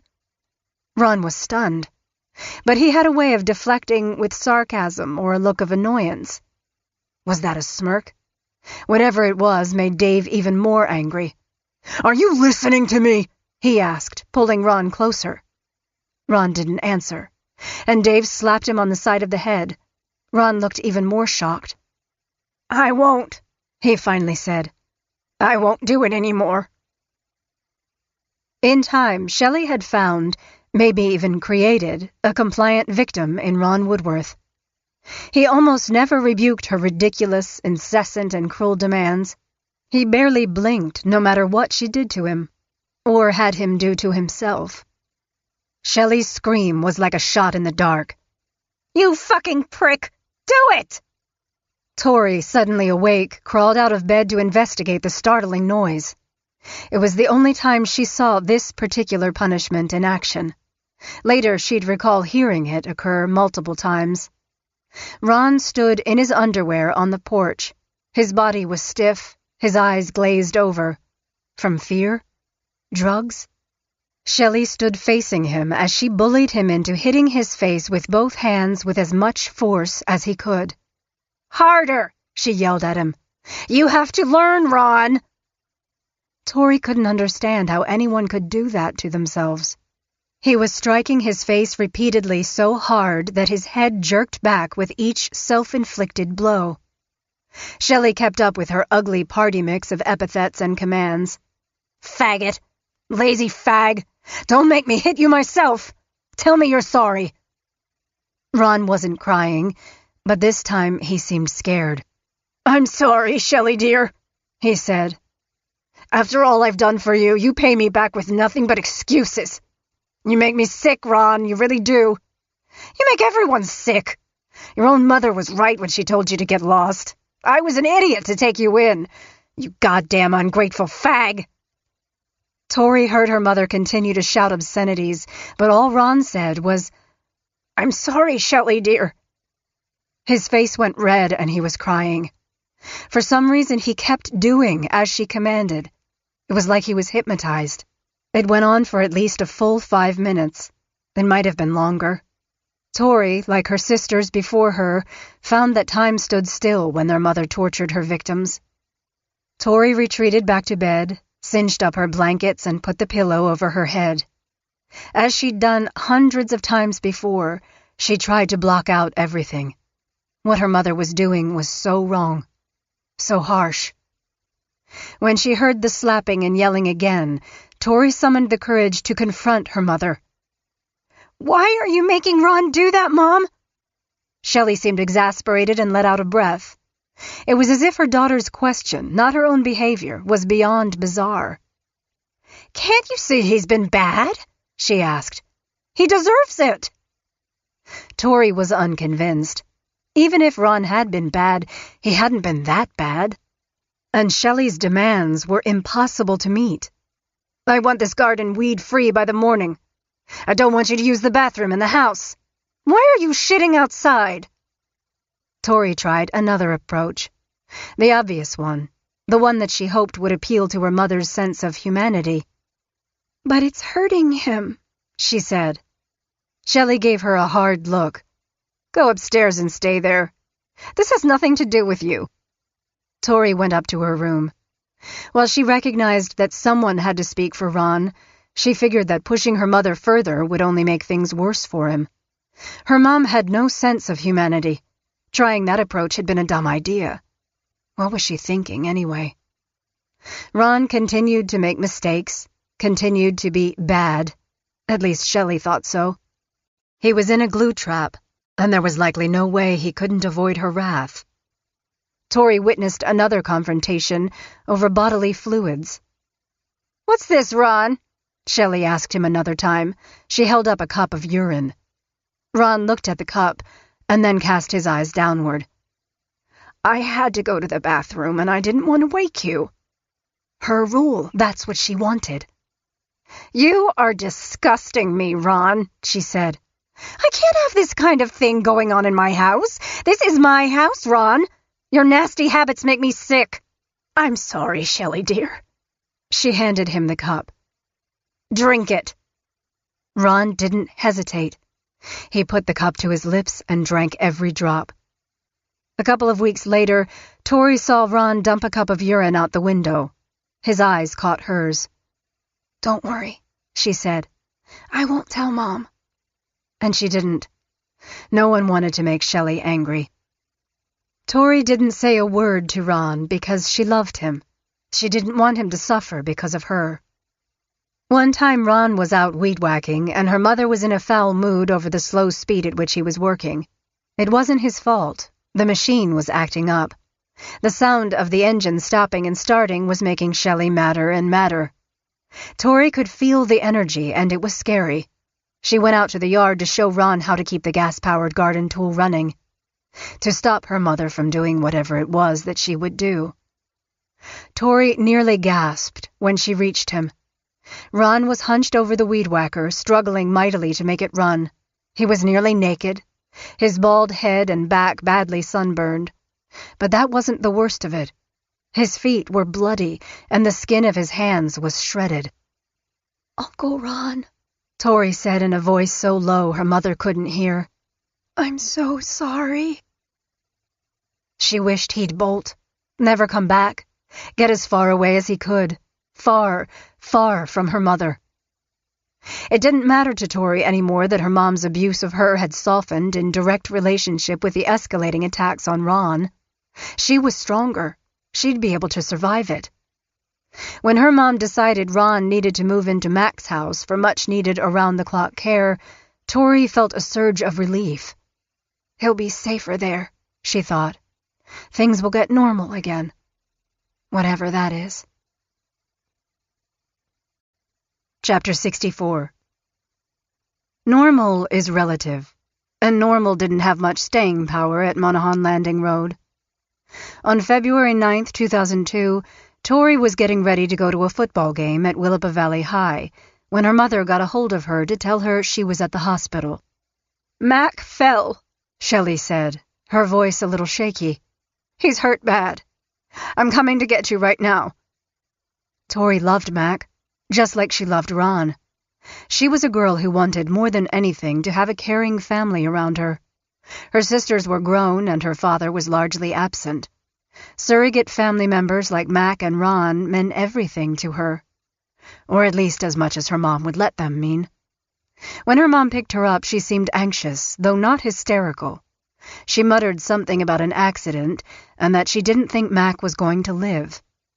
"It's bad," she repeated. "Ron was there when it happened." Tori felt sorry for Ron. He was a gentle soul, and he must be overcome with worry. By the time they arrived back at the hospital, nurses informed them that Mac had indeed died. Tori burst into tears and melted into her mother's arms. Shelley didn't seem broken up at all. Indeed, she was nearly giddy. She'd been left $5,000. There was the matter of his dog, Sissy, of course, but Sissy was old. She couldn't live much longer, and then Shelley would inherit Mac's house, worth more than $140,000. How Mac died was a bit of a mystery. At first, Shelley was vague about it. Ron had made the call to 911, saying Mac had fallen and hit his head. The authorities didn't seem too concerned either. Tori later gathered that the examining doctor referred the case for further investigation by the coroner and the prosecuting attorney's office when he confirmed Mac died as a result of acute subdural hematoma caused by a blunt impact to the head. It was possible that the impact had been caused by a fall. Ultimately, nothing further was investigated. And then it was done. Mac was gone. Just like that, Shelley was flush with cash. Things were definitely looking up. Indeed, a few days after Mac died, on Valentine's Day, Tori padded downstairs to find her mother wrapping up the greatest box of chocolates she'd ever seen. She wrote in her school journal a day later, "I was sure they were for me. I tiptoed upstairs like I never saw a thing, and then about 10 minutes later I came downstairs, and sure enough, they were for me." Despite the inheritance, the money, the house in South Bend, the dog Sissy now chained up outside, before the last chocolate was devoured from the big box, Shelley had resumed her old ways. It was like she just took in her good fortune like a big gulp of air. Money, something she'd chased her entire life, was all right, of course. But her old games? Much, much more satisfying. Chapter 65. What happened at Mac's house in South Bend quickly morphed from a shared tragedy to a personal opportunity. Shelley used the episode as the catalyst for a new attack against Ron. It was cruel beyond measure, and it came up all the time. Once, when Ron was back working in the yard at Monaghan Landing, Tori overheard her mother screaming at him about it. "You killed Mac! You're a murderer!" When Ron tried to defend himself, she pushed him into the dirt and then came back inside the house. "He murdered Mac," she told Tori as she stomped around. "I can't live with a murderer." Tori didn't know what to think. She'd thought Mac's death was an accident of some kind. Besides, she couldn't see Ron hurting anyone. Not ever. Another time, the three of them were seated in the kitchen. Tori was minding her own business, and Ron and her mother were in the middle of one of their disagreements. "How would you feel if a murderer was living in your house?" she asked him. Ron didn't answer. He just kept his eyes turned downward. "It doesn't feel good," Shelley went on. "Not at all. You killed Mac, Ron. You're a goddamn murderer." Again, no response. Tori never believed a word of it. Shelley might have sensed her reluctance to agree that Ron was a killer, so she kept employing new ways to bring up the subject. In time, however, the strangest thing happened.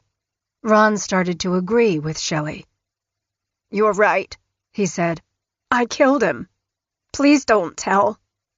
Shelley twisted the knife. "Don't disappoint me, Ron. Don't you ever. I don't want to tell, but you need to know you disgust me. You're a murderer." Another time, her mom took a break from the TV to tell Tori her latest version of what had happened at Mac's house the day he died. "He fell out of his wheelchair and bonked his head real hard. Ron just stood there and let it happen. Waited too long to call for help in time to save him. Ron's a useless prick, Tori. I know you see some good things about him, but think about it.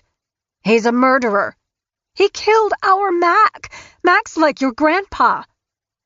In another version of Mac's demise, Shelley said the elderly war veteran had fallen into a coma and Ron left him to die. "He didn't even call me until it was too late," she said. "I call that murder, Tori. I really do. The sight of that fag makes me sick." "Don't call Ron that," Tori thought, but all she said was, "I didn't know about that, Mom." While Shelley professed contempt for Ron and what she said he'd done to Mac, she also spewed vitriol over Mac's will. "Lawyers really botched it up," she explained to Tori. "I'm going to tell them that Sissy got hit by a car and died. You need to back me up. It's no big deal, but I need you to understand that story is very important to our family." "Okay, Mom," Tori said. She thought it was a little strange, but not so terrible. After all, her mom was going to get the house anyway. Her mom had done unthinkable things to her and Ron, but she wouldn't really hurt the dog. "Once we fix up the house and sell it," Shelley said, "we'll have the money to move up to Oak Harbor and live as a family again." For most kids, that might be a dream come true. All Tori could think about was how badly her parents fought when they were together. Living under the same roof every day would be a nightmare. The absolute worst. On March 19, 2002, a little over a month after Mac's death, and 9 months after Laura and Nikki had first sounded the alarm about what had happened to Kathy Loreno, Laura Watson received a message to call Deputy Jim Bergstrom. Finally, she thought. Laura had already heard that the old man Shelley was caring for had died. "She killed him," she told the deputy. "You don't know that," he replied. "She poisoned him, I bet." "He was old, sick for a long time." "Who was taking care of the dog?" she asked. "Shelley is," he said. "He left her the house," she said. "Right, and she's caring for his dog." Laura pushed it. "The dog is probably being poisoned, too." "The dog is fine," he said. "Patrol saw the dog." Laura moved on. She figured Shelley had probably killed Mac. She was absolutely sure that Kathy had been murdered. Nikki was not a liar. Not by any measure. "I don't know how you run things in Pacific County," Laura finally said, "but this is not right at all. You need to do something. You need to find out what happened to Kathy Loreno. Have you talked to Sammy?" He said he still hadn't been able to reach her. Laura wasn't buying any of that. "She's in Raymond every weekend, Deputy. She's worried about her little sister. She goes there to make sure that Tori's okay, not being hurt. Does this compute at all?" Deputy Bergstrom insisted he understood, but what more could he do? Sammy had refused to call him back. Laura hung up. She didn't believe he'd tried at all. Sammy continued her clandestine relationship with her older sister. She defended Nikki to Tori when Tori would parrot how disrespectful and rotten Nikki was, but only to a point. She didn't want to call attention to the fact that they had remained close. Tori might tell. Like Sammy herself had regrettably told on Nikki and Shane when they were growing up. Their mother had a way of weaseling out details and then blaming the messenger. In May 2002, a few weeks after Laura's call to Deputy Bergstrom, Sammy snuck down to Sandy, Oregon, and attended Nikki's wedding at Laura's wedding venue. Sammy was happy for her sister, actually thrilled. Nikki had found a great man and was living a life that had been impossible to imagine when they were growing up. When she was forced to wallow. When she was told she'd never be anything, that no one would ever love her. Sammy, who still wanted to love their mother more than anything, hated the fact that Shelley was excluded from the wedding. She understood the reasons behind it, of course. Why would Nicky's tormentor be invited? Even so, Sammy said later, "I felt bad that they were estranged." Without telling anyone, she wore a special ring on her finger. It was a mother's ring, with Nicky's, Tori's, and her birthstones set in a gold band, a gift Sammy planned to give Shelley the next day, Mother's Day. The ring was another small secret in a family that had kept and buried countless secrets. By wearing the ring, Sammy felt it was kind of like my mom was there at the wedding. After Mac died, Dave Notick wore out the rubber on his truck tires with more trips home. Their marriage had been in trouble in the past, but they were working together to try to find firmer footing. Dave couldn't function without Shelley. Not really. Although he knew their relationship had been toxic, he couldn't stop loving her.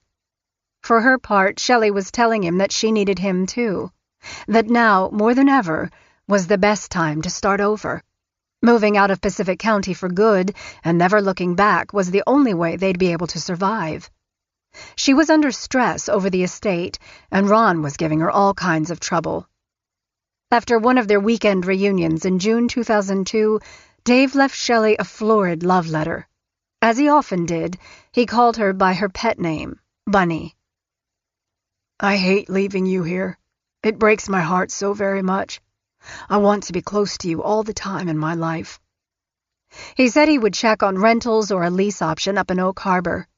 They needed to get out of Raymond and make a fresh start. "Wherever I am, I can always feel your touch, and that goes right to my heart. I feel your love for me, even though I don't deserve it. I love you ever so much, forever and ever."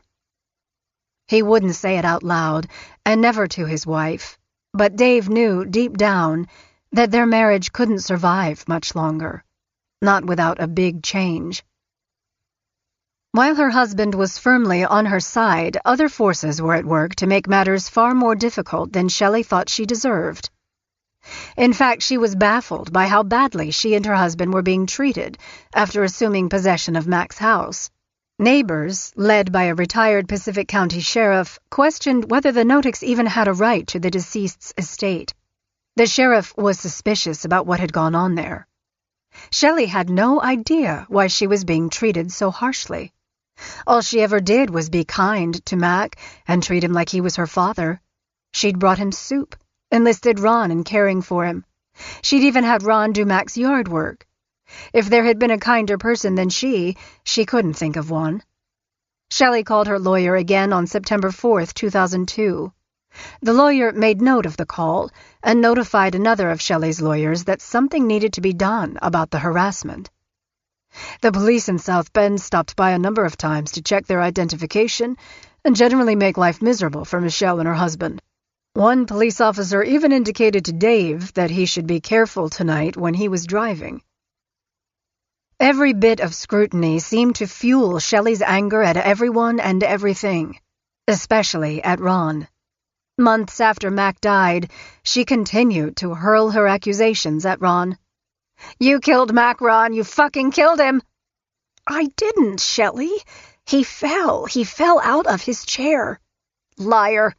I know what you did, and the police are going to come and get you. They will. I swear it." The ongoing threat that he'd be arrested and sent to prison for Mac's murder hung over Ron. He would slump down in the car if they drove past a police cruiser. Whenever there was a knock on the door, Shelley would insist that he hide. "Don't make a sound. They'll take you and put you away for good." Tori knew what her mother was up to. Shelley had Ron live in fear because she was actually worried that if the police picked him up, he might tell them all the things she'd done to him. Chapter 66. The last time Sandra Broderick saw her old friend Ron Woodworth was over a meal at Slater's Diner in Raymond in the summer of 2002. Ron looked weak and unwell. She was shocked by his transformation, both mentally and physically. Ron had been witty and sharp. He had a warm kind of personality that brought people in close. This Ron was far from that. He told her that he'd been given a trio of medications by Shelley for depression. Sandra watched warily as he took the medication with his food. The pills are helping, but I still have headaches. He took a green pill, then a brown pill, then a white capsule, while they sat in a booth at the diner. Seeing a doctor and a psychiatrist from the state, too. He was dirty and unkempt, Sandra remembered. He used to care about his appearance. He was spaced out, irrational, and incoherent. The more he talked, the more Ron's old friend from the military felt her concern grow. She could plainly see that Ron was in serious trouble, and she told him so. Ron just looked at her blankly. Nothing she was saying seemed to be tracking. He was in a fog, completely clueless as to how thin and weak he'd become. He wasn't the Ron I'd known for 20 years. Not long after the meal at Slater's, Sandra received an unexpected and very welcome call from Ron. He indicated, for the first and only time, that there were some things going on with Shelley that were bothering him. She has my cars and won't give them back to me, he said. Sandra was incredulous. Won't give them back? No, he said. I keep asking. The disclosure troubled Sandra enough to drive down from her place in Iron Springs for surveillance of the house on Monaghan Landing. She drove by slowly and noted that Ron's tan and blue cars were parked out front. Sandra didn't stop to inquire. I didn't want a confrontation with Shelley, she admitted. If she had stopped, she might have seen what Shelley was able to hide. Sammy was also alarmed by the changes she saw in Ron. She asked her mother about his significant weight loss. Is Ron okay? Shelley went into full-on defensive mode. What do you mean by that? He's not sick or anything? No. He's lost a lot of weight, Mom. That's all. He needed to lose weight, Sammy. He was fat. He's eating healthy. No more junk food. He's in the best shape he's ever been. He has muscles where he never knew he had them before. Her mother crowed about how much the work around the house had been helping Ron get in shape.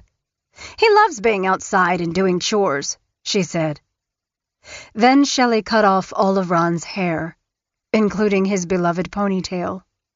Sammy cornered Ron in the yard and asked about it when she was sure her mother wouldn't be able to overhear.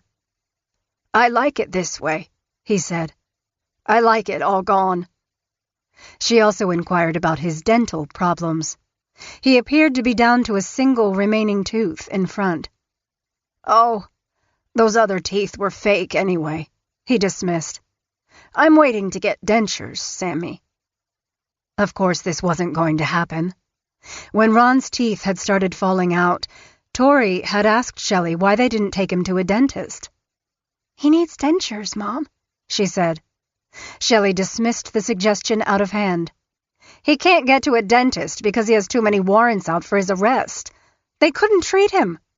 Besides, she added, dentures are too expensive.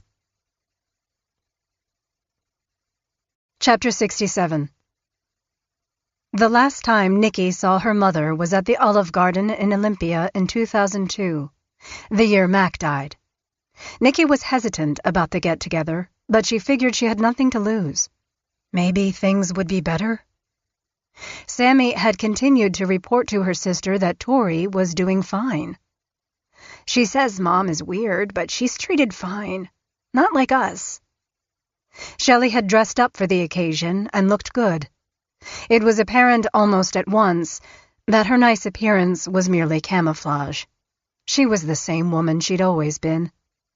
She was so rude to the waitress, Nikki reported, belittling her, sending things back. I kept thinking, I don't need this. I don't need to be a part of this. It was mean, ugly. Seeing her was a terrible mistake. Nikki didn't tell her anything about her life. She'd shut that down before dessert. I never saw her again after that. Tori Nodick kept a brave face. She never said a word to her sisters or anyone about what was going on at home. Not because she didn't want her mother to be held accountable for what she was doing, but because she feared the dire consequences of poking a bear. With all that she'd seen, Tori was terrified of what her mother might do to her, and she worried that it was all her fault somehow. She wrote to her mom in her journal, "I know that sometimes it might seem like I don't understand you, or I just don't want to, but that's wrong. Very wrong. I always can understand you, and I will always want to understand you. I am just sick of me disappointing you and Dad so much. I know it's my fault." Though she couldn't quite put it into words, on some level Tori knew her mother was only happy when someone else was suffering. There had to be a word for a person who found joy in another's pain. Whatever it was eluded her. To smile when someone screamed? To revel in the agony of a cut? A burn? Why was her mom wired that way? On a couple of occasions, Tori heard her mother tell Ron to get under the big desk in the living room, which was adjacent to her bedroom. The sound of furniture moving brought her to see what was happening. This time, "You are going to stay there," Shelley said, "until I hear your cry." Ron had stuffed himself under the desk. "I'm sorry, Shell dear," he said. "You're not sorry enough, you good-for-nothing faggot." Ron started to make crying noises. That made Shelley even angrier. "You goddamn faker," she railed. "I know you were faking." Tori asked her mom if she could let Ron out. "No," Shelley said flatly. "He's being punished. Leave him alone. He's been very bad. I don't want to go into the details. Just leave him." A little while later, Tori noticed that Ron had been liberated. It wasn't for long, though. Soon he was back under the desk, crying. She was pretty sure by then the tears were real. Chapter 68. When Pacific County Sheriff's Deputy Jim Bergstrom attempted to serve a restraining order against Ron, brought forth by his mother, the deputy caught a glimpse of Ron on the porch as he pulled into the Notick place. It was in the spring of 2003. Ron, a thin, spiderly figure, shot the deputy a startled look and then fled into the field through a narrow opening in the fence. "Hey, Ron!" Bergstrom called out. "I'm only here to serve papers on you." After Ron vanished into the woods behind the house, the deputy gave up and knocked on the door. He waited and waited. He finally left when no one answered, even though he was pretty sure someone was home. Someone had been. 15 minutes later, dispatch took a call from Shelley Notick. She was irritated, agitated, concerned. She wanted to meet the deputy in front of the Raymond post office to find out what was going on. There, Bergstrom told her about the restraining order and his need to serve Ron. "He's not living with us now," Shelley said, looking Bergstrom right in the eye. "He's living up in Tacoma." "I don't appreciate being lied to," Bergstrom shot back. "I saw him at your place. He ran away. I know he was there." Shelley, as always, had a quick comeback. She was always skilled with the redo. "He probably ran away because there are warrants out for him. He's sick. I've been taking care of him. He has a heart condition." She went on to promise that she'd have him call. Before leaving, Bergstrom asked about Kathy Loreno. He told her Kathy's family was still worried that she'd just disappeared with that trucker boyfriend. He told Shelley that one of Kathy's brothers had tried to find his sister with a private investigator, and her mom had run a missing person ad in the paper. "I haven't heard a word from her in a long time," Shelley said. No one had. The encounter with the deputy seemed to rattle Shelley, and it had nothing to do with Ron.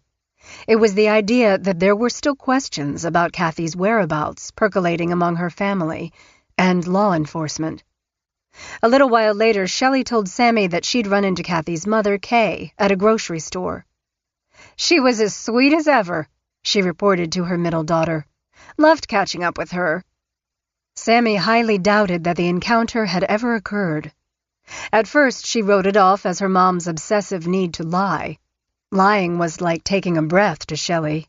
Sammy could never grasp why her mother felt compelled to lie when saying nothing at all would be a smarter course. Then it dawned on her. Her mom's motive about her so-called encounter with Kathy's mom was merely a way to test the waters, an excuse to revisit the Kathy story. "Do you remember the name of her boyfriend?" she asked. Sammy was tentative. "Rocky?" It was a pop quiz, a game show. It was a cattle prod to a fake truth.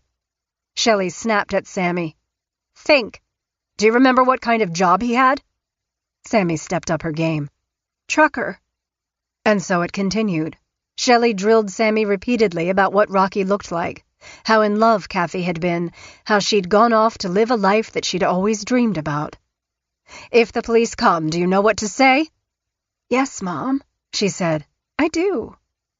On and on it went, in person and over the phone. Shelley would fire questions and scenarios over at her daughter. Sometimes Dave would get the same treatment. In all cases, it was about making sure that everyone understood the stakes involved. "Our family will be ruined. Think of Tori. She'll be in foster care." Yet all the preparation in the world couldn't have prepared Shelley for what happened next, as the heat on the burner went from medium to high. Tori and her mom sat in the car while Shelley sifted through the mail. Bills were almost always ignored as she looked for things that mattered to her. A check from her husband, an offer from some cheesy catalog company for something she didn't really need, and most certainly couldn't afford. Shelley opened a letter, and instantly the mood in the car changed. Her face went white and her hands began to shake. Her eyes stayed fixed on a letter. It was addressed by typewriter solely to her, postmarked in Olympia on April 18, 2003. "The gunshots you heard last night were from Kathy. Like the Lord Jesus Christ, she also arose from the dead and is back to revenge you. Ashes to ashes." Shelley freaked out. They'd all heard a gunshot the previous night when someone shut out a neighbor's security light. For the next several days, Shelley repeatedly asked Tori if anyone had been coming around asking about Kathy. "This is important, Tori. Has anyone?" "No, Mom," she said. "I promise." "Think." "No, no one." Tori didn't understand her mom's over-the-top concern. Kathy, whom Tori could barely remember, wasn't dead. She had run off with her boyfriend. She was living a happy life. Why would Kathy want to take revenge on her mom for anything? Kathy was her mom's best friend. Shelley reported the letter to Dave, who had no clue where it would have come from. Neither thought that Nikki would betray the family. Maybe someone from Kathy's family had heard something and wanted to avenge Kathy's death. But if that had been the case, Dave and Shelley agreed that they'd have gone to the police. As far as they knew, that hadn't happened at all. Shelley, in full-on frantic mode, called Sammy at her teaching job in Seattle, a couple of hours away. Sammy's supervisor pulled her aside. "Your mom's on the phone." "I'm in the middle of class." "Seems important." Sammy had talked about her mother with every manager or supervisor she had. Knowing how her mom could be, she considered it a preemptive strike. She knew that, whatever it was, her mom would keep calling until she got her on the phone. Sammy got on the phone. "Kathy," Shelley barked. "Has anyone been asking you about Kathy?" The Pacific County Sheriff had tried, but Sammy had dodged the authorities. "No, Mom," she said. Shelley persisted. "No one?" "No, Mom, no one. What's happening?" Shelley told her about the letter. The letter scared Sammy. It meant that someone outside of the Notick family was on to what her mother and father had done. Someone out there was digging into what had happened and using the threat of an anonymous letter to shake things loose. "That doesn't make sense," she said, though deep down, she knew it did. If she'd lost someone and thought that another party knew, she'd find a way to get some justice. Kathy deserved justice. She thought of the necklace Kathy had given her on her birthday. She thought of how Kathy always had time for the girls, doing their hair, making them laugh with a story. She could think of a million good things about Kathy. "I know," her mother said. "I don't know what's going on. Do you? Sammy?" "No. I promise. I have no idea. Sammy hung up. She almost hoped Kathy's family had put the letter in the mailbox. Kathy's family, she thought, needed to know what had really happened. Chapter 69. Shelley studied the Kathy letter like a forensic examiner. She held it to the light. She rotated it in every direction. She scrutinized the postmark. After all of that, she couldn't come up with a decent guess as to who might have sent it. Anyone could have. Even Shelley knew she wasn't in line to win any popularity contests in Raymond. The threat in the anonymous missive didn't make Shelley retreat or try to tone down what she was doing to Ron. Instead, she wandered around the house in her half-open bathrobe, carpet-bombing Ron with epithets. No matter how hard Ron tried, he couldn't do anything right. His failures at pleasing Shelley were legion. Tori spied on her mother and father in the yard one weekend when her dad came home. Ron had fallen off the roof, where he'd been cleaning shingles, and was lying on the ground, crumpled and battered. Instead of rendering aid, Dave ordered Ron to get up and do it again. Without a word of protest, Ron gathered himself, climbed back onto the deck banister, and jumped off again. Tori was sure he'd broken a leg. I remember going back upstairs and he fell again, and then I heard my dad smack him down. It sounded really hard. I heard Ron yell. I'm assuming it was on his face, but I don't know. And why? I don't know why. Maybe he was moving too slow or was too clumsy, she thought. It happened once more, and again. On a separate occasion, Tori heard her mother telling Ron to be a man and jump. She went to look and could see Ron, wearing only underwear, climb to the rail and hold himself up with the support post. His feet were bloody and he was crying. This time, Ron, in his quiet, unforceful way, resisted some. I don't want to, Shelley dear, he pleaded. Just get it over with, Shelley said. I don't have all night. And off he'd go, landing with a thud in the gravel with his bare feet. Get up, do it again.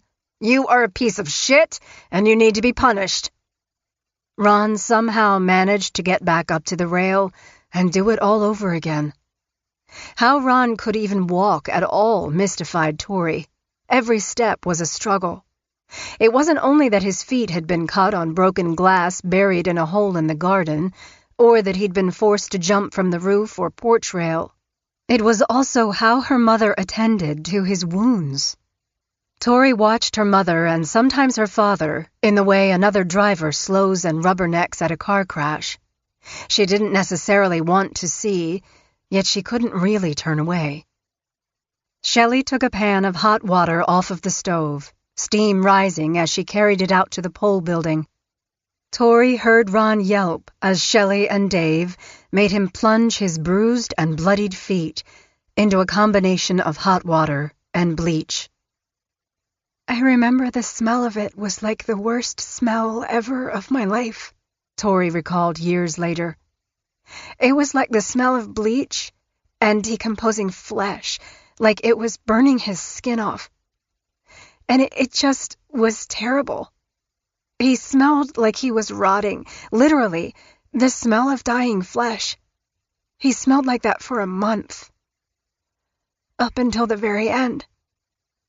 Even as he declined, Shelley continued her practice of never letting Ron wear shoes while doing yard work or calisthenics outside.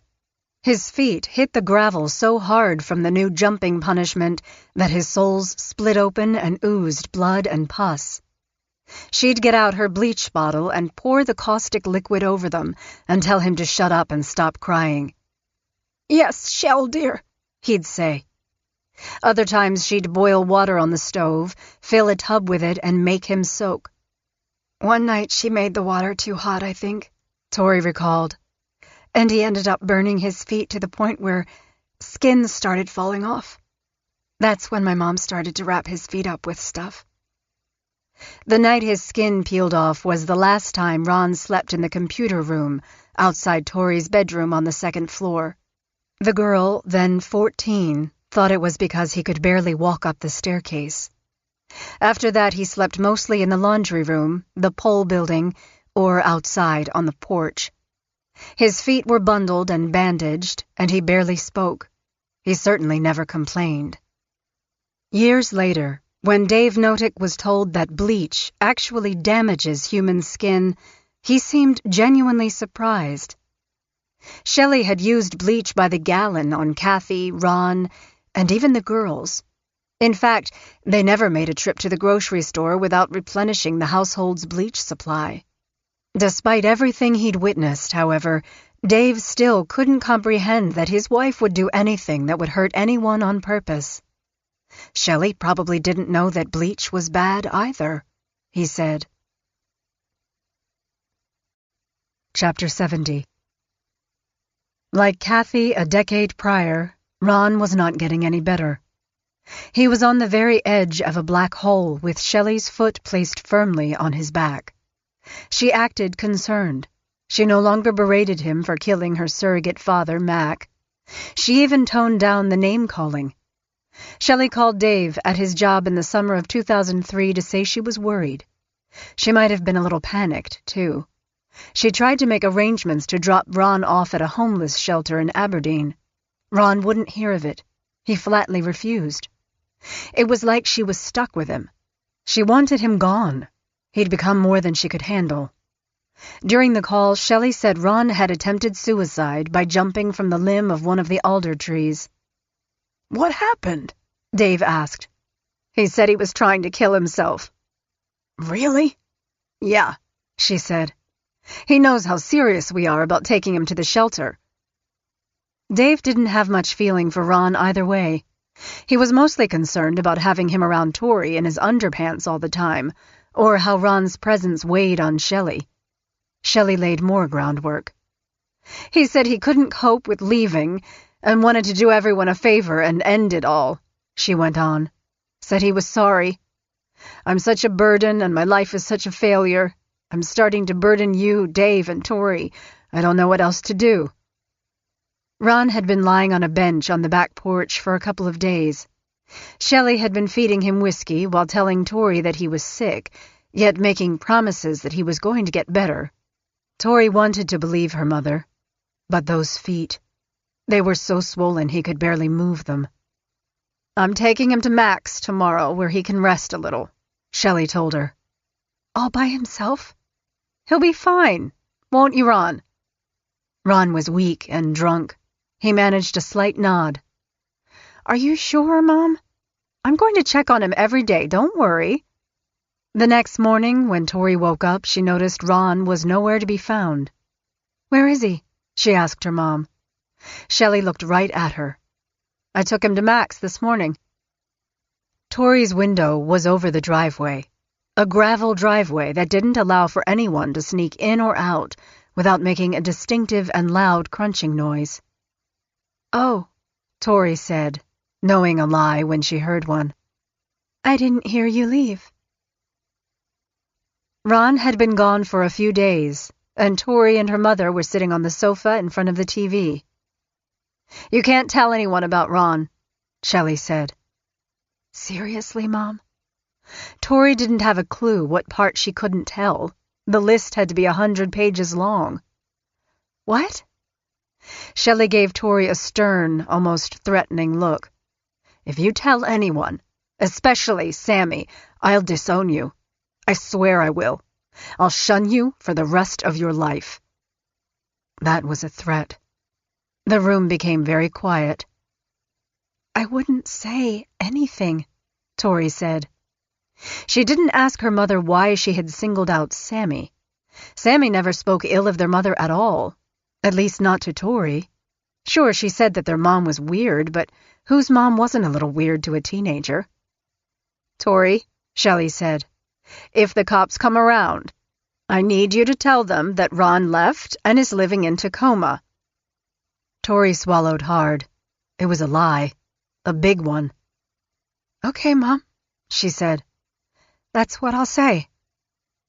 Once that was settled, as big a fib as it clearly was, Tori noticed a change in her mother's personality. Shelley became kinder toward her. She was back to being her mother's turtle dovey. She made nice meals for the next few days. She didn't force Tori to strip and reveal how her body was changing. Yet whenever Tori asked about Ron, she'd be dismissed. "He's fine," Shelley would say. Tori pushed a little. "I want to see him." "He's resting. He needs rest, Tori." "Okay, but I miss him." "He's fine," Shelley insisted. "I see him every day, sometimes twice a day. I've been going over there every morning at 7 to take him food and check on him." Tori could have started her own list of her mother's lies right then. Ron wasn't going anywhere. He was stuck at Max. As for her mother taking care of him, that was another lie. "I never once heard her start the car and leave in the morning," Tori later said. "I would have heard her. Besides that, she'd never get up that early for anything or anyone. My mom slept in because she'd been up all night." Tori asked about Ron every day. "Why do you keep asking about Ron?" her mother asked. "I like Uncle Ron." "Well, he's fine, and you need to stop asking all the time." Tori persisted. "I want to see Uncle Ron." "Okay," Shelley finally said. "Fine. But I'm too busy. He's too busy. Maybe in a day or two." And then the good times, the meals, the I love yous ended. Shelley enlisted Tori in doing the chores while Ron was gone. Weeding, feeding the animals, organizing the kitchen, whatever he had done, Tori was told to take care of it. All of it. All to her mother's peculiar satisfaction, too. "I wish Ron was here," Shelley told Tori. "He's so much better at doing the chores than you are." When Tori didn't clean the dog kennel to her mother's satisfaction, Shelley told her to crawl inside.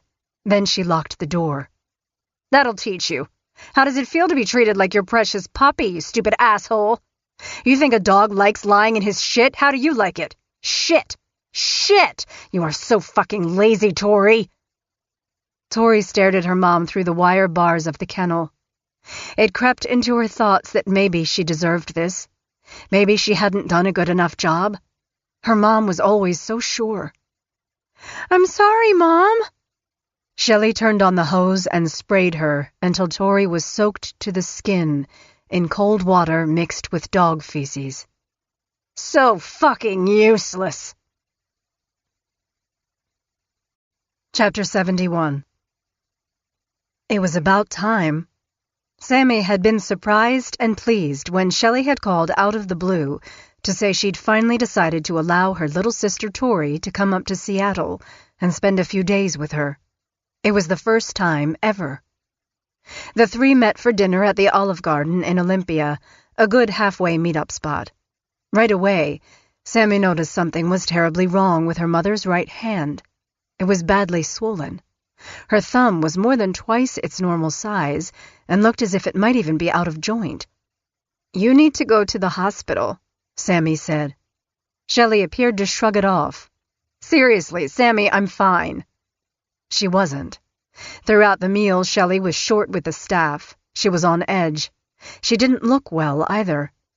Shelley had always prided herself on her looks, but she'd gained weight and her hair was a mess. It seemed she'd lost some teeth, too. She looked crazy, Sammy recalled. She was agitated, all over the place. Something was going on. On the drive back to Seattle, Sammy had two surprises for her little sister. "Tonight, you're going to try sushi for the first time. I'm taking you to Bento's in Greenwood." Tori made a face. "I'm not sure about that," she said. Sammy gave her a smile. "You'll love it." "What's the other surprise?" "We're going to see Nikki tomorrow." All of a sudden, Tori was panic-stricken. She was not only terrified of seeing her sister for the first time in 7 years, but she didn't want to carry the burden of defying their mother. Her mother had spent years telling her what an evil person Nikki was, how she was selfish and cared about no one, that she was the worst sister ever. "No, I don't want to see her." "She loves you," Sammy said.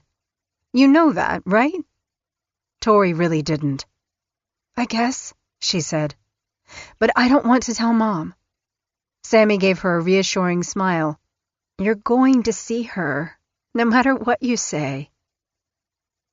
The sushi was a middling success.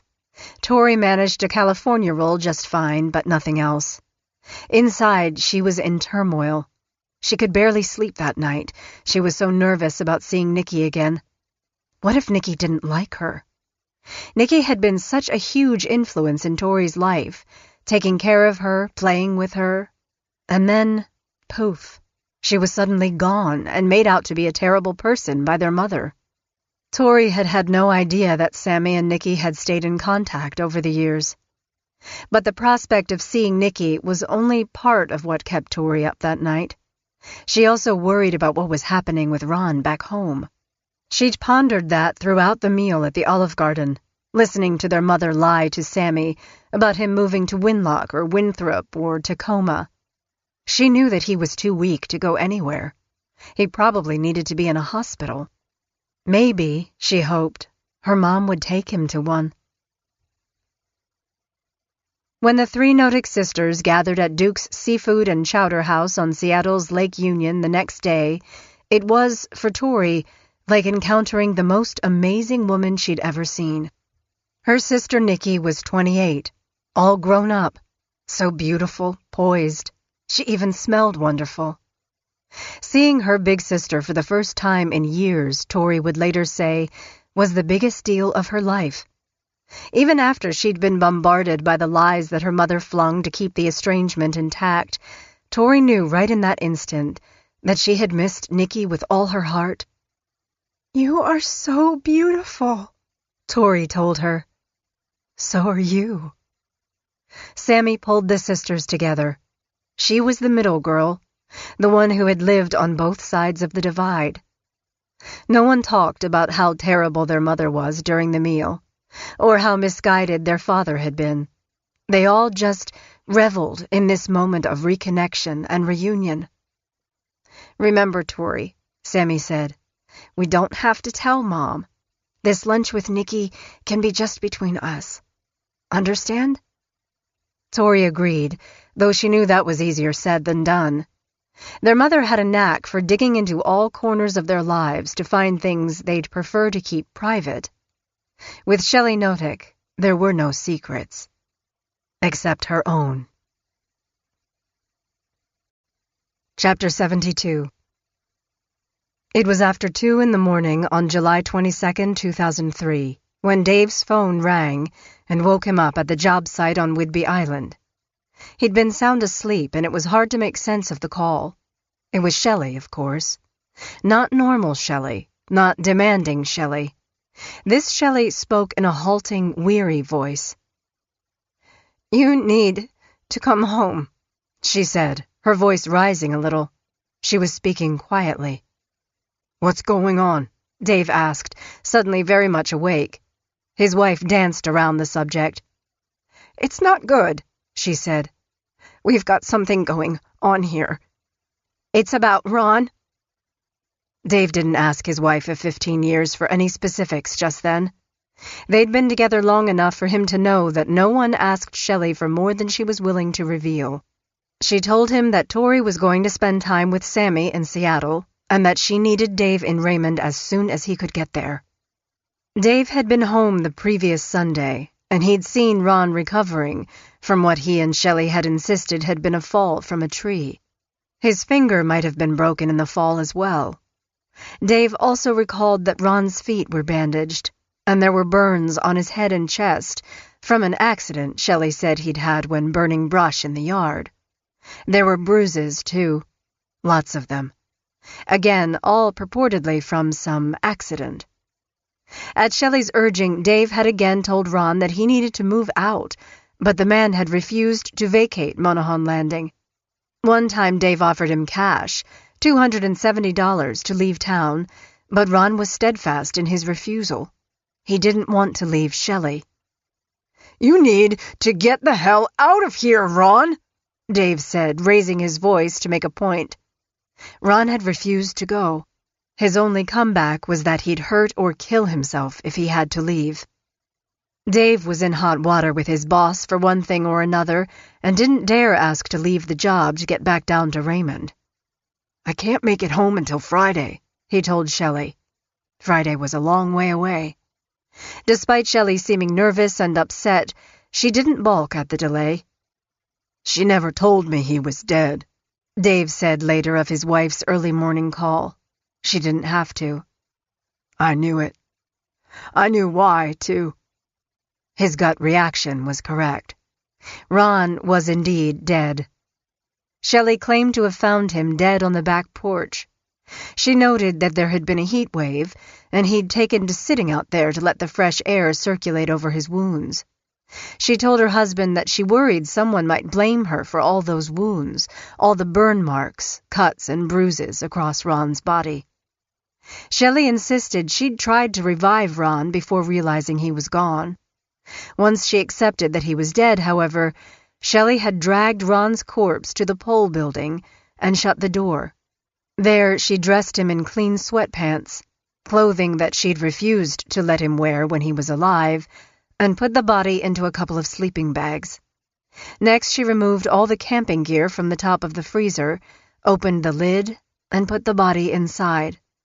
She returned the camping gear to the top of the freezer, arranging it so that no one, especially Tori, would know that any of the gear had been moved. Shelley considered every detail. After all of that was done, she made the call to Dave. Chapter 73. When Dave came home at the end of the work week, Shelley told him that Ron's body was wrapped in sleeping bags hidden inside the freezer in the pole building. Dave felt like a zombie. The idea that this was happening again was more than he could bear. He'd seen it all coming. He knew that there could be no good end for Ron as long as he stayed around Monaghan Landing.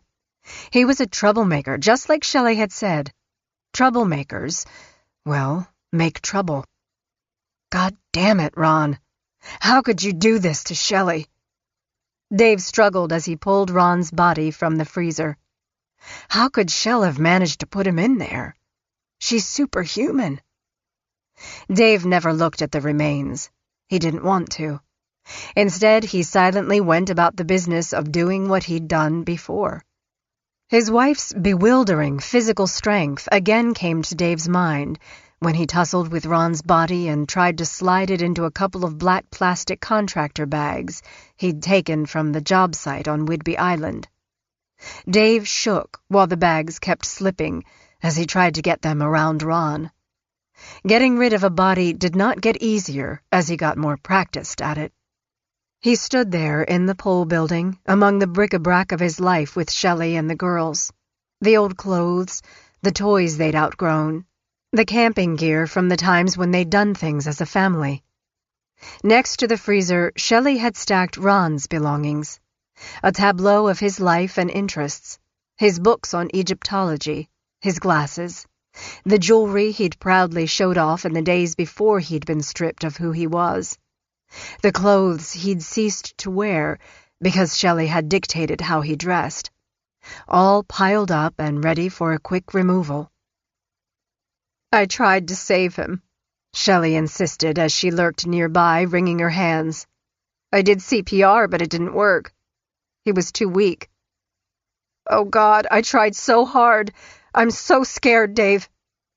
He was, too. They're going to think we did some kind of abuse on Ron, she said. The police will point fingers at us. Dave knew she was right, and why wouldn't they? How had they let this happen in the first place? He told Shelley he could handle it on his own, and she should go inside and get herself together. He carried Ron's body through the back gate, fighting every step of the way to hang on to the slippery bags. There was a single hitch, and it was a big one. Pacific County was in the midst of a burn ban due to hot, dry summer weather. Dave couldn't cremate Ron, as he'd done with Kathy. He couldn't dispose of the ashes at Washaway Beach. On the other hand, a cremation wouldn't have been practical, burn ban or not. The barn that had once blocked the view of the yard was gone, and a street lamp had been put nearby, casting light over the scene. Someone could see a fire and report it to the authorities.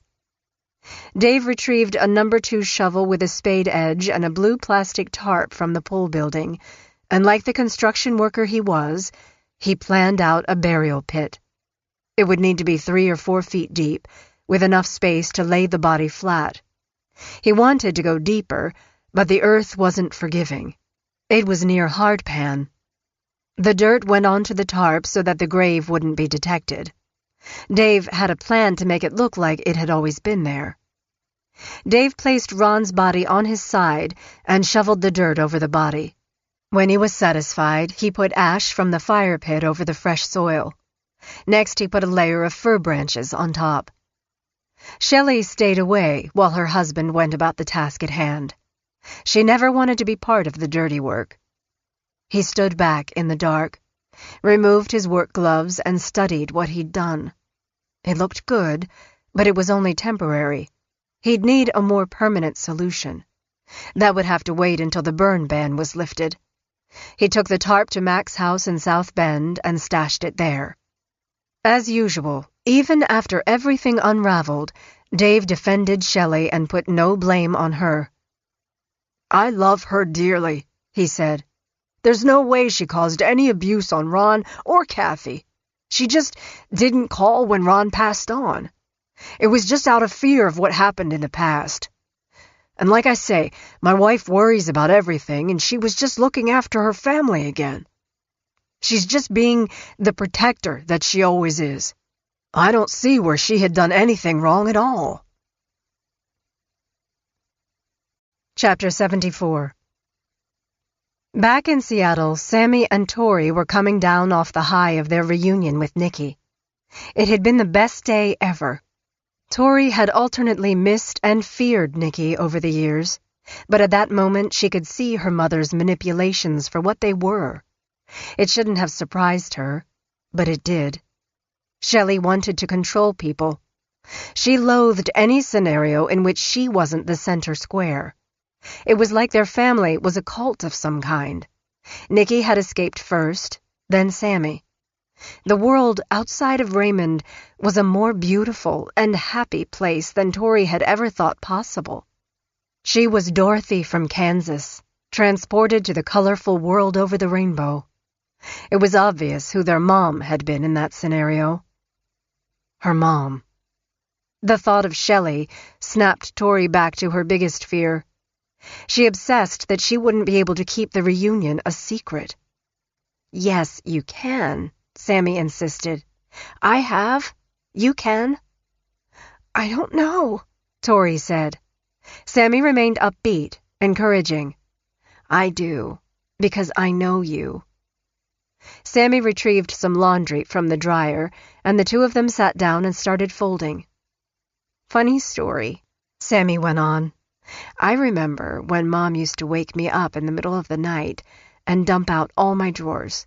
I mean everything out onto the floor. She wanted me to make sure everything was matched, and if I had a sock that wasn't, look out. I had to look for it all night, like until 3 a.m. Tori sat there quiet for a minute. "Mom does that to me," she finally said, looking up and meeting her sister's gaze. Sammy felt her heart race. No, she thought. Fuck, no, this can't be. Not Tori. "I had asked her every time I saw her if she was okay," Sammy said later. "It was my job to protect that girl. But I failed. I did. I didn't ask the right questions. I didn't tell her what I knew. I just asked if she was okay, if Mom was okay." "What else does Mom do to you, Tori?" Tori looked at Sammy, who was crumbling in front of her eyes, and gave her a truncated list of the things their mother had done to her. It was a kind of bingo of Shelley's standard punishments, the same things she'd done to all of them, to Shane, Kathy, Nikki, and herself. "Does she let you go to sleep?" Sammy asked. "No." "Does she make you do things naked?" "Yeah." "Lock you out all night?" "Yeah." "On the front porch?" "Right." Sammy was crying by then. She put her arms around her sister. "Why didn't you tell me, Tori?" "I don't know. I thought it was just me, I guess. I didn't know Mom did any of that before. I thought you and Nikki had a happy childhood." Sammy knew where she had to go next. This was her chance, an opening to ask for a dose of reality from her little sister. "Did she do anything to Ron?" she asked. Tori started to cry. She could see that her sister's question wasn't really a question at all. It was a statement, a truth. Tori gulped some air. "Yes," she said. "All of it. And other stuff, too." She took in her sister's reaction. She wasn't shocked. She took it like it was meant to be, a confirmation of what she likely already knew. "How did you know about this?" Tori asked. Sammy swallowed hard. "She did it before. She did it to all of us. She did it to Kathy." Kathy had never left Sammy's mind. She could play back every image she'd ever collected in her brain, growing up at the Louderback house or the farmhouse at Monaghan Landing. The good and the ugly. Lately, things had become clearer. It might have been the letter sent by whomever it was. It might have been the guilt she felt for not backing up her older sister when Nikki went to the police. Though she would have, Sammy told herself, if the sheriff had tried harder. She would have braced for her world to come crashing down if she'd thought for 1 second that Tori was being abused. Tori had seemed okay, and the police hadn't followed through, so she didn't tell. Sammy delved deeper. "Did Ron ever try to run away?" Tori nodded. "Yeah, lots of times. But Mom and me always found him and brought him back." "Kathy did too," Sammy said. "Did Mom make Kathy do weird stuff? Chores?" Tori asked. "Yeah," Sammy said. "She had to do the dishes naked." Tori retrieved an early memory of Kathy from the house in Old Willapa. Tori had been around 2 years old. Kathy was in the bathroom on the main floor. She wore a thin lime-green nightgown. Her hair was falling out, and she moved very slowly. "What's wrong?" Tori had asked Kathy. But before she could answer, her mother hooked an arm around her daughter and yanked her away. Shelley didn't say anything, but after that, Tori knew that she wasn't supposed to ask those kinds of questions. It wasn't her place to talk to Kathy. Not like that. Now Sammy and Tori held each other and cried. They held nothing back. Except maybe one thing. Sammy could barely speak. Inside, she knew she had to say the words to her little sister. "Mom killed Kathy," Sammy choked out. "They burned her in the yard." Chapter 75. Shelley stood in front of the kitchen sink, falling apart. She'd never looked worse. She'd gained more than 20 pounds over the past year. Her red hair needed a Clairol refresh. That was on the surface, of course. Inside, the combination of the anonymous letter and Ron's demise had crushed her bravado, the self-assuredness that typically gave her the confidence to do the unthinkable without batting an eye. Dave was the first to broach the need to come up with something to explain Ron's sudden departure from Monaghan Landing. Coming up with cover stories was well-trod territory for the Notics. Kathy was off with boyfriend Rocky touring the country. Shane was in Alaska fishing off Kodiak Island. Nikki had left Raymond to pursue a new life in Seattle. They hadn't merely vanished. They'd gone somewhere they'd always wanted to go. No one seemed all that interested in Ron, though. That was good. It would work in the Notics' favor. Dave, who had always been passive in their marriage, could see that Shelley was flailing. He came up with the initial plan. Inside, he was a wreck, too, but they both couldn't be undone by emotions. One of them had to pull it together. "He was staying at Mac's for the last couple of weeks," he suggested. "He was looking for a job." "Right," Shelley said, almost by rote. "We gave him some money for bus fare." Dave took a breath. He was not a master of fiction, even though living with Shelley meant learning to lie. "I gave him a ride to Olympia to catch the bus," he went on. "He decided to go to San Diego." Shelley brightened a little. "Right. He was talking about that." The idea seemed plausible enough to calm her a little. She worried about what Tori would think, but convinced herself that her daughter believed everything she said. "I'll tell her when she gets home from Sammy's," Shelley said. Dave thought that was best. That night they practiced the story over and over, backward, forward, adjusting a little when tiny cracks in logic worked their way into the conversation. Ron needed money. He needed some food, new clothes. Everything that had eluded him at Monaghan Landing was woven into the storyline. And yet there was room for doubt. The slightest error, the tiniest blip in the story, could be their undoing. As a backup scenario, Shelley played out the concept that Ron had been suicidal over Gary again. She told Dave that when she was bandaging his feet in the bathroom shortly before he died, Ron had a full view of the open medicine cabinet. She'd also made a discovery in one of the outbuildings, she said. "I found these in the chicken house." She held out a pair of amber-colored pill bottles. "Ron must have taken these." Dave didn't look closely at the bottles. He didn't need to. What Shelley was saying made sense. Ron had been distraught. He had, in fact, threatened suicide several times. Dave thought back to the time Ron received the restraining order from his mother and how that had crushed him. He'd threatened suicide over that, too. There was another time when he told Dave that he'd wished he'd just die so that everyone could be better off. "That's how I feel," Ron had said. Chapter 76. This isn't happening. Not again.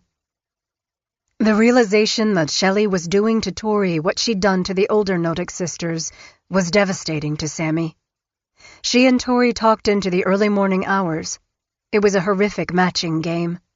What had happened before and what was going on now. Tears and rage fueled the conversation. Regret, too. And fear. Lots of fear. There was the question that Sammy dreaded above all others. She'd been thinking about Ron and how he was supposedly off getting a new job somewhere, even though the last time she'd seen him he didn't look like he could do any work of any kind. "How's Ron?" she asked. Tori didn't need to answer with words. The look on her face told Sammy what she needed to know. "I think he's dead," she said. "I think Mom did something to him, too." That brought more tears, and a wave of emotion fell over Sammy, too. She thought back to her mother's recent calls. She'd been in touch more frequently the past couple of weeks. Shelley had told her during one conversation that Ron was looking for work out of the area. "Up in Winlock," Shelley said, "at a trailer park. We really need him to get this job. I need you to pray for it. Pray that he gets it." Something about her mother's story hadn't seemed right. Whenever Sammy talked with her little sister, Tori said Shelley told her that Ron was staying over at Mac's place, helping to get it ready for sale. "It's time for him to get out on his own," Shelley said. "I guess so," Sammy had agreed, not knowing what else to say. The last time she saw him, Ron had been a mess. There was no way he could go out on his own anywhere and survive. She kicked herself for not doing more. She'd seen the problems with Ron. She knew the warning signs. Yet in order to survive, she'd swum in a sea of denial. No life preserver. Just Sammy bobbing along until a wave would suck her downward and drown her. Sammy pulled herself together. It was after 2 a.m. "We need to tell Nikki," she said. No one expects good news from a call at that hour. A car accident, a heart attack, some kind of tragedy that can't wait until morning. Nikki took the call. It was worse than anything she could have imagined. Sammy told her about the abuse that had been going on, all that she'd missed. How Tori was locked in a dog kennel and sprayed with a hose. The nudity, the withholding of food, and Ron Woodworth. She did the same thing to Kathy, Nikki. I don't know what we should do, Nikki said. She was in a completely different world than she'd been when she went to Raymond and made the first complaint about their mother, almost exactly 2 years earlier in July 2001. She was happy. She had a man in her life that she loved. She didn't want to rock the boat by revisiting what her mother had done. We have to get Tori out of there, Sammy said. Nikki knew Sammy was right, though getting the police involved hadn't made a difference before. And Nikki wouldn't put anything past her mother or father when it came to what they might do in revenge. Her mom had tortured a woman to death and lied about it. She'd made Nikki complicit in her scheme to fool Kathy's family into thinking she was off touring the country with Rocky. She'd forced her to wallow in the mud nude. Dave Notick wasn't any better. He'd tossed a brick through a window to get her fired from a job. He'd tailed her up in Bellingham. Dave was Himmler to her mother's Hitler, blindly doing whatever evil bidding she'd demanded. It didn't work last time, Nikki said. Sammy knew that was true. She also knew that there would be hell to pay for turning in their parents. They'd all go down in flames one way or another. People might wonder why they hadn't gone to the police sooner. They'd wonder how they could have looked the other way. Sammy took a breath. Maybe Tori can manage to get through this, like we did. Nikki wasn't sure, though given all likely outcomes, she let herself believe that was the best course. The sisters worked to convince themselves that it would be okay. She's 14, Sammy went on. She only has a few more years. I know. She can do this. She can. But if she can't, Nikki, if she can't do this, we need to get her out of there, Sammy said. Nikki agreed, and eventually brought up the subject of Shane. Sammy had accepted the story that Shane had run away, though they'd barely looked for him. Mom did something to Shane, Sammy, Nikki insisted. When it came to Shane's absence, the 2 oldest Notick girls had only ever talked about it in whispers. They kept going back to the birdhouse their mother insisted he left for her, along with a sweet little note. Nikki had always been the most skeptical. Shane would never have left her that note with the birdhouse, Nikki said. He hated her guts. Okay, Nikki, Sammy reasoned. But Mom wouldn't really hurt us. Shane was our brother. When Sammy hung up her phone, she went back to Tori. We need to figure out what's best, she said. Do you think you can give us some time? Maybe wait this out? You'll be 18 in 4 years. Tori said she wanted to do what was best for everyone, but she was filled with righteous anger. More than anything, she wanted her mom to pay for what she'd done to all of them. She needs to be stopped, she said. You know that, Sammy. She's evil. She's probably the worst person in the world. Look at what she's done. Look at the things she did to Kathy and to Ron and to you and Nikki. As her sister talked, Sammy replayed her mother's greatest hits over and over in her mind. She could see everything that had happened with perfect clarity. There was no arguing that their mom probably was the worst person in the world. But she's our mom, the only mom we'll ever have. Sammy went silent, and Tori filled the quiet of the space between them. I can't do this anymore, Sammy. Sammy held her sister. She was desperate. She knew that everyone's life would go up in flames if the truth came out. Even so, she'd found a way to navigate her mother's treachery. She hoped Tori could, too. There were more tears on the drive down to Olympia to meet up with Shelley in the Olive Garden parking lot. The visit that was supposed to be the highlight of the summer had turned into a nightmare with the realization that what had been done to Kathy Loreno had also been done to Ron. Before they parked next to their mother's waiting car, Sammy told her sister one last thing. If she says Ron is gone, then that means he's probably dead. Sammy had been crying. Her eyes were red, and it was obvious that their mother noticed it. Everything okay? Shelley asked. Always quick with a joke or a way to deflect, Sammy answered right away. Yeah, she said. "Just so hard to say goodbye to my little sister." The sisters hugged and cried together while Shelley watched from the driver's side of her car. It was a long, painful goodbye. Finally, they detached, and Tori got into the car. Shelley started the car. "What was that all about, Tori?" she asked, as she put it in gear for the drive back to Raymond. "Just a great weekend. Going to miss her." Shelley probed a little, and Tori told her she didn't feel well. "I have a bad headache, Mom."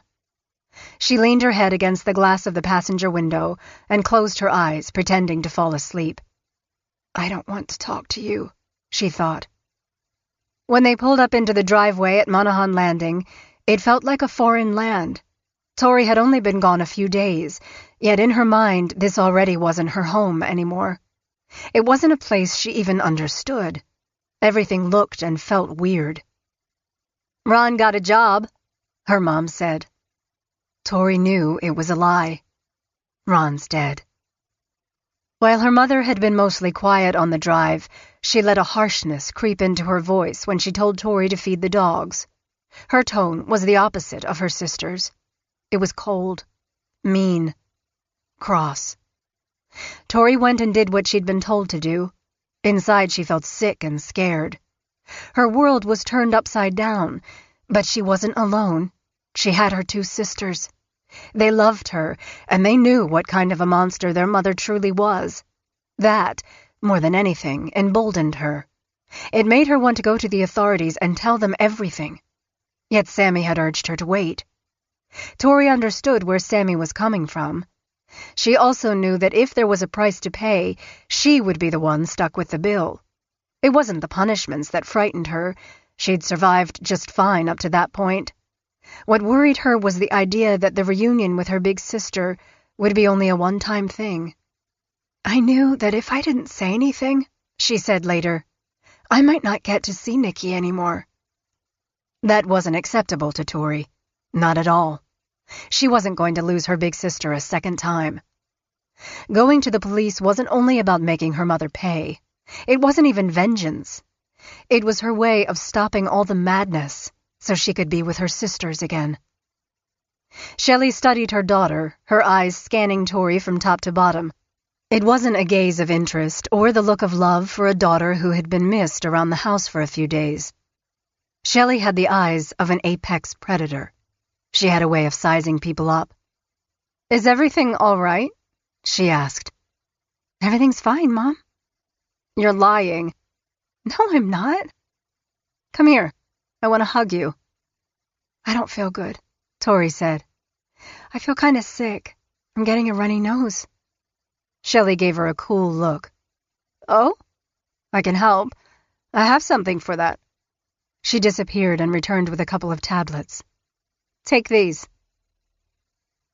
Sammy became frantic when Tori called her later that night and told her their mother had tried to give her a couple of pills, but Tori had only taken one. "What? What did she offer you?" "Some pills." "What kind of pills?" "Yellow ones, for my nose." Sammy grew desperate, remembering the time her mother had given her some pills, and she couldn't even walk. Or all the times she'd fed pills to Kathy, leaving her in a stupor for hours. Her mom was always passing out medication and telling the recipients it would make them feel better, when it only served to make them compliant. Or get them out of the way so she could watch TV or sit around unencumbered by having to address the needs of anyone else in the house. "You need to throw it up, Tori. Right now." Tori balked a little. "Mom wouldn't hurt me," she said. Sammy drew a breath. After all they'd talked about, after every detail Sammy knew to be true, she probably had the better grasp of what Shelley could, would, and had done. Nikki had confided in Sammy that she thought at one time her parents had plotted to kill her, that she thought they were going to make her disappear after Shane vanished because they didn't trust that she'd stay silent forever. No one could. "You don't know her, Tori. You need to get that out of you right now." Her sister's urgency was a jolt. "Okay," Tori said. "How?" "Try to make yourself throw it up." Tori said she would, although deep down she knew she couldn't. She was afraid that if she threw up, her mom would find out and be angry with her. maybe hurt her. She sat there in her room for a minute. She felt groggy. Whatever her mom had given her made her feel strange. She went out in the yard and poked around, all while thinking her mother was onto her. She called her sister a second time that night. "Get me out of here," she said. "I can't find Ron. He's dead, Sammy. I know it." "Are you sure?" "Yes. Please." Sammy pushed Tori to try a little harder. She didn't want to go to the police. She'd seen how it went down when Nikki told them about Kathy. It was a losing proposition. "Are you positive you can't just do this for a couple more years?" The request was ludicrous, and they both knew it. "No, I fucking can't, Sammy. Mom's a killer. She'll know. She'll probably kill me, too. You know what she's capable of, Sammy." "Okay," Sammy said. "We'll get you out." "I need out now," Tori said. "This has to stop." Chapter 77. The next morning, while her mom tucked herself in front of the TV, Tori went into the pole building, continuing her quest to find any sign of Ron. It didn't take long. A heap of his personal effects, including his underwear, sat on top of the freezer, as did some bloody bandages that had been wrapped around Ron's feet after soaking the feet in boiling bleach water. The bloodstains were old, brownish, but Tori knew that's what they were. "Holy shit," she thought. "Why is all this here?" She stood still a minute, trying to sear what she was seeing into her brain. She wanted to catalog every single item in case her mom came to get rid of it all. Without knowing her own plans, Tori took some of the bloody items and hid them in the chicken coop. Next, she searched the house for anything else that had belonged to Ron. He didn't have much by then, a few books and less than a drawer of clothes, but everything was gone. She looked for a pair of jeans that had become too loose and were stashed away in one of her older sister's dresser drawers. That, too, was gone. She made her way to the fire pit. Her parents had been acting strangely, and her mother's admonishments to stay away from there were more than a warning. Even having heard the story from Sammy, it was hard to even think about what had happened to Kathy when Tori was a little girl. Tori needed more evidence, something the police might be able to use to determine that Ron had been killed and disposed of somehow. Maybe in the same way her sisters said Kathy had been. Quickly and quietly, she leaned over and picked at the branches she'd suspected her father had placed over the burn pile. The earth had been smoothed over. "They've already cleaned everything," she thought. "They know that someone will come." Finally, her heart pounding harder than it ever had, Tori scooped up some dirt with ash and hurried back to the chicken house. She assumed that Ron had been disposed of in the same way her sisters said Kathy had. Her hands were shaking, but she wasn't crying. Tori knew that what she was doing had to be done. Her mom had to be stopped. When she went back inside, it was as if nothing had happened.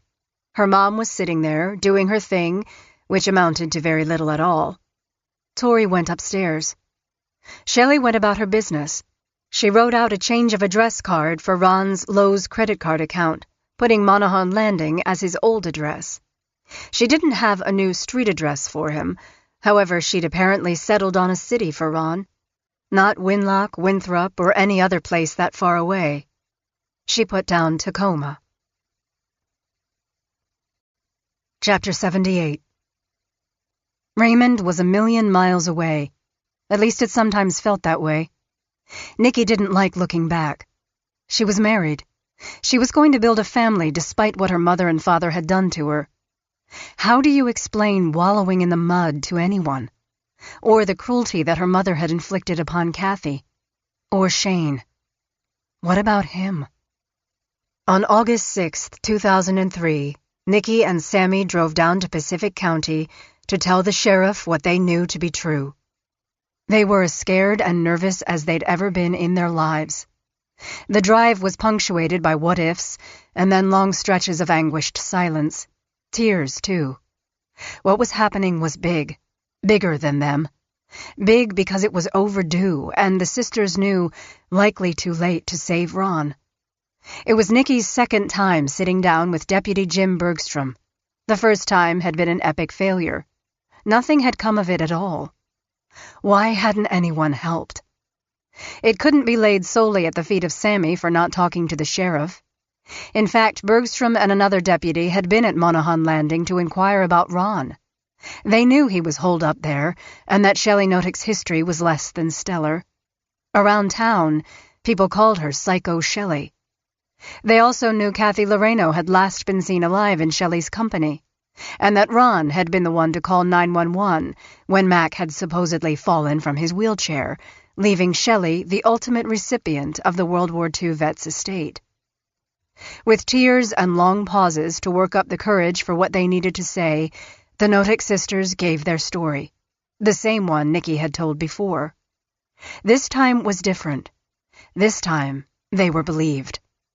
Others from the prosecutor's office and law enforcement came in and out of the interview room at the Pacific County Sheriff's Office.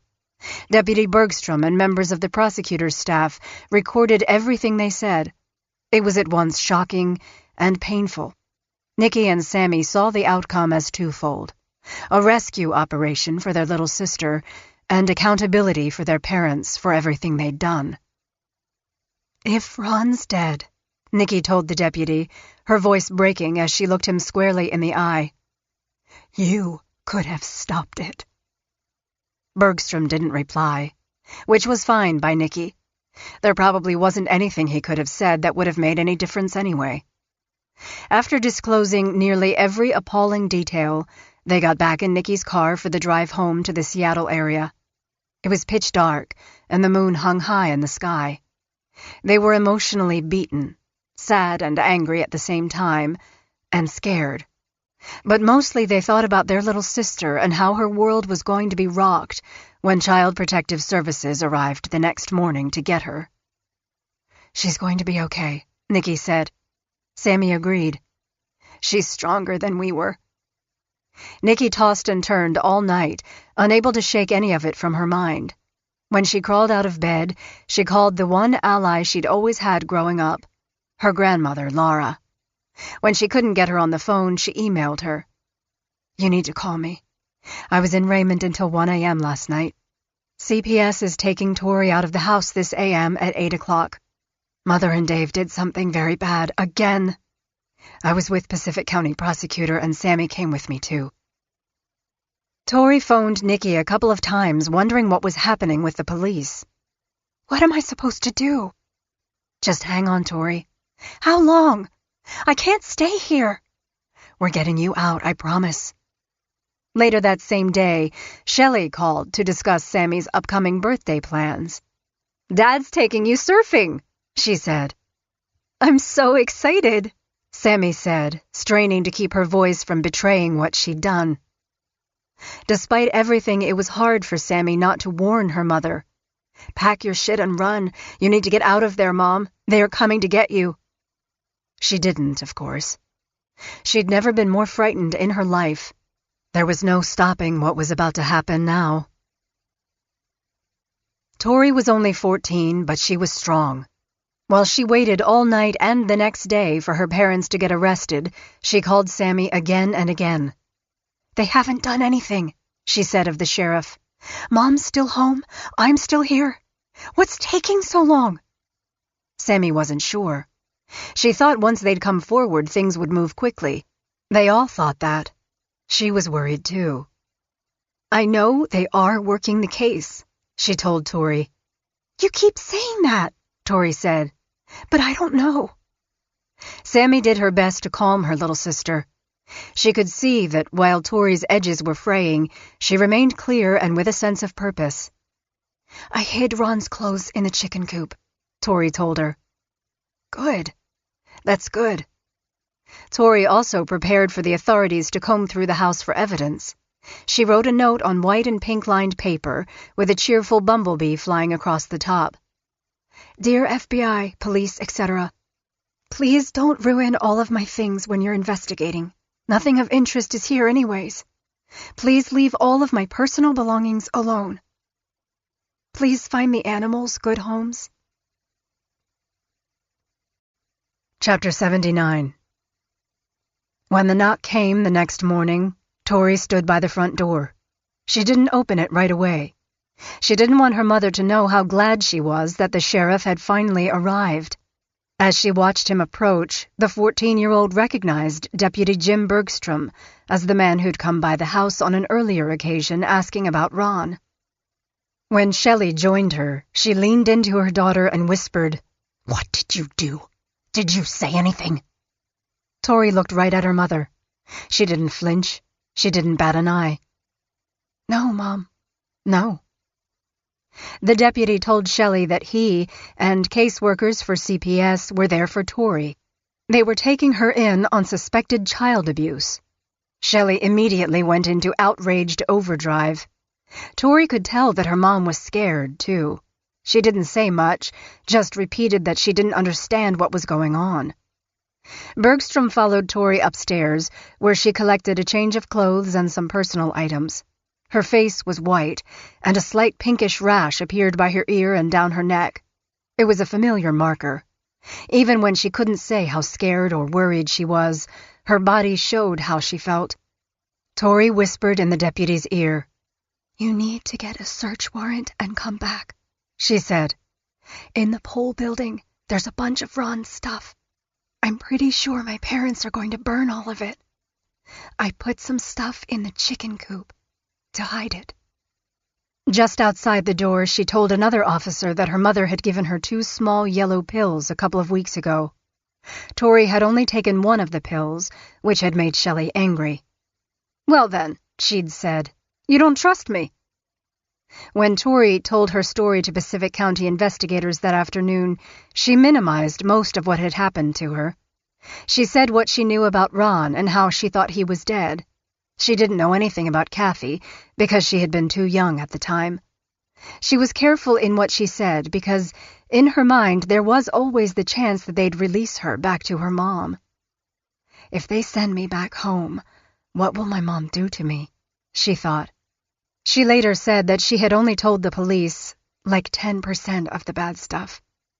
Investigators, however, understood that 10% of a nightmare is still a nightmare. Sammy looked at her phone and tried to steady herself. It was the call she'd been dreading. She considered letting it go to voicemail and maybe even pretending she'd never gotten the call. It was her mom's number. Shit had hit the fan, and it was about to splatter all over Pacific County. "Mom?" There was no "hi, honey" or anything like that, just a rapid-fire launch into what had happened, what Sammy and her sister had made happen. "They took Tori away just now, Sammy. The police!" Shelley exclaimed. "They came and got her for child abuse. I don't know what's going on, do you?" Sammy took a breath and played dumb. "What's going on, Mom?" Shelley was fuming, sputtering. Her sentences ran on. "I've never even laid a hand on her.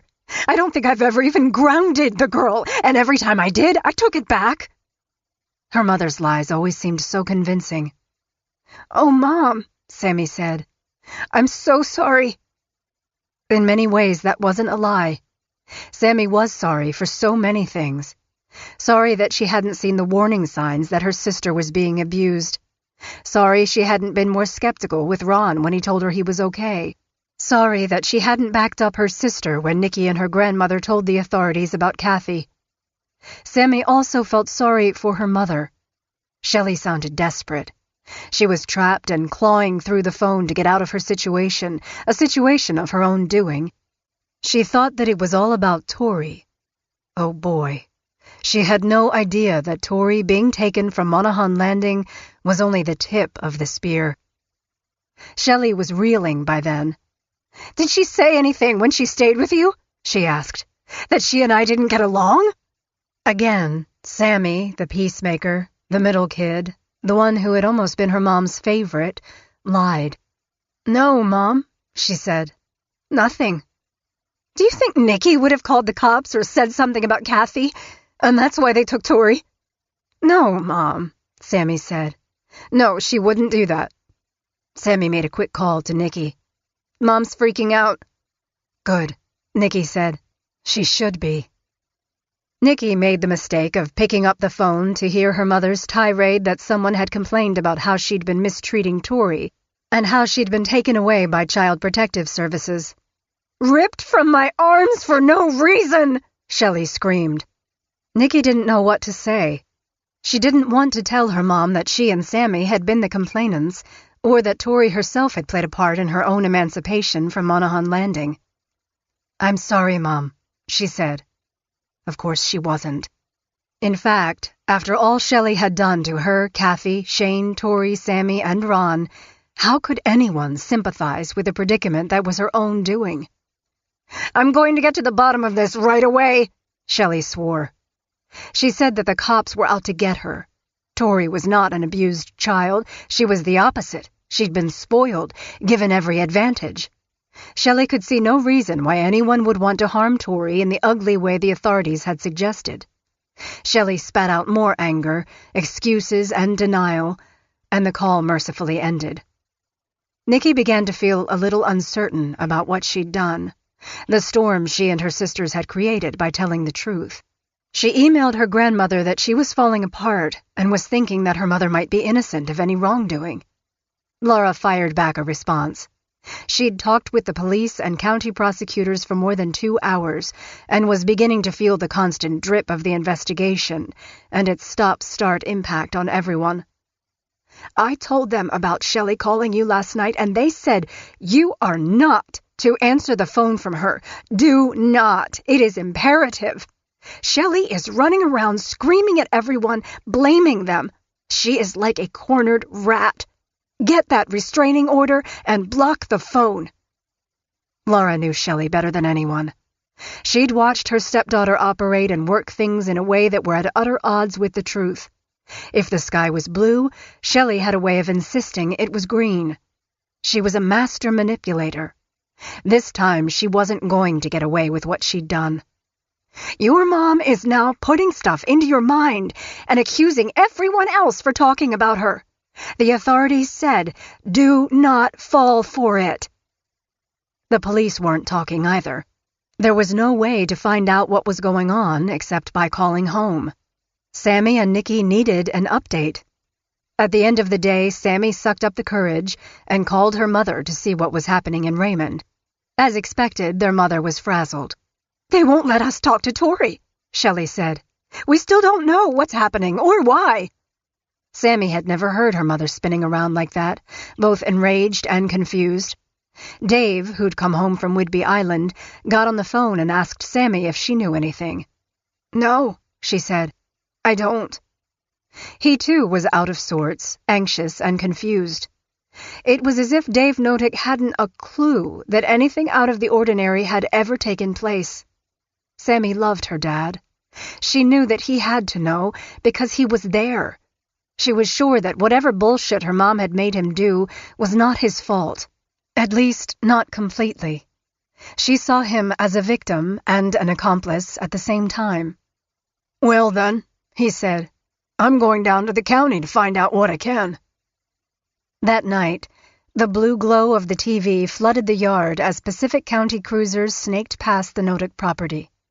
Shelley watched a marathon of crime shows and flipped through the phone book in search of a good lawyer. Dave drank, popped N-acids, slept out in his truck. Or tried to sleep.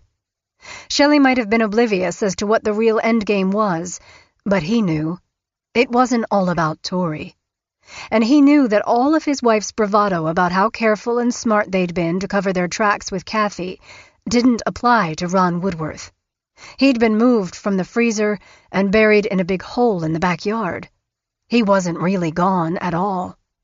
Dave was pretty sure that Ron's body would be found. And when it was, everything would be all over.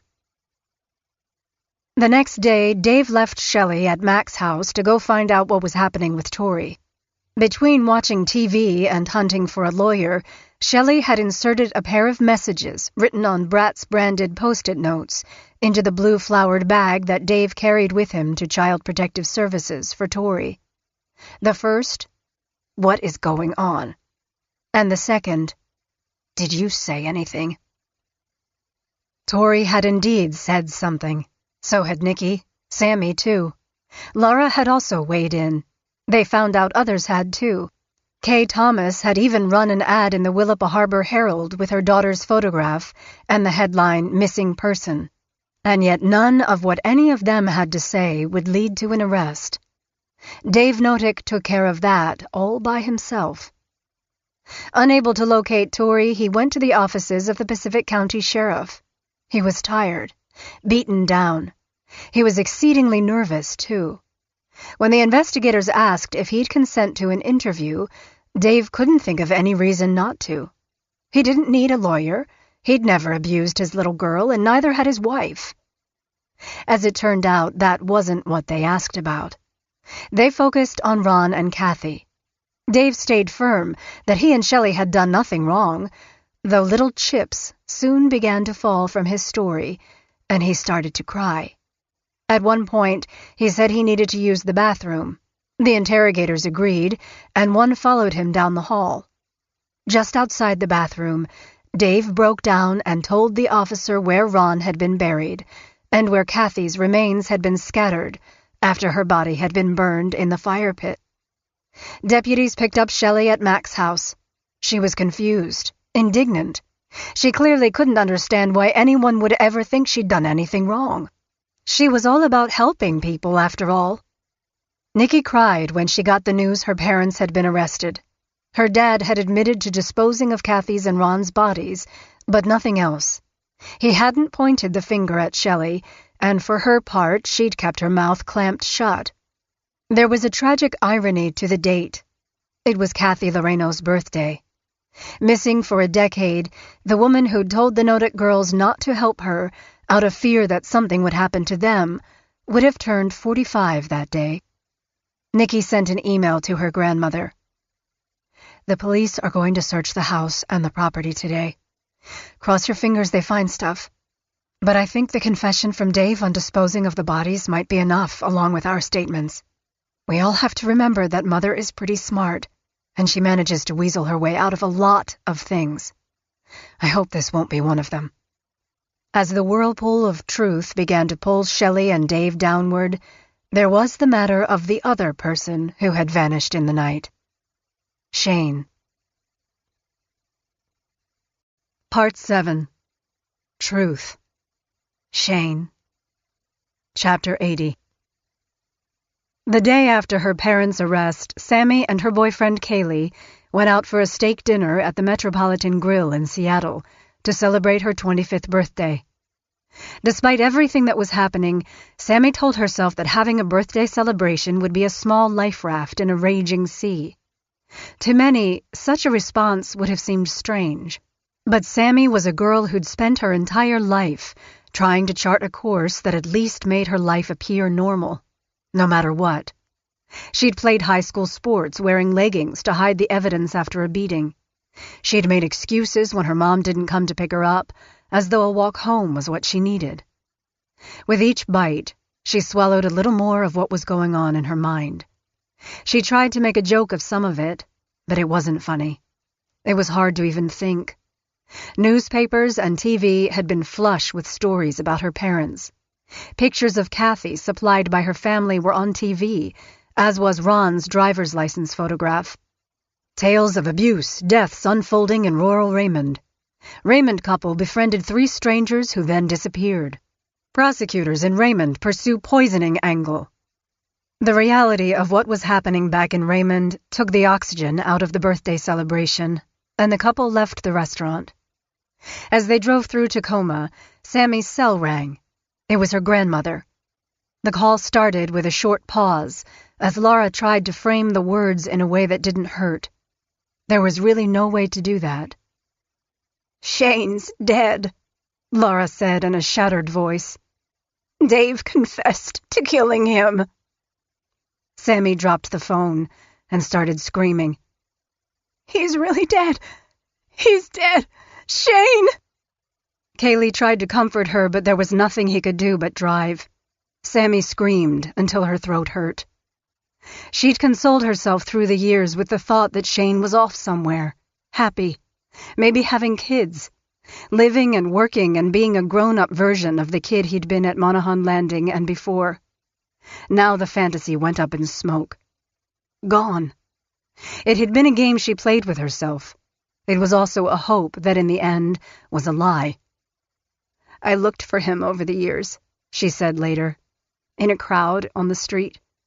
I knew that something was wrong and that he wouldn't just disappear, but I wanted to believe that he was out there being happy." Dave Notick would admit to a lot of things that he'd done. The murder of Shane Watson, however, was one subject that never really made its way to a full recorded confession. He and the sheriff's investigators were out at the property when he finally conceded that his nephew was gone. "Shane's in the ocean," Dave said, standing on the edge of the field as criminalists and dogs scoured the property. Later, he told investigators that he'd come into the pole building and found Shane playing with the rifle, something that he had explicitly told him never to do. "Shane, give me the gun," he claimed he'd demanded. The teenager refused. "Give it to me," Dave repeated. When Shane continued to balk, he said he'd tried to wrestle the gun away when all of a sudden it fired. After he saw what he'd done, he went back inside the house in a panic. The 3 girls were upstairs. He was sure no one had heard the shot. He immediately told Shelley what had happened, and she started crying. The 2 of them went outside. "I want to see him," Shelley said. Dave held her back, refusing to let her see Shane's body. He started to cry too, and Shelley had clutched him like a baby. "What are we going to do?" she asked. At that moment he didn't know. He was petrified, too scared, he'd later insist, to report the accident in the pole building. If that's indeed what it was. Nothing could be worse. Nikki wrote an email to her grandmother after learning Shane had been murdered too. "I seriously don't think I can handle much more of this. I wish I could have a quiet life. I never do terrible things, and I stay out of trouble. I can't turn on the television without seeing my mom." She'd always known there was a significant possibility that Shane had been killed, but she'd wanted more than anything to believe he was okay.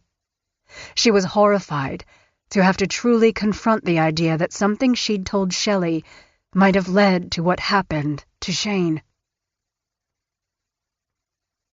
Chapter 81. The day after Kathy Loreno died in the summer of 1994, Shelley had been a caged animal, pacing the floor of the Monaghan Landing house as though there were no way out of the trap that she'd created for herself and family. She cried, she scolded. Mostly she seemed determined. She even made a vow. "I'm not going to let anyone take this family down," she said. Dave, who'd done his wife's gruesome dirty work, told her everything would be all right. "No one will, I promise." Shelley wasn't convinced, and she immediately focused on the 2 oldest. Shane and Nikki were close. They were out working in the yard together, talking.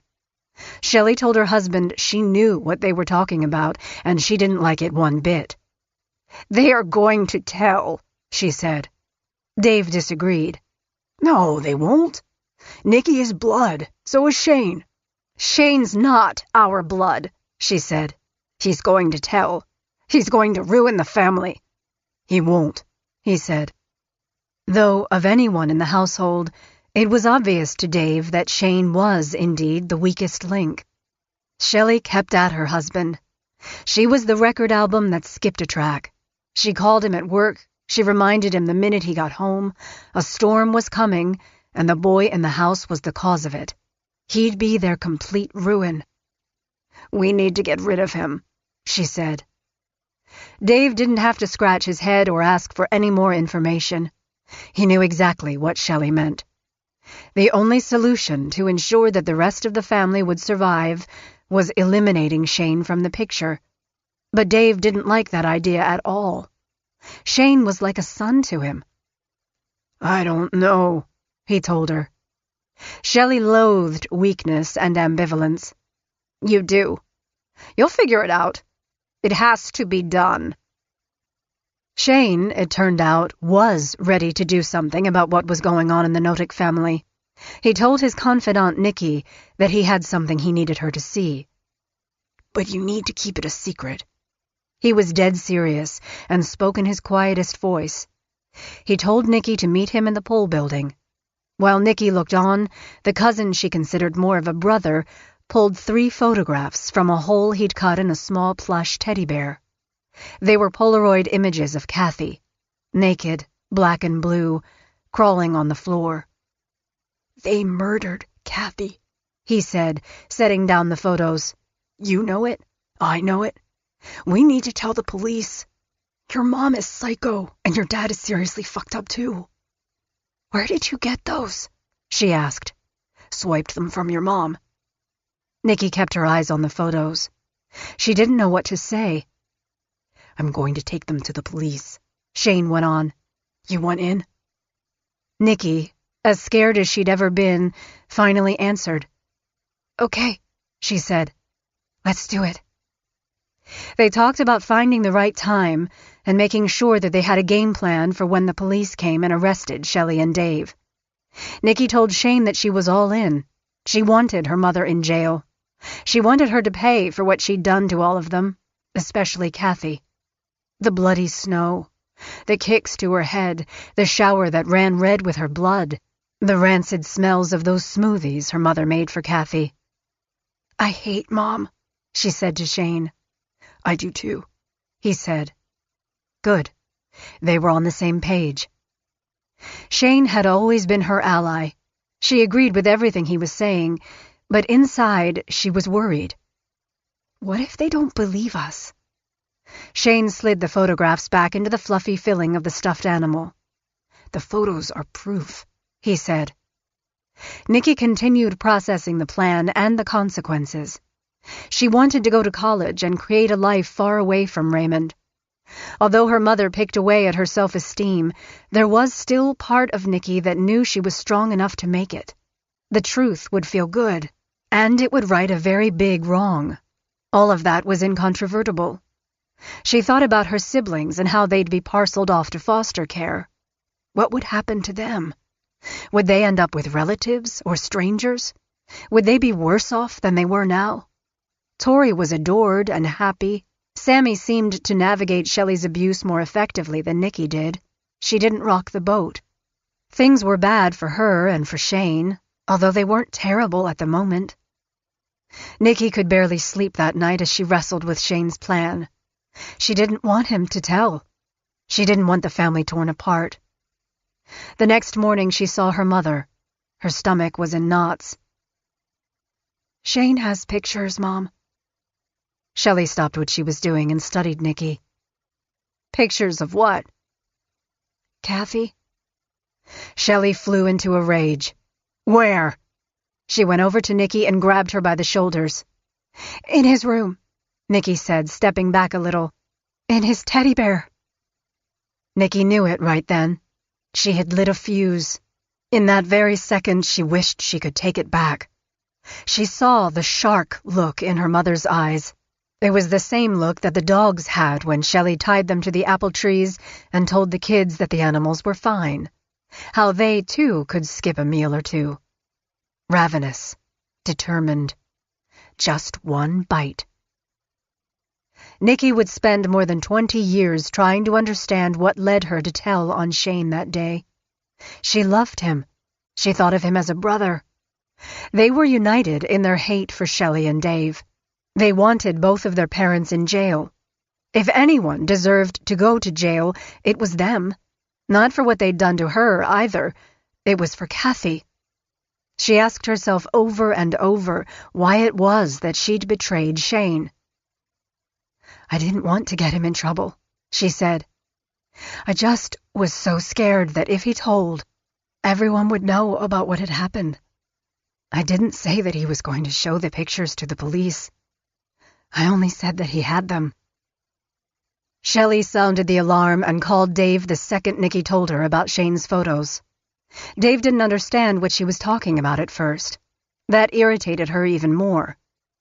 "I'm telling you, he has a photo of Kathy," she said. "A photo of her that he is going to take to the police. We need to find the photo." "What is the photo of?" Dave asked. I think it was taken after she died. A Polaroid. It's going to make us look bad. We didn't do anything wrong. But a photo like that, it will ruin us. You fucking have to find it." Dave was exhausted from the drive from Whidbey. The idea that there was photographic proof of what had happened to Kathy jolted him into alertness. Dave started looking the minute he got home, but the teddy bear was nowhere to be found. He went through the outbuildings and even dug in some places in the yard where Shane might have hidden a photo. At the same time, Shelley had torn up the house. Neither found the photos. Next, Dave confronted Shane. Chapter 82. Nikki heard yelling coming from the woodshed. It was her mother's voice, her father's too. The voices were loud and violent and completely terrifying. Every now and then, between the breaks and the adults screaming, Nikki could make out a yelp coming from Shane. It was like the sound of an animal getting hit, with an electric cord, with the handle of a shovel, with a fist. "What were you going to do, Shane?" Shelley was screaming. "You ungrateful fucking piece of garbage! You won't ruin our family. You won't be the cause of sending your sisters off to some shithole state institution." "No," Shane said. "You were going to tell," Dave yelled. "You were going to ruin our family, you piece of shit! Why in the fuck would you ever want to do that?" It went on, and then silence. The next time Nikki saw Shane, he was black and blue. "They beat the fuck out of me," he said, "about the pictures of Kathy." "That's what she does, Shane," Nikki said. "I'm sorry. I'm really sorry." Nikki felt terribly guilty for what had happened, although as far as she knew, Shane wasn't aware that she'd been the one to tip off her parents.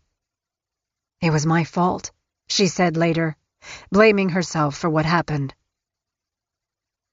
Shelley wouldn't let up. "What are we going to do with Shane?" she repeatedly asked Dave. He knew she meant what was Dave going to do, that she meant killing a teenager who was like a son to him.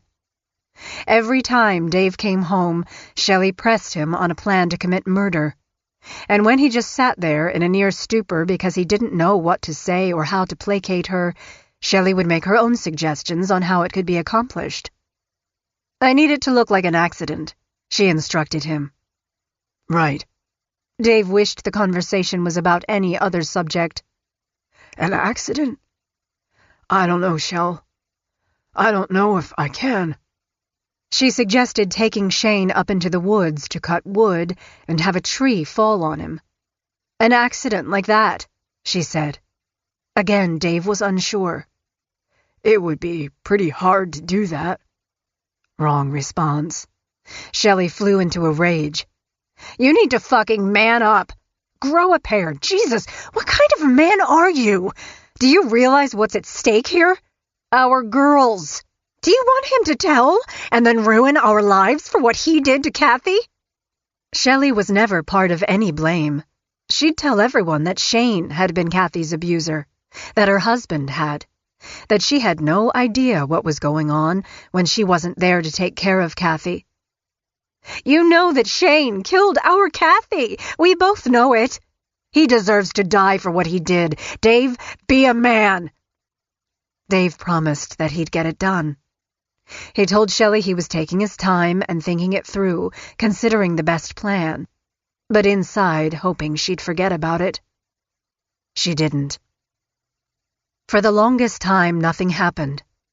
At Shelley's instruction, Shane and Nikki hid under the neighbor's house, listening for any clue that they might have heard or seen something about Kathy. The screaming out in the yard during the waterboarding? Maybe the acrid smell of the fire? Nothing. The summer flew past and the kids returned to school.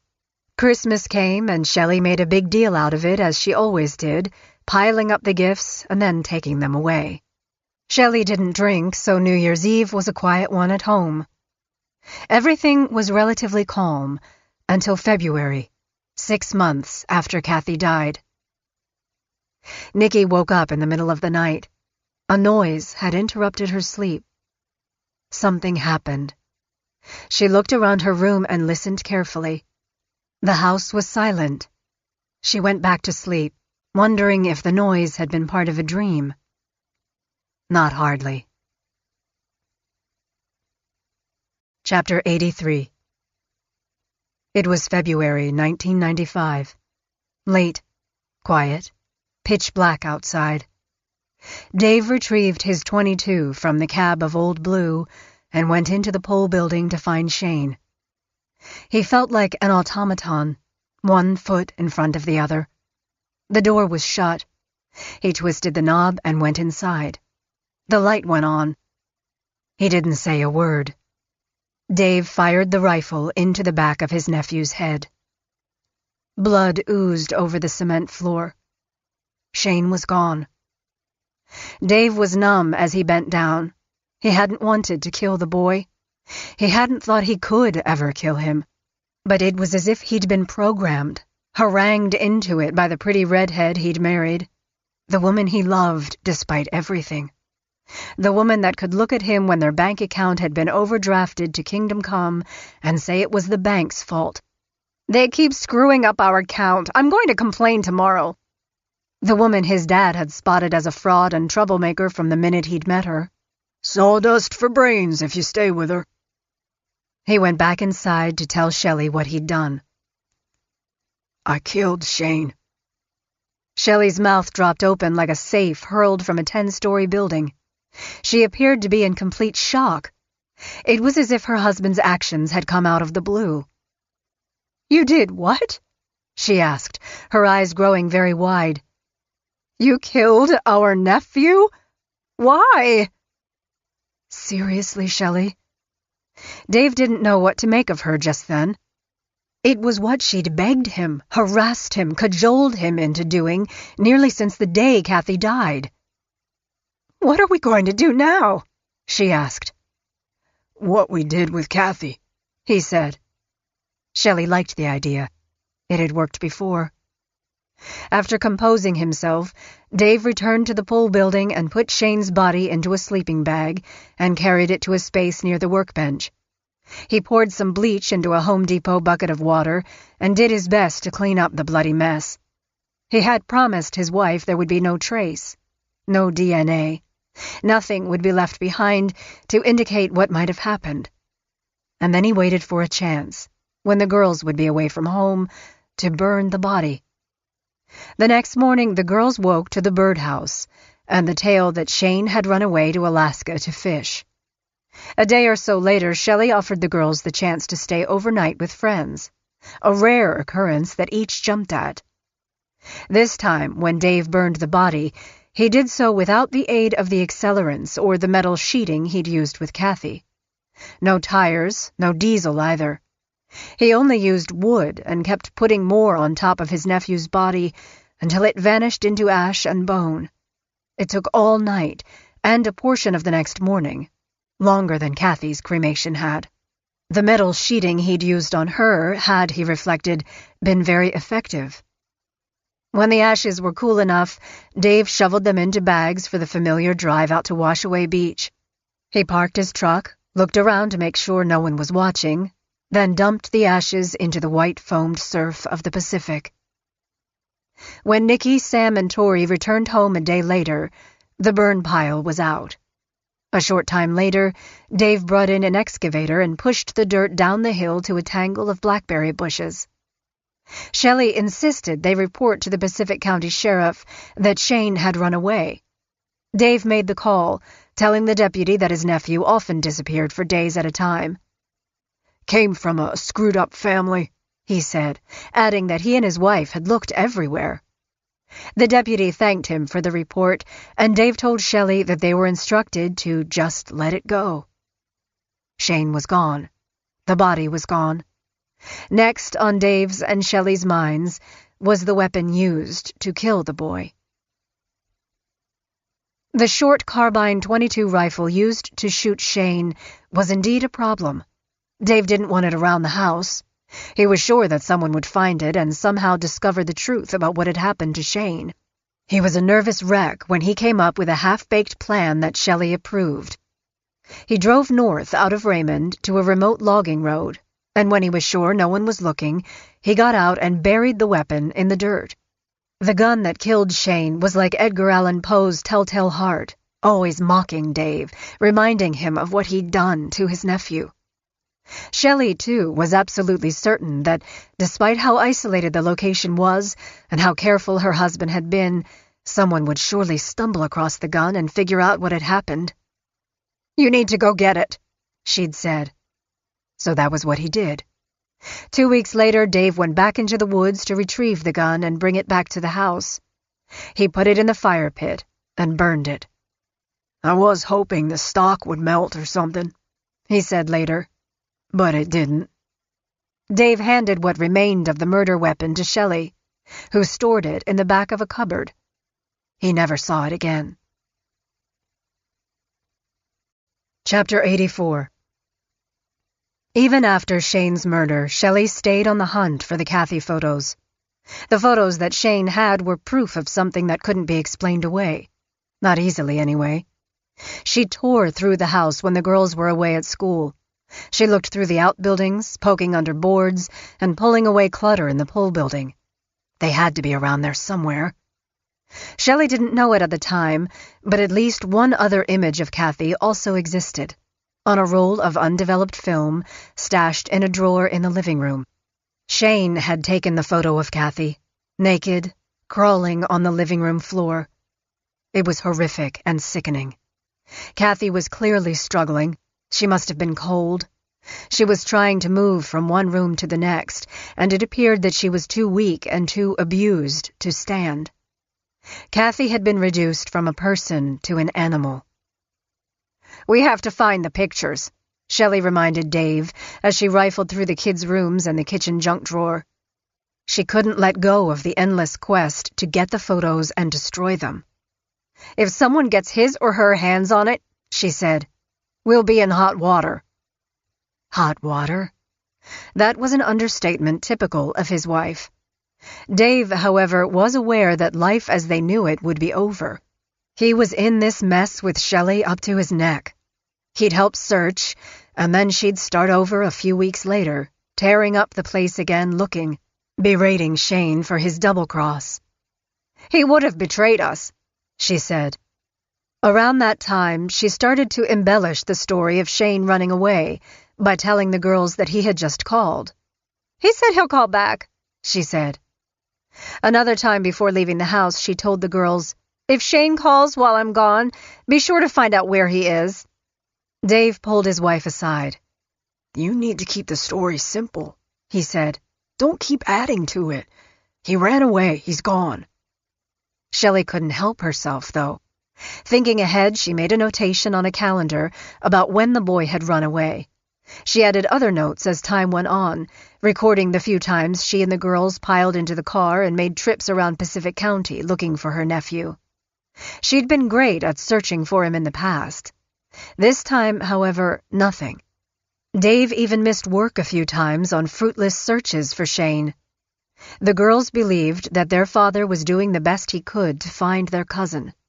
Years later, he claimed that he thought about Shane every day. Every night, too. "Killing someone is something you never get over," he said. "Not even for a second.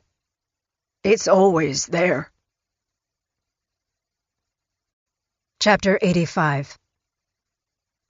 Nikki and Sammy stayed in constant contact after their parents' arrests, avoiding TV when they could, though that was nearly impossible.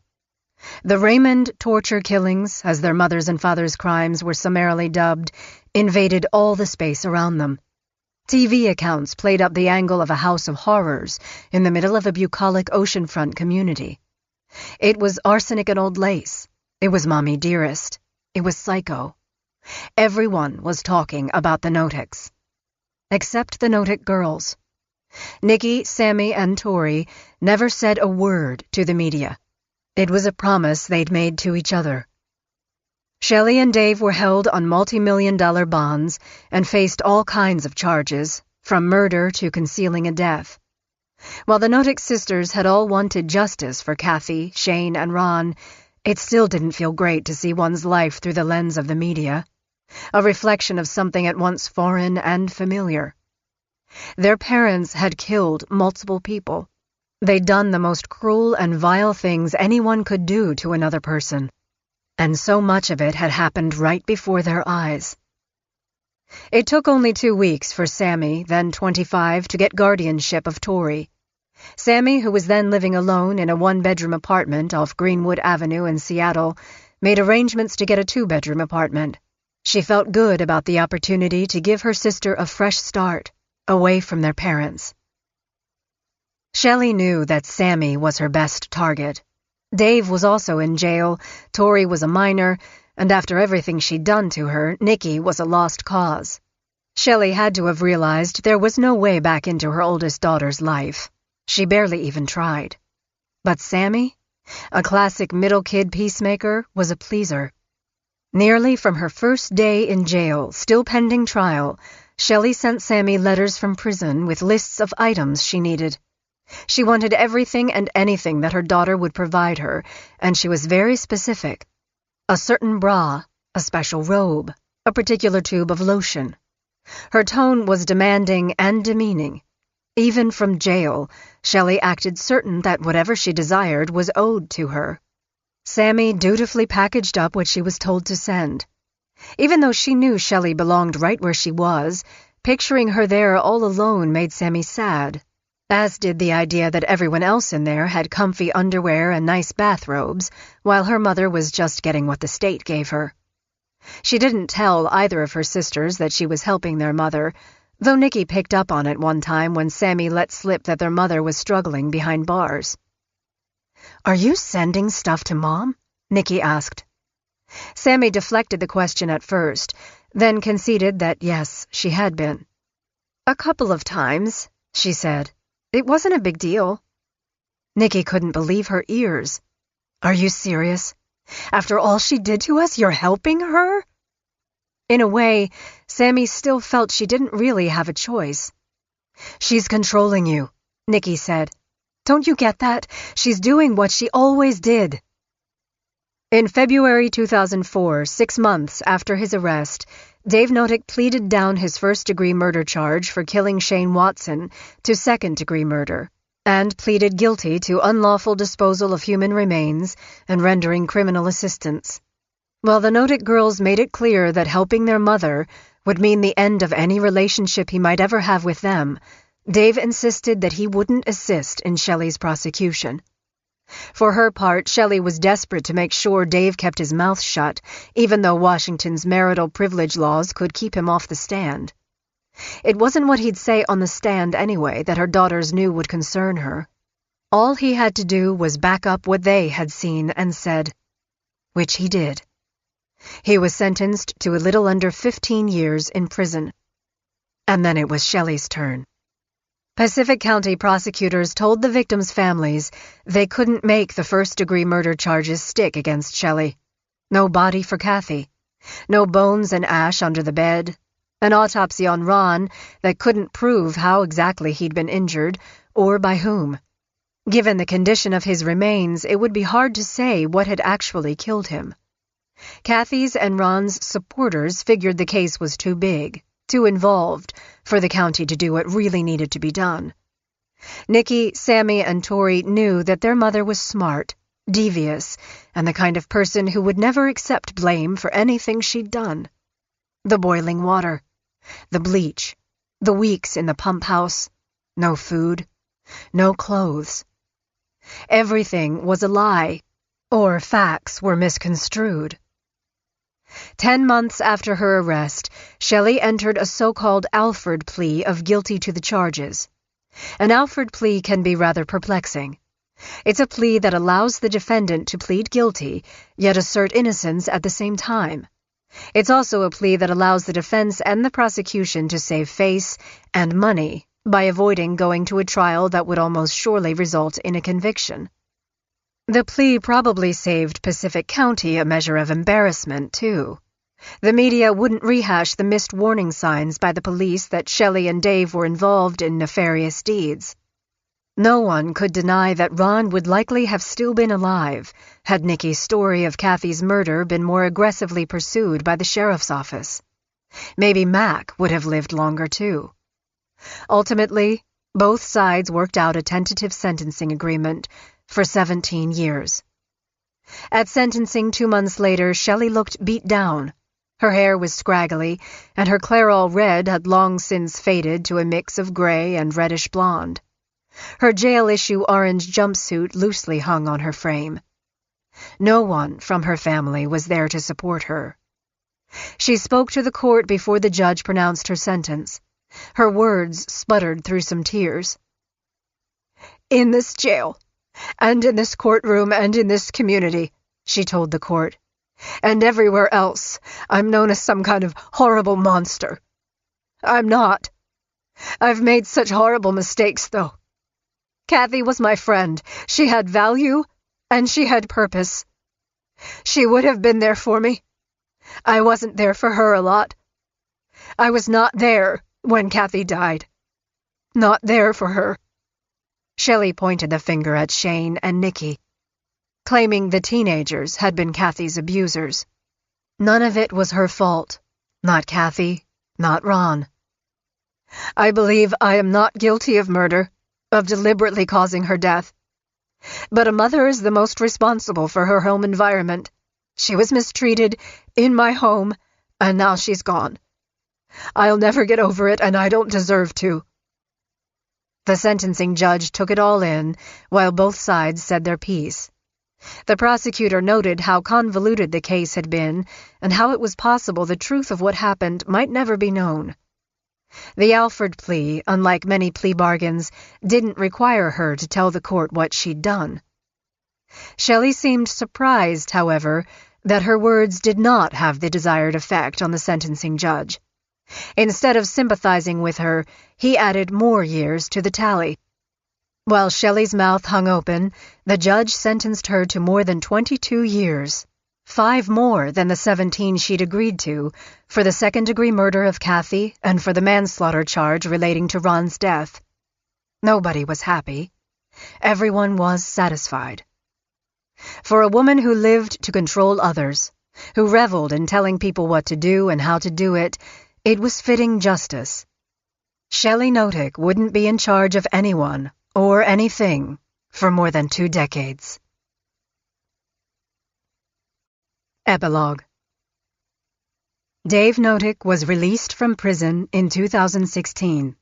He lives on the Washington coast, and despite health challenges, works long hours at a seafood processing plant. He's thin and struggles being on his feet all day. The only thing that keeps him going is his relationship with his daughters, Tori and Sammy. Nikki refuses to see him, which he understands. He says that the remorse he feels for his role in what happened at the Louderback and Monaghan Landing houses hasn't left him. He knows it never will. Nikki can neither forgive nor forget. She can only move on, raising her children in a way that her mother could never understand. With love, respect. She knows that what happened to her has altered her life in ways that are invisible, but though she chooses to think the best of people, she can't do that when it comes to her parents. Nikki tries not to think about her mother. While she's told her oldest children that their maternal grandmother is in prison for doing something very bad, she's refrained from sharing any of the details. Her heart remains heavy and full of regret for her part in what happened to Shane and Kathy. Being a victim herself has never been an excuse for Nikki. Shelley Notick will be released from prison in 2022, at which time she'll be 68. She continues to maintain that her conviction was a mistake, claiming that she misunderstood the Alford plea. None of her daughters have seen her since she left Pacific County, though a visitor to the women's prison in Gig Harbor, Washington, says Shelley's hair is white now and that she's fighting cancer. At least that's what she says. From her big house in Raymond, Sammy thinks her mother was a bad seed, someone whose evil nature was unfortunately given the opportunity to flourish. "I'm not sure she would have killed anyone if she had been born into a different family, a different town, married a stronger man," she theorizes. Mom liked to torture people. It just went too far, and she found she had a taste for it. I don't know. As for her father, she loves him, but she wrestles with what happened even today. I don't care what my mother did or how powerful she was, Sammy said. If my mom put a gun to my head and said you need to shoot your brother, there's no way I would have. Nicky too, no way. But our dad did. Tori, now at a new job, has a few moments of nostalgia for the mother she had once loved. She doesn't miss Shelley at all, though she does miss having a mom. Luckily, her sisters were able to fill that role. While she's managed to forge a close relationship with her dad and recently spent Christmas with him, Tori wants nothing to do with Shelley. Shelley tried, of course. She wrote to Tori in care of Sammy after she was sent to prison about how she was overjoyed that her youngest daughter had so many people in her life to love and care for her. I've chosen so badly in life. I've made so many mistakes and wrong choices, ones I regret so much. But you are not like me. Please never believe what you've heard. There is more to it all. Sammy never delivered that letter.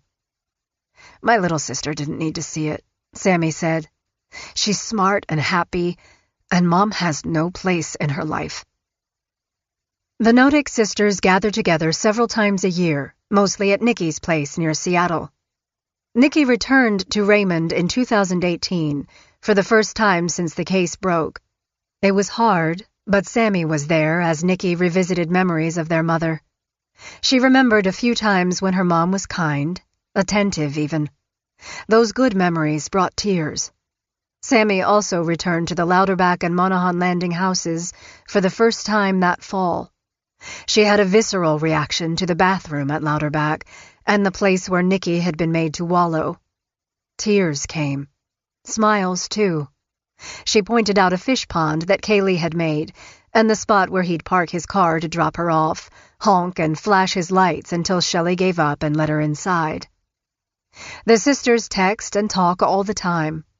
They see the insanity of the things their parents did, the horror of what happened while they were growing up. While Shelley may have sought to keep them apart, to control them forever, she underestimated the strength of their bond. Sisters forever, victims no more. Afterward, by Catherine Ramsland, Ph.D. From the inside, a violent home looks starkly different than it does to outsiders. Children who grow up with cold, narcissistic, or sadistic parents don't know that a caretaker with the potential for extreme cruelty is not the norm. Even when they see a contrast in the families of friends, they've already been robbed of the ability to challenge parental authority. Instead of seeking help, they hunker down and adapt. Increasingly, more offspring of serial killers, mostly daughters, are speaking out about being related to the most monstrous of all offenders. They're victims too, they say, and they are. You can find them on talk shows, on podcasts, and inside the pages of their own memoirs. Melissa Moore, the daughter of Happy Face killer Keith Jesperson, even developed a TV series in which she introduced relatives of serial killers to members of families whose loved ones were victims, hoping for healing for all. Some offspring are blindsided, like Carrie Rawson, the daughter of Dennis Rader, Wichita's BTK serial killer. A decade after his arrest in 2005, she described to a reporter her anguish and humiliation upon learning that the doting father she'd loved all her life had murdered 10 people, including children, in her hometown. In A Serial Killer's Daughter, she describes the difficult process of trying to understand why he did it and how to get on with her life. Yet others are not surprised at their criminal parents' double life because they'd witnessed open displays of abuse and rage. Some even led police back to their home. Terrified and shamed by feelings of betrayal, they nevertheless hoped to right wrongs and stop monsters. Such is the story of the daughters of the abusive killer, Michelle Shelley Notick. A woman whose beauty and sex deflected suspicion, she ruled her home and subjected her children and her tenants to horrifying torment. Using cover stories and a caretaker's persona to hide her sadistic cruelty, she got away with her violent behavior for years. She manipulated her third husband into helping to cover up her crimes, even to kill for her. It seems impossible that anyone could command such extreme compliance, but successful predators use a variety of tools to ensure success. They're patient and observant, and they plan and prepare. First, they look for compliant people with few resources. Their own children or elderly parents, friends in need, homeless people, the mentally ill, or those without family ties. Then they pursue a program of steady erosion of their victims' ability to resist. Even in the face of outrageous behavior, such people will be too frightened, docile, confused, or incapacitated to retaliate or seek help. Having only superficial emotional attachments to truth and moral behavior, predators train themselves to imitate trustworthy behaviors like honesty and compassion, so they can exploit what people expect. If confronted, they can pivot in a split second and slip their cover story into place with ease. They know what they want and what it will take to get or achieve it. Notick used a contrived persona of charm and success to falsely engender trust in potential new victims. Once she drew these flies into her web, she brought out the stinger. Some predators are sadists, described as the great white sharks of deviant crime. Their capacity for criminal cunning is unequaled, as is their capacity for harming others. They're happy only when they have crushed the lives around them, usually with mental and physical abuse. They enjoy whipping, binding, burning, hanging, electrocuting, stomping, piercing, or choking victims into unconsciousness, and then reviving them. Controlling others with pain empowers them. A bent towards sadism forms during certain associations in early adolescence, coupled with a callous temperament that needs control and lacks remorse. Even so, more than 1/3 of sadists report discovering their perverted propensities well into adulthood. They enjoy the sense of authority that arises from having their way with a vulnerable and submissive human being, and their fantasies grow increasingly more sophisticated and perverse. Because they seek stimulation, they become quite inventive in the types of cruelties they inflict on others. The usual nurturing that accompanies parenthood means nothing to them. Dr. Michael Stone, a forensic psychiatrist and the inventor of the 22-point scale of evil, includes cases of parents from hell when he describes what goes wrong in an institution we regard as the ultimate arena of safety and protection. He labels as evil those parents who present a normal social persona to shield the harm they do in private. They serve their own needs and desires at the expense of their relatives, especially their children. The more pleasure they derive from acts of torment, the more they indulge. Indeed, Stone reserves the most evil category, level 22, for psychopathic torture murderers, with torture as their primary motivator. They thrive on inflicting pain. Whenever they tire of one torture implement, they find or create another. They prefer to keep their victims alive as long as possible, acting out their most damaging fantasies, but know that ultimately these people must die. Victims who want to get help recognize how difficult it would be to convince authorities of the sadist's behavior. They know that if they try but fail, the punishment will be severe. So they often decide to just wait it out and hope they can eventually flee. Even the sadist's accomplices, once caught, might wonder how they crossed a line they'd never believed they'd cross. Once they looked the other way during torture or committed a heinous act at the sadist's behest, they were compromised. They had little choice but to continue. Skilled predators know how to stay in control. Even when sadistic parents are caught, convicted, and sentenced, the nightmares continue for their children. Some shun the media, change their names, get therapy, and hope to live their lives as normally as they can. Others seek out a public forum. No matter which route they take, the offender has stained their souls. They might end up with sleep or eating disorders, an inability to sustain healthy relationships, or unrelenting episodes of PTSD. Perhaps they unwittingly abuse their own children, or feel an uncontrollable urge to lash out at people they love. The more they learn about the abnormality of their early lives, the more potential there is for the damage to affect significant areas of their adulthood. They might even fear that they'll pass along a genetic infection, so they watch their own kids with increased vigilance. The sadistic predatory caretaker can have a devastating ripple effect on the lives of surviving victims that can take years to heal. Even when they finally understand what was done to them, they often suffer from feelings of guilt. They might even still love the parent who hurt them, not quite accepting the enormity of the abuse. They might respond when the parent still tries to control them from prison. This is difficult for outsiders to understand, but no matter what form it has taken, home is still home. Victims of abuse can still love the monster. This ambivalent loyalty might just be the predator's ultimate form of damage. Dr. Catherine Ramsland is a professor of forensic psychology at DeSales University in Pennsylvania. She has published more than 1,000 articles and 65 books, including The Psychology of Death Investigations, Confessions of a Serial Killer, The Untold Story of Dennis Rader, the BTK Killer, and The Mind of a Murderer. She presents workshops to law enforcement, coroners, and attorneys, and has consulted for several television series, including The Alienist, CSI, and Bones. She also writes a regular blog for Psychology Today.